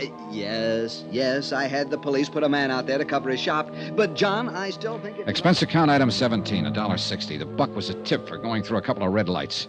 Back to the shop of the violin maker, Eric Snowden. Mr. Dollar. Hi, Mr. Snowden. I'm afraid I left you rather abruptly a while ago. Mentioned, Mr. Dollar, it's you. That near accident when you left that flower pot, I don't know how it possibly could have shifted on the window ledge up there. On the third floor window ledge of this little combination store, workshop, and home of yours. That much I did notice while I was ducking it. If it had come off a second floor window, you know I might have suspected you of giving it a helpful shove. Oh, good heavens, Mr. Dollar, you can't possibly mean that. All right, forget it for the moment. But how can Let's go up to your workshop on the second floor. Come on. Well, yes, of course. But may I ask why? I want to show you something, and I think you know what. No, I certainly don't. Unless something has happened to the Amati. Oh, something certainly has. You damaged it since you were here. No such luck. Mr. Dollar, please, what are you talking about? Okay, here. Now tell me the truth. Is this Ricardo Amerigo's Amati violin? Yes. I've told you so. You're sure? Of course I'm sure. You know something? You aren't, but I am. What? Now open that cabinet there beside your work table. What for? Because I tell you to. But I...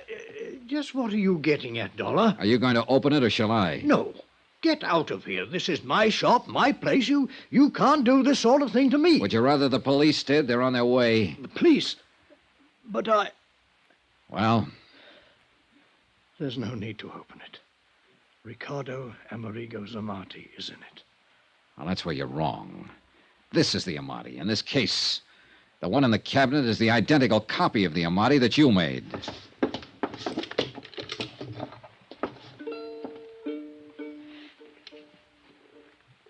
Yes, Mr. Dollar. Why, Snowden? Because the loss of this priceless instrument would have been unthinkable. $30,000 insurance on it. Oh, money doesn't buy a violin like this. It must be played by an artist, by many artists, like the artist Ricardo was. So when Ricardo disappeared... Or was murdered? When Ricardo disappeared, I had to make sure that the Amati would still... I didn't murder him. Isn't this the hacksaw that cut the steering rod on his car? Well, Snowden, isn't it? Yes. No, I mean... mean... And because of it and your crazy plan to keep the real Amati, you and you alone are going to take the rap for Amerigo's murder. No, please. Ricky. No use, Eric. That's right, Mr. Dollar. I'm Ricardo Amerigo. You're what? The dirty, drunken has-been that started all this. Sawed through the steering rod on my car, wrecked it in the swamp, Left some of my clothing there. That phony fiddle was my idea. Not to collect the insurance on it, not that alone. But to make sure it could come back again. Be played again by somebody that deserved to play it. The way perhaps one time I deserved to play it. But, Ricardo... A man disappears, murder, or whatever. There's a fuss about it for a while, and it's over. But this, no. No, this must live. This violin. You will now. The world will be the better for it. But you... and this apparent murder... The insurance was my last hope of paying back Pete Corbin, my agent, and the others who tried so hard to straighten me out. Pay back some of the money and the heartbreak they spent on me. Or let your insurance company pay them back. Because I never could. I couldn't even leave my hiding place here in Eric's house. Because I knew that sooner or later he'd pity me enough to give me more of the drink that's been all I've been living for. Eric, God bless him, Eric knew, of course, but only he. Be kind to him, if you can. Ricky. That's all, Mr. Dollar. Oh, unless... will you buy me a drink before you call in the police?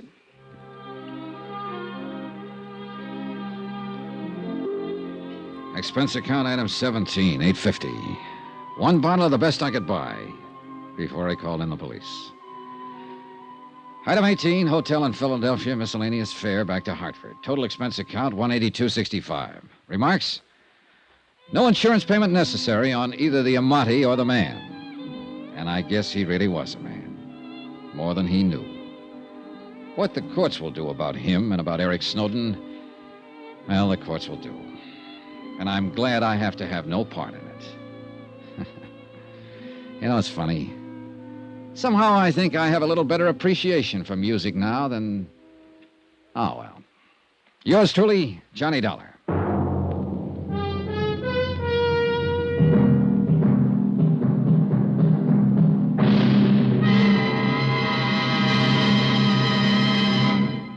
Remember, there'll be another intriguing story for you beginning next Monday night. Next week, the Duke Red matter. A racehorse that could only be stopped by a killer. And the killer didn't stop with horses. Join us, won't you? Yours truly, Johnny Dollar.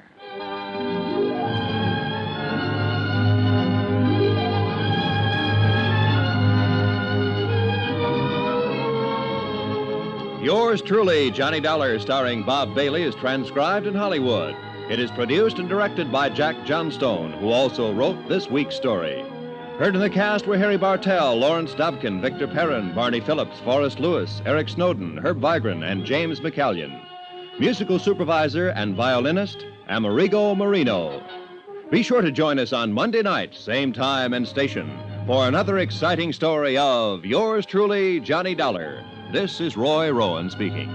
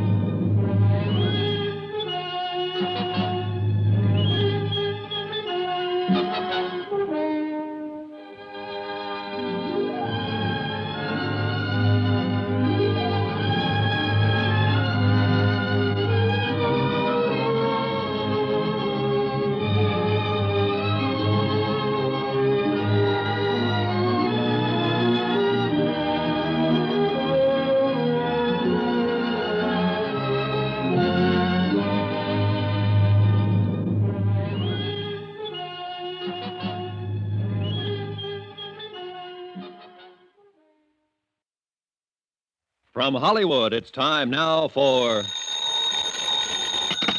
Johnny Dollar. Niles Pearson, Johnny, at Universal Adjustment Bureau. Oh, how are you, Niles? Worried at the moment. Can you help me out? I don't know. What's on your mind? $65,000 worth of horse flesh. Ever hear of Duke Red? Yeah, I think so. The Futurity last year? That's the horse. Johnny, Columbia Indemnity is going to have to settle a claim on him. Why? Duke Red was seriously injured and had to be destroyed. Did you say 65,000? Yeah. No wonder you're worried, Niles.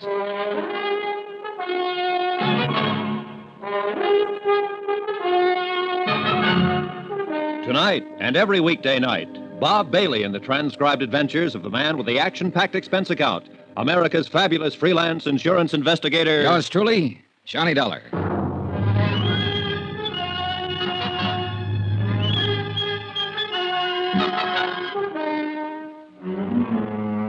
Expense account submitted by Special Investigator Johnny Dollar to the Universal Adjustment Bureau, Universal Building, Hartford, Connecticut.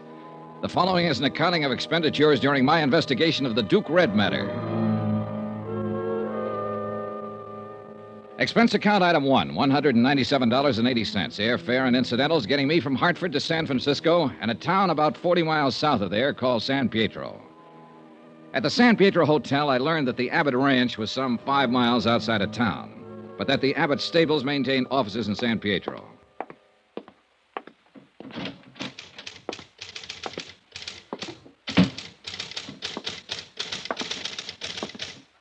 Hello.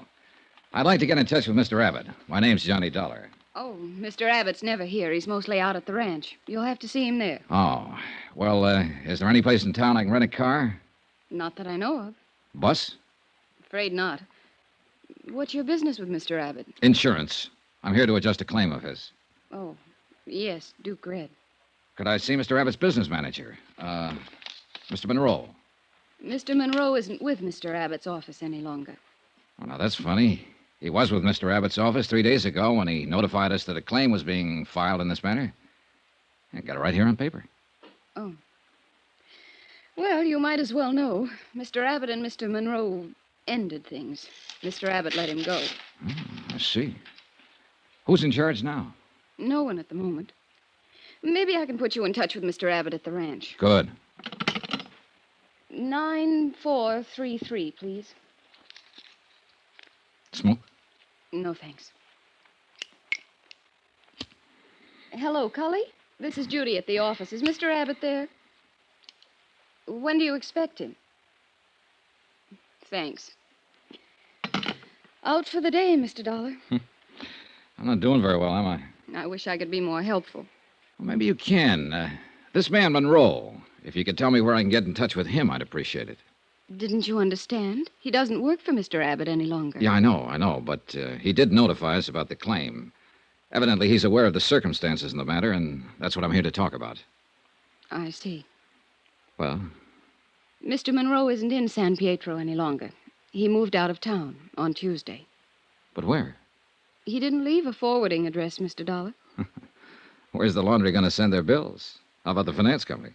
He just left, and that's it. You want to know something? I don't get it. She dropped her eyes, mumbled something about having work to do, and we left it at that.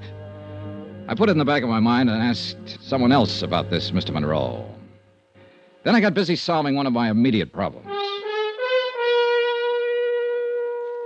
Expense account item 2, $50. Deposit on a 1940 Terraplane station wagon I managed to rent from a man who ran a filling station. Our deal was $10 a day plus gas. Item 3, $5.08, a tank full of gas. The Terraplane bucked a little, but it got me outside of town about 4 miles to the office of a tall, lanky man who never took his hat off. Dr. James Gorey, veterinarian. All the way from Hartford, Connecticut, huh? Yes, that's right. And having sunshine like this back there now, I'll bet you. You're here about the Duke, huh? Duke Red, yes. The people who wrote the policy want me to look into the matter. Hope there's nothing wrong. Is there? No, matter of procedure, Doctor. Mr. Abbott's filed a claim for $65,000 indemnity, the loss of his racehorse. Mr. Monroe, who handled these matters for Mr. Abbott, is no longer around. Oh, yes. I understood they quarreled. Yeah. Mr. Abbott isn't around at the moment either, so I came to you. I don't believe I understand this. If Ben Abbott's bought that much insurance, he's sure got a right to file a claim for damages. Well, it's just good business to get the facts, Dr. Gorey, that's all. Quite a bit of money involved here. Yes. Red was worth lots more than that, though. Oh? That horse would have won over $500,000, in my opinion. Full racing terminal. Yeah, well, it's too bad about all this. I understand from Mr. Monroe's correspondence that you treated the animal, Doctor. Yeah, yes. I take care of most of Ben's stock when they're here, when he's not on the road racing. Uh-huh. I'd like to know exactly how the accident happened, Doctor. There was something about a piece of machinery? A tractor with the blades up. Huh? Duke Red stumbled back into it hard. Cut through his right hamstring all the way to the bone. I see. Do you make out a report in a case like this? In any case, Mr. Dollar, an animal is just like a human. This one's more valuable than most, I guess. Any of them liable to get sick or hurt sometime. Here's the report. Thanks. They're pretty careful out there with all those animals. Naturally, they constitute a considerable investment on Ben Abbott's part. Yeah, sure. Oh. Most of the tendons cut, huh? Yes. Them as wasn't severed were ruptured. Uh-oh. What? Well, there's a notation about the carcass. Cremated on the premises? Yeah? Well, let's see. The accident happened Sunday night, cremated same night. Why so fast, Doctor? Ben Abbott wanted it that way. Can't blame him, I guess. Maybe not. But it'll make my job a little more complicated. Unless some x-rays were taken of the injury. There was no need for me to go into x-rays. Paralysis had already set in by the time I got there. Yeah, but that doesn't help me much, does it? Huh? What do you mean? No carcass, no proof of the extent of injury to the animal. Lord, man, the animal was in a bad way. It was a mortal injury. How was he destroyed? Shotgun. Could he have lived? I mean, long enough for me to... You don't understand, Mr. Dollar. It'd have been wrong not to destroy him with injuries like that. Mr. Abbott called you in right after the accident happened, did he? Yes, I got out there maybe 15 minutes later. Ben was alone with the horse. The minute I laid eyes on that animal, I knew he was finished, that he'd have to be destroyed. You advised Mr. Abbott that the horse had to be destroyed? I didn't have to. He knew it. He knows horse flesh as good as any vet alive. Well, did you consider calling in someone else? What? Another doctor for consultation. I tell you, man, there was no use in going into anything like that. Did Mr. Abbott ask you to call in another vet? No, he did not. Who else was there? Nobody. No stable hand? No member of Mr. Abbott's family? No. Well, who saw the accident? Mr. Abbott. Who else? I don't know, Mr. Dollar. Like I said, just Ben was there when I got there. I haven't any proof that the animal was injured. You just read my report? I've got $65,000 to worry about, Dr. Gorey. I'll need more than just a report. Young man, I've been in business here over 30 years. I've done business with Ben Abbott over 20 years. You come here asking me if I called in another vet, if I did this, if I did that. There isn't a man around here who won't take my word. Why don't you? Part of my job, Dr. Gorey. Huh? I can't take anybody's word for anything. Mr. Dollar, I'd be obliged if you'd get out of here.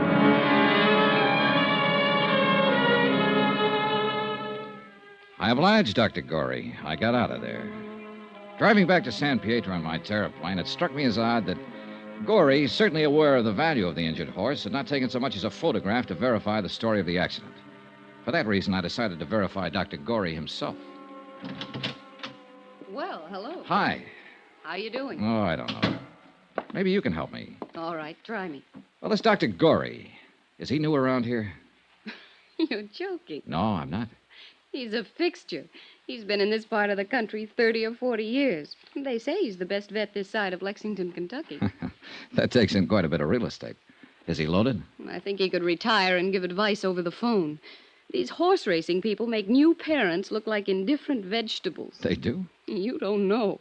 A horse sneezes once and they're ready to call the Mayo brothers. Dr. Gorey's practically the whole Mayo Clinic in horsey circles.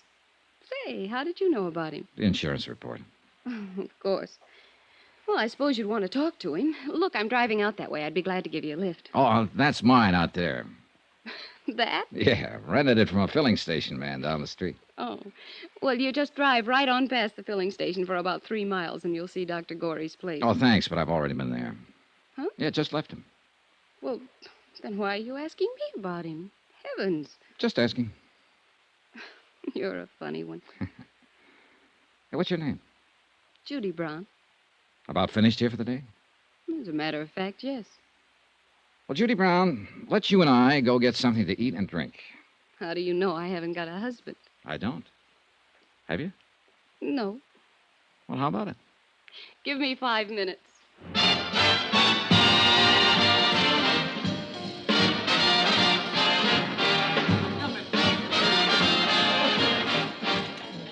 Judy, I'm going to get right to the point. How long have you worked for Mr. Abbott? A year and a half. Why? You're from San Pietro? No, San Francisco. I answered an ad. I wanted to get out in the country for a while, away from the city life. Mm-hmm. All right. What happened between Monroe and Abbott? They had a quarrel. A loud quarrel. Mr. Abbott's very good with a quarrel. Oh, is he? Yes. You know, even I've wondered about that. What? Mr. Monroe quarreling with Mr. Abbott and then just leaving all of a sudden. Probably went to San Francisco. I don't know where else he... Oh, What's the matter, Judy? that looks like Mr. Monroe now. Monroe? Yes, end of the bar. I thought he was away. It's him, all right. Well, I'd like to talk to him. You'll have to hurry. Looks like he's getting ready to leave. Yeah. Excuse me. Sure. Hey, just a minute. You calling me? Yes, Mr. Monroe? Yes? Johnny Dollar, Universal Adjustment Bureau. I'm in town about the claim on Duke Red. But I heard you'd left town. I had. You talked to Mr. Abbott about that claim. Well, you had power of attorney for him and signed the claim. I wonder if I could talk to you. I'm leaving town again. Right away. Well, look, can't I just have a minute of your time? It wasn't my horse. It belonged to Ben Abbott. Talk to him. Now get out of my way. Oh, hey, wait a minute. Let him handle his own dirty business. Look, Mr. Monroe. Get out of my way.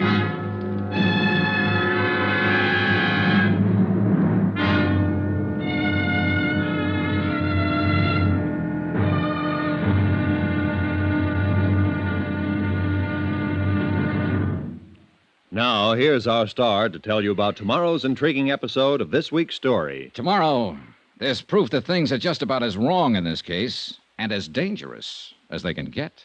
Join us, won't you? Yours truly, Johnny Dollar.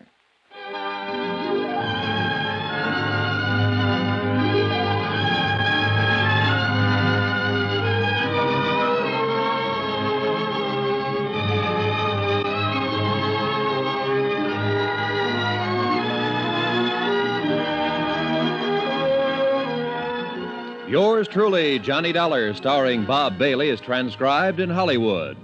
Written by John Dawson, it is produced and directed by Jack Johnstone.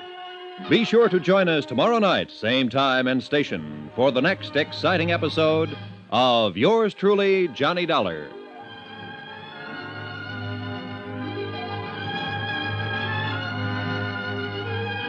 This is Roy Rowan speaking.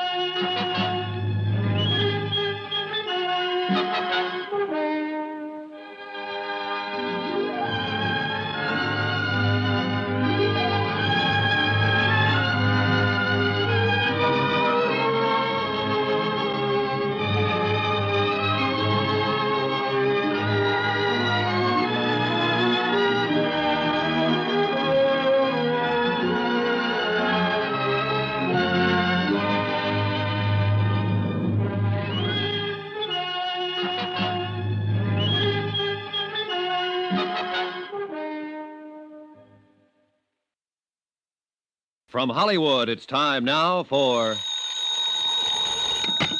Johnny Dollar. Ready with your call to Mr. Pearson in Hartford, Connecticut. Oh, thanks, operator. Hold on, please. Go ahead. Hello?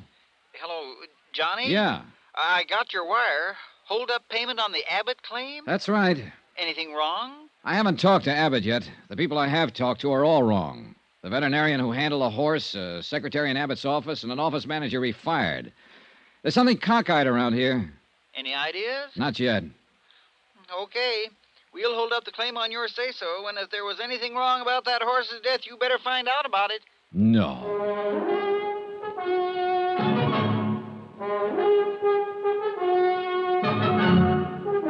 Tonight and every weekday night, Bob Bailey in the transcribed adventures of the man with the action-packed expense account, America's fabulous freelance insurance investigator. Yours truly, Johnny Dollar.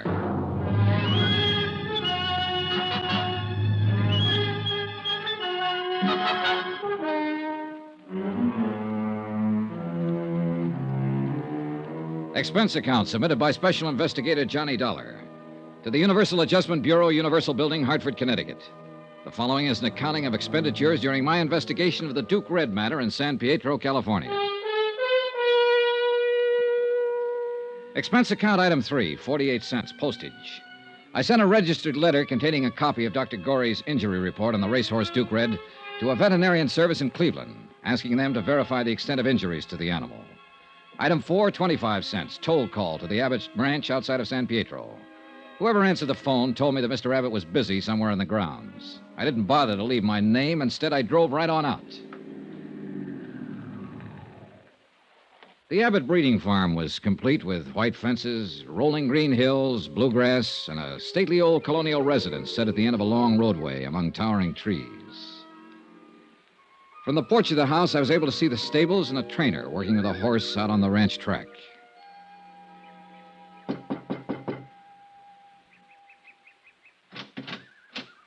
Yes, sir. Good morning. Good morning. My name's Johnny Dollar. I'd like to see Mr. Abbott, please. Yes, sir. Come in, please, sir. I'll try to find him, Mr. Dollar. You want to wait here, sir? Thank you. He left me standing in one of the biggest living rooms I'd ever seen in my life. I took a plant in front of the fireplace, lit up a cigarette, and began to look at the pictures and statues of racing horses lining the mantelpiece. Pretty soon, things started.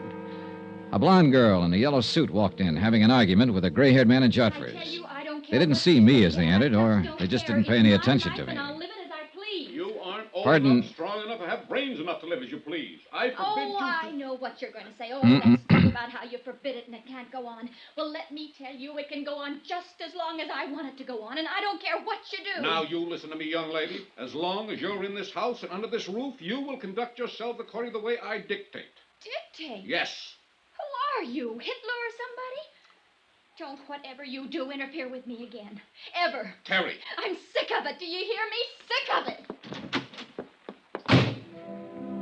That was as much as I heard. But then it didn't last long. I saw them go out and walk around the garden once, shake fists at each other, finally part.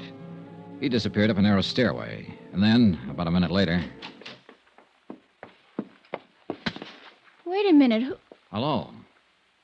Hello. How long have you been here? Too long. Oh. Why didn't you speak up? Well, I cleared my throat a couple of times, but no good. Then I tried to look like I didn't hear anything. Nothing seemed to work. If it helps any, I'll keep it all under my hat. I won't tell a soul. He doesn't like the company I keep. What do you think of that? I don't know anything about it. Give me a general viewpoint at least. Well, I've run into a lot of parents who don't approve of the kind of company their sons or daughters keep. In my court of human relations, parents don't always know what kind of company their daughters and sons need. When those daughters and sons reach the age when they need company. Good. You're on my side. I didn't finish. On the other hand, daughters and sons have the same problem. They don't seem to know either. You're a coward. Who are you? Johnny Dollar, I'm here to see Mr. Abbott about insurance. Was that Mr. Abbott? Yes. You're not an insurance salesman. You're here about Duke Red, about what happened to him, aren't you? That's right. I'm Terry Abbott. Glad to know you. How much money did Daddy have Red insured for? $65,000. $65,000. I don't suppose you have a cigarette. Sure.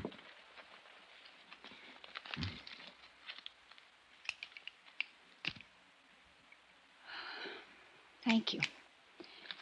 Has the claim been paid yet? No, not yet. If Red had made the tracks this year, he would have doubled that. Tripled it, probably. There's not enough money in the world to replace that horse. He was a great running horse. I've heard that before. Dr. Gorey mentioned it. Look, I'm sorry all this happened. Dad shouldn't have shot Red. We understand he was injured beyond hope. That's a lie. That's a what? Dad shouldn't have shot him. He just shouldn't have done it. Red was the only horse in the whole stable's worth anything. The only thing around here worth anything. Wasn't the horse injured? Injured? Oh, that's what you'll hear. They'll all tell you that. But I can tell you something else. Terry, what are you talking about anyhow? He's an insurance man, Dad, and I can tell him the whole thing, and I will. Go to your room, Terry. It was a terrible thing to do, shooting Red. It was just like murder, and you know Be it. quiet and go to your room. It was murder. Murder. Murder. Stop it! Now go to your room. Thank you for the cigarette, Mr. Dollar.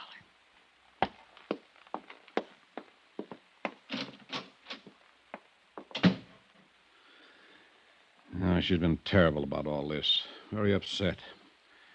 Any time I've had to destroy an animal around here, she gets like that. Been that way ever since she was a little girl. I see. I knew I'd have to put up with her acting like this, but I'm reluctant to apologize to you for her actions or for mine. Jim Gorey told me you were in to see him yesterday afternoon. I wish Dr. Gorey hadn't told you that. I intended to tell you myself, Mr. Abbott. If I've offended you, I'm sorry for it. Makes me look I'm doing something shady. You could have come right to me instead of going to Dr. Gorey. I tried to. You were out. Then you could have waited till I came in. If this is the way that insurance company operates, I might have to find a different one. Look, Mr. Abbott, there's quite a bit of money at stake here. We have to go to everybody during an investigation. Dr. Gorey ordered the horse destroyed. It seemed very reasonable to go to him and ask why he took that action. We want to know all the circumstances. If you talk to Gorey, you know them. Why are you bothering me? What do you want? I want all the information you can give me about the accident. The time, date, people who saw it, exactly what happened, where it happened. Do you always handle a case this way? It's the way I'm handling this one. I don't like it very much, sneaking around behind my back. No matter what you think of me or my methods, Mr. Abbott, I'm the man assigned to handle this claim. My report has to be completed before the matter can be settled. They don't know what they're doing, sending a man like you out here. You filed a claim. What did you expect? A little decency and respect and courtesy. That's what I expected. That fool Monroe filed the claim. I understand he had power of attorney as your office manager to do that. Well, he did it too soon. I would have waited until things calmed down around here a bit. What do you mean?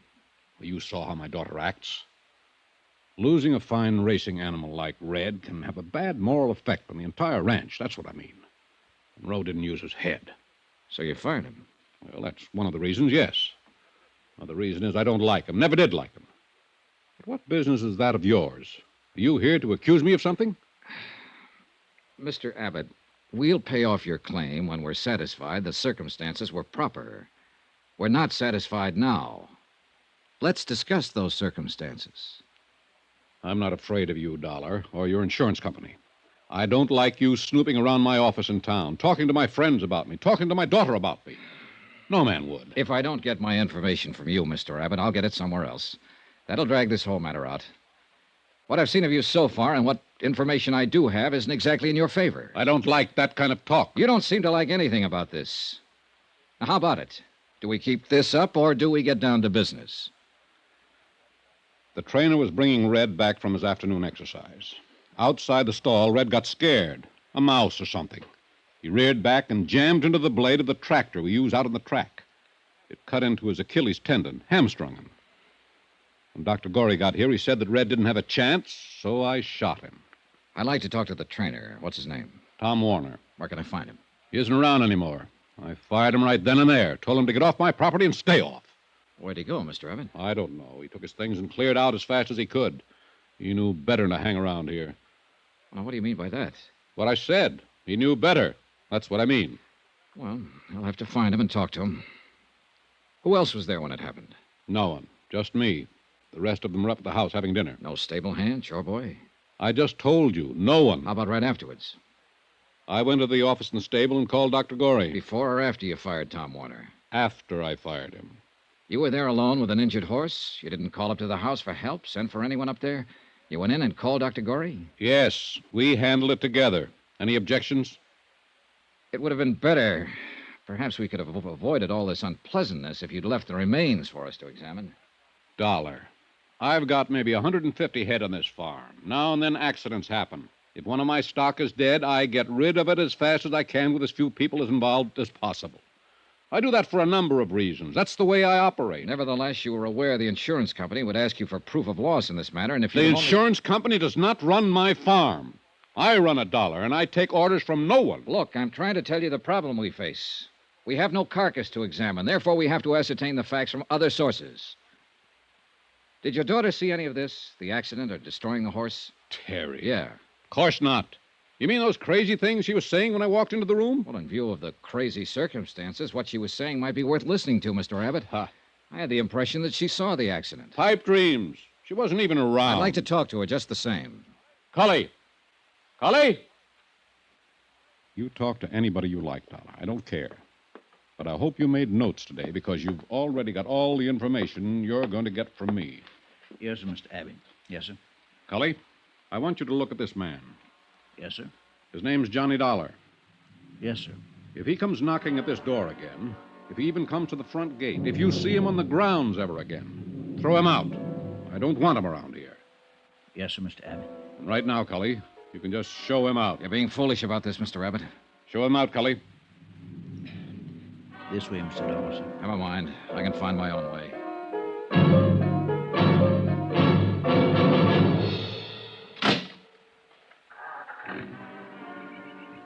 Mr. Dollar, sir. Mr. Dollar. Huh? Just a minute, sir, if you please, sir. Sorry about that in there, sir. I don't believe Mr. Abbott really meant it. Sounded that way to me, Cully. I know how it sounds. He's just, well, not himself. You understand, sir. Not quite, no.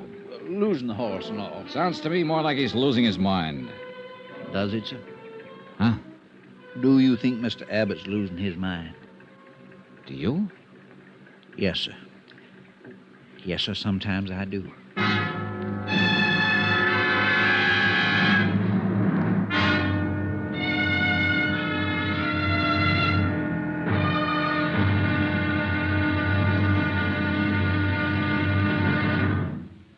Now, here's our star to tell you about tomorrow's intriguing episode of this week's story. Tomorrow, the whole case starts to fall apart like a man full of bullet wounds, which is just about the case.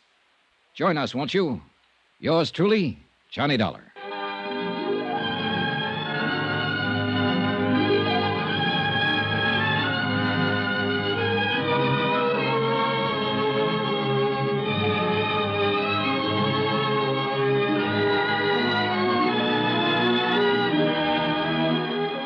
Yours truly, Johnny Dollar, starring Bob Bailey, is transcribed in Hollywood.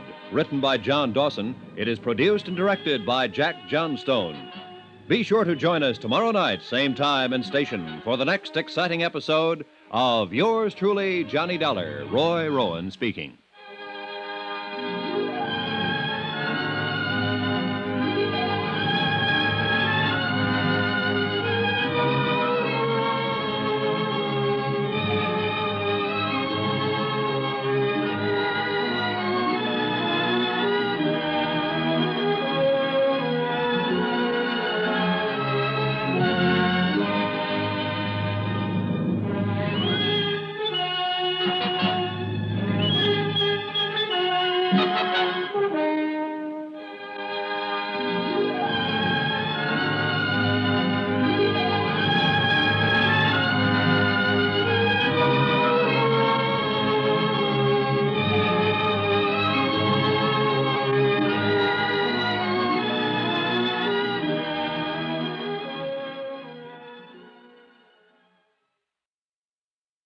From Hollywood, it's time now for...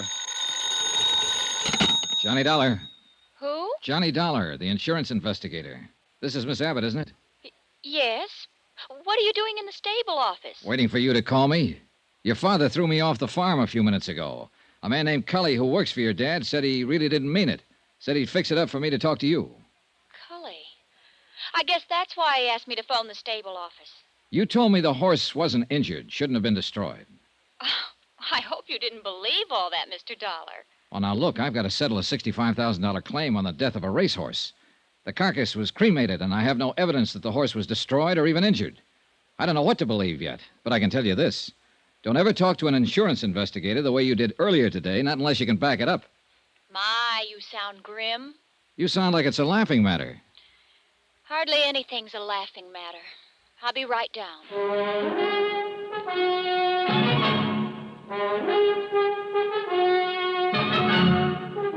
Tonight and every weekday night, Bob Bailey in the transcribed adventures of the man with the action-packed expense account America's fabulous freelance insurance investigator. Yours truly, Johnny Dollar.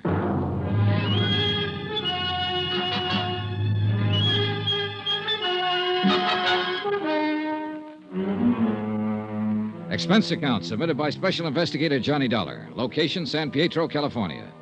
To the Universal Adjustment Bureau, Universal Building, Hartford, Connecticut. The following is an accounting of expenditures during my investigation of the Duke Red matter. 15 minutes after I spoke with Terry Abbott on the phone, I looked out the window of the stable office and saw her starting down toward the stables. She'd changed clothes. This time she was wearing blue jeans and riding boots. She carried a quirt in one hand, a cigarette in the other. There was a scarf or some such tied around her hair. All in all, it was a classic impression. Rich girl, racing horses, and fast cars. She wore a disdainful pout, also classic.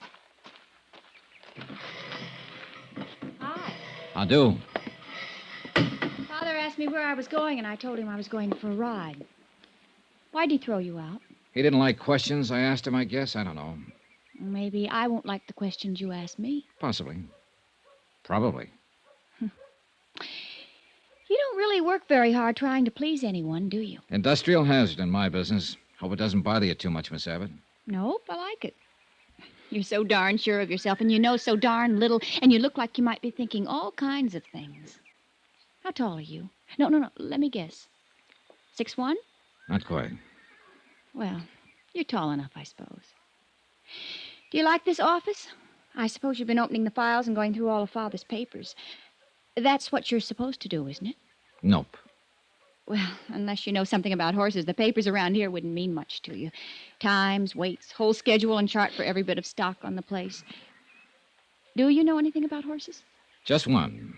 Duke Red. Oh. He was insured for $65,000. And he's dead now.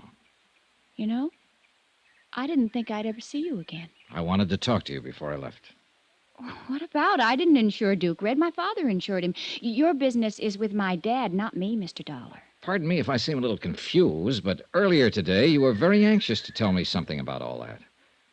Was I? Yes, you were. Hey, what is this anyway? I wish we hadn't met. But we did, and you mentioned there was no need to destroy Duke Red after he'd been injured. Now, did you say something like that to me because you were angry at your father? Or did you say it because there was some truth to it? Well, now, what's that supposed to mean? Do you just stand around and pout when people ask you questions? Did you mean that horse wasn't injured, or that he was injured, but that he could have been saved? Well, did you have any reason at all for saying the things you did? I've been very upset lately. All of us around here have been very upset. Yeah, I'm getting that way myself. Duke Red was the best horse we've had around these stables in 5 years. His father was a real champion, Earl Red, and maybe you've heard of him. He earned $190,000. We've all been counting on Duke Red since he was a colt. He had it then. This was going to be his big year. When this stupid accident happened, it just turned all of us upside down. Uh-huh. Is that your explanation for the things you said to me? Yes, for the moment. Now, please, don't ask me any more questions right now. One more. What? Your father fired a couple of people I wanted to talk with. One of them was a Howard Monroe. Dad's office manager. Yes, I met him a couple of nights ago. He wouldn't talk. He was too mad. Said something about letting your father handle his own dirty business. What? Now, I don't know what that meant, and I don't think I care just now. But the other man who was fired was a horse trainer named Warner, Tom Warner.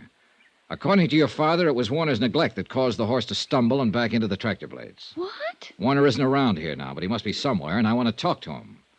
Now, where can I find out his address? He's from Baltimore, Maryland. Baltimore. What about his address? Well, it'd be in the personnel files. You can get those at the office in town, in San Pietro. Okay. Do you think he went there? I don't know. And what's more, I don't care.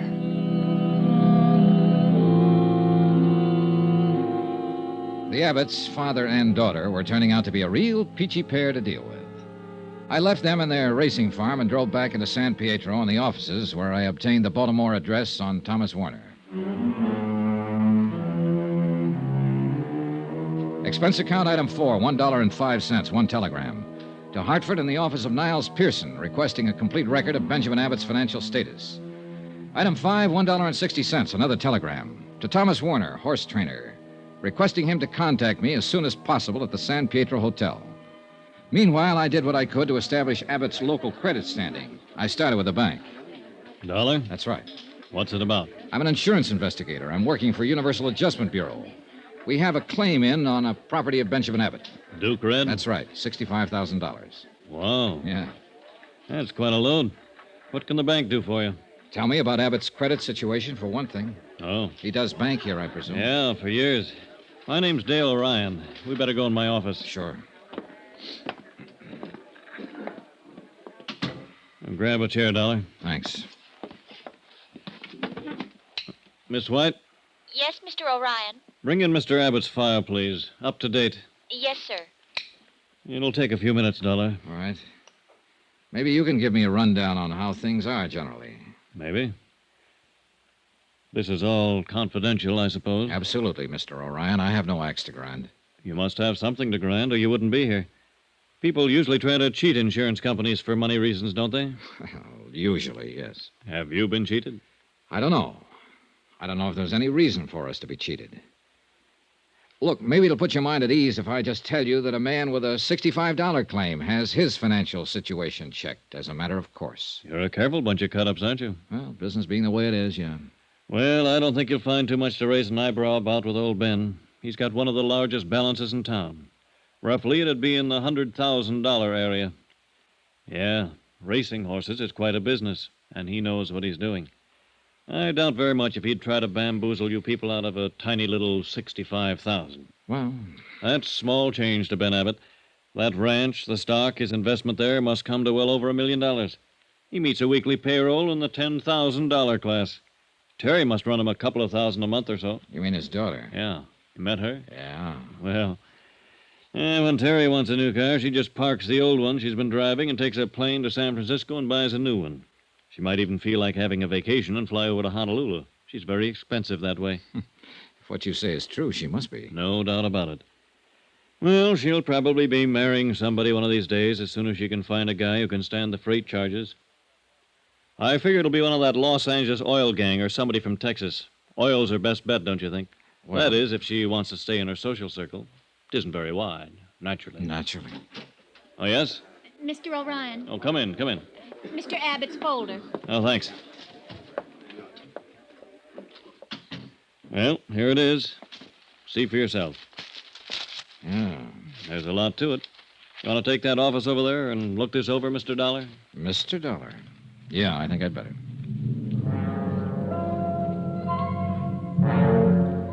I spent the rest of the afternoon going over Benjamin Abbott's local bank standing.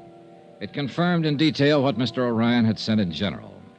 His assets were many, his cash on hand plentiful. Also, and this has a bearing, the activities of his daughter Terry were indicated in some of the expenditures.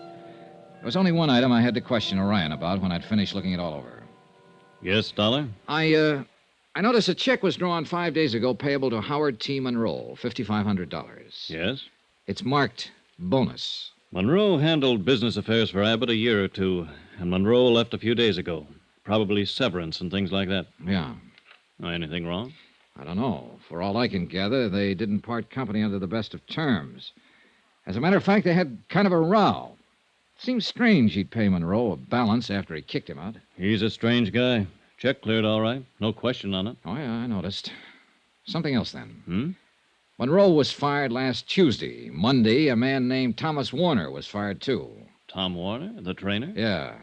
Abbott told me Warner was responsible for the accident with Duke Red. Funny. What? Well, according to these books, Abbott should still owe Thomas Warner a month's salary, $700. Well, let me see. Yes. No bonus, no salary, no severance. Seems to me Tom Warner's got a kick coming. Why doesn't he kick, Mr. O'Ryan? I don't know. I would. Most anybody would. I rechecked Abbott's local office in San Pietro and learned that Warner had not left any kind of forwarding address. As a matter of fact, he told no one he was leaving. Expense account item 6, $1.98, dinner, alone, in the dining room adjacent to the lobby of the San Pietro Hotel. I wasn't enjoying my chef's special with a limp green salad when the clerk came in. Mr. Mr. Dollar. Hmm? I thought you might be in here. A long-distance call for you, Baltimore, Maryland. Oh, yeah, fine. Where can I take you? Use the lobby phone, Mr. Dollar. I'll plug you in from the switchboard. Yeah, go ahead. They're on the line now. Good, thanks. Thanks very much. Hello? Hello? Hello. Is this Johnny Dollar, the man who sent the telegram? Yes, who's this? This is Thomas Warner's father. The wire I opened it said it was important for Thomas to get in touch with you. I thought I'd better call and tell you where you could reach him, Mr. Dollar. Well, that's very kind of you, sir. I come home from work. I think this is best. You call him in San Pietro. He worked near there for a man named Benjamin Abbott. Ben Abbott, training horses. You get in touch with Thomas. Oh, Mr. wait a Abbott. minute. I'm in San Pietro now, Mr. Warner. Your son left here 4 days ago. Didn't he come home? No. Are you sure Thomas is not at Mr. Benjamin Abbott's farm? Positive. Do you have any other ideas where he could be? No. Not sound like Thomas, though, Mr. Dollar. He would not go off away without letting his mother and me know. Are you sure? I am sure, certain. Thomas, my son, he always let my wife and I know where he is, so we don't worry. Something is wrong, Mr. Dollar? What? Is something wrong? Yeah. Maybe there is. Yeah. Plenty.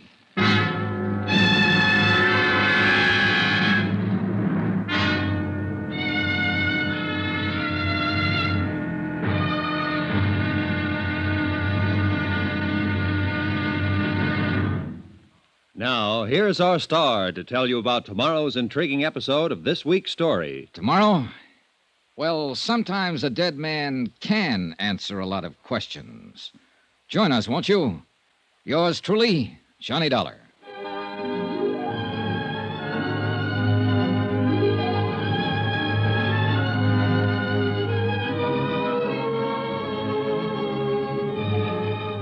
Yours truly, Johnny Dollar, starring Bob Bailey, is transcribed in Hollywood. Written by John Dawson, it is produced and directed by Jack Johnstone. Be sure to join us tomorrow night, same time and station, for the next exciting episode of Yours truly, Johnny Dollar. Roy Rowan speaking.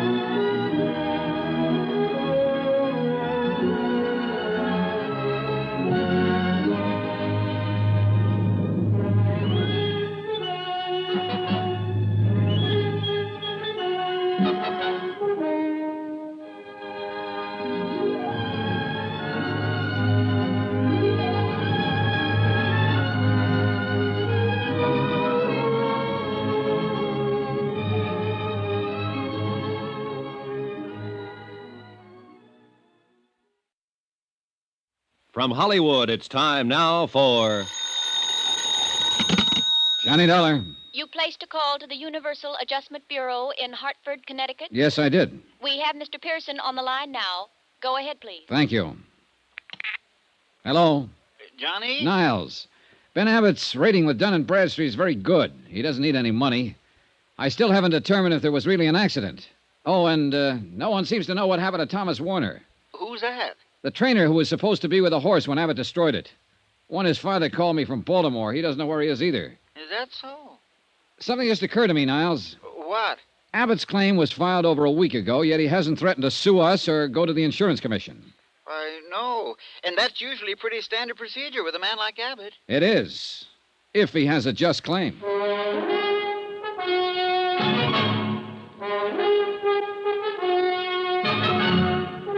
Tonight and every weekday night, Bob Bailey in the transcribed adventures of the man with the action-packed expense account, America's fabulous freelance insurance investigator. Yours truly, Johnny Dollar.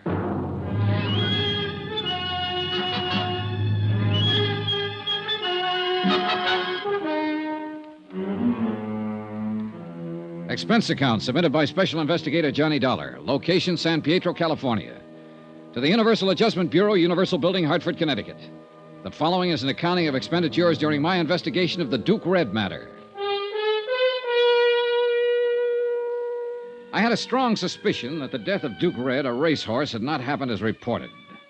The one man who could possibly answer my questions was missing. He had left the Abbott Ranch in San Pietro without collecting a month's back pay and without telling anybody about his forwarding address.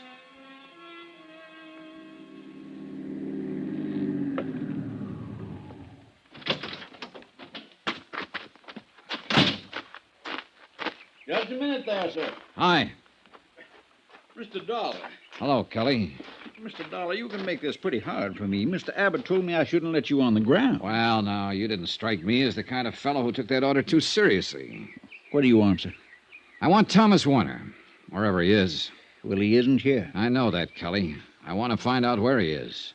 Probably went home. I talked to his father in Baltimore. His father hasn't heard from him. Oh. Wouldn't you like to know where he is? Men come and go, Mr. Dollar. You're friends with them for a little while, and you never hear from them again. I reckon that's the way we have to look at it. Now, maybe you better go now, Mr. Dollar. Suppose he didn't want to go without saying goodbye. Suppose he didn't have a choice. What do you mean? I mean, a man doesn't pass up a month's pay just to make a fancy exit. We can't talk here, sir. Where did Thomas Warner stay? He had a room off the stables, his own place. How about there? All right, Mr. Dollar. You wait for me, sir. I walked on down to the stables again and found the little apartment Thomas Warner had used for living quarters. The door was locked, and I waited outside, looking over the workout tracks and the acres of rolling green turf that made Abbott Farms. A little while, Cully appeared. I shouldn't be doing this, Mr. Dollar. Mr. Abbott would skin me alive if he knew I was having any truck with you after that big row you had with him yesterday. Well, I'm not about to tell Mr. Abbott, Kelly. I appreciate your help. This is where Mr. Warner stayed all the time he worked for Mr. Abbott. Uh-huh.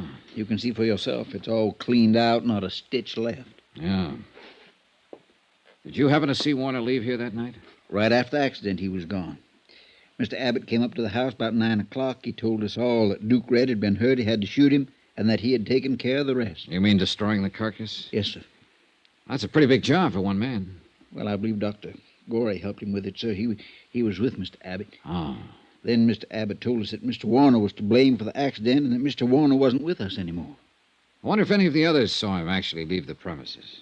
Well, now, we talked about that amongst ourselves. Nobody saw him go, Mr. Dollar. We thought it was kind of funny. Tom was a friendly, quiet sort of man, but he had a lot of friends here. Mm-hmm. It kind of disappointed us all, I guess. Did he have many things in this room? Clothes, mostly. He was a light traveler, Mr. Dollar.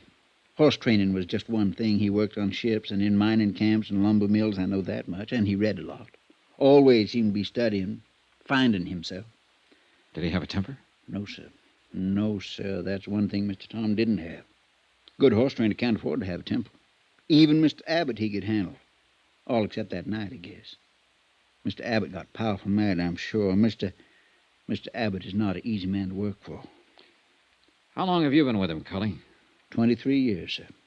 We were together in Maryland before he moved the stables to California. His bad temper hasn't bothered you? Mr. Abbott was different than he is now. I mean, when Miss Abbott was alive. But then when she died and raising Miss Terry, he hasn't had it so easy. I mean, easy with himself. You know what I'm trying to say. Yeah, I think so. I worry about Mr. Abbott, Mr. Dollar. He don't seem to run himself well sometimes. You know what I mean. Yeah. Maybe Duke Red being gone now will help. Mr. Abbott counted on that animal a lot. Counting on a racehorse is not just being anxious overnight or for a week, but being anxious for years, from the time they're colts to when they first step out. Now, he don't have that worry at all. Maybe it'll do him some good. What about his other horses? Them? Well, none of them like Duke Red. Not the same at all. They'll race and make money, but nothing like Duke Red. Yeah. Mr. Warner said he was a fine horse. Tell me, what kind of a car did Mr. Warner drive? Well, he didn't have a car, Mr. Dollar. How do you suppose he left here? He must have been carrying luggage. I reckon so. He could have lugged him out the highway and flagged himself a ride or waited for the bus. They come by all the time. Think he might have called a cab in town? Didn't use a house for one. Maybe the one down in the stable office. Maybe someone drove him in, Cully. Miss Terry might have, sir. Huh? Miss Terry drove Mr. Warner around now and then. Did Mr. Abbott approve of that? No, sir. he did not.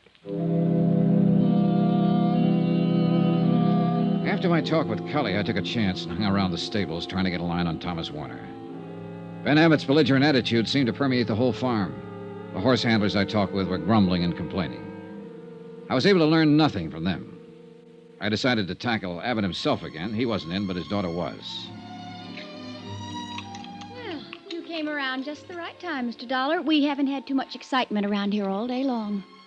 I think they're supposed to toss you out on your ear when you show up. That should be interesting. Would you like a drink? No, not right now, thanks. Not right now, thanks. Now, isn't that the end, the bitter end? So precise, so efficient, so determined, so anxious to do a good job. To be a sober, steady, substantial, expert bore. Now, what is it? Who are you mad at, Terry? Tom Warner? Why should I be mad at him? Horse trainer. Because he left and didn't say goodbye? Maybe. You know, when I first came in this house 2 days ago, you were arguing with your father. I couldn't help overhearing it. Was that about Tom Warner? Yes. Dad said he wasn't good enough for me. I'm all right now. Something else that day. That business you were telling me about before. It'll have to be looked into. Why, for heaven's sake? Because you intimated that your father and Dr. Gorey might be lying about the whole thing. Do you realize that if there's any truth to it, your father'd be liable for criminal charges? I know. I was just trying to put Dad in a bad light with you. It was just for good old-fashioned first-class spite. Him telling me about not seeing Tom and all. We've been arguing for weeks about it. When I saw you the other day, I thought it was a good chance to get back at Dad. I see. Tell me about the trouble over Warner. Why tell you? Well, let's say I'm an interested party. I like you, Terry. Well, Tom and I saw quite a bit of each other, and Dad never liked it. I suppose because I'm all he has left. Mother and Bob, he was my older brother, were killed in an airplane accident a few years ago. Dad's always expected me to marry one of the Long Island horsey set, the turf, something, I don't know. Anything but a horse trainer. He's been looking for an excuse to get rid of Tom. Your father doesn't strike me as the kind of man who'd have to give an excuse to fire someone he didn't want around. Well, he found an excuse. He blamed the accident on Tom. Do you think he's mad? What's that? Nothing. Do you suppose your father will ever calm down so I can talk to him? I don't know. The Abbotts have always been a terribly angry group of people, very emotional. There doesn't seem to be much of a let-up these days. Terry, is that what you meant when you asked me if I thought your father was mad? I suppose so. It's almost as if he's been on the verge of something lately, something desperate. His moods frighten me sometimes. They didn't used to. I don't easily frighten. But looking back, 2 years ago, Daddy bought a new car. We were out driving one day right after he bought it, and something went wrong. The gear shifter, some little thing. Well, Daddy was so angry, he just backed the car up and smashed it into a cement wall and left it. That was when he first frightened me. The first time that I can remember. Have you been frightened much? Since then? Oh, yes, many times. That's why Tom was so nice to have around. He never became angry. Never did things like that. Like the men I know. Tom sat quietly, and he let me sit beside him, reading, talking. I'm not that kind, really, of course, but I liked it with Tom. I liked it very much. You asked me about him, Johnny. Well, I'll tell you. If he'd come to say goodbye to me, there would have been no goodbye. I would have gone away with him anywhere. I was in love with him from the first day he came to work here. I still am. I always will be. Well, that's all there is to tell. Did he know this, Terry? Yes. And he knew I meant it.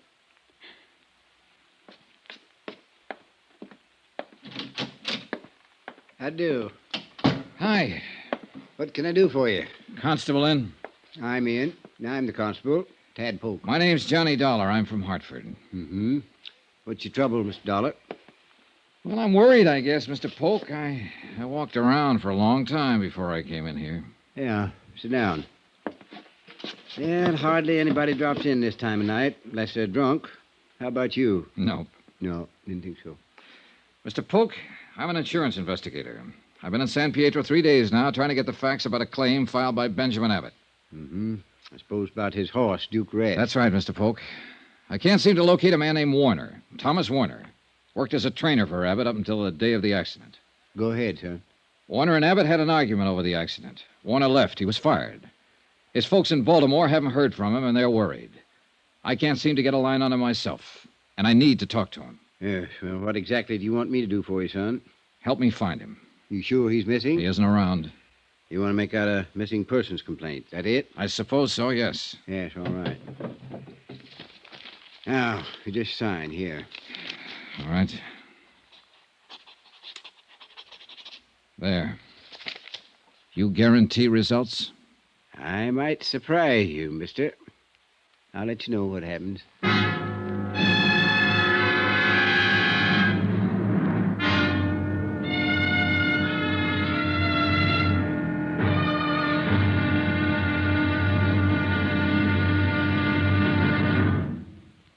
Now, here's our star to tell you about the final intriguing episode of this week's story. Tomorrow, well, it all hinges on a decent man who knows he's loved and never said goodbye. Join us, won't you? Yours truly, Johnny Dollar.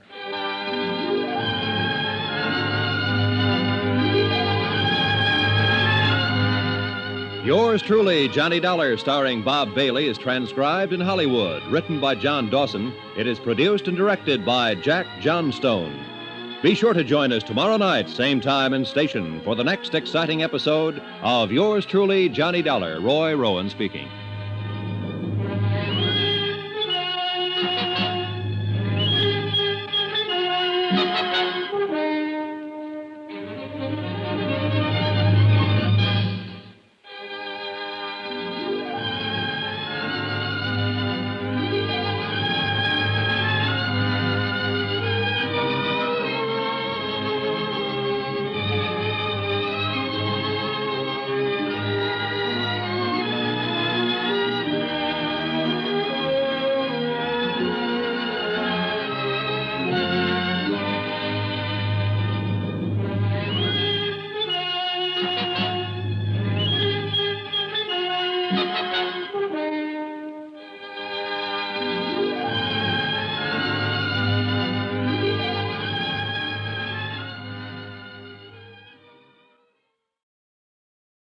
From Hollywood, it's time now for Johnny Dollar. This is Dr. Gorey. You left word for me to call? Yes. Wonder if I could see you sometime today, Doctor. What about? About the Abbott matter. No. I'm kind of busy today. I talked to you once, Mr. Dollar. What else can I say to you? That's up to you, Doctor. Entirely up to you. I can tell you this. I have reason not to believe what you said before. Now, look here, young man. I have reason to believe that Duke Red wasn't destroyed exactly the way it was reported. I'm not going to listen to any tall tales about a horse. Then maybe you'll listen to one about a man. What? Thomas Warner, Duke Red's trainer, is missing. I've turned the matter over to the police. Oh. Yeah. How about it, Dr. Gorey? Do we talk? All right, Mr. Dollar.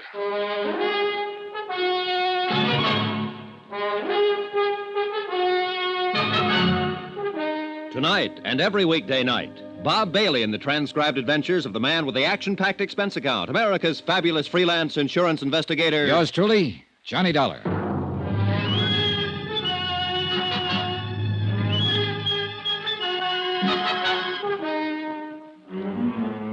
Expense account submitted by Special Investigator Johnny Dollar. Location, San Pietro, California. To the Universal Adjustment Bureau, Universal Building, Hartford, Connecticut. The following is an accounting of expenditures during my investigation of the Duke Red matter. Expense account item 8, 90 cents. Breakfast for me and coffee for Constable Tad Polk, San Pietro Police Department. Yes, sir.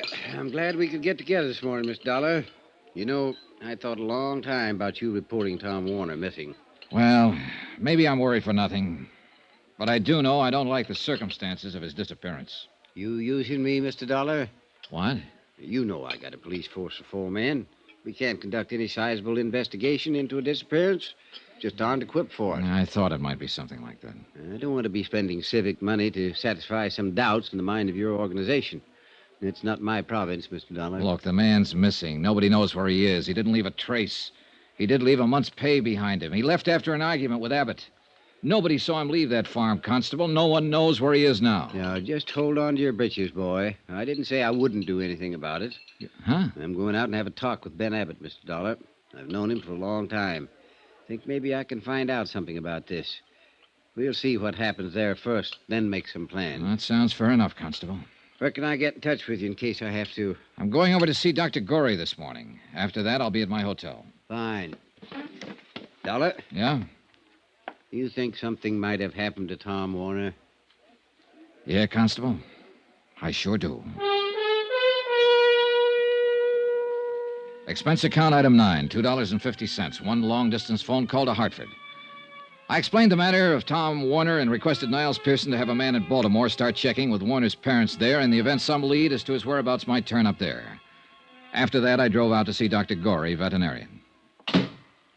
You know, you have a way of not being very nice on the telephone. What is it now, Mr. Dollar? I just talked to my home office in Hartford, Dr. Gorey. They aren't very happy with the way this case has been going. They're too bad about them in Hartford. How does it affect me? Well, they're just about at the point where they might close it and call me back home. All this fuss, and they're going to pay the claim? No, not at all. I don't mean they're going to pay at all. What? They can do one of two things. They can appeal to the Insurance Commission for a judgment. They'd have a point. No reliable or cooperative witnesses saw the accident to the horse or the circumstances of it. What's more, there's no carcass. For all we know, the horse may be down in Mexico. Now, look or here. They can institute proceedings against Abbott, charge him with attempt to defraud. That's ridiculous. Why would a man worth almost $1 million worry about an insurance policy? Well, of course, it's ridiculous to you and me, Doctor. But then legally, it's not ridiculous at all. I can pretty well put some things together. Abbott didn't even want to file a claim for the loss of that horse. As a matter of fact, he fired his office manager, Monroe, for filing the claim. Fired him and paid him a bonus to get out and stay out so Monroe wouldn't have to answer any questions. True? Possibly. Abbott blamed the accident on Thomas Warner and fired him, too.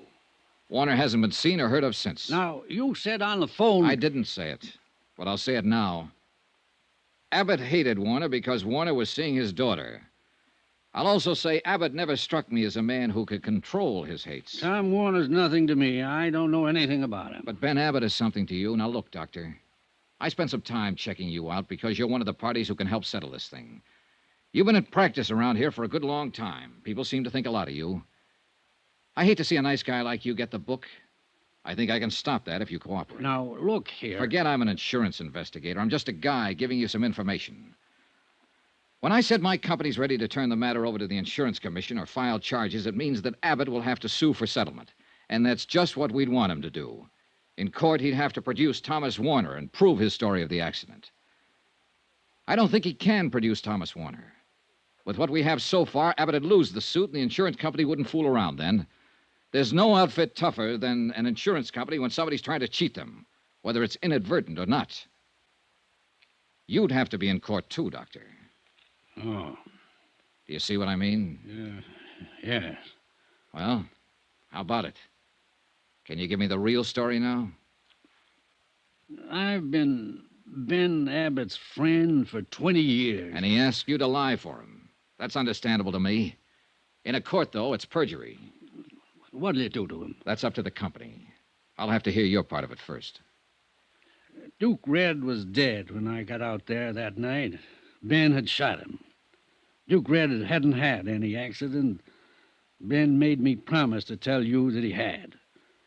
Ben had just shot him. Shot him?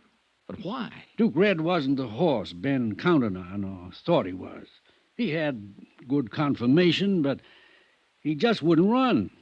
Couldn't run, I think. Ben got mad about that and shot him. And Tom Warner saw it happen, is that it? Yeah. Ben told me Warner saw him shoot the horse. He gave Warner some money and told him to go away. I don't know. Ben's losing his mind, I think. I've heard that about him before. From who? His daughter. Terry. Yeah. Poor Terry. Yes, She'd have reason to say that. Huh? Now what? I'll have to talk to Abbott. Sure. One thing still worries me. What's that? I went over his bank record. He paid out money to Monroe, but he didn't pay out anything to Thomas Warner. He told me that he did. Okay, then. I'll ask him about that, too.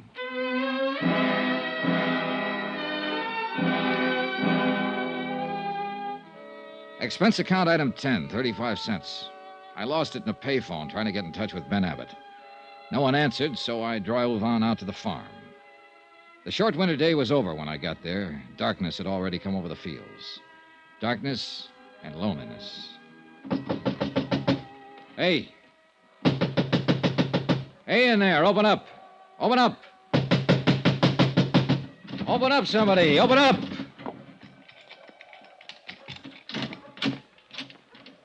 Mr. Dollar, sir. Good evening. Hello, Cully. Didn't you hear me? Mr. Dollar, sir, maybe this isn't such a good time to be coming around. Is Mr. Abbott here? Yes, sir, he is.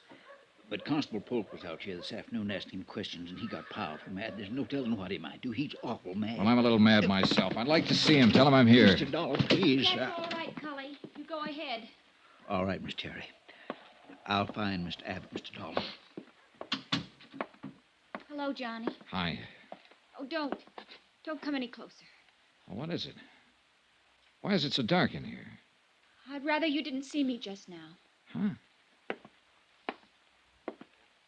Terry. Vanity.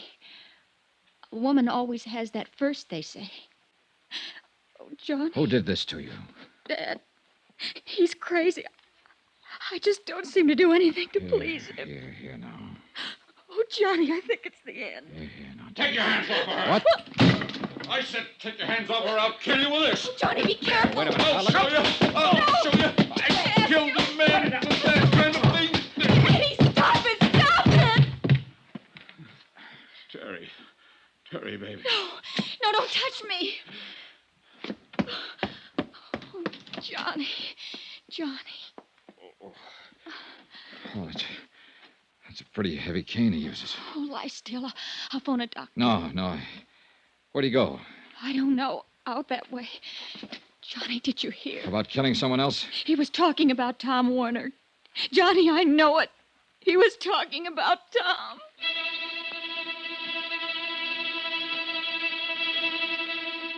I placed a call to Constable Polk's office, told him what happened. He said he'd start right away. After that, I took a look around the grounds. All the cars were still in the garages. Then I heard some sort of disturbance down by the stables. Dollar! Don't come any closer. I've got a shotgun this time. I have a gun, too, Mr. Abbott. Go away from here. Get in your car and go away from here. The police will be here in a few minutes. Look, this won't do you any good. Abbott, did you hear me? It'll be better for you if you're in the house ready to make a statement for them when they come. I know that Dr. Corey lied for you, Abbott. I know that you killed that horse deliberately. Abbott! I told you to get away from here. You said you'd kill someone. You were talking about Tom Warner, weren't you? You killed him because of Terry. Last warning. Go away. I won't go away. But you'd better throw that gun away and come on out here. I'm not afraid of you, the whole bunch of you. You're just being foolish, Abbott. Like you were the day you smashed up a new car because some little thing on it didn't work. The way you killed that valuable horse because you didn't like his running. The way you killed Tom Warner without reason. You're smashing your whole life now this way. Put down that gun and come out. Abbott! That's enough.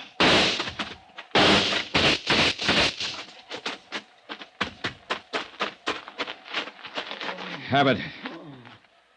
Abbott. Oh, you didn't have to do it this way, Abbott. Lie still. Warner's body. Under this floor. All his things with it. You know about Duke Red. I know. Don't try to talk. Warner tried to stop me from killing him. He said I was crazy, Dollar. Easy. I'm not crazy. Am I, Dollar? Don't move. Am I?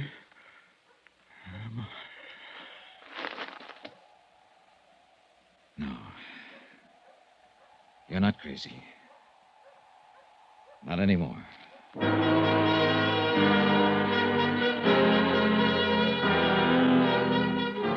They found the body of Thomas Warner where Abbott had said it was.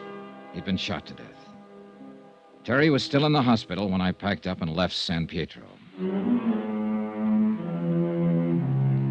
Expense account item 11, $65.30. Hotel and board at the San Pietro Hotel. Item 12, $175, airfare and incidentals back to Hartford. Item 13, $43 even, miscellaneous. Expense account total, $802.65. No remarks. Yours truly, Johnny Dollar.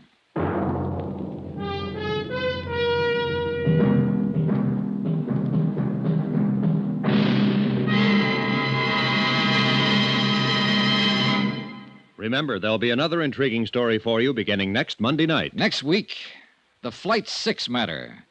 A story involving a girl so beautiful that men were willing to kill for her.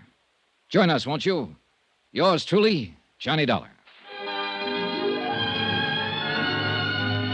Yours truly, Johnny Dollar, starring Bob Bailey, is transcribed in Hollywood. Written by John Dawson, it is produced and directed by Jack Johnstone. Heard in this week's cast were Barbara Fuller, Barbara Eiler, Herb Butterfield, John Stevenson, Parley Bear, Will Wright, Robert Bruce, and Forrest Lewis.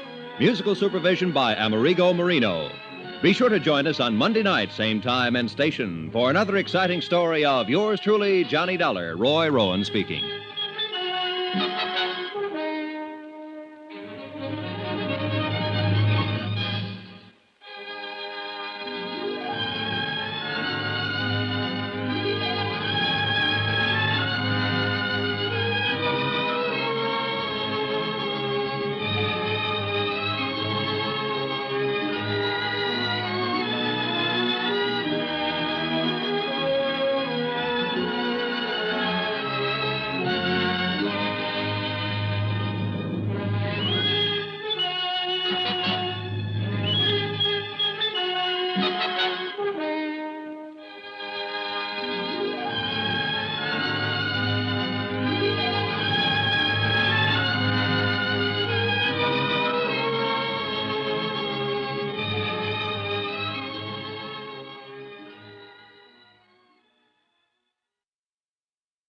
From Hollywood, it's time now for...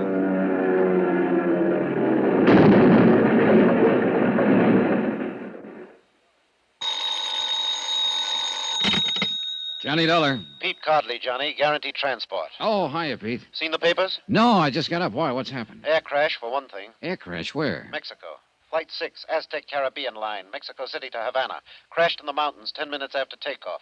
7 passengers and a crew of 3. Survivors? The way it sounds, none. Oh, tough. How do you come into it, Pete? We underwrite a company that handles flight insurance down there. 3 of the passengers bought policies at the airport. We're stuck for $75,000. This is a nice time of the year in Mexico, Johnny. What do you want me to do? Find out why it crashed? No, I know why it crashed. Somebody meant for it to. What do you mean? That plane blew up in midair. I'll get you a reservation.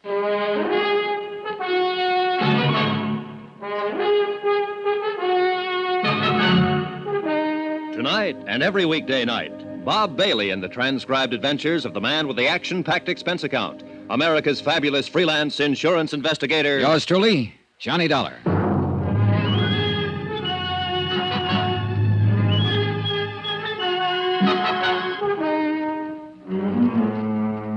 Expense account submitted by Special Investigator Johnny Dollar to the Home Office, Guaranteed Transport Insurance Company, Hartford, Connecticut.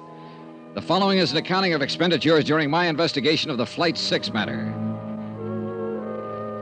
Item 1, $173.20, airline fare and incidentals, Hartford, Connecticut to Mexico City.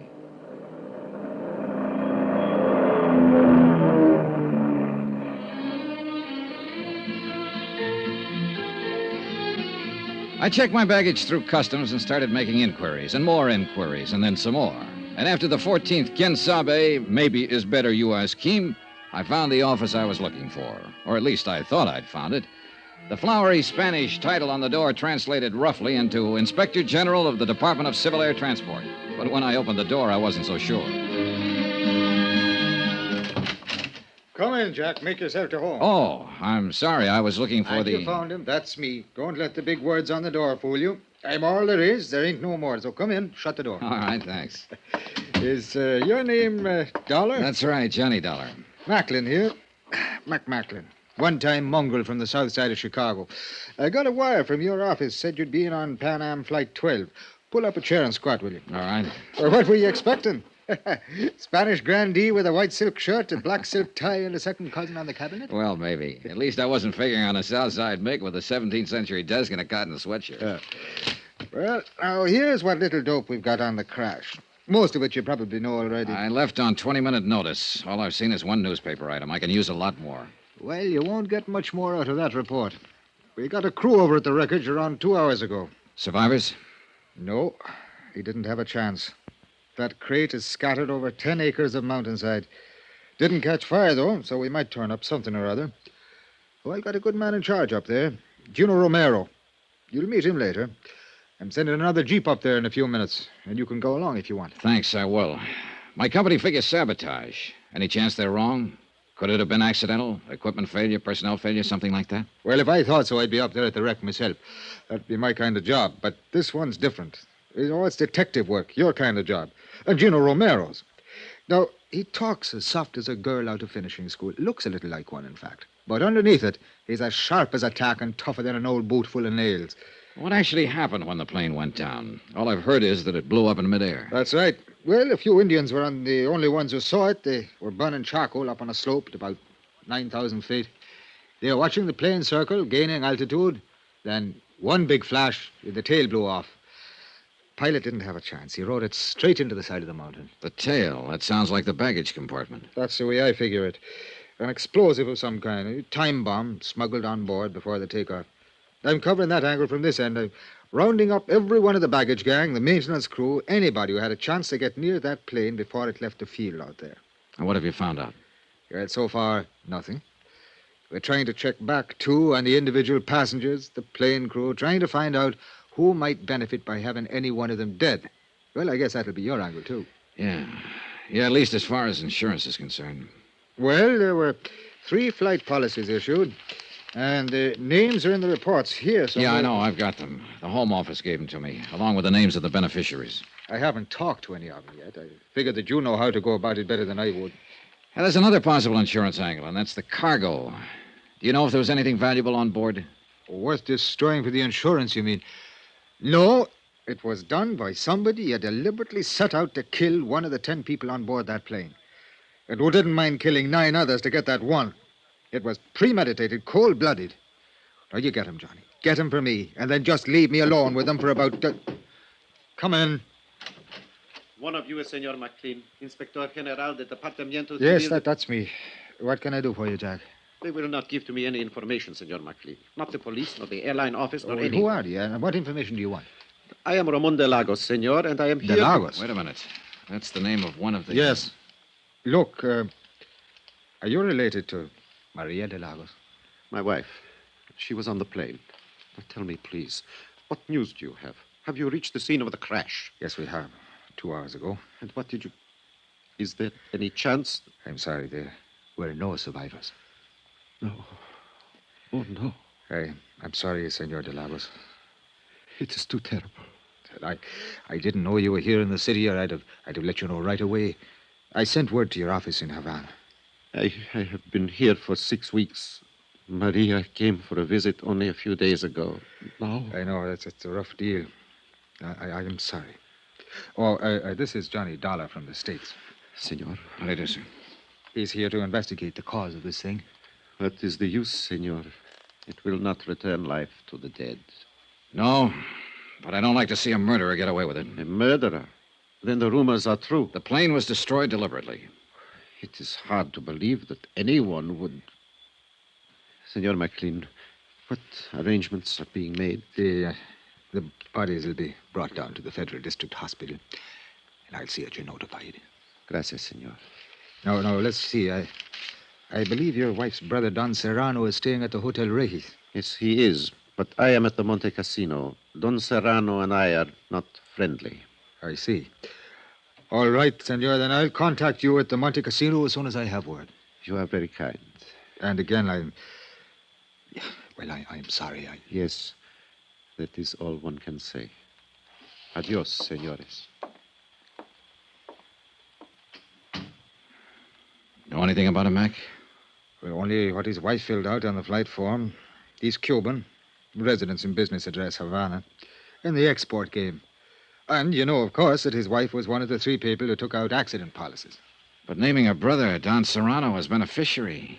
I wonder why. Well, that's one of the 6 dozen questions you can ask when you start prowling. Look, I hate to rush you, Johnny, but I ought to start that jeep up the mountain. I'm ready anytime. I'll let Gino know you're coming. And you check with me if you want anything. You'll have full cooperation from the federal police and the government. And to repeat just one thing, Johnny. Yeah, I know. Whoever did it, get him. Check.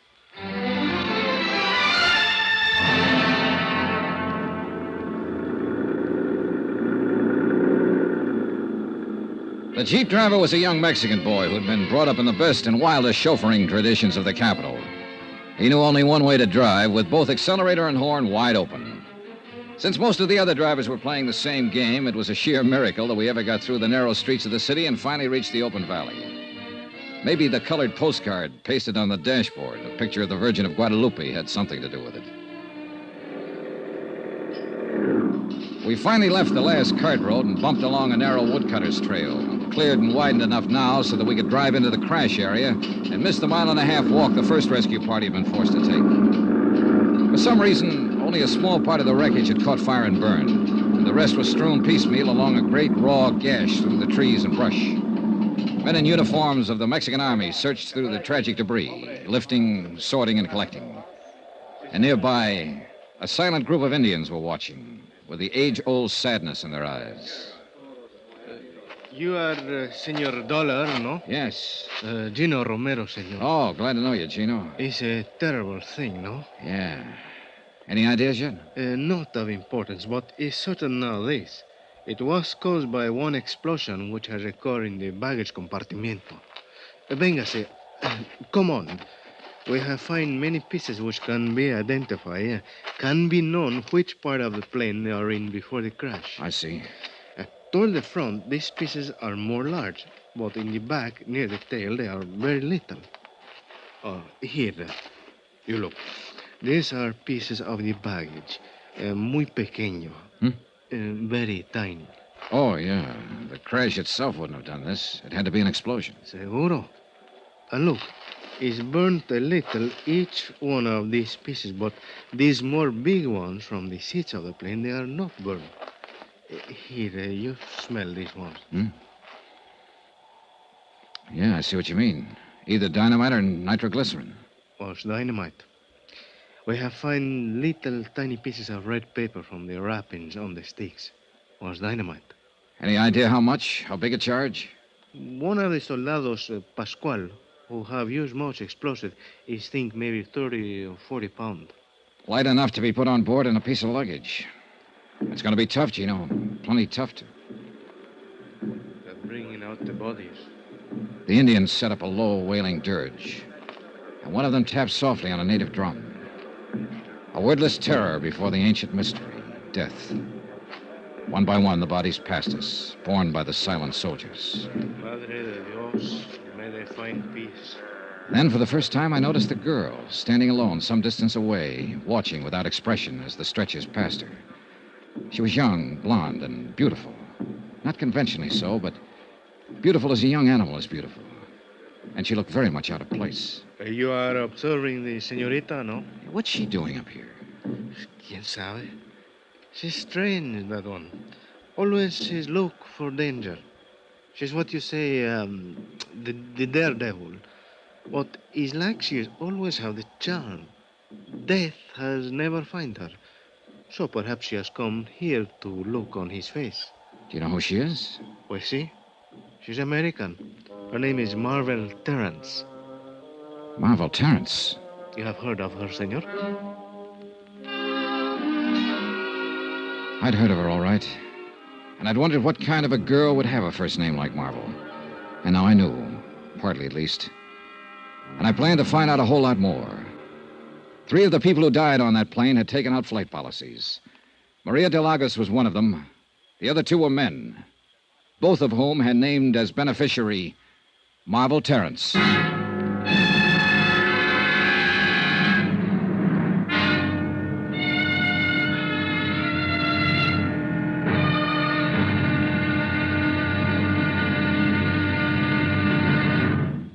Now, here's our star to tell you about tomorrow's intriguing episode of this week's story. Tomorrow, a fighting girl and a lucky break. And then murder cancels the score. Join us, won't you? Yours truly, Johnny Dollar.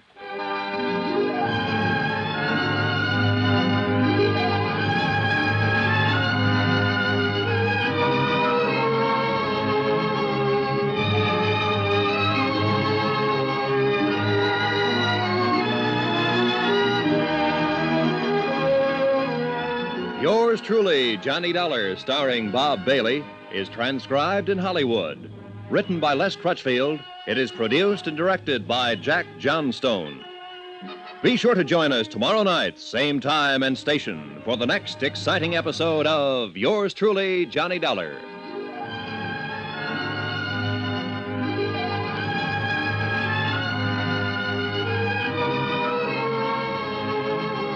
This is Roy Rowan speaking.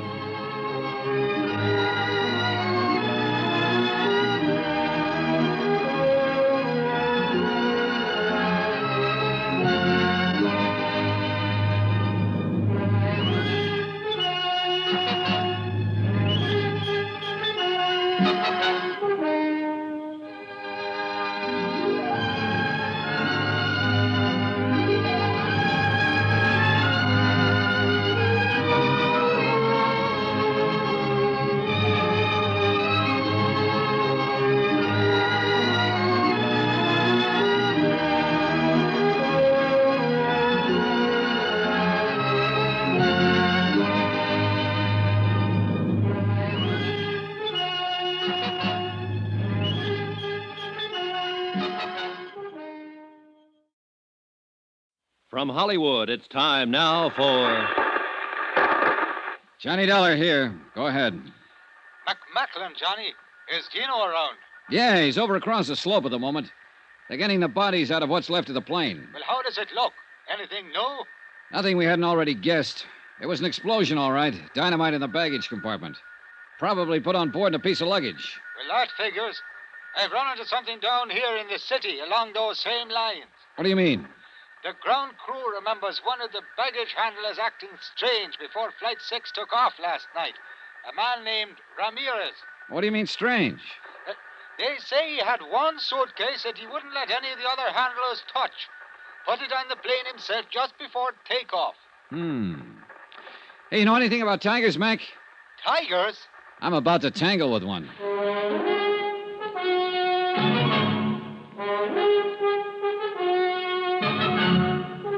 Tonight and every weekday night, Bob Bailey in the transcribed adventures of the man with the action-packed expense account, America's fabulous freelance insurance investigator. Yours truly, Johnny Dollar.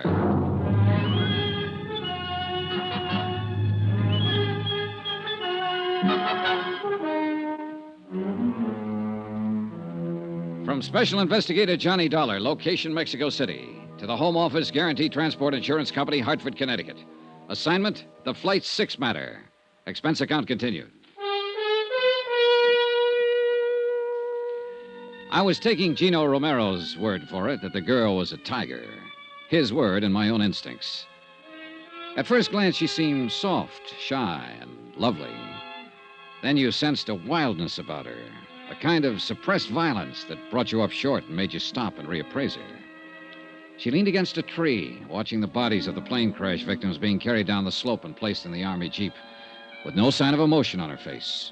Cool, detached. She had no reason to be here, and I wondered why she was. The only way I knew of finding out was to ask her. Yes, what is it? You're Marvel Terrence, I believe. That's right, and I've not met you somewhere before. No, but you're about to. My name is Johnny Dollar. I'm an investigator for an insurance company up in the States. I'm sure it must be very interesting work. Sometimes, on some jobs. Other times, it's only dirty and disgusting. Like this time, for instance. Well, we all have our problems. Maybe I can help you with yours, Miss Terrence. Run along, will you? I'm not in the mood. Oh, you amaze me. I think that seeing 10 bodies picked up and hauled away ought to put anyone in a gay, carefree mood. Look, beat it. You came out here sightseeing, didn't you, 20 miles from town? So you must like this kind of thing. I had friends on that plane, Mr. Dollar. So did a lot of other people. But maybe not as good friends as you had. I don't know what you're talking about, and I don't care. E.H. Palmer and Jim Rourke. Were those your friends, Miss Terrence? Now, let's get this straight. I'm not interested in playing footsies or any other game you have in mind. You're wasting your time, Buster. Now get going. Oh, wait a minute. Maybe you've got the wrong idea. This isn't just a social chat. No, you want to help me with my problem. Just one problem. I'm wondering how you're going to spend that $50,000. What? Yeah, that's a fair-sized chunk of money to drop right out of the sky. What are you talking about? What $50,000? The money you'll get from the deaths of your two friends, Palmer and Rourke. What do you mean? Say, tell me, were you with them at the airport last night when Flight 6 took off? Yes, I was. Then you but I must have don't- known that they both took out flight policies and that both of them named you as beneficiary. No. No, I didn't know. I wasn't with them exactly. At least, not up until takeoff. Then you claim this is all just a big surprise. Of course, I didn't know a thing about it. But it's just like them. It's what they do. Why did you come out here to the wreck, Miss Terrence? I don't know. Ed and Jim were my friends, and I don't know why I came, Mr. Dollar. She came because I brought her, mister. No, Bill. But I didn't bring her here to be pushed around by some morbid curiosity hound. No, please. This is Johnny Dollar, Bill. He's an insurance investigator. Bill Blakely, Mr. Dollar. Oh. Hello? He was asking me some questions. Why you? Because Ed and Jim both took out insurance policies in my name. What? Flight accident policies, $50,000 worth. Well, I'll Mr. be... Blakely, you said Miss Terrence is here because you brought her.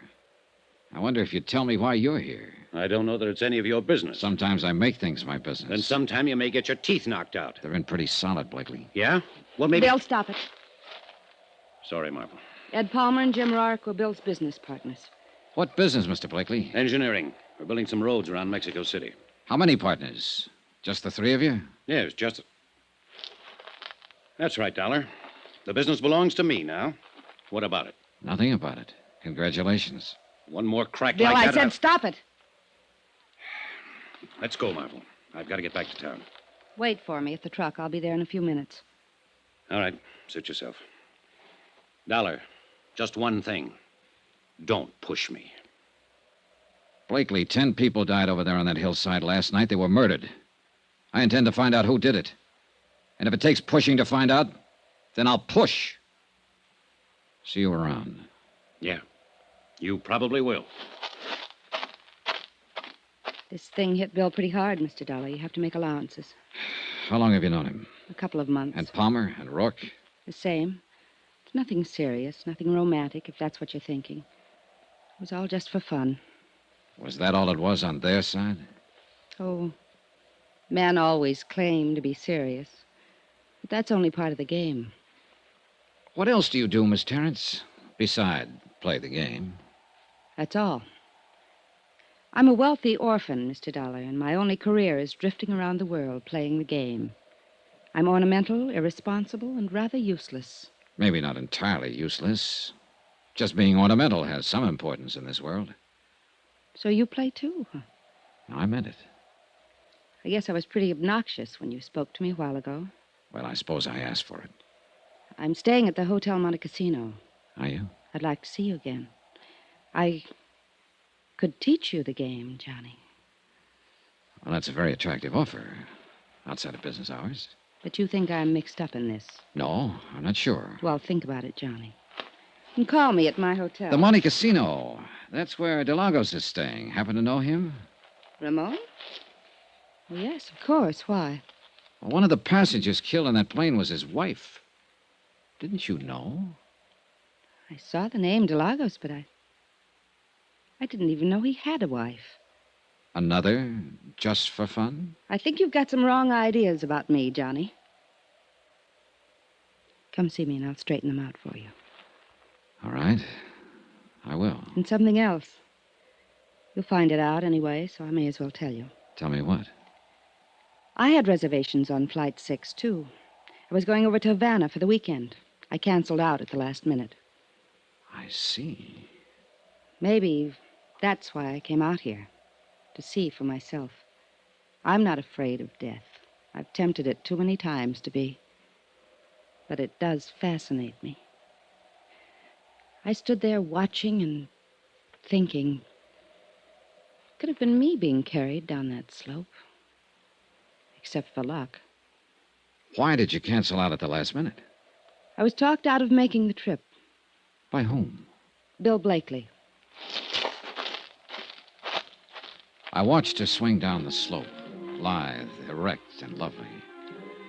A strange girl, with an air of aloneness about her. An air that I felt would be with her even in a crowd. Strange, but also compelling. Exciting. She might be involved, or she might not. I didn't know. But I was sure of one thing. In either case, I was going to see her again.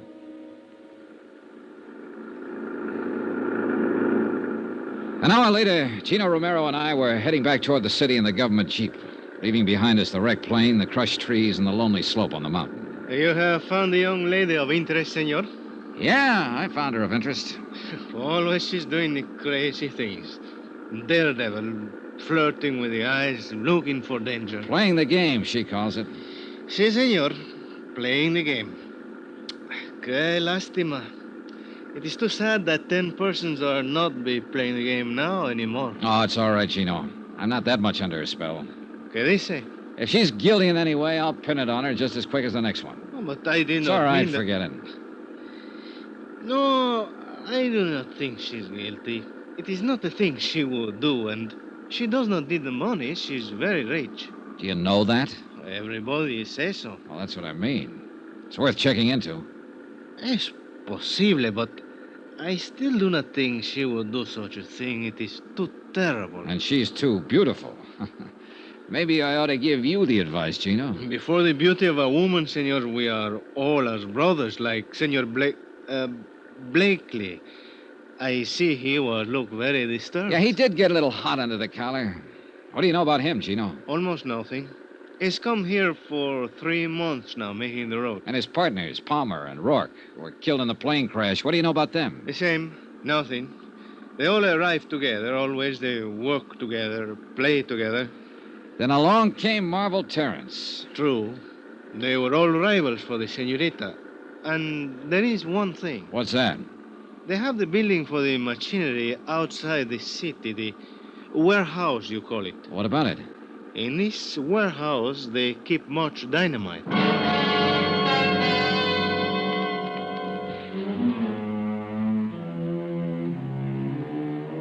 Gino dropped me at my hotel, the Del Prado, on Avenida Juarez. I changed clothes, cleaned up, sent some telegrams to the States. And about that time, Mac Macklin phoned up from downstairs and asked me to join him in the bar. Expense account item 3, $16.40. Drinks and dinner with the chief inspector of the Federal Department of Civil Air Transport. And then some more drinks. I've been here 7 years, Johnny. I like it. I feel at home here. I like the people and their way of life. But it'd still be good to see old Shy again.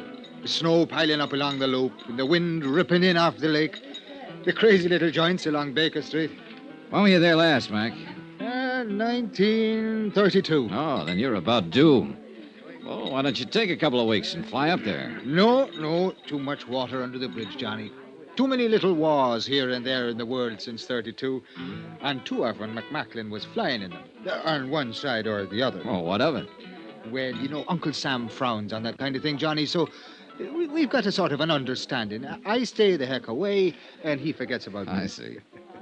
I've got no complaints, actually. I'm doing all right here, but sometimes I sure do get homesick for the old town. Of course, it's probably changed so much that Oh, yeah, yes. Con permiso de telephone, Senor Macklin. Oh, thanks. I plug it in.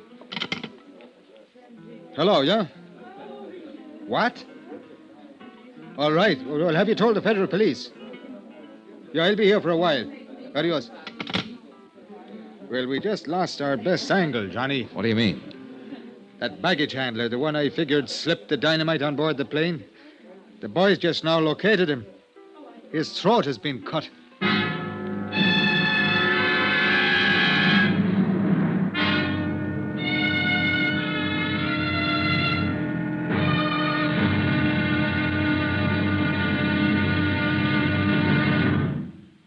Now, here's our star to tell you about tomorrow's intriguing episode of this week's story. Tomorrow, a bereaved relative lies. A frustrated lover comes up fighting. And a lovely lady in the case just vanishes. Join us, won't you? Yours truly, Johnny Dollar.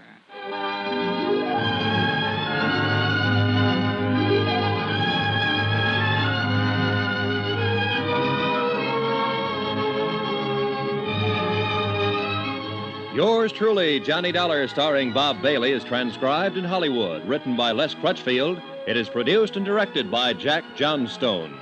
Be sure to join us tomorrow night, same time and station, for the next exciting episode of Yours truly, Johnny Dollar. Roy Rowan speaking.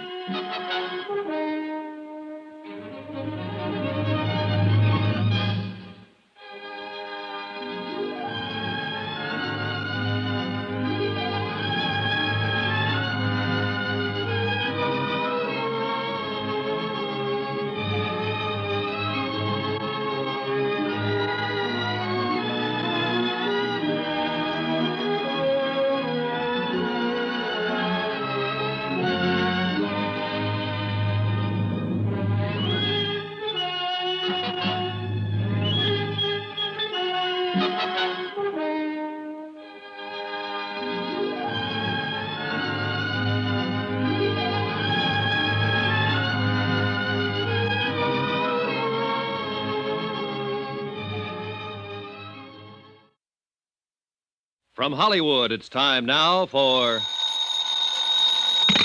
Johnny Dollar. This is Don Serrano de Almeida y Pico. Oh? We have not met, Senor Dollar. No, all right. I've been sure to remember the name. Don Serrano. Oh, wait a minute. You're Maria Delago's brother. That is correct. I was planning to call on you this morning, Don Serrano. Well, that will not be necessary, Senor, since I am taking the liberty of calling on you. I am downstairs in your hotel at this moment. Oh, I see. I believe I may be able to cast some light on the unfortunate tragedy which overtook my poor sister and the other passengers of that ill-fated airplane. Do you know something that hasn't come out? Rather a great deal, Senor. I know the crash which resulted in the deaths of 10 innocent people was the evil work of a diabolical maniac. Yes, well... A product of the warped mind of a scheming, worthless, unspeakable dog, a sneaking, money-hungry snake, a scurrilous, unprincipled... Don Serrano. Si, Senor. Come on up.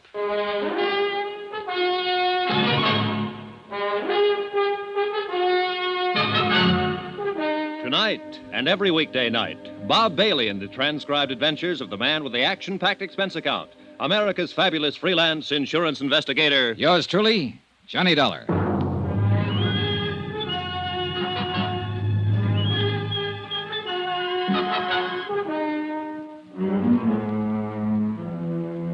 From Special Investigator Johnny Dollar, location Mexico City, to the Home Office Guaranteed Transport Insurance Company, Hartford, Connecticut.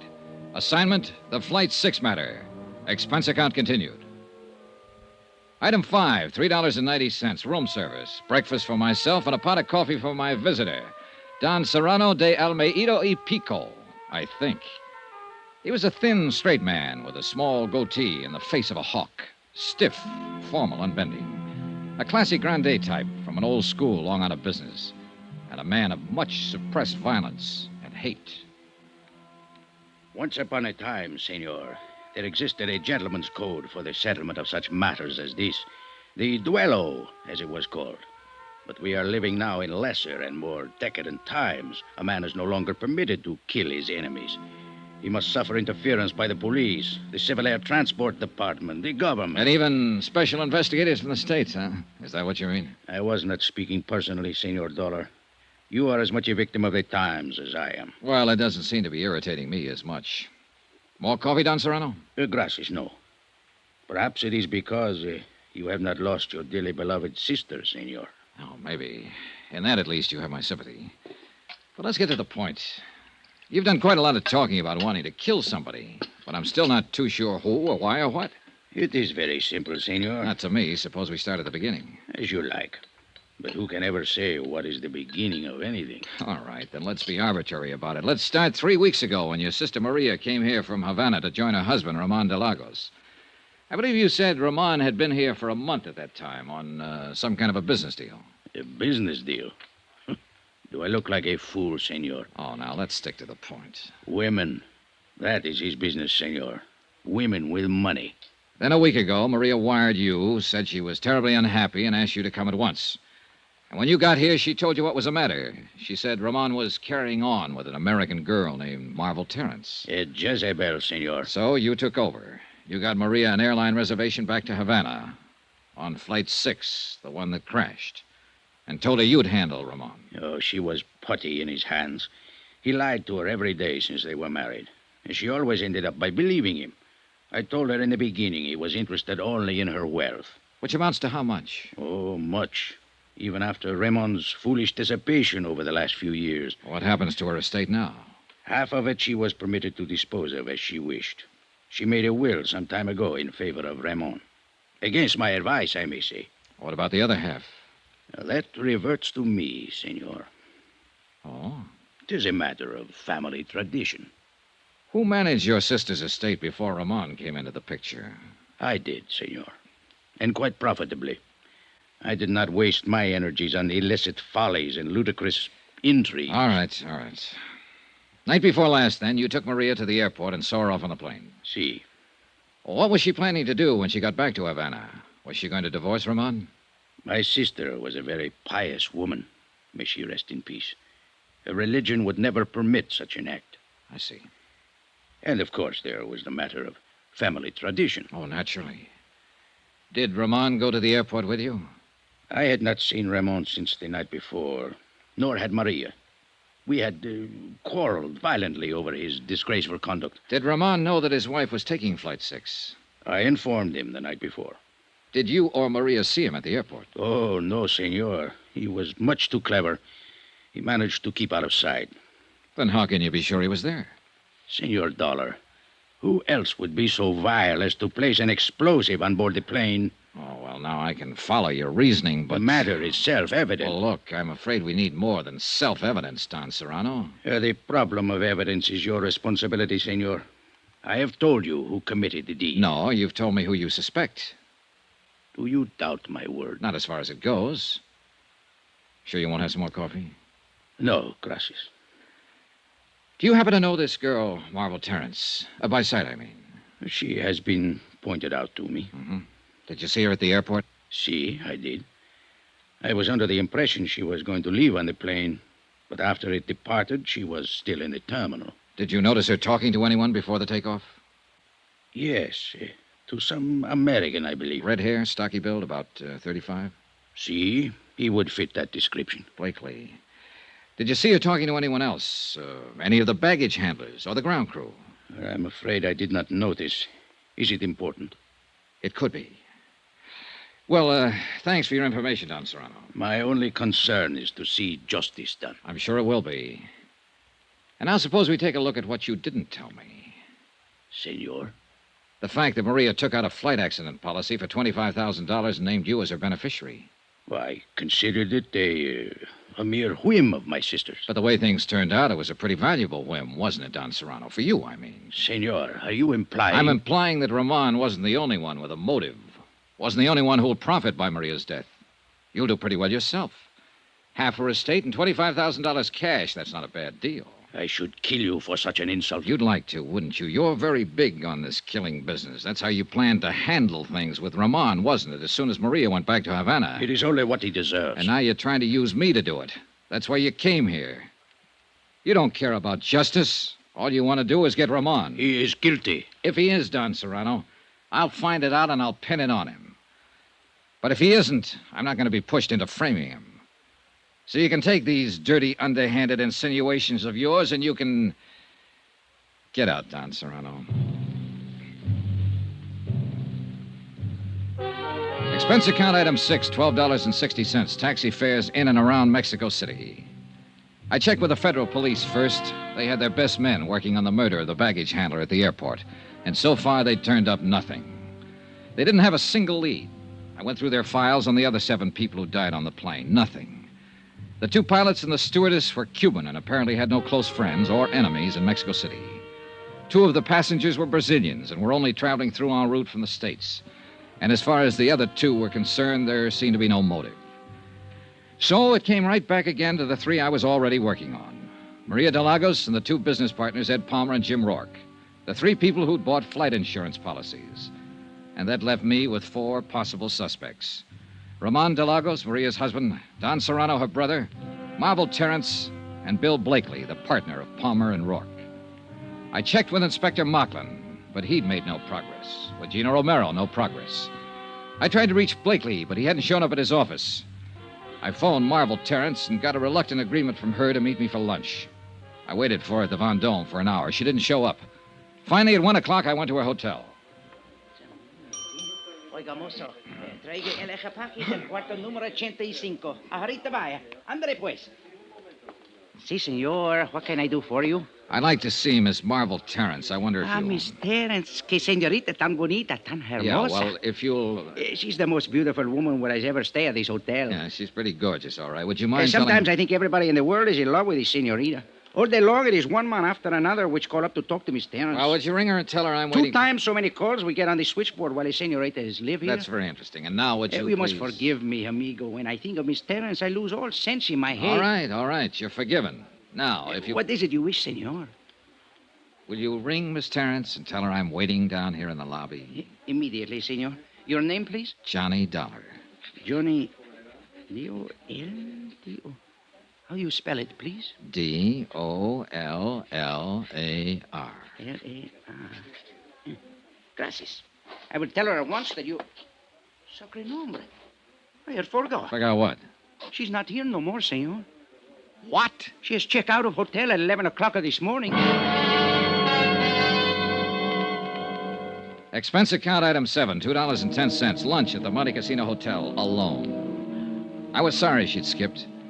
I guess I was secretly hoping Marvel would turn out to be in the clear. But if she were, then why run out? It didn't add up.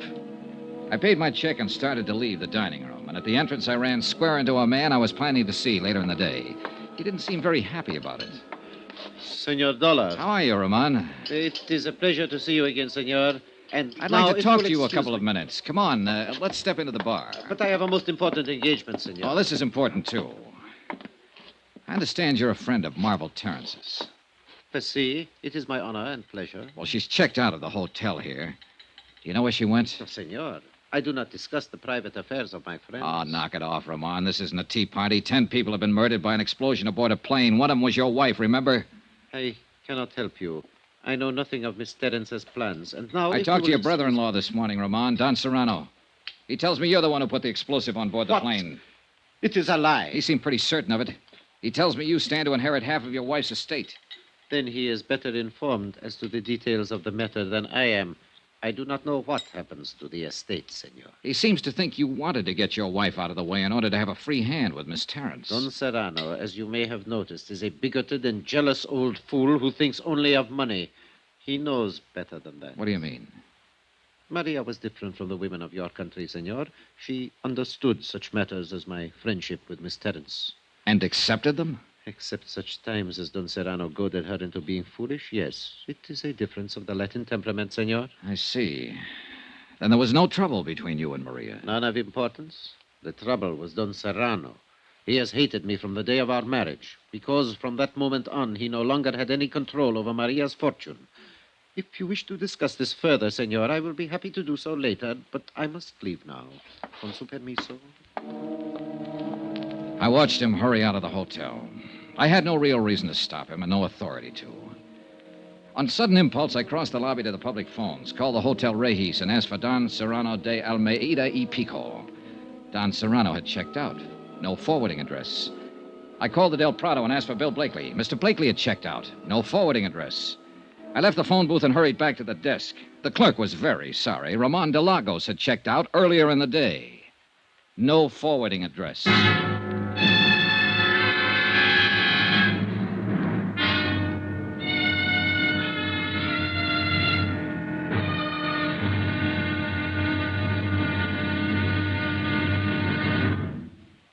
Now, here's our star to tell you about tomorrow's intriguing episode of this week's story. Tomorrow, a rendezvous in a tropic port. And a lot of things come together. Things like romance, desire, and death. Join us, won't you? Yours truly, Johnny Dollar.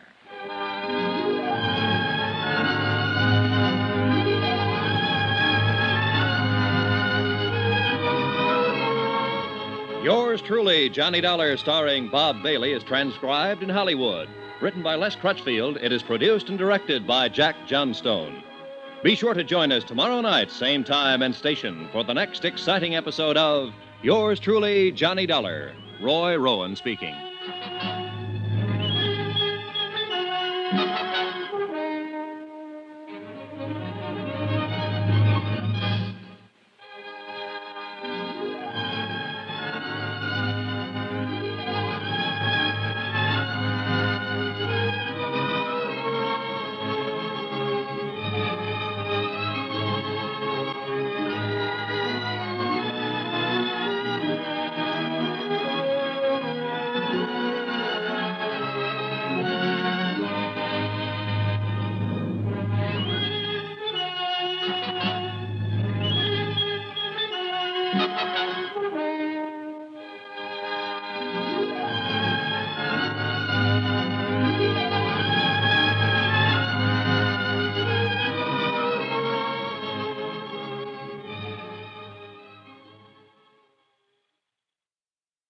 From Hollywood, it's time now for Johnny Dollar. Inspector Macklin's office. Gino Romero. Oh, Gino. What did you find out? Did you locate any of them? Beneficiaries of the crash of Flight 6? Si, senor. It was an affair most simple. A matter of making a telephone call to the airport. Then they've left Mexico City. Si, senor. The senorita Marvel Terrence has taken the 10 o'clock plane this morning to Acapulco. Oh? Senor Blakely has taken the 11:30 plane to Acapulco. Senor Ramon de Lagos has taken the 2 o'clock... Plane to Acapulco. And what about Don Serrano? Oh, with him, it's different. At 2:45, he's depart from Mexico City in a special charter plane. Look, Gino, is there another flight to Acapulco this afternoon? But, of course, at 4:30. Already I have 2 reservations. Good. I'll meet you at the airport. What's the flight number? Gino. I'm scared to think of it. This one is also called Flight 6.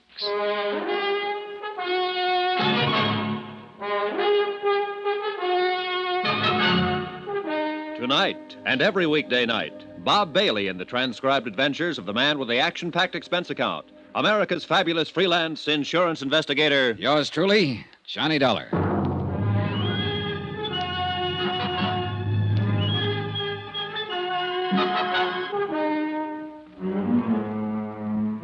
From Special Investigator Johnny Dollar, location Mexico City, to the Home Office, Guaranty Transport Insurance Company, Hartford, Connecticut.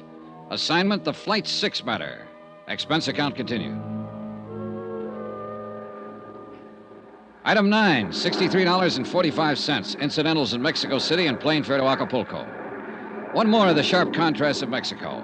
We left the stiff formality of the city behind us, the cool, thin air of the high plateau, and 50 minutes later, we stepped off the plane and into the steaming heat of the tropics. Barefoot tourists in shorts and barefoot natives in white cotton dungarees. Soft brown skins and flashing teeth. Mangoes, papayas, and the heady scent of tropical flowers. Blue sky, blue Pacific, and a burning sun. And a bay so bright and beautiful it breaks your heart. Acapulco.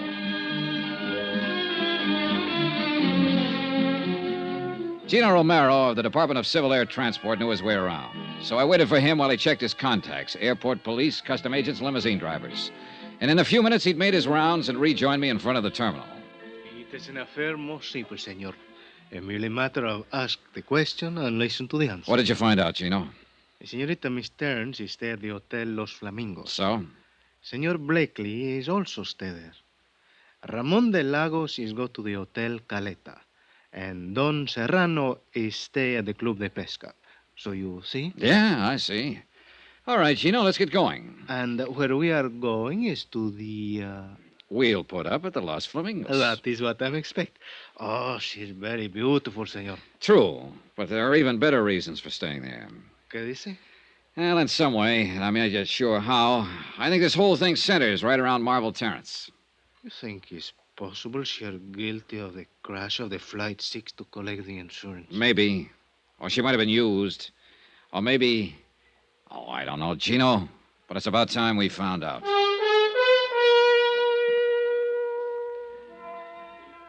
Expense account, item 10, $1.50. Limousine fare from the airport to the hotel. The Flamingos is built on a point near the far end of the peninsula, set on a headland high above the white smother of surf below. And there, just before dusk, with the western sky a yellow blaze of glory beyond the far rim of the Pacific, I found her. She was sitting on the open terrace by the edge of the cliff. And once again, she was alone. Sit down, Johnny. Thanks. I suppose I should be surprised, but I'm not, really. I guess I rather expected you. Well, then wasn't it a waste of time to run away from Mexico City? I've always run away, I guess. Most of the time, I imagine you've been followed. Or maybe I wanted to face you here, where it's so beautiful. Where perhaps you'd be able to understand me a little better. Is that what you want, Marble? To be understood? Doesn't every woman? I thought it was more often the man. And usually it's his wife who doesn't understand him, isn't it? I see this isn't going to be just a social chat. Oh, I doubt if it could ever be just a social chat. Not with you. You've got too much impact for that. A compliment? That's a fact. There's no place else in the world with sunsets like the ones here. Every evening. It's like there's another land way off there in the west. It's a strange, bright, golden land. And it keeps calling, coaxing. Only in a little while, it'll disappear. And everything will be dark off there in the west. Maybe you do understand me, Johnny. Maybe that's why I'm half afraid of you. Another reason I ran, maybe. I can be a fool, easy. Sort of hereditary defect, you might say. Oh, it's a common affliction. Rarely fatal. Rarely doesn't help. Once is enough. You know something? When I die, I want to be buried up there in the middle of a sunset. It'd be kind of lonely, wouldn't it? I think I've always been lonely. Do you know I haven't a single living relative in the world? Not one. I was 14 when my parents were killed in an auto accident. I stayed in a boarding school, and the bank handled the estate. When I was 21, they turned it over to me. And since then, I guess that's not what you want to know, though, is it? Not exactly. Want to tell me about it, Marvel? No. As a matter of fact, I don't. I don't even want to think about it. It would be better if you would. For whom? For me? I doubt it. I feel dirty, Johnny. Telling wouldn't change that. It might. Anything I'd tell you would be only suspicion, not fact. Wouldn't? Unless, of course, you're expecting a confession. Do you have one to make? No. But you know who caused Flight 6 to blow up and why, don't you? No. I can make a guess, that's all. Like to tell me that guess? You'll find out soon enough, Johnny, and I'd rather it didn't come from me. 11 people have died, Marvel. I know. 10 on the plane that crashed, and the baggage handler who was murdered later, and You whoever... don't have to remind me of it. I couldn't forget it if I wanted to. I told you how I felt, now drop it, Johnny. All right. I didn't know. That's all I can claim. I just didn't know. What do you mean? Nothing. Look. It's dark out there now. And sunset's gone. There's always another one. I wonder. Have you ever met Don Serrano, brother-in-law of Ramon de Lagos? No, but he was pointed out to me. Did you see him at the airport the night Flight 6 was blown up? I don't remember. I don't think so. Did you see Ramon? No. Did he know you'd canceled your reservation that night? He didn't even know I had one. Have Ramon and Bill Blakely ever met? Yes, they met. And detested each other on sight. Well, that's understandable in view of the circumstances. Oh, I guess, but why are people like they are? Did you arrange for Blakely to follow you here? I didn't tell anybody I was coming. And he was a good guesser. So was Ramon and Don Serrano. I know. They're all here. Why? They don't even know me. They don't want to know me. Not in any real way, but they're here. Oh, yeah, they're here. And I think you ought to tell me what you know, Marvel. Tomorrow, maybe. Not tonight. Let me have just one night, Johnny. All right. Take me to dinner. Dance with me. Laugh with me. Give me just one evening. Will you, Johnny? Sure. And thank my lucky star for the chance. You're sweet. I'm saying it now. Without any strings. No matter how things work out.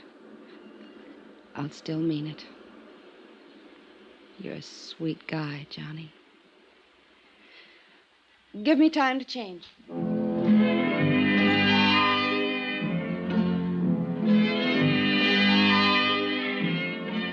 I went to my room and made 2 phone calls while I waited for her. The operator at the Club de Pesca informed me that Don Serrano was not in. The clerk at the Hotel Caleta said the same thing about Ramon de Lagos. I didn't leave my name with either of them. Bill Blakely was staying in room 23, a few doors on down the terrace, so I decided to go have a talk with him before I went out to dinner with Marvel Terrence. But as it happened, I didn't have to go to that much trouble. Yeah, who is it? Blakely, I'd like to talk to you. Come on in. Do you always cover your visitors with a gun? Only when I spot them listening outside my door. I don't know I what saw you're- your shadow against the shutter there. You've been standing outside for the last 5 minutes, Blakely. You listened to me make a couple of phone calls. Did you learn anything you wanted to know? Dollar, suppose you were suspected of sabotaging an airliner and killing 10 people. Wouldn't you want to know what kind of a case was being built up against you? What makes you think you're under suspicion, Blakely? I know I am. Ed Palmer and Jim Rourke were my partners. When they died on that plane, I became sole owner of the firm. There's the motive. I've got a warehouse full of dynamite in Mexico City. There's the method. I can go even farther than that. What do you mean? You mentioned one motive. Why didn't you mention the other one? What other one? Marvel Terrence. That crash not only eliminated a pair of business partners, it wiped out a couple of rivals. Just one thing wrong with that, Dollar. Marvel had a reservation on that plane herself. She only decided at the last minute not to go. I wouldn't have been gaining much if I'd killed her along with my rivals, as you call them. Uh-huh. Maybe that's why you cornered her at the airport and argued her out of going. Yes, I did talk her out of the trip. But not because I'd planted an explosive on board. How do you feel about her, Blakely? I'd give my left arm. It wouldn't do any good. I'm just not the guy. I never have been and never will be. Maybe you are. She says she's having dinner with you tonight. That's right. She is. How do you feel about her, Dollar? I don't know. Expense account item 11, $26.40. Taxis, dinner, drinks, and dancing for 2. The Copacabana with its blue lights and the surf right at your feet and a million stars low enough to touch. The warm water of the bay lapping softly at the pilings. The Las Americas, the Casablanca, music, champagne, and the tropic night. And then finally, much later. Good night, Johnny, and thank you. Tonight, for the first time I can remember, I wasn't alone. And then, only an hour afterward, I was wakened out of a sound sleep. Senor Dollar. Right with you, Gino. What was it? It's a senorita, I think. She's a number 8. Come on. But she wasn't a number 8. Her door was standing open and the room was empty. We searched the terrace out toward the edge of the cliff where I talked with her at sunset. We saw the broken section of railing and found one of her slippers and a pack of her cigarettes lying nearby. In pitch darkness, we slid and scrambled down the steep path to the beach. And there by the edge of the surf, we found her. The warm foam reached out for her, as though to carry her away, to that last sunset she'd loved so much. She looked very beautiful, but very much alone. As alone and as lonely as death.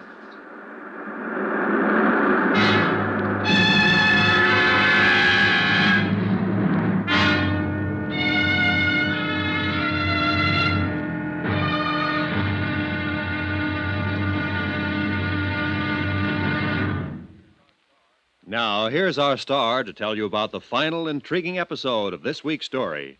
Tomorrow, a desperate killer is cornered and strikes back in a deadly counterattack. Final showdown. Join us, won't you? Yours truly, Johnny Dollar.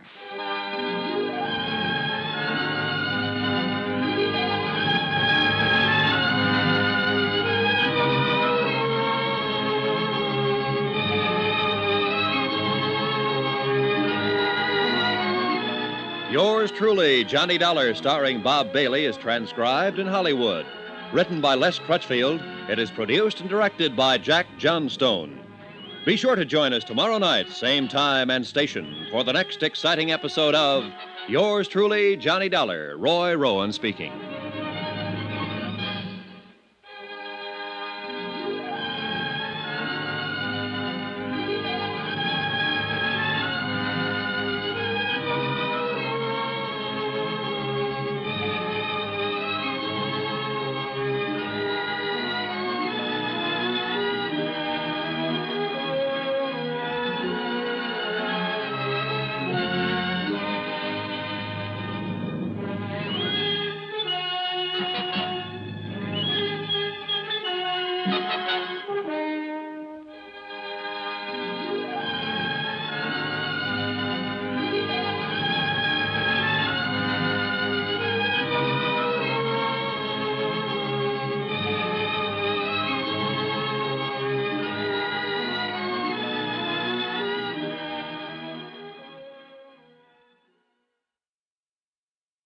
From Hollywood, it's time now for Johnny Dollar. Here is your call to Mexico City, senor. Oh, thanks. Hello? Macklin, Department of Civil Air Transport. Hi, Mac. Dollar, what have you learned in Acapulco? Not very much, I'm afraid. But you said you were following the girl down there, Marvel Terrence. Yeah, and a few others who might have had a hand in the explosion aboard Flight 6, beneficiaries of the insured on that flight. What others? Ramon de Lagos, whose wife died in the crash. Don Serrano, her brother. Bill Blakely, whose business partners were aboard. Well, have you and Gino learned anything from them? From the girl? Not yet. But you said she might know who caused that explosion aboard the plane. Right, and she promised to talk. Well? Your little helper, Gino, and I just pulled her body out of the surf down below the hotel here. Johnny. Murder? Yeah.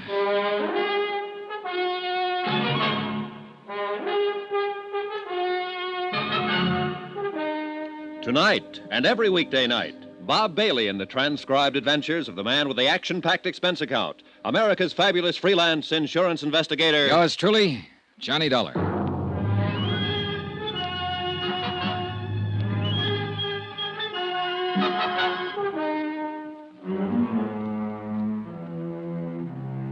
From Special Investigator Johnny Dollar, location Acapulco, Mexico, to the Home Office Guaranteed Transport Insurance Company, Hartford, Connecticut. Assignment, the Flight 6 matter. Expense account, final page. Item 12, $1.80 for the phone call to Mac Macklin in Mexico City. I had to get Mac out of bed to tell him what had happened. That Marvel Terrence had been murdered. That somebody had silenced the girl around whom the whole case had seemed to center, since Flight 6 had exploded in midair 3 nights before and carried the passengers and crew to their deaths. Mac was shocked and offered any additional help I might need. But he had no new information at his end, and it was obvious now that any answers would have to be found right here in Acapulco. As I hung up the phone, Gino Romero came rushing in from the hotel terrace. Senor Dollar. What is it, Gino? A prowler is out on the hotel grounds. The police cars go to block off the road at the bottom of the slope. Good, come on. The stairs are over this way, senor. Right with you. A little light wouldn't hurt anything down here. It's no time. This way, into the brush, is a footpath. All right, lead the way.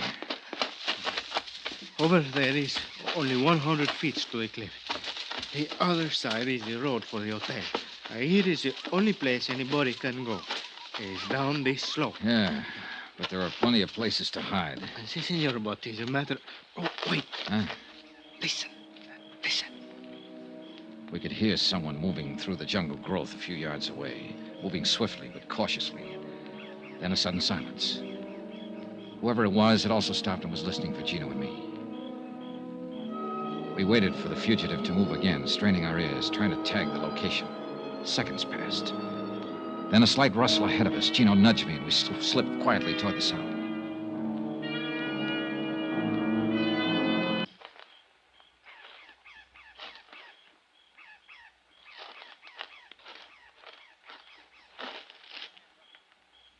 Get your hands up.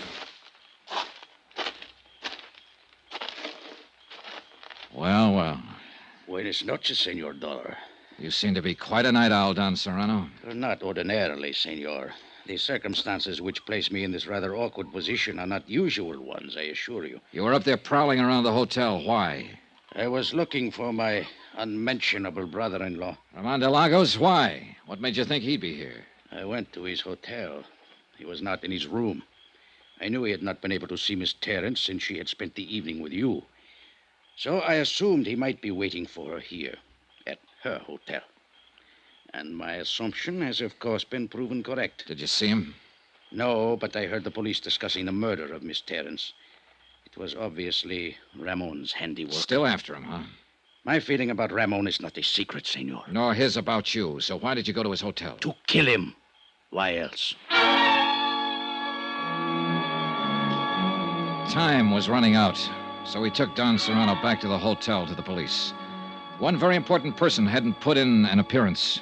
Gino went down to Bill Blakely's room, knocked on the door, then opened it with a passkey and went in. Blakely wasn't there. We searched the room. The bed has been sleeping, senor. Yeah, I notice. But for how long, that's the question. It's possible he was wake up when the senorita screams before she is killed. He might have been. He must have dressed. His pajamas are there on the floor. I wonder. Quien sabe if it was a quarrel of lovers, the jealousy. He did not like it when the senorita was go with you tonight. I don't think it's that simple, Gino. Let's get this bag open, have a look inside. Maybe we can... It's not even locked. He seems to have been traveling light. There on the top, senor. Yeah, I see. What is it? Box of .38 caliber cartridges spilled open. And that piece of oilcloth. He had a gun packed in here. No, it's gone. He got up, loaded a gun, and left. Took the gun with him. If it was before the scream, that's one thing. But if it was afterward, then... What are you thinking, senor? I think we'd better take the police with us, get over to the Hotel Caleta, and check up on our third suspect. Ramon? But Don Serrano said he is not there. Don Serrano could say anything. I think we'd better get over there, Gino, and do it fast.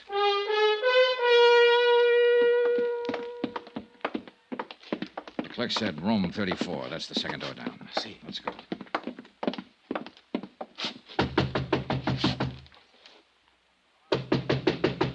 Rahman. Rahman. Who is it? Johnny Dollar, open up. Watch yourself, Gino. See. Come on in, Dollar. You're Blakely. Yeah. Better hand over the gun, Blakely. You won't get a chance to use it now. The police are out in the lobby. Okay. All right, thanks. Ramon didn't show up, huh? I wish he had. That's all I was asking. Just one clear shot at him. Are you sure he's the one who killed her? Sure enough. Did you see him? No, but he's the one. She was scared of him, Dollar. She told me earlier in the afternoon, before you got down here to Acapulco. Told you what? She said Ramon had followed her here from Mexico City, that he'd been acting strange. She said she was glad I was staying at the same hotel, and that she didn't want to see him or talk to him. Yeah, it figures all right. It checks with what she said to me last night. If she'd only given me a little more to go on. She was a real great kid, Dollar. The greatest as far as I was concerned. Yeah. As soon as I realized what had happened, I loaded my gun and came here to wait for him. I figured he'd try to get back to his room. But he didn't show. It's too bad. She was a real great kid. And I'd have died for her if she asked me to. I loved her. She was the... Ahí está. There he is. Come on, Gino. Si, senor. Ramon had been spotted. He started and entered the hotel, saw the police, turned and ran. He was armed with a pistol. He'd fired a shot at one of the police officers and then jumped over the balustrade and disappeared into the dark curve of Caleta Beach. The police cars quickly threw a cordon along the bayfront street and blocked off both ends of the stretch of shoreline. For the moment, Ramon was trapped somewhere on that beach. He'd tipped his hand now, and he was desperate and dangerous, and he had a gun. Gino and I went out on the beach after him. There's many places to hide here. Not for long. They'll have some more police here within a few minutes. Come on. It's maybe better we wait, senor. I do not think Ramon is planned to be taken alive. I can still see that girl, Gino, lying at the foot of the cliff. Si, senor. I remember. Espérate. What is it? There by the water is... No, I am wrong, senor. It's only a boat pulled up on the sand. Yeah, it's a paddle boat. Well, I think it's better maybe we separate, senor. I look in the pavilion, the cabañas. You stay close by the water. In this way, we'll have him between us. good idea, Gino. But you've got the rough end of it. Take care of yourself. Si, senor. Well...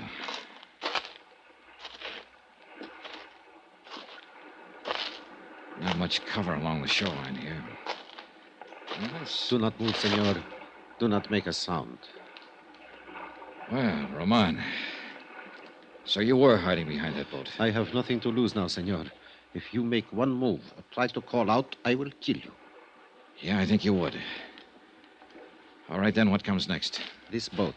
You will push it into the water, but be very careful. If you make any noise, even by accident, I will kill you. Quickly now. Hurry. Relax, Ramon. You don't have a chance anyway. We will see. Careful now. Be quiet. Good. Now get in, quickly. Sure. Take the paddle, head out across the bay, and be very quiet, or I will kill you. All right, Ramon. You're just wasting your time. They'll have a police launch out here within 10 minutes. I do not think so. They will not know. Quiet! Quiet! One more sound from that paddle and I will shoot. Marvel Terrence. Why did you kill her, Ramon? She made me crazy. So beautiful. And with so very much money. I thought she would be most easy once Maria, my wife, was dead. Then it was you who blew up the airliner in order to kill your wife and have a clear field to go after Marvel. Marvel did not know I was married, and Maria was going to tell her. So you sabotaged a plane and killed her, along with 10 other innocent people. And what happened tonight? Did Marvel turn you down? She said she was suspicious of me, and she was going to tell you about it in the morning. And she said she was falling in love with you. She made me crazy. I wish you had got back into that hotel, Ramon. I wish you'd got there before I did, while Bill Blakely was still waiting for you with a loaded gun in his hand. Be quiet and paddle faster. We must get farther up the coast in order... What is that? Police launch. What did you think? I told you didn't have a chance. No, they could not get here so soon. Well, I forgot to mention the fact that they'd already phoned for one. And then they do not know yet we are out here. Good. Keep paddling. Quickly. He half turned his head to look back toward the launch. I took a chance and swung the paddle. His shot went wild, and he didn't get a second try. I caught him back of the air, and he dropped like a log.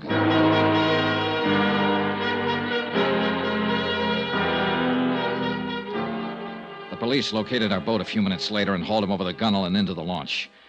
And that should have been the end of it. But none of us realized Ramon's insane desperation. He'd only been pretending unconsciousness. On board the launch, he snatched a gun from one of the officers and tried to take over the boat. He didn't have a chance. He took a full volley of shots from 3 police pistols square in the chest.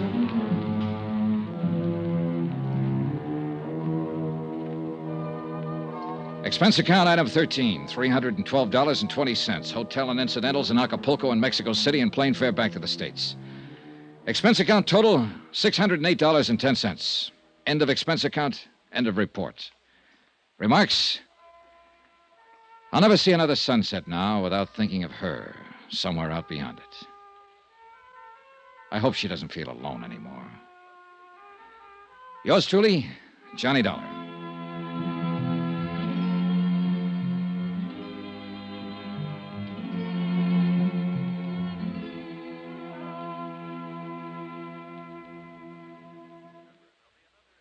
Remember, there'll be another intriguing story for you beginning next Monday night. Next week, a dead girl comes to life in a case that's packed with lies.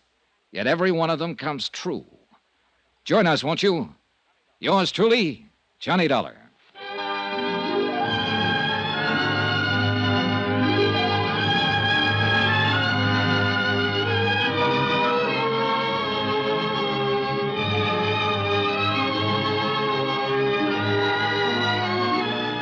Yours truly, Johnny Dollar, starring Bob Bailey, is transcribed in Hollywood. Written by Les Crutchfield, it is produced and directed by Jack Johnstone. Heard in this week's cast were Virginia Gregg, Ben Wright, Edgar Barrier, Don Diamond, Russ Thorson, and Jack Moyles. Musical supervision by Amerigo Marino. Be sure to join us on Monday night, same time and station, for another exciting story of yours truly, Johnny Dollar. This is Roy Rowan speaking.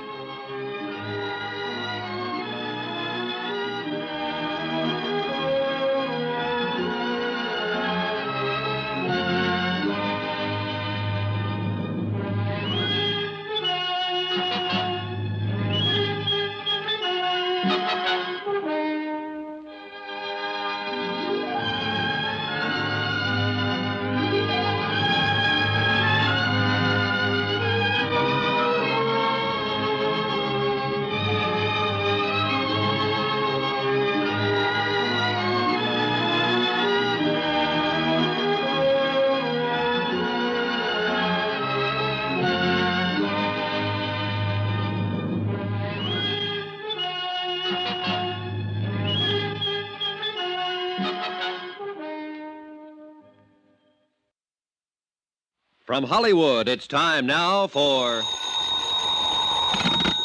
Johnny Dollar. This is Don Taylor down at Tri-State, Johnny. Hello, Don. Happy New Year. Belated, of course. Same to you, Johnny.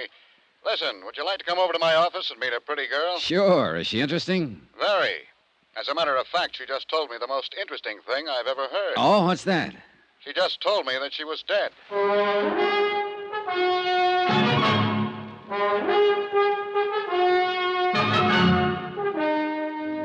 Tonight and every weekday night, Bob Bailey in the transcribed adventures of the man with the action-packed expense account, America's fabulous freelance insurance investigator. Yours truly, Johnny Dollar.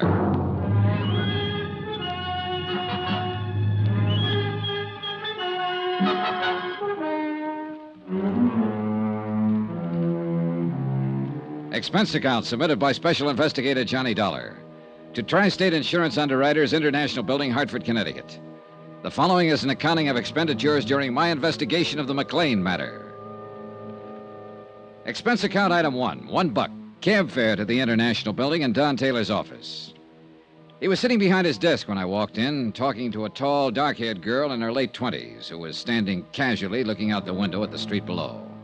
She was pretty, she was quiet, and she was well-dressed. Hello, Johnny.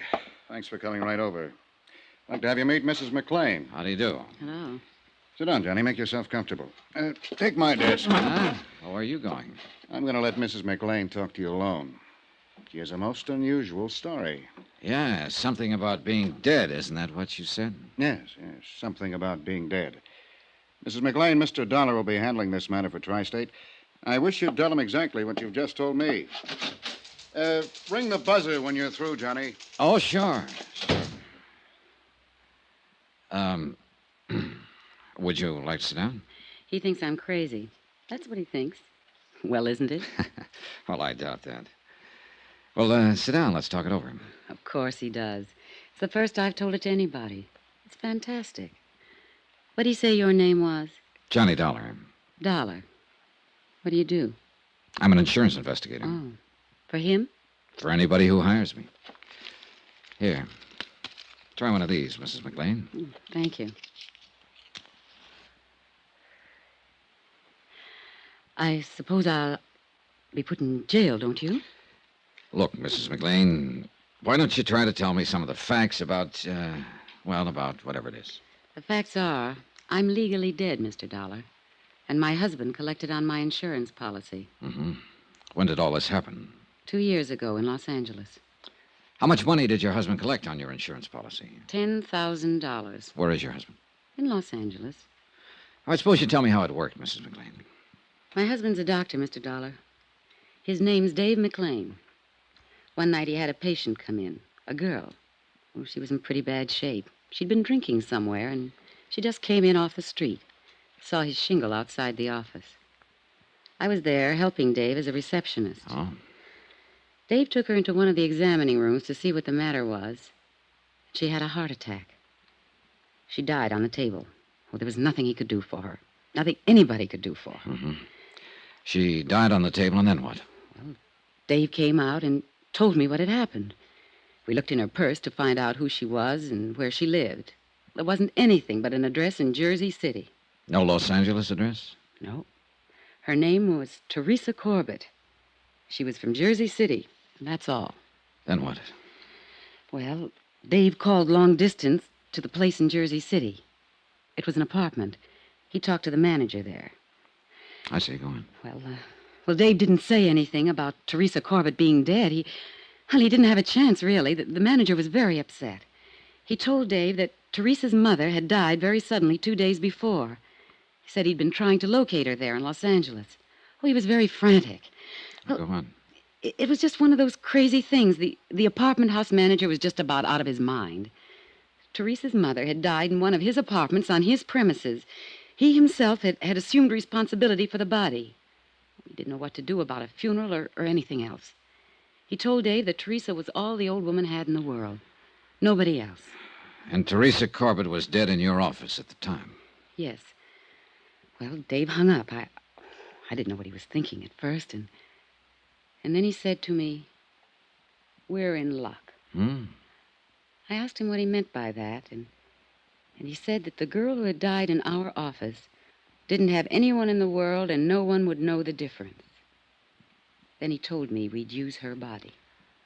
Just like that, huh? Yeah, just like that. He said it was the chance of a lifetime. Well, go on. Well, Dave called up Dr. Reed. He had an office across the hall from Dave. We waited a while, and then I hid when Dr. Reed came in. Dave told him that I had had a heart attack.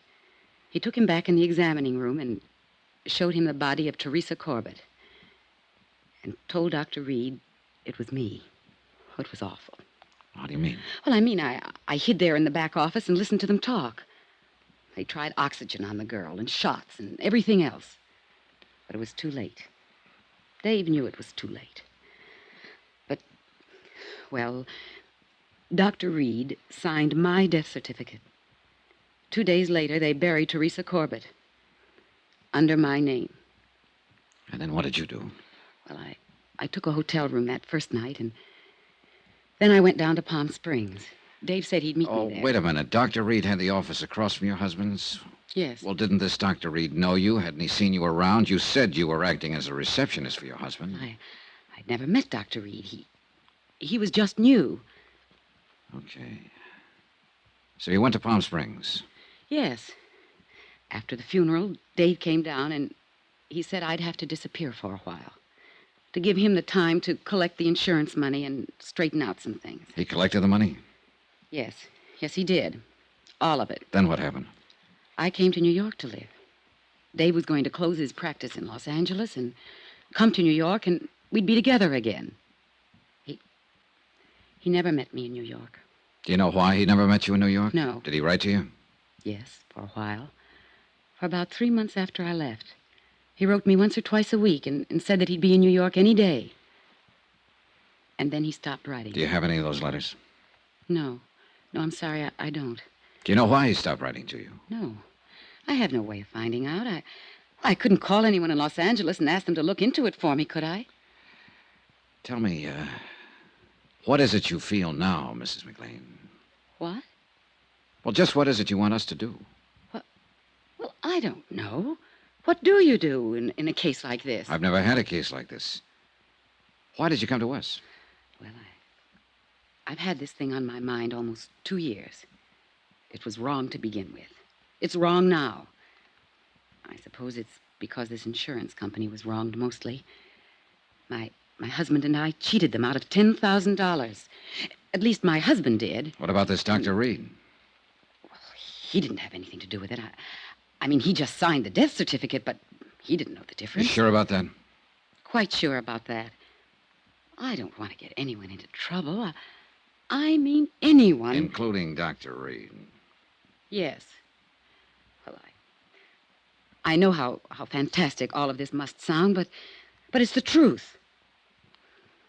Do you think I'm crazy? You don't look crazy to me.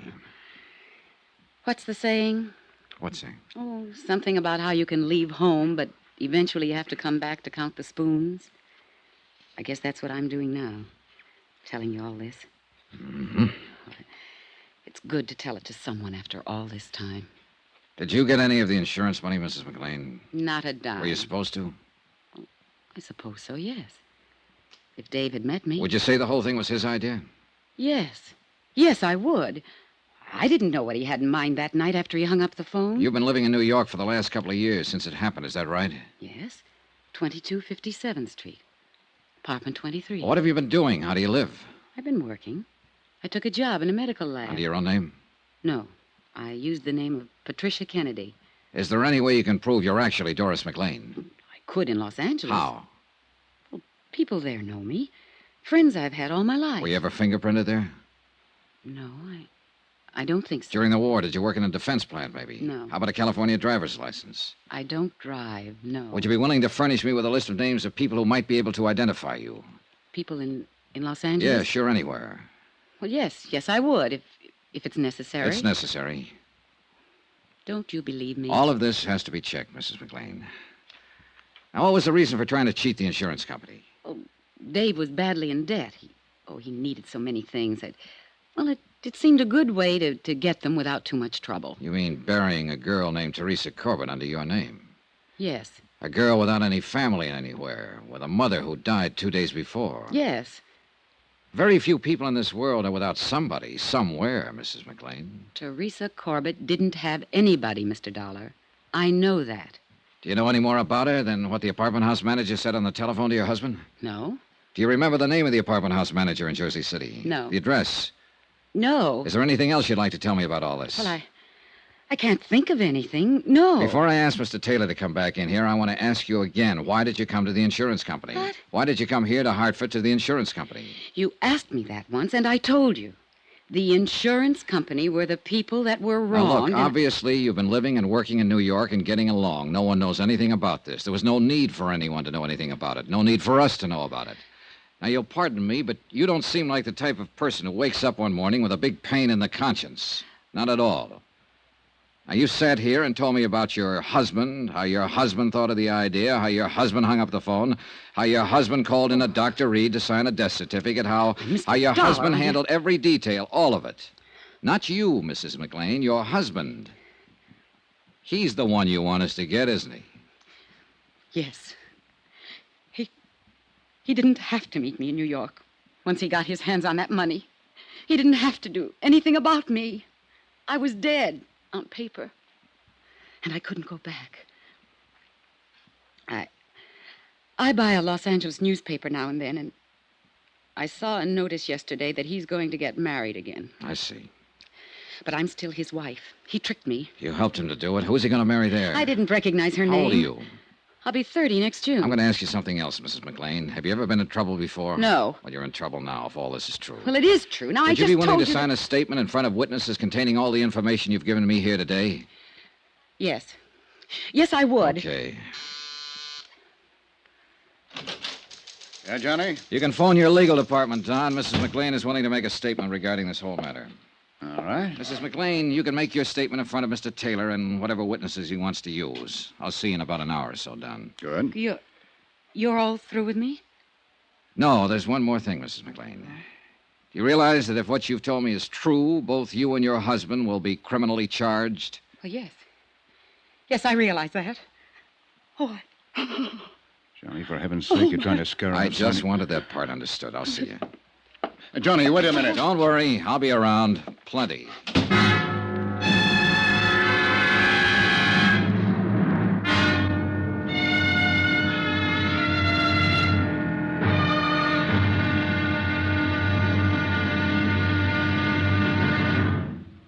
Now, here's our star to tell you about tomorrow's intriguing episode of this week's story. Tomorrow, some well-thought-out lies, well, believe it or not, they come true. Join us, won't you? Yours truly, Johnny Dollar.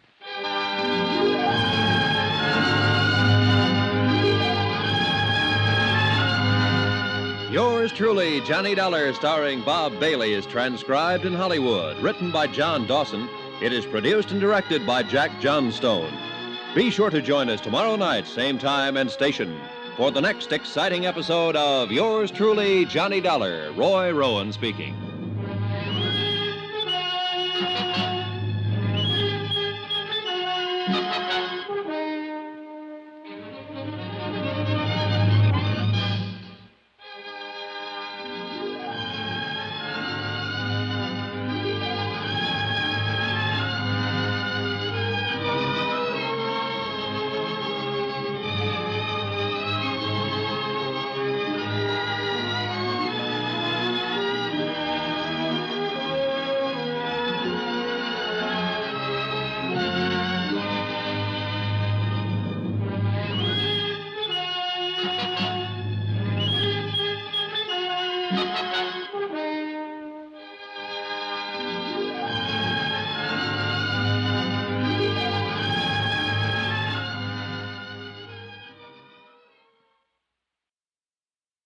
From Hollywood, it's time now for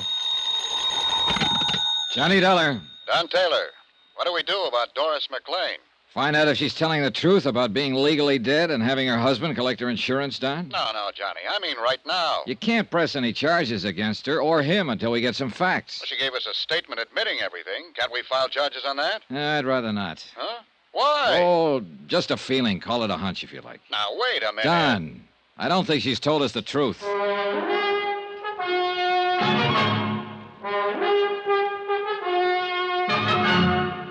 Tonight and every weekday night, Bob Bailey in the transcribed adventures of the man with the action-packed expense account, America's fabulous freelance insurance investigator. Yours truly, Johnny Dollar.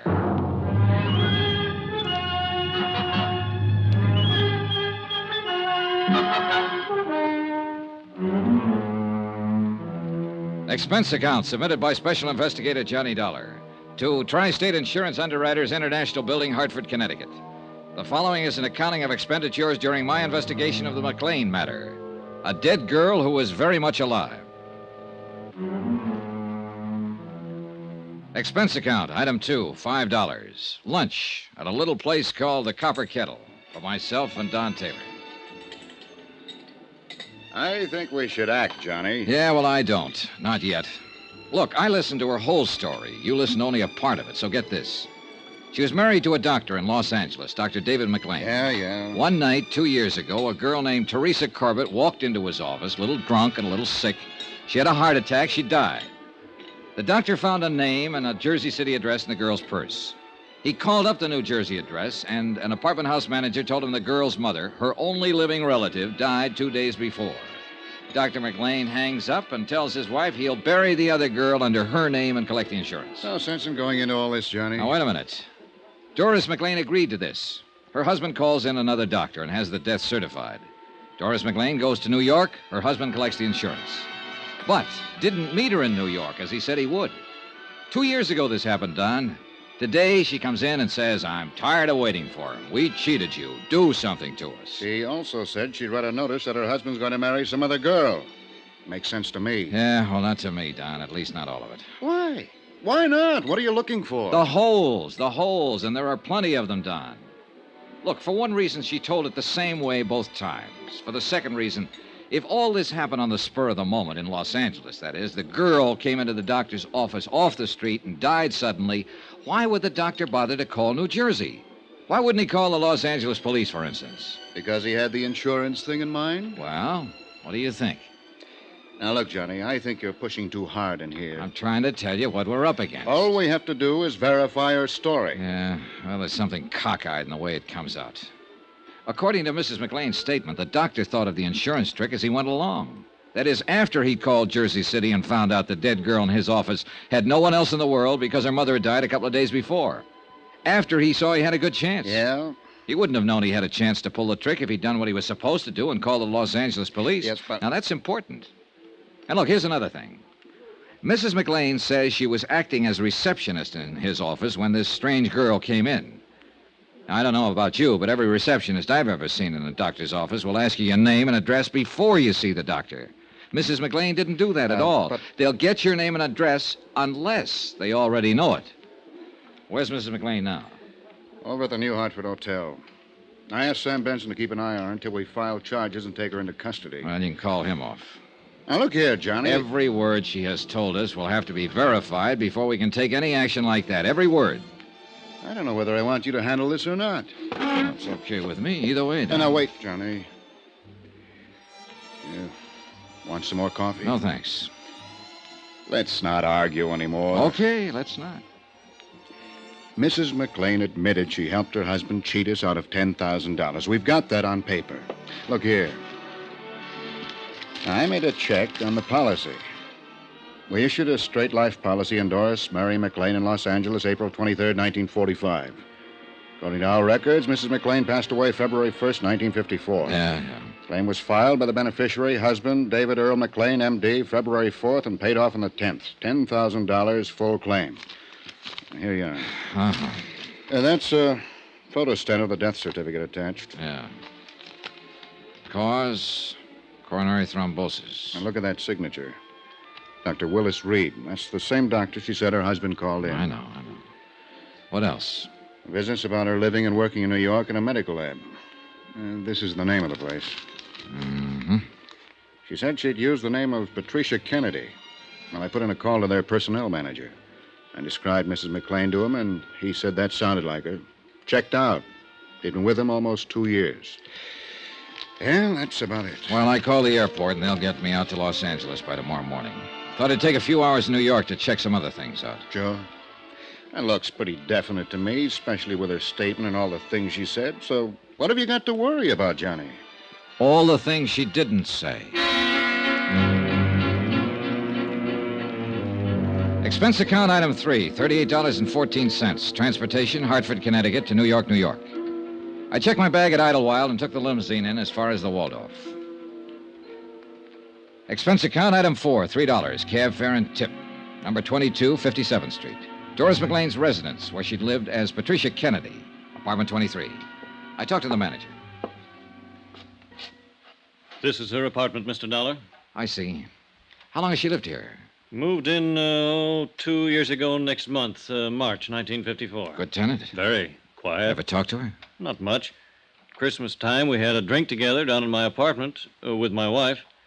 First time I knew she worked in a medical laboratory. Mm-hmm. Does she have any friends in the building that I could talk to? Not that I know about. She keeps to herself, minds her own business.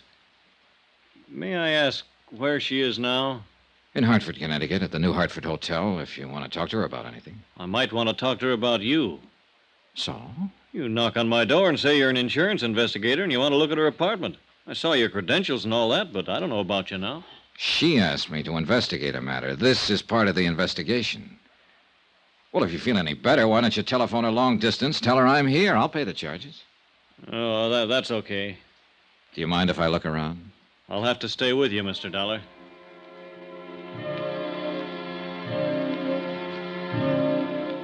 An hour later, I located a Mr. Platt at the Hyde Park Laboratories where Doris McLean had been working using the name Patricia Kennedy. His answers concerning her conduct, habits, and attitude were identical with those of the apartment house manager. I talked to 3 people who had been working with her in the lab. Same result. Expense account item 5, $2.25. Long-distance phone call to Don Taylor in Hartford. Yeah? What'd you find out, Johnny? All clear here. Her story checks out about living in New York. I talked to the coroner's office in Jersey City. Oh? According to their records, a Constance May Corbett, age 61, died there January 27th, 1954. Body unclaimed. County buried her. Coroner's office unable to locate the next of kin, a daughter. Teresa Mary Corbett, believed living in Los Angeles. Well? Well, what do you want me to say? Coincidence or not, this part of it all checks out. Yeah, I'll admit that. Thank you. You're welcome.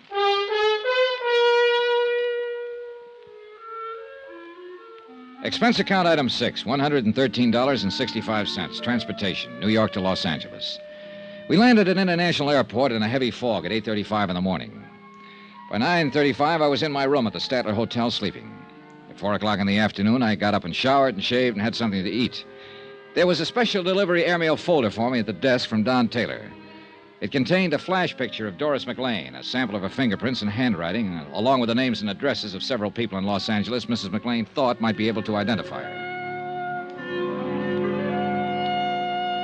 Expense account item 7, $50. Deposit on a rented car to get around Los Angeles. The first 3 addresses furnished by Mrs. McLean were blanks. No one home, or whoever had been there, had moved a long time ago. It was beginning to get dark by the time I got to the 4th one, an address on Berendo Street in Hollywood.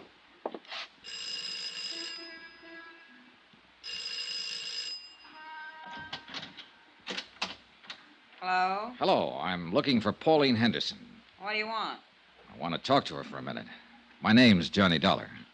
Well, I'm Pauline Henderson. Oh, may I come in? What's your business? I'm an insurance investigator. Well, I don't have any insurance and I don't want any. Well, it's about a case. Wait a minute, I'll put on a roll. Yeah, sure. Hope you aren't going to try to talk me into buying an annuity or something like that. No, nothing like that, Miss Henderson. Oh, all right. Johnny Dollar, huh? Yeah, that's right. Insurance investigator, did you say? Yes. Come in. I thought maybe you could help me. Well, I'll try. I'm in something of a hurry. Only take a minute, Miss Henderson. I'd like to have you look at this.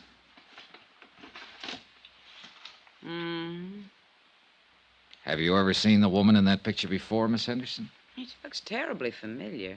Is the light all right? Yeah, I can see it. My lord, yes, I know her. Who is she? Well, that was Doris McLean. You're positive?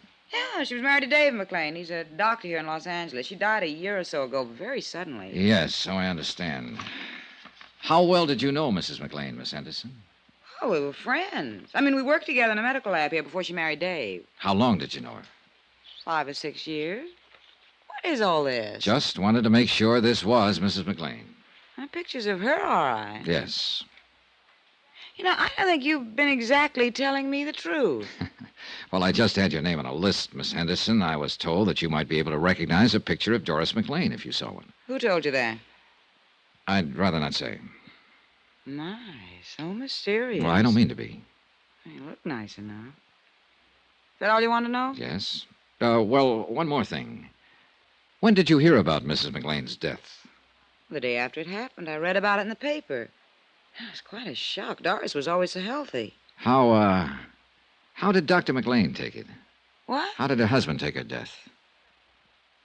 Looking at a picture and saying yes or no is one thing. I wish you'd tell me what this is all about. Let's say I wanted to make sure this was Doris McLean, and I wanted to make sure she died 2 years ago. If I'm any authority, you can be sure of it. How about the other part? Dave McLean? Yeah. Well, he got over it, I suppose. Don't you know? Well, I haven't seen him since the funeral. What's your name again? Johnny Dollar. Where do you live? Hartford, Connecticut. I'm at the Statler Hotel here right now. Why? It just occurred to me. If you wanted someone to look at the picture and identify it, you'd go to Dave McLean and ask him. After all, he was married to her. You'd go to him. I would. Yeah. You go to him before anybody else. I think I'll call him and tell him about you. What do you think of that? That's all right with me, Miss Henderson. Expense account item 8, $3.15. Long distance phone call, Los Angeles to Hartford. Don Taylor. Hi, Johnny Dollar. Doris McLean still at the New Hartford Hotel? Yeah, why? Better call your private eye pal, Sam Benson, and tell him to keep an eye on her 24 hours a day. Huh? What are you talking about? The cat's getting out of the bag here. What? I could be wrong, Don. But if I'm right, somebody might want to kill her.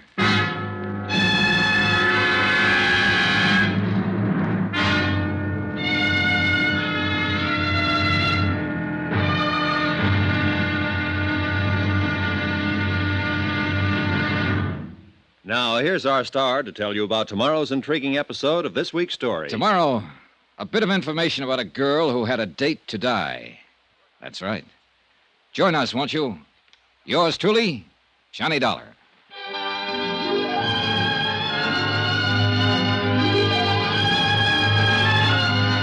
Yours truly, Johnny Dollar, starring Bob Bailey, is transcribed in Hollywood. Written by John Dawson, it is produced and directed by Jack Johnstone. Be sure to join us tomorrow night, same time and station, for the next exciting episode of Yours truly, Johnny Dollar. Roy Rowan speaking.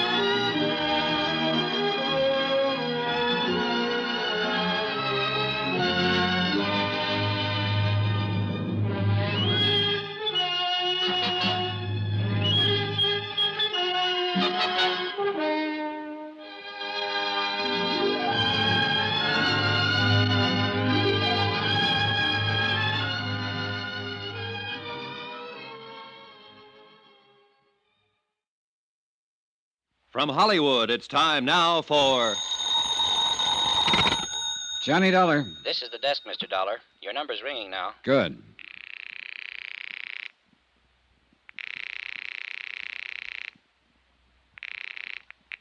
Hello? Hello. I want to talk to Dr. McLean. Who's calling, please? I'm not a patient. I just want to talk to him. This is Dr. McLean.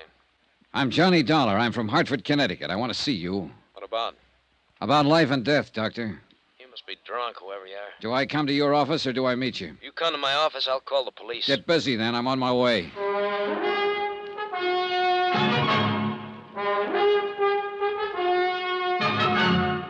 Tonight and every weekday night, Bob Bailey in the transcribed adventures of the man with the action-packed expense account, America's fabulous freelance insurance investigator. Yours truly, Johnny Dollar.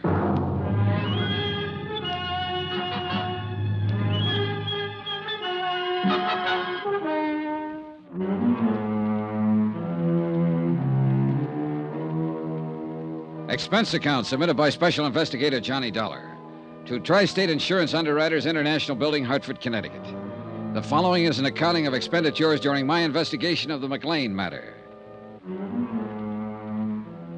Expense account item 10, $4, gasoline for my rented car.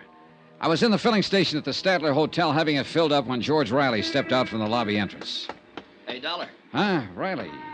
I came down here to see you. What about? What do you think, what about? All right, get in.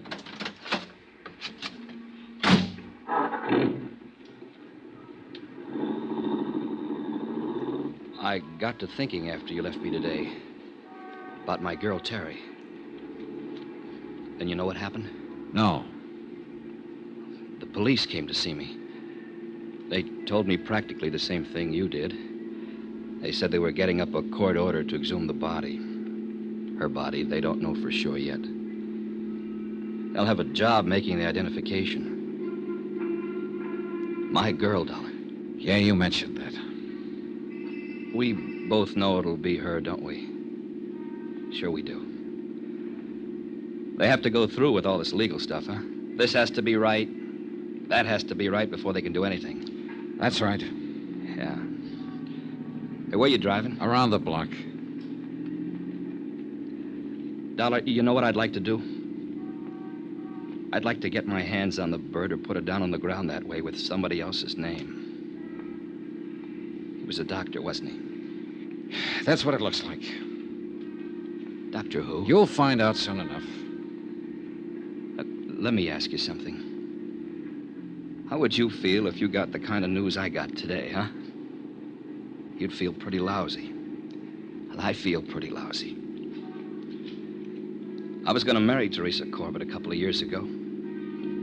I built her a nice house on a hill, and she disappeared. Just walked out. Yesterday, you come in and you say she didn't walk out. She walked into a doctor's office one night and had a heart attack. You say this doctor gave her another name, his wife's name. He buried her and collected some insurance. And that's how she disappeared. Now, what about me? Huh? They came around to see me after she disappeared. They came around a lot asking questions. And now they think they found her. You and me know they found her, don't we? Yeah, I guess we do. I spent 2 years waiting to find her, and now she's dead. Why is she dead? I can't answer that yet. But this doctor, he can't answer it, can he? He took her and buried her under another name. Just took her like she was some sort of clay doll, something used and something no one wanted anymore. He took her and buried her, and that was supposed to be that. Now, what's his name? Riley, you better go home for a while. Yeah, sure. I'll phone you later. Dollar. She wasn't any clay doll. She wasn't something you'd give a phony name to and put in the ground. She was what I loved and wanted and needed. Did she walk into his office and die with her heart trouble, or did it happen another way? I don't know. You got ideas? I don't know. Dollar, you gonna find out? Yes. If you don't find out, I will.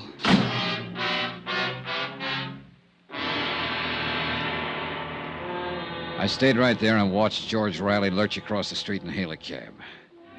Then I turned back and found the freeway, rode it out to Sunset and all the way to the Pacific Palisades in the office of David E. McLean, M.D. Come in, Mr. Dollar. Sit down. He was a tall, broad-shouldered man in his early 30s. I shook hands with him and sat down. Well, that was a pretty startling telephone call, Mr. Dollar. I confess I was intrigued by it. You said you'd call the police. Well, I didn't. I don't know why I said that, really. Tell me, what is on your mind? I'm an insurance investigator, Doctor. Or didn't a woman named Pauline Henderson call you and tell you I was in town? Pauline Henderson? Pauline Henderson. I don't believe that. A friend of your wife's, Doctor, an old friend who worked with her once. The kind of a woman who would recognize a picture if she saw it. I don't believe I remember her. Then she didn't call you and tell you I was in town. Well, that's all right, too. She said she might do that, though. Don't you want to know why, Doctor? Well, I suppose so. Yes. Why? Because I went over to see this Pauline Henderson the night I got in. She was one on a list of names of people who might know your wife on sight. Oh? She got kind of upset about my going there and asking her questions. I don't blame her. I'm a stranger to her. She finally said she'd tell you about it. I said, go ahead and tell you. And so? You just don't have any questions about anything, do you? I'm completely baffled by this whole thing. What's your point?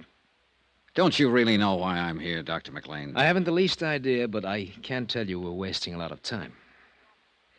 This is a nice office, Doctor. How long have you been here? A year or so. Why? Starting out, it costs quite a bit of money for equipment like this. Rental in a building like this, doesn't it? I don't think that's any concern of yours, Mr. Dollar. I do wish that you'd say what you have to say or do what you have to do and get it over with. I don't know whether you're so anxious at that. Try me. I've been pretty patient with you. You come here and talk about a lot of vague things that I have no connection with at all. You make a strange phone call. You appear as though you're trying to intimidate me. You mention an old friend of my wife's. Pauline Henderson. Yes. What has she got to do with it? Nothing, really, except possibly as a witness. Oh? Witness to what? To an identification. She said she might call you. She was worried about an investigation I'm handling. What investigation is that? I understand you once treated a patient named Teresa Corbett. Teresa Corbett? Last treatment 2 years ago, February 1954. I had offices over in Hollywood in 1954. Are you quite sure that you have the right doctor? I am. Well, I don't remember a patient by that name. What did I treat her for? A heart condition. Oh? Well, we'll soon find out. Corbett, eh? Teresa Corbett. When was this now? February 1954. Well, I don't have anyone by that name in my files, Mr. Dollar, but it must be important if you came all the way to Hartford to ask about it. It's pretty important. Well, she might have come in for some little thing, and in that case, I wouldn't necessarily have a history on her. I understand she came to see you quite a few times.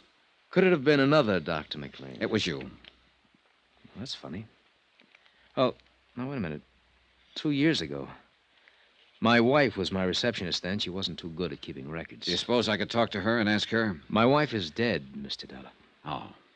Sorry I can't be of more help. I thought every doctor kept a record of all his patients if they just came in with a nosebleed. Well, now you see that you're wrong. Now that we've gone through all this, let's get down to business.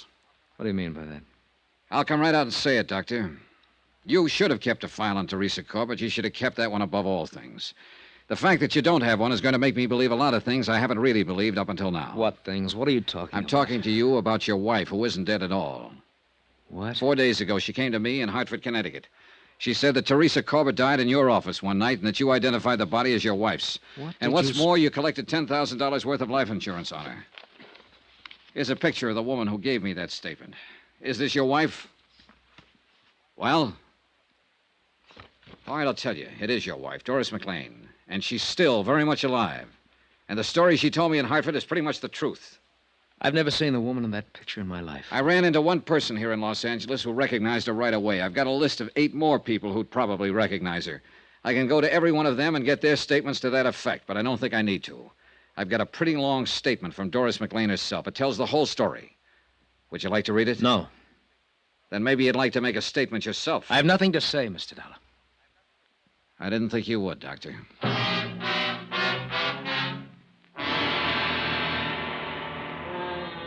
On the strength of the evidence already assembled, I preferred charges against Dr. David McLean. He was taken into custody and arraigned for defrauding an insurance company. He refused to talk at the arraignment and afterwards when he was held in the city jail.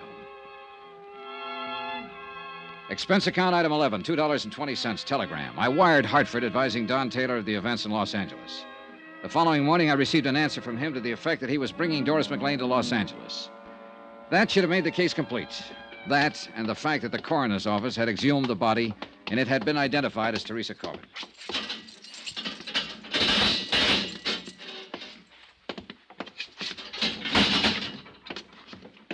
Well. Hello, McLean. What now? Oh, I thought we could talk. We can't, so that's that. We have your wife's statement, how the whole thing worked. The coroner's man identified the body of Teresa Corbin. So? Your wife will be here tomorrow sometime. Her testimony will cinch it. Will it? You know it will. I want a statement from you.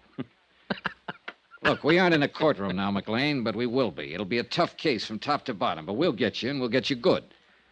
A statement from you right now might save you some trouble, save you 2 years in your sentence. Oh, you're here to give me a break. No, I'm here because my job says I'm supposed to be here. I wouldn't want to save you anything, brother. The longer they send you up, the better I'm going to like it. But I'm not going to push too hard for a statement from you. I'm just giving you the chance to have your say-so right now and suggest that you go into court with a guilty plea. It's up to you. You know something? You'll never get me into a courtroom. Expense account item 12, 10 cents, one morning newspaper, which carried a complete story of the McLean case as well as the information that Dr. McLean had denied all charges and was freed on bail. That, along with his remark about not appearing in court, worried me. An hour later, I was out in the Palisades looking for his San Vincent home address. It happened to be a 2-story building, but I didn't get up to his apartment soon enough. Hold it! Stop!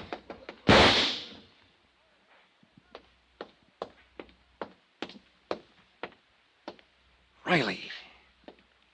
You don't have to worry about your doctor friend anymore. You fool, you crazy fool. The court would have taken care of him. No. I wanted to do it personally. Oh, Riley.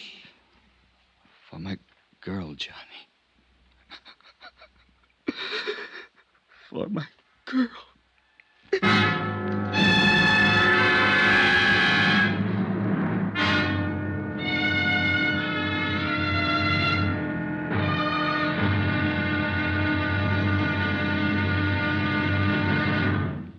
Now, here's our star to tell you about the final intriguing episode of this week's story. Tomorrow, a brand new, a rather startling statement from Mrs. McLean, without lies.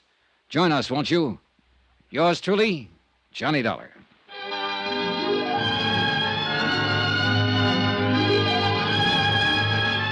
Yours truly, Johnny Dollar, starring Bob Bailey, is transcribed in Hollywood. Written by John Dawson, it is produced and directed by Jack Johnstone.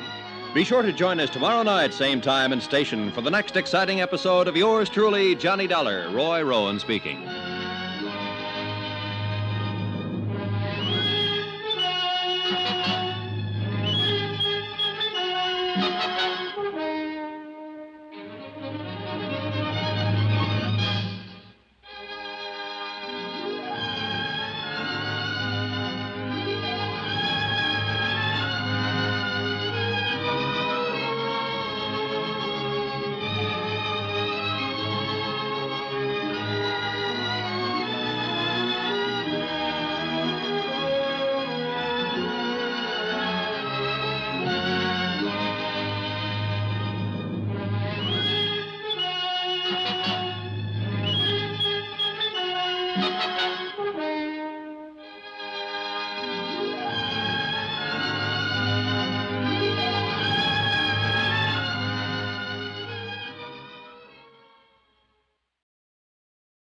From Hollywood, it's time now for...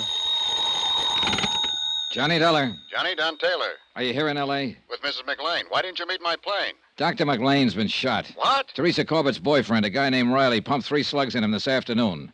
He was afraid McLean might get off. McLean's still alive? He's hanging on, but they don't give him much of a chance. I'm on my way to the hospital right now, L.A. General. Meet you there.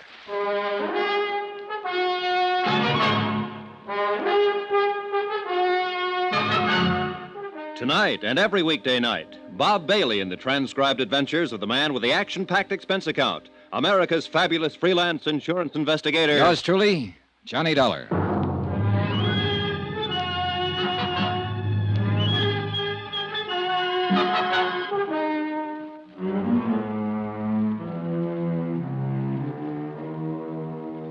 Expense account submitted by Special Investigator Johnny Dollar. To Tri-State Insurance Underwriters International Building, Hartford, Connecticut.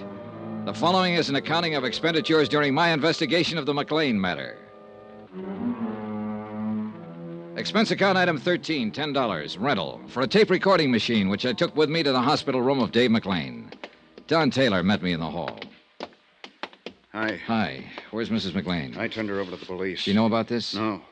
Who's this man, Riley? Oh, just a lonely guy who lost his girlfriend. Let's go. Wait a minute. There's something else, isn't there, Johnny? Oh, I don't know. I think there is, Don. I'm going to try to get it from McLean now. That's why I brought this thing. What'll happen to Riley?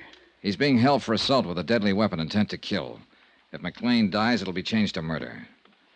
Mr. Dollar? Yes? You can go in now. This is Mr. Taylor. I'd like him to come in, too. It's all right. This way, please.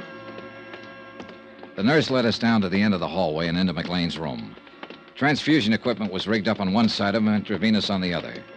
He watched us walk in without a word, until he saw me set up the recording equipment. What do you think that's for? You, McLean. That statement we were talking about. What statement? You know how bad off you are. It doesn't make any difference now. Who's this man? My name's Taylor. Police? I'm with Tri-State Underwriters. Oh. You must be a close friend of Doris's. She came out here with him, McLean. How is Doris these days? She's made her statement. Squeeze play. How about you? No. I'm not gonna say a thing. Oh, now, McLean. Tell you what I'll do. We'll talk about it later. There may not be a later. I think there will be. I'm gonna bet on it that way. Stuffed out. You struck out again. There's always your wife. She won't tell you anymore. She's got her own troubles.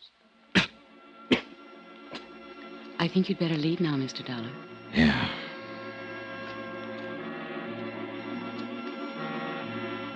McLean's chances for recovery were 1 in 10. That isn't very good odds. But as he said, he was going to bet on himself.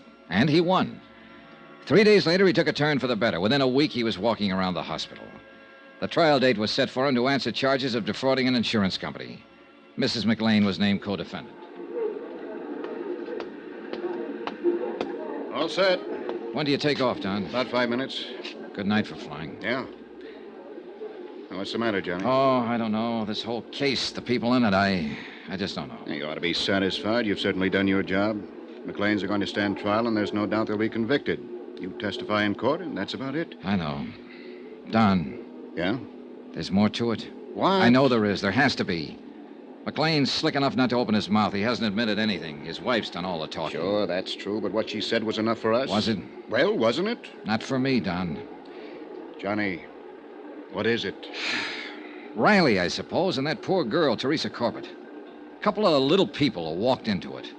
Riley's suffering worse than the McLeans, than they'll suffer. He lost somebody he loved. She died naturally. He would have lost her sooner or later. The McLeans had nothing to do with that. Didn't they? No. Well, I've been thinking about it. Just go in and testify in court and come home and try to forget about it, will you? Maybe you're right. Flight 913, Chicago, New York, and Well, Boston, now boarding. See you in a few days, Johnny. Okay. Bye. One thing, Don. Yeah? Suppose Teresa Corbett had been my girl. So long, kid.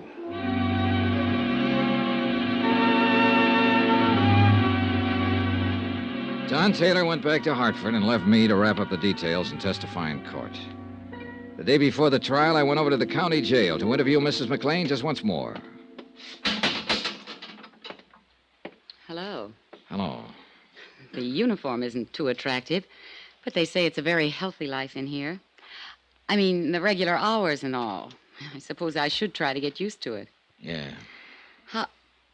How long will I have to go to prison? Well, that's hard to say exactly, Mrs. McLean. Well, my lawyer said not over 3 years if they convict us. 3 years isn't too long. No. Sit down. Where's my husband? Where's Dave? He was transferred to the county jail today. Is he all right? Seems to be getting along fine. I haven't seen him, you know. You'll see him in court. Oh, I wish it were all over. So do I. But it isn't, is it? Practically. Not at all. Well, what do you mean? So far, we have enough evidence to prove conspiracy against you and your husband, and we'll prosecute to the limit on that. There'll be some other charges against him, the business with the body and so on. Let's not go into that now. But there's something else here I want to get straightened out. This is your statement. Yes. Let me read you this. A girl, whom we later found out to be Teresa Corbett, walked into the office on the night of February 1st, 1954, and complained of feeling ill. She had been drinking. My husband took her into the examining room where she died a few minutes later of a heart condition. Those are your own words on this sworn statement, Mrs. McLean. Yes. Let me go on. I had never seen or heard of Teresa Corbett until that night. I was with my husband when he placed a call to her residence in Jersey City. He spoke with a man there who managed an apartment house and so on. Mrs. McLean, that call was never made. I was in the room when Dave made it. The phone company has no record of it, no bill for it. I mentioned this to you because we are going to mention it at the trial tomorrow. You have my statement. Are you trying to make a liar out of me? The fact remains that call wasn't made. Were you in the examining room when Teresa Corbett died? No, I was in the front office. Isn't it a fact that she was a patient of your husband's before that night? No. I found out, I'll tell you.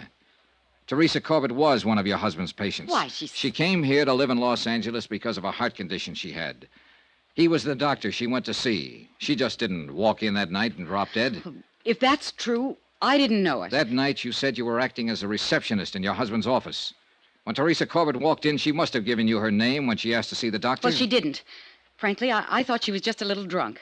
She'd been drinking. I could smell it. And you just took her right on back to your husband without asking a name, where she lived, anything about her? Yes. Now, look, Mrs. McLean, a lot of things you've told me and put into this statement are true. They've all been checked and rechecked. That's my job. But some of them just don't make sense. What are you trying to do? You wouldn't have known anything about it if I hadn't come to the insurance company. Maybe that's so. Maybe it would have just gotten by. But you did come to us. And whether you knew it or not, we have to know everything now. Everything, Mrs. McLean. Why do you think we've gone to all the trouble and expense of checking all this? I'll tell you. Because your story was too good to be real. It couldn't happen that way, even though the facts seem to say it could. A girl alone and friendless in Los Angeles dying of a heart attack in a doctor's office. A doctor who needs money and has a wife who's heavily insured. That's too much for me to take. Teresa Corbett was a patient of your husband. She had been for several months. She came in like anybody else. You or your husband took her personal history. And you noticed that she had only one living relative, a mother in Jersey City. Will you please tell me what you're talking about? I'm talking about premeditated, carefully planned murder. That's what I'm talking about. When Teresa Corbett's mother died suddenly, there was nobody left to worry about her. Nobody to ask questions about her anymore, right? That's what you thought, anyhow. But there was a man, George Riley. But he didn't know where to go or who to ask. You didn't know about him. All right. Teresa came in several times, and you and your husband got to know more about her. She was the patsy right from the beginning. Wasn't she? Wasn't she? Yes. Do you want to tell me about it? She had been in to see Dave several times. He knew all about her, where she was from, what family she had. That night, when she came in the office, she wasn't drunk. She hadn't even been drinking. She'd had a telegram. She'd just received word that her mother had died suddenly. She was terribly upset about it. She asked Dave for something to help her sleep. Go on. Well, he took her in the examination room, and he came out a few minutes later to get some drugs, and he said something about her case being a terminal. Terminal? You mean it was hopeless? Well, that's what he said. He said he didn't give her more than 6 months. It wasn't true, Mr. Dollar. She wasn't that sick. Then what? Well, Dave went back to the examination room. I just sat there and waited. I guess I knew what he had in mind. Had you talked about it? Well, we talked... Oh, no, not about what happened then. A few minutes later, he buzzed me to come back to the room. I went back there, and Teresa was lying on the table. She was dead. I knew it when I walked in there. Dave looked very strange. He said that she had had a sudden heart attack and died before he could do anything to help her. You knew it wasn't so. Well, there was a hypodermic on the stand. He'd given her something. I just didn't think he'd go that far. Are you sure you hadn't discussed this before? No. I swear he hadn't said a word to me before that night. But he had it all planned. That is, what to do and everything, when I came back to the room. He called Dr. Reed. Dave showed him Teresa and said it was me. Reed signed the death certificates. Yes. When did you leave town? The same night Dave made me. He said he'd handle everything. I accused him of killing her, and he said that she just died there. Well, I guess I was kind of hysterical, but then he said, all right, I did kill her. She didn't have long anyhow. I killed her, and you helped me kill her. Now get out of here and stay out of here. If you ever open your mouth about it, you'll go to the gas chamber with me. Do you want a cigarette? Yes, please. Here you go. Thanks.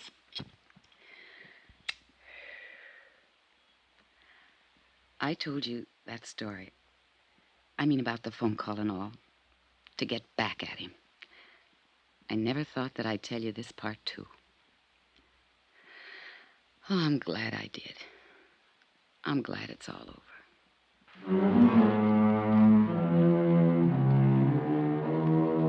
Expense account item 14, $85.40. Hotel and board while in Los Angeles. Item 15, $205. Plane fare back to Hartford. Expense account total, $798.60. Remarks? Murder charges have been filed against the McLeans, and they stand trial next month. George Riley received 3 years and a suspended sentence for assault with a deadly weapon. I was wrong about practically everything in this case. All the lies came true, but so did the facts. Yours truly, Johnny Dollar.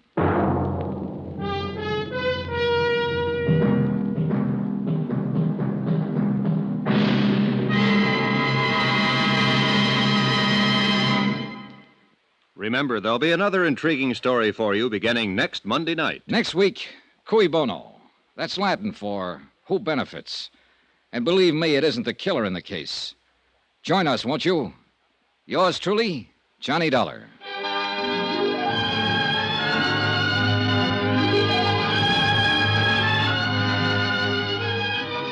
Yours truly, Johnny Dollar, starring Bob Bailey, is transcribed in Hollywood. Written by John Dawson, it is produced and directed by Jack Johnstone. Heard in this week's cast were Lucille Meredith, Betty Lou Gerson, John Stevenson, Bob Bruce, Victor Perrin, Tony Barrett, and Herb Ellis. Musical supervision by Amerigo Marino. Be sure to join us on Monday night, same time and station, for another exciting story of yours truly, Johnny Dollar. Roy Rowan speaking.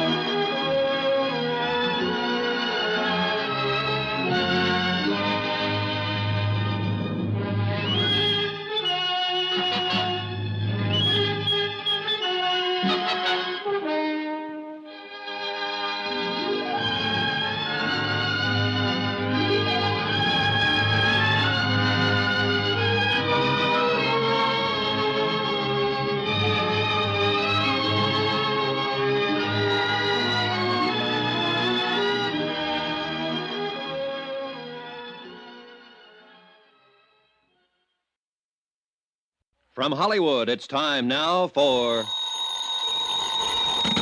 Johnny Dollar. Don Hancock, Johnny, Surety Mutual. Hi, Don. What's on your mind? Cui bono. Qui who? It's Latin, kiddo. Cui bono. Who benefits? All right, I'll bite. Who does? A little doll named Luann Parker down in Green Pass, Virginia. $100,000 worth, Johnny. Double indemnity. Wow, what did she do? Answer the question? She sure did, with a .38. 2 bullseyes right in her foster papa's heart. Well, then if it's an open and shut case, you don't need... Oh, it's that all right. She's the gal what done it. She admits it. But the coroner is about to call it an unavoidable accident. Seems little old Magnolia Blossom thought Papa was a prowler. And what do you think? Just what I said. Cui bono. So? I think you'd better put yourself on the payroll.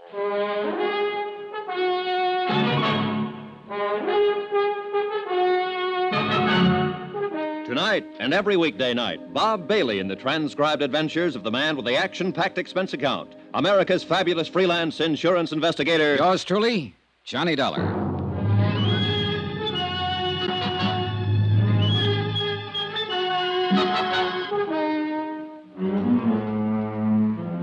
Expense account submitted by Special Investigator Johnny Dollar. To the Home Office, Surety Mutual Insurance Limited, Hartford, Connecticut. The following is an accounting of expenditures during my investigation of the Cui Bono matter. Item 1, $78.45. Transportation and incidentals, Hartford to Green Pass, which was a village of some 12,000 people, hidden among quiet wooded hills, and located, as I discovered on arrival, some 3 miles from the railroad station.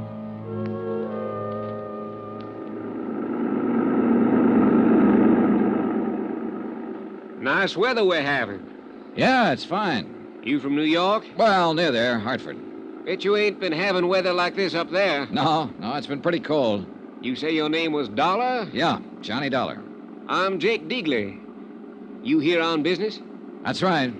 Well, I wouldn't count on finding much here. Green Pass is what you might call a one-horse town. 1 hotel, 1 bank, 1 taxi, that's me, 1 newspaper. And 1 county attorney. Yep, just 1. Oh, and you've heard about our tragedy, about Dan Parker getting shot. Yeah, that's why I'm here. I'm an investigator for an insurance company. I see. Well, it was a terrible thing. It was... Oh, doggone it. If old man Hawley don't fix up them fences, he's going to be short a cow one of these days. That's the 3rd time this week they've been out the road. How do people around here feel about Dan Parker? Was he well-liked? Well, he'd been re-elected for 5 straight terms. No personal enemies? Not a one. There ain't a man in Green Pass that... Hey, what difference does it make whether he was well-liked? You know how he was killed, don't you? Yeah, I understand he was shot accidentally by his stepdaughter. That's right. And what difference does it make whether he had any enemies? Well, none, probably. But when an insurance company holds a policy as large as the one they carried on Dan Parker, they want to know the full circumstances surrounding the death. Well, there ain't no mystery about it, Mr. Dollar. That poor girl took him for a burglar and shot him, that's all. And it might have near broke her up. Say, what about her, Jake? Is she well-liked? Well, let me put it this way. I'm 52 years old. I got a grandson, 17. And we're both in love with Lou Ann Parker. I see. And there's 5,000 other males in Green Pass that feel the same way. She get along all right with her stepfather? They worshipped each other. She was all Dan had since Mrs. Parker died 9 years ago. They was thicker than thieves, them two. Rode horseback together, went fishing, took trips together. Well, then it's understandable that she'd be pretty broken up. It was terrible for her. She went clean out of her mind when she realized what she'd done. So tell me, was Dan Parker a wealthy man? No, fairly well-to-do for these parts, but no ways wealthy, the way you'd think of it in New York, for instance. Then I imagine the Parker girl would think of $100,000 as being a pretty sizable fortune. Mr. Dollar, let me give you a little advice. Oh? You got a job to do, fine. But if I was you, I'd be mighty careful how I went about doing it. Why so? Well, people up here in the hills are kind of standoffish at best. And if you go around hitting what you seem to be hitting at, you're going to get yourself a mess of trouble. I don't deal in hints, Jake. All I'm trying to do is dig up all the information possible. Let the company know exactly what happened. That sounds fair enough, Mr. Dollar. But you take my advice. Dig easy.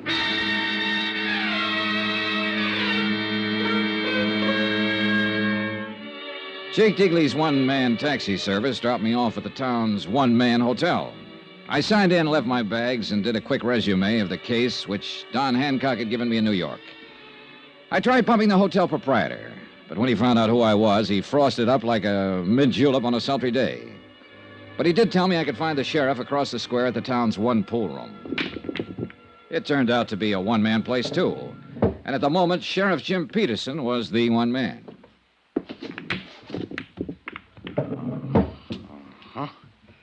Oh, glad to know you, Mr. Dollar. Just a second now. Watch me get that there 3-ball down there. Good shot. No, that was a setup.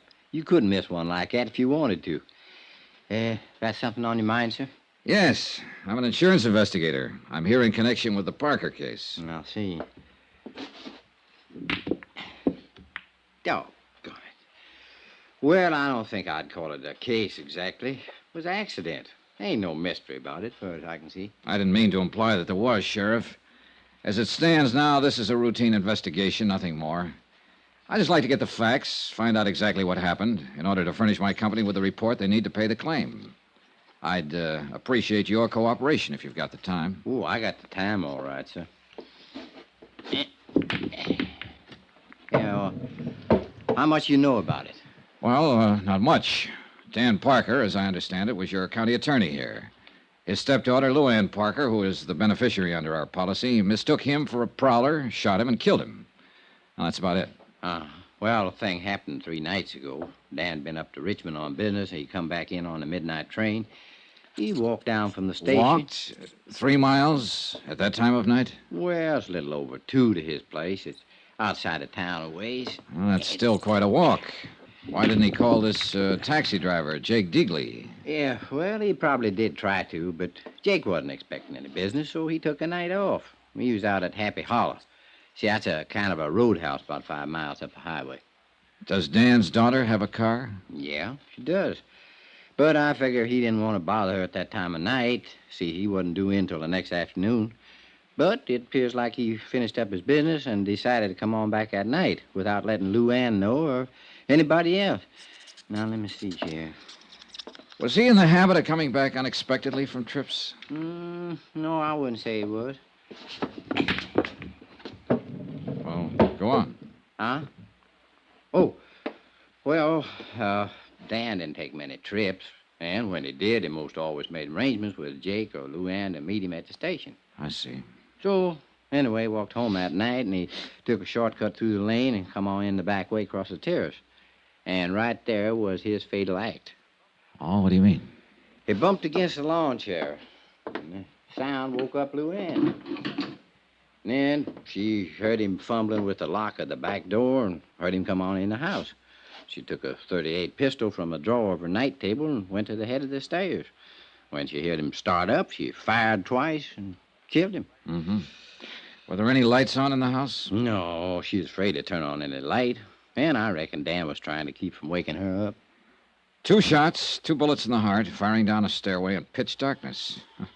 That's pretty good shooting, Sheriff. Oh, well, she can outshoot me, Mr. Dollar. And I'm known as one of the best in these here parts. Who taught her? Well, Dan taught her himself. He figured a girl ought to be able to protect herself. So tell me something, Sheriff. Did she have any reason to think it might be a prowler? Have you had any trouble of that kind around town? Oh, 3 weeks ago, there was a house broke into over on the south side, and twice since then, Dan called me in the night to come out and take a look around his place. Oh, why? Well, seems Luann thought she heard somebody trying to break in. And did you find anybody? Nope. Was Luann alone in the house the night of the shooting? Well, Mary Jackson was there. Who, Well, she's been housekeeper for the Parkers for the last 15 years. Uh-huh. What's her version? Same as I told you. She heard the shots, saw the lights in the hall come on, and heard Luann scream, "Father." How did the girl and her father get along? Well, couldn't have been any closer. She pretty broke up about it. You talked to her yet, Mr. Dollar? No, not yet. No, I didn't think so. What's that supposed to mean? Well, I mean, if you had, you wouldn't be asking a lot of these questions. Or at least you wouldn't be asking them in the way that you are. What way, Sheriff? Well, like you figured the Parker girl was actually guilty of something. Well, she did pull the trigger, didn't she? And with sufficient reason. She was nervous. She'd heard prowlers around before, or at least thought she did, which adds up to the same thing. She thought she heard somebody break in. She knew she couldn't count on Mary for any help. She had a gun, knew how to use it, so she got up her courage and done a natural and normal thing. She used it.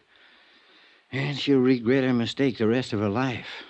Yeah, that's the way the picture seems to work out. At the moment, at least. You got any reason to doubt it? I get paid to doubt things, Sheriff, until I satisfy myself that there's no reason to doubt them. And that's all I'm trying to do. It's all the insurance company expects me to do. I'm not out to pin anything on this girl or to get out of paying her claim, provided it's legitimate. It is. Well, then she's got nothing to worry about. If the thing happened as you just told me it did, then I have as much sympathy for her as you do. It'll be a pretty rough memory to live with. I just want to be sure, that's all. All right, Miss Dollar. You look around. You talk to people. Ask any questions you have a mind to, but you're going to come out right back where you started at. You're probably right. Dan and me'd been friends for years. Good friends. Now, if I thought there was the slightest doubt about this, I would be the first one to kick up a fuss and go after the truth. Even if the evidence pointed toward Luann Parker? No matter where it pointed to. Well, now, look, I want to talk to the housekeeper and to Miss Parker herself, and I'd like to attend the coroner's inquest if you don't mind. No, I don't mind, but you're a little late. Huh? It was hailed this morning. What was the verdict? Death by misadventure, unavoidable accident, with no recommendation for prosecution. I see. Would it be possible for me to see a copy of the transcript? It would. I'll ring the coroner and tell him to expect you. But let me give you a little piece of advice, Mr. Dollar. All right. Folks in these here parts love that girl. So when you start walking around asking questions, walk easy.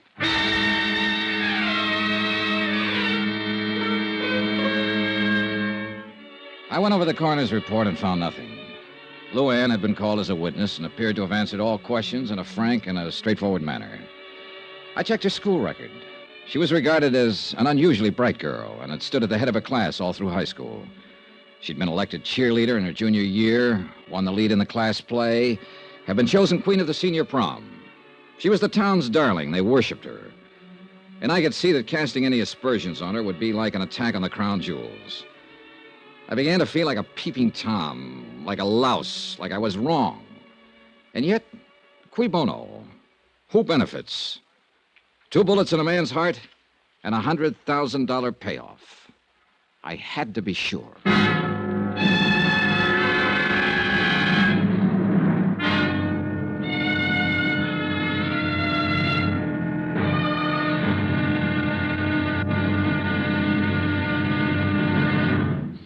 Now, here's our star to tell you about tomorrow's intriguing episode of this week's story. Tomorrow, beauty is as beauty does, and an idol is found to be made of flesh and blood.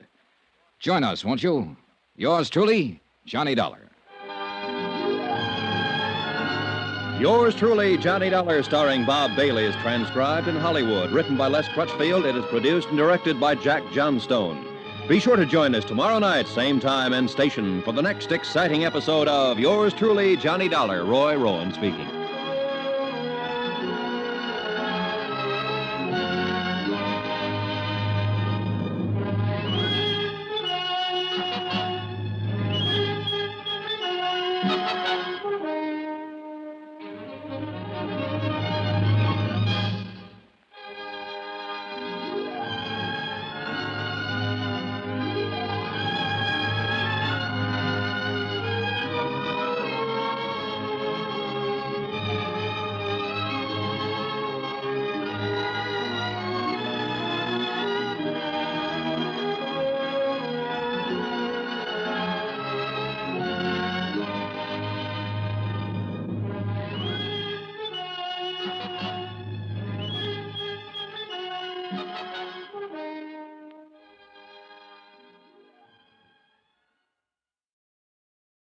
From Hollywood, it's time now for...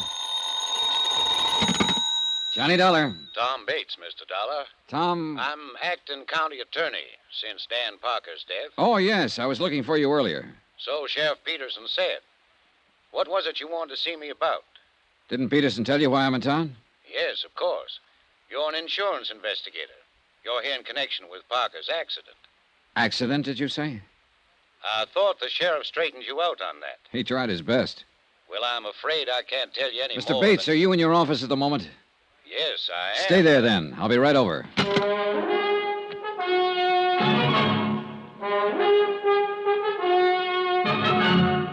Tonight and every weekday night, Bob Bailey in the transcribed adventures of the man with the action-packed expense account, America's fabulous freelance insurance investigator. Yours truly, Johnny Dollar.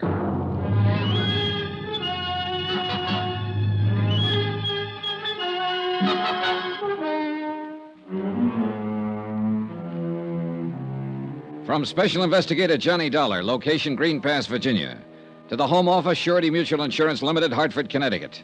Assignment, the cui bono matter. Expense account continued.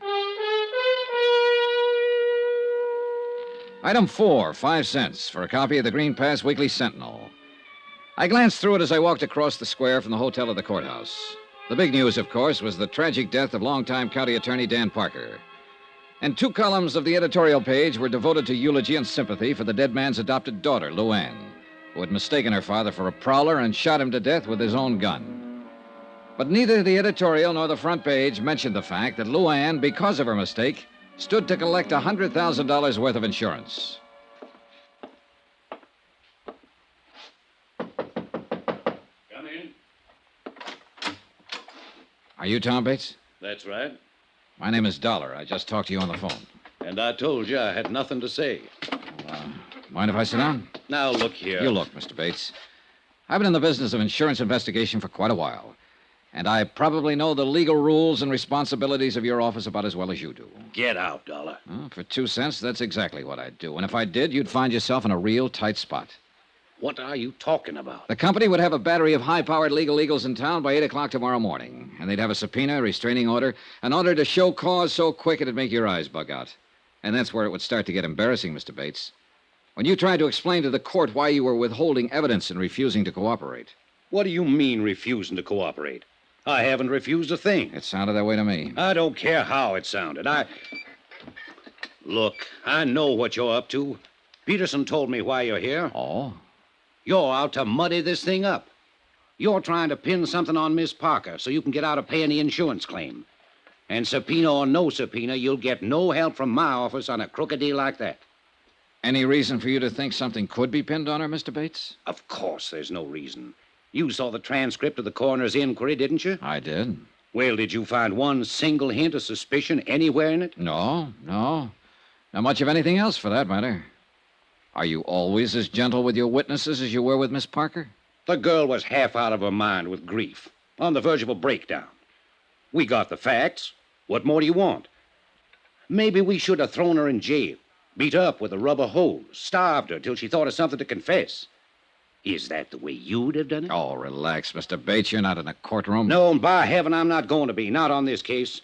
Because there's no reason. How long have you been in love with the Parker girl? Ever since I... What difference that make? It might help to account for your attitude about this. What is it you're thinking? That I'm helping her get away with something? Covering something up for her? Or that all of us are, maybe? Everybody at the inquest? Well, it wouldn't surprise me too much, the way this whole town gets up on its high horse the minute you ask a simple question about the girl. Well, what do you expect when you go around insinuating Insinuating nothing, Mr. Bates. I haven't accused Miss Parker of a thing. I have no reason to. And regardless of what you think or Sheriff Peterson thinks, I didn't come here to frame her, to pin something on her. I want just one thing. The complete detailed story of Dan Parker's death, and I'm going to get it one way or another. Well, nobody's trying to prevent you. I'm glad to hear it. Then how about some cooperation? What do you want to know? How long have you been Mr. Parker's assistant? Almost 3 years. And now you automatically become county attorney, is that it? Yes, until the next general election. Do you intend to run for the office at that time? Possibly. I don't see... How did you and Parker get along? Fine. Why? Well, did he approve of your interest in his daughter? Well, he certainly preferred me to... Well, anybody else in the running. Who else is in the running? Nobody, actually. Are you engaged to her? Not officially. She doesn't think she's quite ready to settle down. Uh-huh. But if she had been ready, you think Mr. Parker would have welcomed you as a son-in-law, huh? I think so. I didn't kill him, Mr. Dollar. Ever have any arguments with him? No. None of any importance.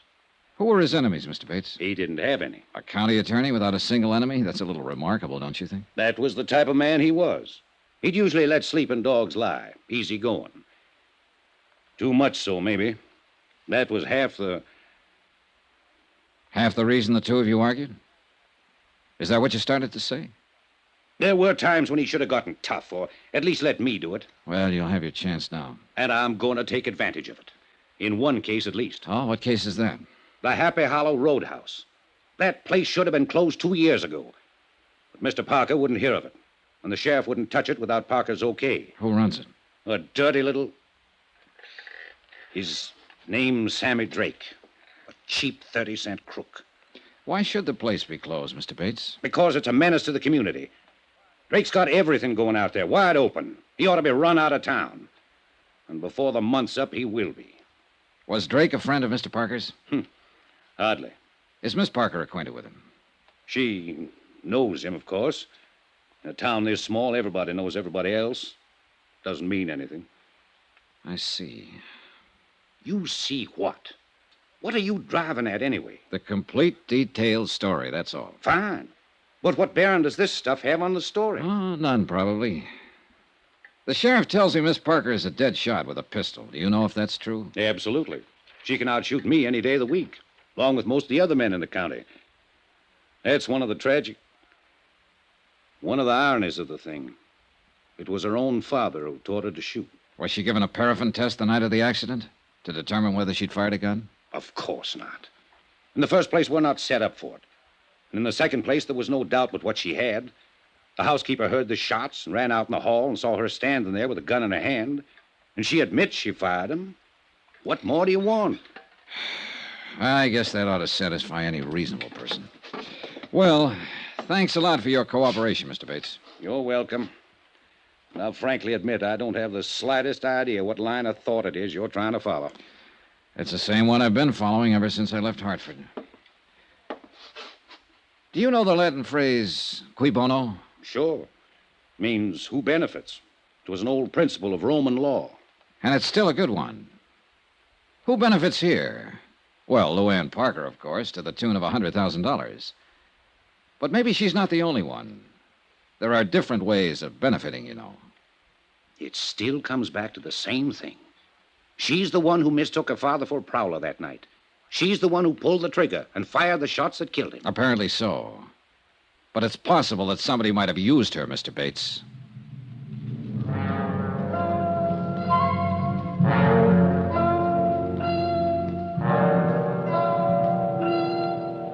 Expense account, item 5, $6 even. Flat rate payment to Jake Deagley for a couple of hours' use of his battered old taxi. I stopped at the telephone office and I talked with the supervisor. I talked with the editor of the local paper and with a waitress who'd gone to school with Luann Parker, with a boy in a service station who dated her in high school.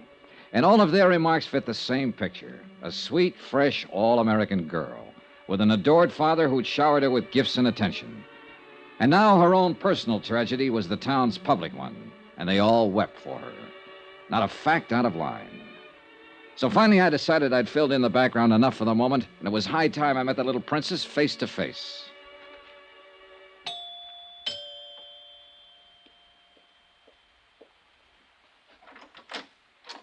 Yes, sir? Good afternoon. I'd like to see Miss Parker, please. Well, I'm sorry, sir, but she ain't here.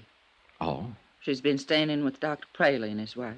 Seems like she just couldn't face this place after what happened here. Are you the housekeeper, Mary Jackson? That's right, sir. Well, I'd like to talk to you too, Mary, if you don't mind.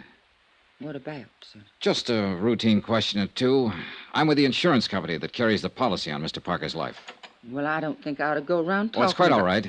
Sheriff Peterson and Tom Bates are both cooperating with me, so you can be sure there's nothing wrong about it. Well, if them two say it's all right... They do. Then I reckon it is. Won't you come in, sir? In a few minutes' conversation, I learned that Mary Jackson had practically raised the Parker girl and worshipped both her and her father. She showed me the terrace where Dan Parker had bumped into the chair and wakened both his daughter and Mary, the back door where he'd entered the house that night, and then finally the main stairway where the shooting had taken place. When I heard the shots, all I could think was, oh, my poor baby, and I come running out in the hall. Your room is the third door there, is that right? Yes, sir. Well, just then Miss Luann turned on the lights, that switch right there beside you, and I saw her standing here at the top of the stairs with a gun in her hand. Then we both looked, saw it was Mr. Parker. We run down there. Miss Luann tore off his tie and pulled his shirt open, but he'd already passed on. Yeah, it must have been a terrible thing for both of you. Yes, sir, it was. Mr. Parker seems to have been a very generous man, especially with his daughter. Oh, he always gave her anything she wanted. Bought her another new car just last month. Yeah, I saw it in the driveway. Well, this is a very attractive house. Must be worth $25,000, $30,000. Mr. Parker bought it just 2 years ago. He thought with Miss Luann growing up, she ought to have a better place to live. What's your salary here, Mary? $95 a month, sir. And my keep, of course. I wonder how he did it. Sir? Well, Dan Parker made $5,000 a year as county attorney. There's less than $600 in his bank account. The manager said it's never been much higher. And yet, This house, new cars, those clothes of Miss Parker's that you showed me, a $50,000 life insurance policy. How about that, Mary? I don't know nothing about it, sir. And still, with all this, they were always quarreling. How'd you find that out? Why, Mary? What did they quarrel about? Well, it's only been the last 6 months, and it wasn't her fault. It wasn't like her. It was that Sammy that put those ideas in her head. Sammy Drake, the fellow who owns the Happy Hollow? And she was a restless one with nothing to do, and he took advantage of it. Filled her head full of crazy notions. I know it was him. What crazy notions, Mary? Oh, going off to New York, getting on the stage, or dancing in some nightclub. It's the only thing Mr. Parker ever refused her. But he sure put his foot down on that. He said the only way she'd do it'd be over his dead body. Oh, sir. Thanks, Mary. You've been a lot of help.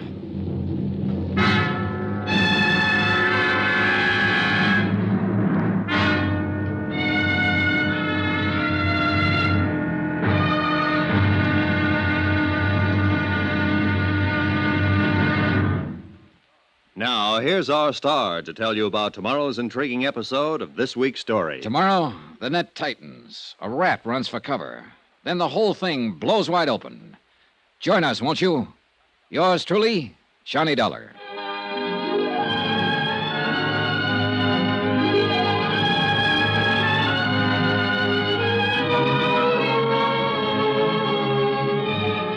Yours truly, Johnny Dollar, starring Bob Bailey, is transcribed in Hollywood. Written by Les Crutchfield, it is produced and directed by Jack Johnstone. Be sure to join us tomorrow night, same time and station, for the next exciting episode of Yours truly, Johnny Dollar. Roy Rowan speaking.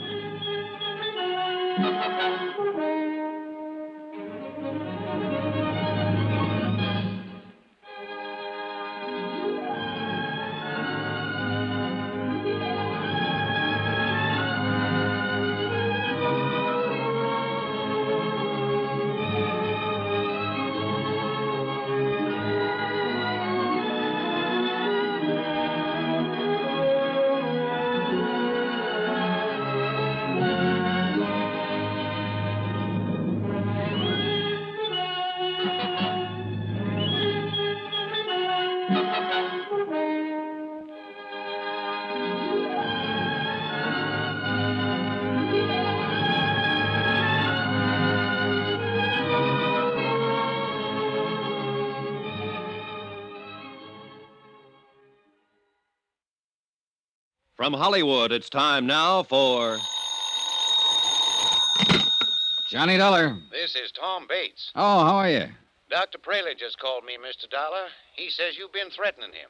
Oh, I wouldn't call it a threat, Mr. Bates. I simply told him that if he won't let me question Miss Parker, then I'll have to get a court order to do it anyway. Well, as acting county attorney here, I think I could block that order, Mr. Dollar. Maybe, but I doubt if it would be a very smart move. Now, you look here. She's in no shape to answer questions. She's under doctor's care. It's been 5 days now since the shooting. She's still very upset, nervous. She might say things that could be misconstrued, that she didn't mean. Oh, what things? How would I know? I just thought you might. Since you've already questioned her once, right after she killed her father. Wasn't she upset then? Did she say anything you misconstrued? I'm warning you, Dollar. And I'm warning you. I'm going to talk to that girl one way or another.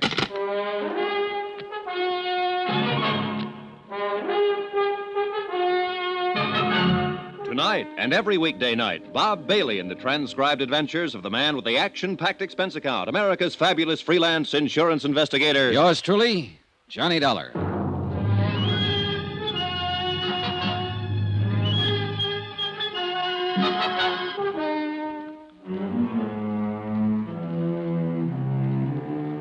From Special Investigator Johnny Dollar, location Green Pass, Virginia, to the Home Office, Surety Mutual Insurance Limited, Hartford, Connecticut.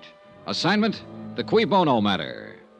Cui Bono, Latin for who benefits. Item 8, $1. Transportation out to Sammy Drake's Happy Hollow Roadhouse on the highway north of town. On the way there, I thought over what I'd learned so far, and I realized it wasn't much. On the face of it, the thing was simple enough, no mystery at all. 5 nights ago, Dan Parker, the local county attorney, had returned from a business trip and entered his sleeping house. His adopted daughter, Luann, mistaking him for a prowler, had shot him to death in the darkness. There it was, an accident, pure and simple. The coroner said so, the sheriff agreed, and the whole town was determined to keep it that way. But I still couldn't buy it quite that easily. Not when there was a $100,000 life insurance policy payable to Luann Parker, the girl who'd pulled the trigger. Maybe I'd find some answers at the roadhouse.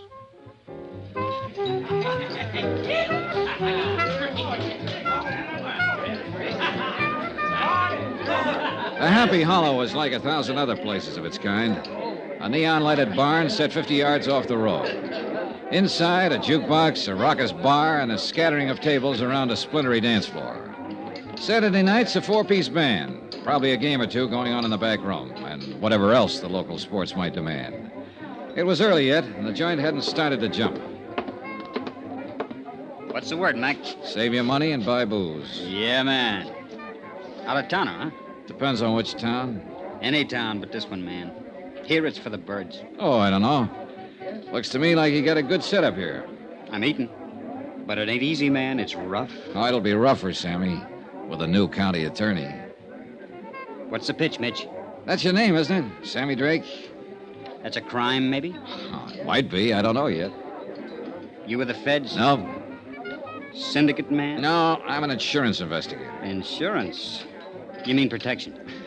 Not the kind you're talking about, Sammy. I'm here in connection with Dan Parker's death. You mean you're legit? That's right. Well, tie me up and mail me off. I thought you were somebody putting a bite on me. I am. Yeah? Yeah. I got some questions, Sammy, and I want some answers. About that Parker rub-out? Right. Well, you're out of luck, Chuck. I don't know nothing from nothing about nothing. See what I mean? I got reason to think different. How so? Somebody been passing the word? Maybe. 2 get you 5. It was that Bates character. Am I in? I couldn't say. Sure it was. The new county attorney. He's got a big deal now. And he'd give his left eyeball to put the finger on me. Why so? Why has he got it in for you, Sammy? Because he thinks his doll has been... You mean the Parker girl? I forget.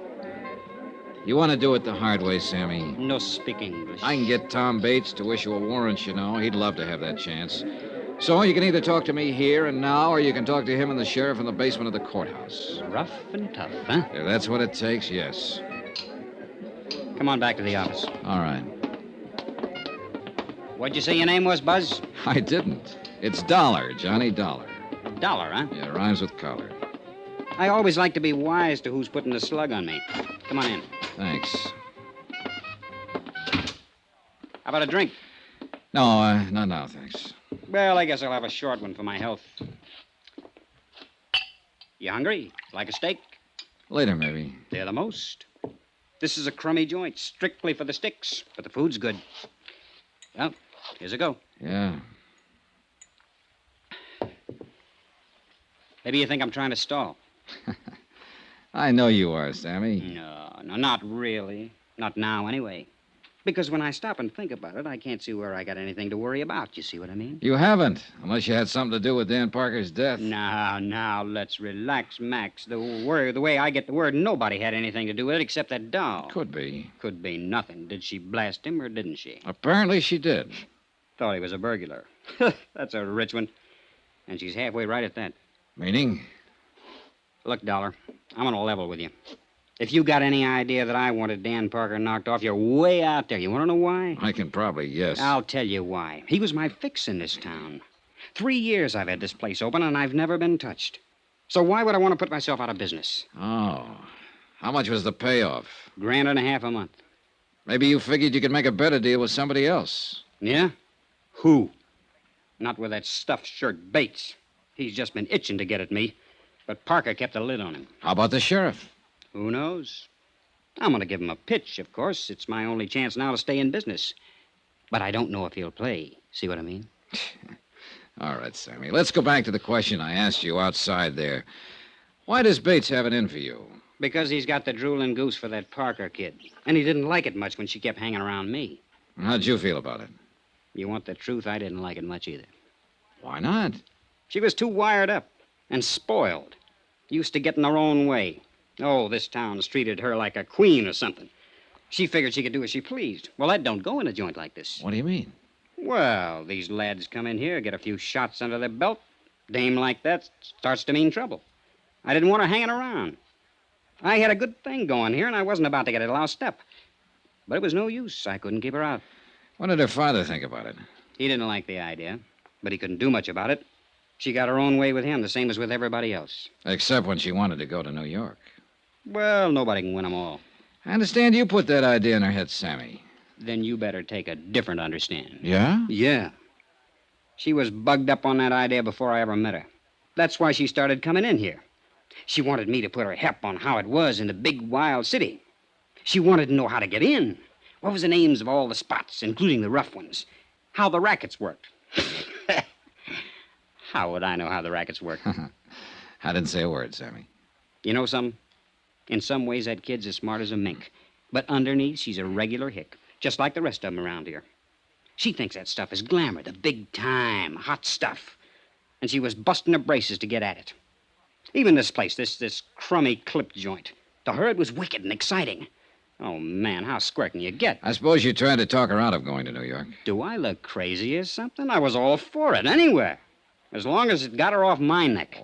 A beautiful girl like Lou Ann Parker on your neck, and you were trying to shake her off? Oh, Sammy, I'm losing you. Oh, look, Dollar, when it comes to dames, I've got as fast an eye as the next guy, but with that chick, man, I unpack my toothbrush and I stay home. Why? Why? She's got this whole town fooled. Everybody but me. A sweet little thing in ruffled rompers, bucking for a halo. Well, I got news for you, brother. She ain't. And you're the only one who really knows her. Is that what you're claiming, Sammy? Sure. It's a big laugh. But that kid's smart. And inside, she's colder than a fish. I'm a fairly tough baby, Dollar, but I'll tell you something straight. I'm scared of that girl. Expense account item 9, $6.90. Steak and incidentals at the Happy Hollow Roadhouse. And Sammy Drake was right. The steak was good. Item 10, $1.75. Transportation out to the Green Pass Railroad Depot, 3 miles east of town. I tried to see that night station agent earlier in the day, but he was sleeping then. But it was nearly midnight now, and I figured he'd be on duty. He was. Good evening, sir. Hold it, son. Got a message coming here. Yes, sirree. Old number 8's going to be right on time. I'm glad to hear it. I want to... Hold it, son. Got to answer it, you know. Mighty important business getting these here trains through. Yes, I imagine it is. Hold it! Yes, sir. Right on time. Be here in about 2 minutes now. Well, son, what's on your mind? I wondered if you were on duty the night Dan Parker got back in from Richmond. The night he was killed. Oh, yes, indeedy. You must be that fella Sheriff Jim Peterson was telling me about. That fella from the insurance company. Yes, that's right. Well, then I guess it's all right to talk to you. Leastwise, that's what Jim said. Nice of him. It's a mighty terrible thing. A downright tragedy for that poor motherless girl. Making a mistake like that, shooting her own father. Yeah, rough deal. Did you notice Mr. Parker when he got off the train that night? Why, of course I did. I always notice anybody getting off. It's part of my job, son. Yeah, well, It was right about this same time of night. He come in on number 8, the same one that's due in now. Did you talk with him? Of course I talked with him. I know Dan Parker since we was both pups. he said, "Hi, Willie." I said, "Fine." And he said, "How's the family?" And I said, "Fine." And he said, "Well, you know, we talked. We had to talk more, too, but there's some fellow with him." Oh, well, I didn't know that. I reckon it was just some passenger he'd struck up the time of day with. Dan was all... There. You hear that, son? She's a-coming across the Briar Creek Bridge right now, right on time, Well, too. look, what happened to this stranger? Did he and Dan Parker leave the station together? Oh, no. No, they just talked while the engine was taking on water. The fella got back on the train before it pulled out. He's just going through. Did you hear what they were talking about? No, can't say that it did, son. Most likely didn't amount to nothing, though. No, I suppose not. By golly, I did hear one thing. Oh, what? Just when the train was starting up, the fella leaned out and yelled, "Thanks a lot, I'll be seeing you." Dan just grinned, waved back, and went on down the platform to the telephone booth. You don't know what he meant by that remark. Oh, nothing, more than likely. Just one of them things you say, you know. But that's life for you, because he won't be seeing him after all. See, she's coming around the bend there, son. I gotta get the mail sack out. You got any more questions? You're gonna have to ask him on a run. The mail's got to get through. Oh, I wouldn't think of stopping it. Hey, look, you said Dan Parker made a call from that telephone booth over there. You know who he talked to? Nobody, son. What do you mean? Why, he come back and said get a busy signal. I guess he'd have to walk home. And that's what he done. That was his mistake. That was one of them anyway. And you got any more questions, I reckon they'll have to wait. I haven't got any more. How's that, son? I said thanks a lot. And what for? Well, there you got me. I don't know.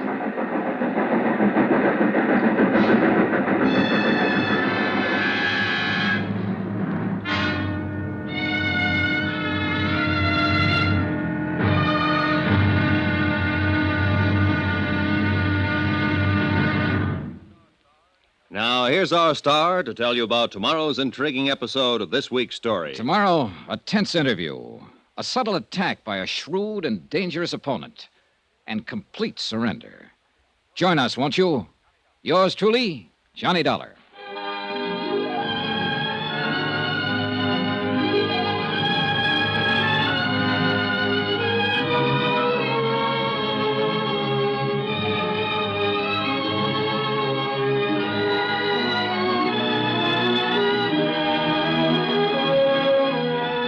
Yours truly, Johnny Dollar, starring Bob Bailey, is transcribed in Hollywood. Written by Les Crutchfield, it is produced and directed by Jack Johnstone. Be sure to join us tomorrow night, same time and station, for the next exciting episode of Yours truly, Johnny Dollar. Roy Rowan speaking.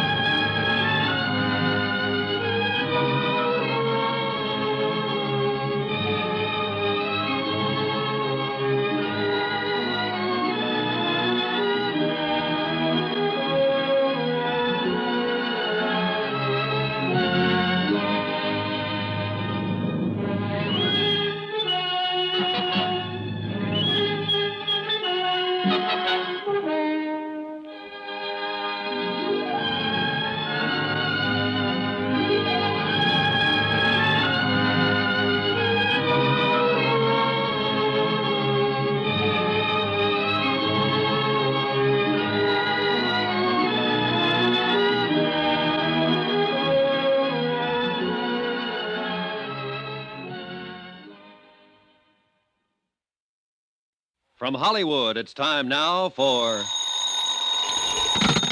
Johnny Dollar. Tom Bates, Mr. Dollar. Oh, good morning, Mr. Bates. There's nothing like starting the day with a good fight. That is not my intention at all. Good. I was beginning to think you went around in a permanent state of belligerency. Only when I see a so-called insurance investigator out to frame an innocent girl. Anybody I know? Look, Dollar, will you be available at 2 this afternoon to interview Miss Parker? I've been available for 2 days. She's the one who hasn't been. She was in no condition to see anyone. However, Dr. Praley is releasing her in an hour, and she's going on home. All right. Tell her I'll see her at 2. It won't be necessary to tell her. You'll go out there with me, and you'll talk to her in my presence. Like that, huh? You can take it or leave it. Oh, I'll take it, Mr. Bates. And you know something? I think I'll still be able to tag her.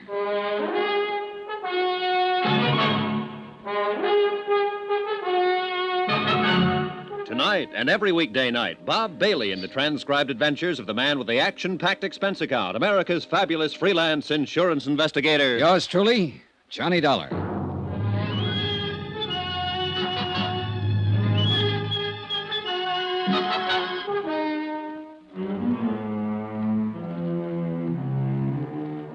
From Special Investigator Johnny Dollar, location Green Pass, Virginia, to the Home Office, Surety Mutual Insurance Limited, Hartford, Connecticut.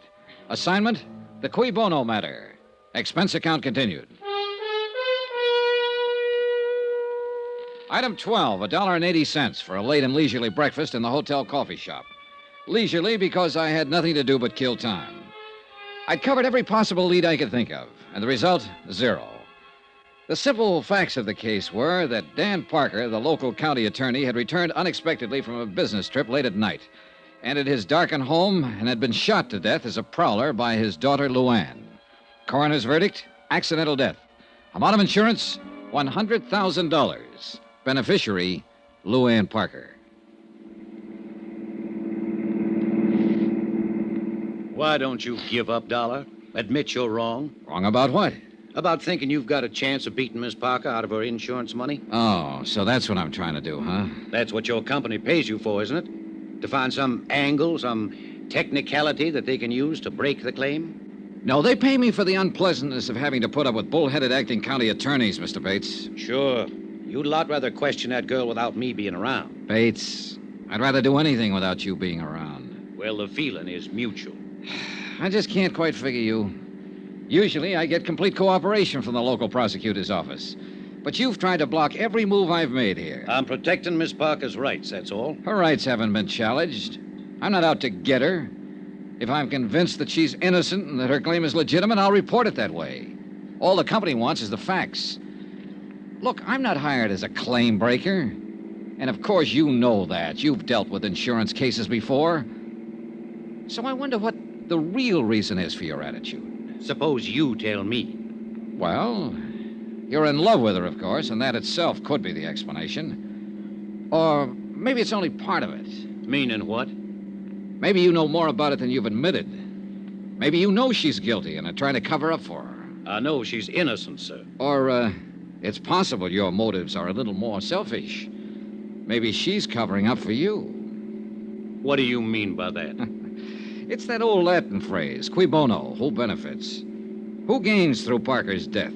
His daughter does. Of course, she gets the insurance. But so do you, Bates. In what way? Well, you got Parker's job, didn't you? And along with it, the chance to run Sammy Drake out of town without Parker stopping you. And in the long run, if Luann marries you, you'll get a good part of the insurance. Are you accusing me of murder? No, just speculating. But it's an interesting possibility. Don't you think so?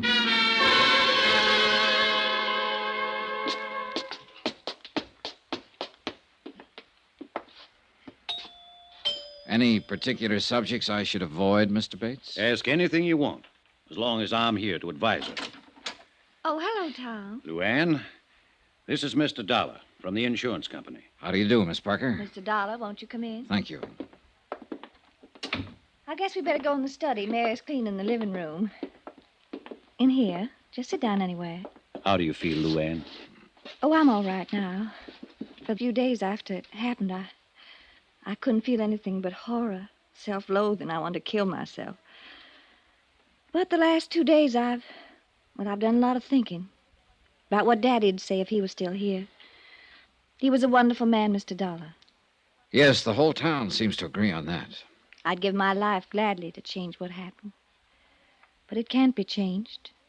Daddy used to say, Luann, remorse is only self-pity in disguise. The future is a question mark. All you have is the present, so live it. He believed in those ideas, Mr. Dollar, and I'm going to try to live my life by those beliefs, because I loved him very much. Miss Parker, I have a few things I'd like to ask you in order to complete my report. Do you feel up to answering some questions? Yes, of course. Whatever you wish. I insisted, Luann, that I be present during this interview. Why, Tom? His job is to save money for the insurance company. He'll try to trip you up, lead you into saying things you don't mean, things that could be misinterpreted. Tom, that's ridiculous. I've nothing to hide. Of course, hon. But he'll make it seem as if you do. I'd say you're making it seem that way, and for no more reason than just a silly kind of suspicion. Luann. Mr. Dollar, would you rather talk to me alone? I think it would work out a little better that way. Tom, it's been nice to see you. I'm not leaving. Yes, you are leaving. Right now. Honey, you don't... I said now. All right, Dollar. I guess you will. Phone me later, Tom. Sure, Luann. He's nice. He means well, but sometimes he can be an awful idiot. Oh, his actions are fairly normal for a man in love. Or one who thinks he's in love. It usually adds up to the same thing. Cigarette, Miss Parker? Oh, thank you. Well, what is it you'd like to know, Mr. Dollar? First, let me tell you a few things. I've talked to quite a number of people during the last 2 days. They all worship you. In fact, only one person in the whole town said anything against you. And he's a man whose word on anything would be a little questionable. Sammy Drake, I suppose. Yes. Well, I don't know what he said, but I imagine he thought he was being honest. You see, Sammy's never understood me at all, and I guess I have given him a kind of a bad time. How do you mean? By pretending to take him seriously. Most people seem to think of me as a child, Mr. Dollar, but actually in my attitudes and awareness, I'm quite a lot older than my age. Of course. And I saw right through Sammy the first time I met him. He's just a silly little would-be tough, but he likes to think of himself as a smooth, wicked mobster type. So I pretended to go along with it, even put on an act of my own in return. And what do you think happened? You had another Tom Bates situation on your hands. Sure. Sammy took me seriously. Well, I didn't want any part of that, so of course I ran for cover. And he has never forgiven me. Well, I guess you can stand having one detractor, Miss Parker. You got a big team on your side. I like people. I guess that's why they usually like me. I've had a wonderful life, Mr. Dollar. And I'm very grateful, especially to Daddy. He did everything possible to make me happy. I think if I'd asked for the moon, he'd have tried to get it for me. There was one thing, though, that I understand you disagreed on. You mean my wanting to go to New York? That's right. I guess the only arguments we ever had was over that. If I'd only known how short a time he was going to be with me, well, it didn't matter that much. I felt I was right, that the only reason he was against the idea is because he still thought of me as a child. Parents usually do that. I know. And it just didn't matter enough to hurt him when he had so little time. But you can't go back. I wonder if you would try to go back for just a moment, Miss Parker, and tell me in your own words just what did happen that night. Well, Daddy had gone to Richmond on business. None of us expected him back that night. All right, go on. Well, Mary, she's our housekeeper. She went to bed early. I read till about 11, then I went to bed. And shortly after midnight, something woke me, a noise down on the terrace. I looked down from my window, and I saw sort of a dark shape slip across the terrace toward the back of the house. I was scared stiff. I'd heard prowlers outside twice before during the past month. Yes, the sheriff told me you did. Yes, well, I realized it was up to me because Mary would have just gone to pieces if I'd waked her. All I could think of was getting to the phone down at the bottom of the stairs. When I started out of my room, I could hear somebody fooling with the lock on the back door. And that's when I thought of the gun. Where was it? In the drawer of the night table beside my bed. Daddy'd put it there himself after the night I heard the prowler, but I'd almost forgotten it. All right. Then what did you do? Well, I took the gun. I went back out into the upstairs hall. All I had in mind even then was to go downstairs and get that phone. But when I reached the stairway, I heard someone moving down below, and I realized that whoever it was had already got in the house, that they were starting up the stairs. And I could see just a vague blur, dark shape against the shadows. I was petrified. I remember thinking he's probably got a gun. And without even stopping to consider, I fired twice down the stairway. Yes, Miss Parker? I heard him fall. I knew I'd hit him. Mary screamed and came running out of her room. I found the switch and I turned on the lights. And then I saw what I'd done. It was Daddy. I'm sorry, Miss Parker. And I'm sorry it's necessary for you to go back over this. I'll be all right. There was one thing that wasn't brought up at the inquest. Your father apparently tried to make a phone call from the railroad station that night, and he told the agent all he was getting was a busy signal. Could he have been trying to call here? I don't know. I didn't know about it. Would he be likely to call you, coming in unexpectedly that way? Oh, he'd be more likely to call Jake Digley. Jake runs a taxi service here. Yes, I met him. Well, he might have tried that. But Jake was out at Sammy's place that night. Well, the reason I say that is because Daddy would have known that our phone is usually off the hook at night. Was it off that night? Well, I don't remember. Maybe Mary knows. One or the other of us was always taking it off because we had to go clear downstairs to answer it. Yes, Miss Luann? Oh, Mary, the night Daddy was killed, do you remember whether the phone was off the hook or not? Yes, Miss Luann, it was. I remember when I picked it up to phone the doctor. Well, I ain't sure if you left it off that night or I did, but it was off all right. Thank you, Mary. Yes, miss. Well, Mr. Dollar, what other questions do you have? None, as a matter of fact. I did have several more, but you've already answered them indirectly. Thanks for cooperating. You're quite a girl, Miss Parker. Oh, yes, I'm quite a girl. A girl who killed her own father. Goodbye, Mr. Dollar. I meant exactly what I said to her. One way or another, she was quite a girl. Either she was one of the sweetest, bravest, and most honest kids I'd ever met, or she was one of the smartest, coolest little murderesses who ever walked the face of the earth. And I was very much afraid that I'd never be quite sure which.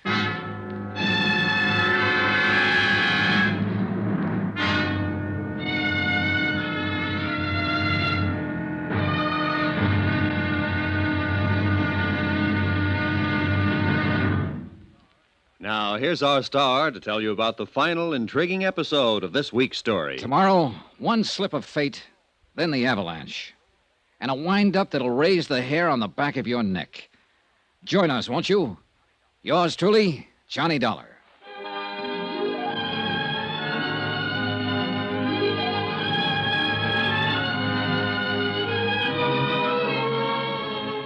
Yours truly, Johnny Dollar, starring Bob Bailey, is transcribed in Hollywood. Written by Les Crutchfield, it is produced and directed by Jack Johnstone.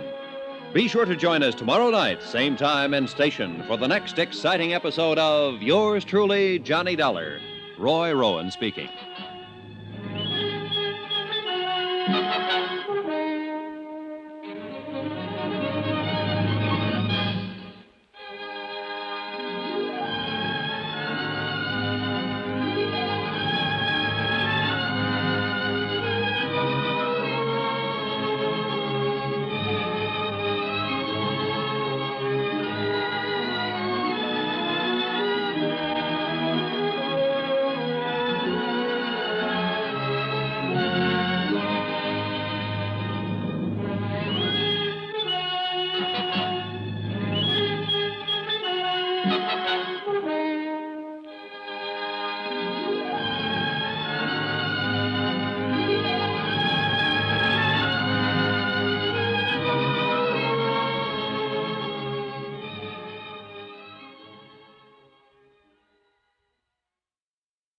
From Hollywood, it's time now for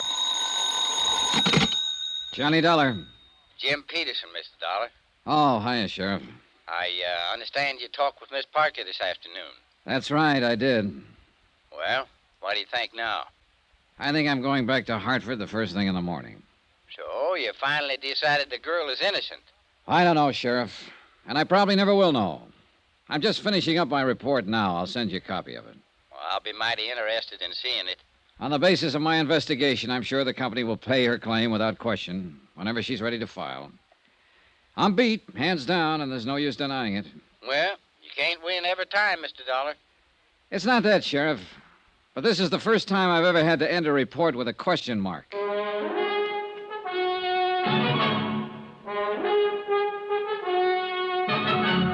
Tonight and every weekday night, Bob Bailey in the transcribed adventures of the man with the action-packed expense account, America's fabulous freelance insurance investigator. Yours truly, Johnny Dollar.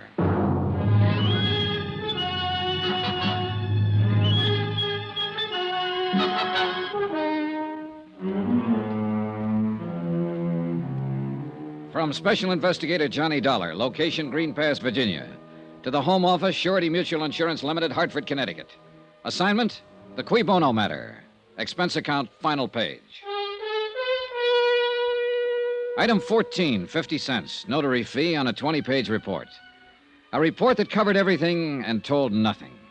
But it was the best I could do. I had no more leads, no new ideas. The bare facts of the case still stood. Dan Parker had returned unexpectedly from a trip, entered his darkened home late at night, and had been shot to death as a prowler by his daughter, Luann. Amount of insurance, $100,000. Beneficiary, Luann. I checked through a half a dozen theories and been forced to throw out every one of them. And the whole case finally came down to just one simple question. When Luann pulled that trigger and fired down the dark stairway, did she or did she not know that she was shooting at her father? I couldn't answer it, and I didn't believe anyone else would ever be able to. Except, of course, Luann herself. Item 15, $1 even. Transportation out to the Happy Hollow Roadhouse, where the steaks were good, the drinks were good, and a beaten-down guy could kill an evening. Well, wrap me up and nail me south. Here's that dollar man again.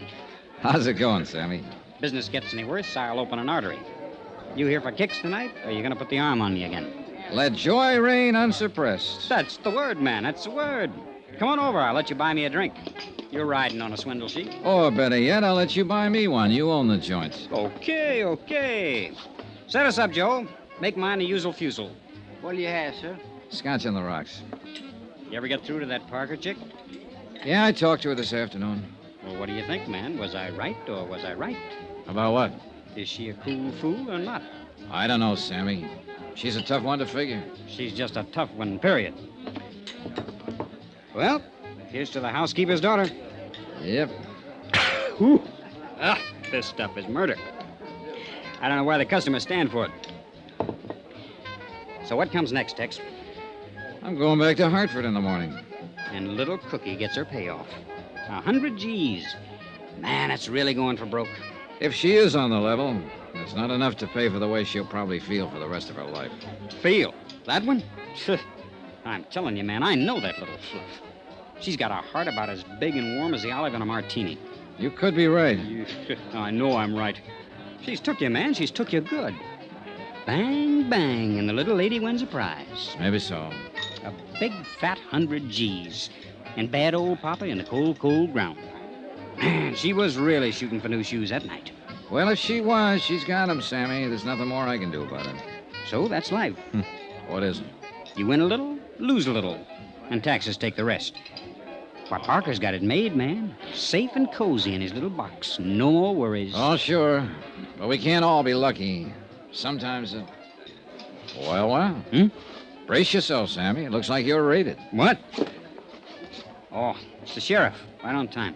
On time? Relax, Max. He's just come to tell the tale and do the deal. Protection? Well, sure. Same setup I had with Parker. And the sheriff says he'll keep Bully Boy Bates in line. How about that, huh? Well, life goes on, I guess. Well, I wasn't expecting to run into you out here, Mr. Dollar. I don't imagine. Finish your report? Yep.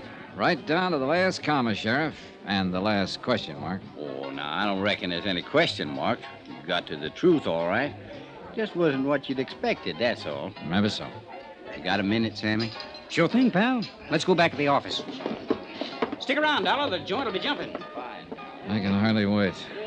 Let's have another one here, bartender. Coming up. Sir, would you do me the honor of having a little drink with me? Well, thanks. I'm having one with you. I've already got it. Well, so you have. Well, another little one never hurts, though. Later, maybe. Thanks anyway. Anytime, friend. What line you in? The insurance record. Well, that's all right, I guess. Oh, thank you, bartender. Thank you very much. I'm in ladies' ready-to-wear myself. Must be fascinating. A wholesale. I work out of Baltimore. Cover 3 whole states. Oh, I got a great little line of merchandise. I really don't need any. Oh, the heck with business. Let's live a little, shall we? Mr. Dollar. Johnny Dollar. Oh, yes. Well, here's looking at you, Dollar. You know, I always believe in living while I can. Because you never know. Now, that's a very profound thought. No, sir, you just never do. Because it can happen to anybody. Just like it did to a fella I met last week. Man right here in this town, too. A fella named Parker. Parker? That's right. He was a fine chap. I met him on the train coming out from Richmond. And I was on my way to Roanoke. Oh, we were laughing and we were joking and everything. And that very night he got killed. And I read about it in the paper.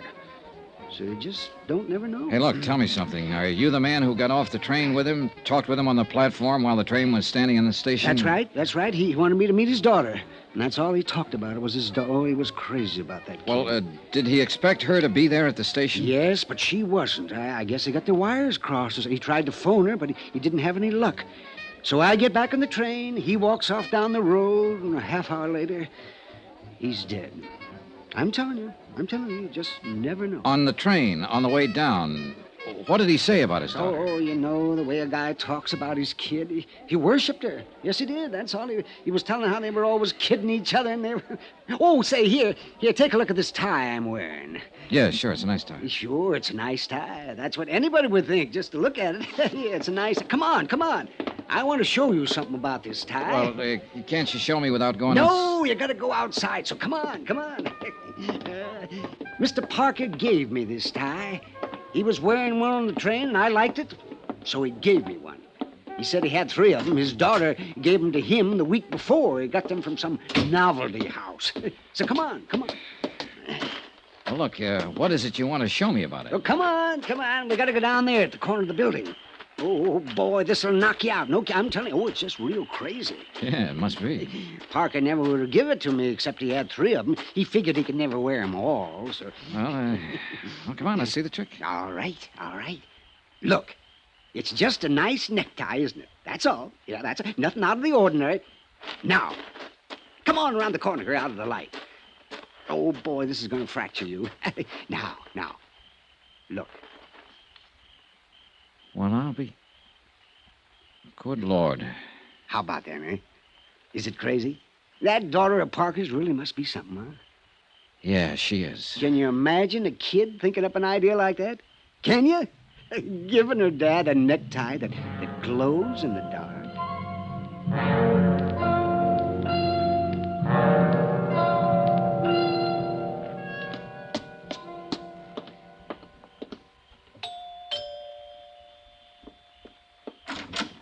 Good evening, Miss Parker. Why, Mr. Dollar, what are you doing out here this time of night? Mind if I come in? Please do. Thanks. Oh, I brought your gun back. The sheriff was finished with it. I never want to see it again. And how you feel? I'll put it here on the table. You'd better not leave it there, though. It's loaded.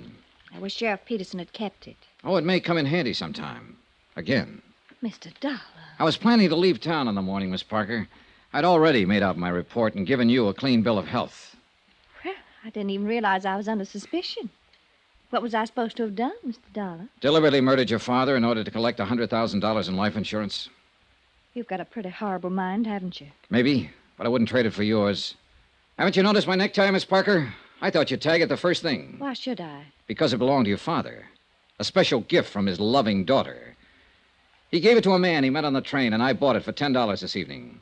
So now you know what happened to the third tie. That's probably been bothering you. Because I imagine you carefully destroyed the other 2. I think you're a little more than slightly insane. Oh, it was a neat plan. Simple and sweet. You got the idea a month ago when the sheriff caught a prowler over on the south side of town. And suddenly you began to hear prowlers at night.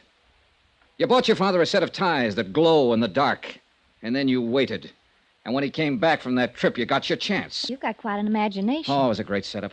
A dark house and him wearing a tie that glowed in the dark, just like this one, Miss Parker. It was a perfect target. You couldn't miss. It's almost a shame that you were beaten by one unforeseen accident. Your father talked to a stranger and gave him a tie. And that tie is going to hang you. No, I don't think so, Mr. Dollar. Turn on those lights. You were right, you know. It is a perfect target. You were very clever, Mr. Dollar, but not quite clever enough, or you'd have known. Sheriff.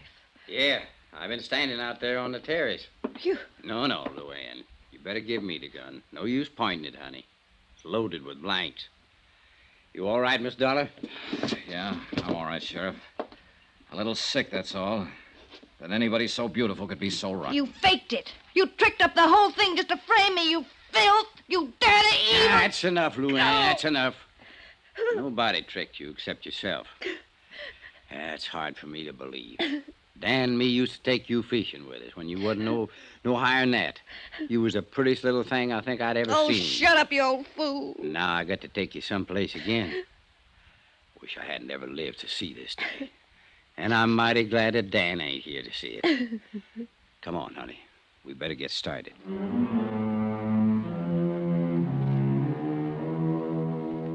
Expense account item 16, $148.30. Hotel and incidentals in Green Pass and transportation back to Hartford. Expense account total, $382.65. End of account, end of report. Remarks. When you gave me this assignment, Don, you asked a question, a phrase in Latin. Cui bono? Who benefits? So here's your answer. Nobody. Yours truly, Johnny Dollar.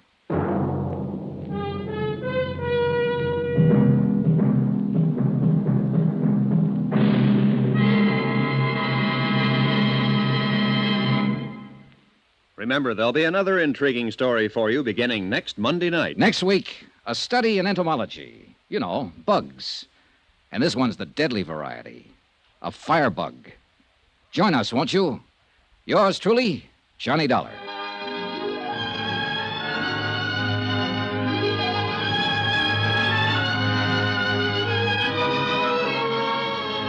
Yours truly, Johnny Dollar, starring Bob Bailey, is transcribed in Hollywood. Written by Les Crutchfield, it is produced and directed by Jack Johnstone. Heard in this week's cast were D.J. Thompson, Mary Jane Croft, Forrest Lewis, Byron Kane, Russell Thorson, Sam Edwards, Dal McKennon, and Howard McNear. Musical supervision by Amerigo Marino. Be sure to join us on Monday night, same time and station, for another exciting story of yours truly, Johnny Dollar. This is Roy Rowan speaking.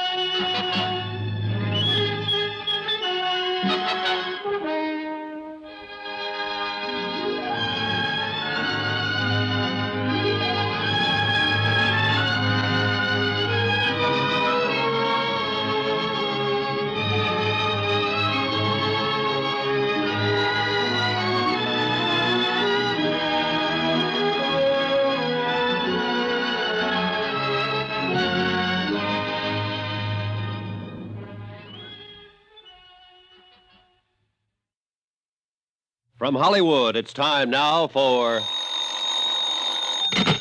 Johnny Dollar. Andrew Cord, Johnny, how'd you like to go to San Francisco? What's up, Andy? Well, we've written a lot of insurance for an independent contractor out there, a man named Arnold Bennett. Uh-huh. Last night, his latest project went up in smoke.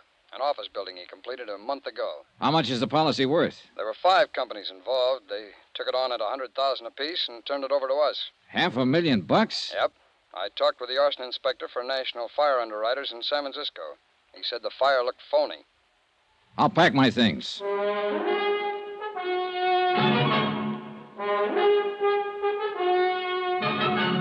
Tonight and every weekday night, Bob Bailey in the transcribed adventures of the man with the action-packed expense account, America's fabulous freelance insurance investigator. Yours truly, Johnny Dollar.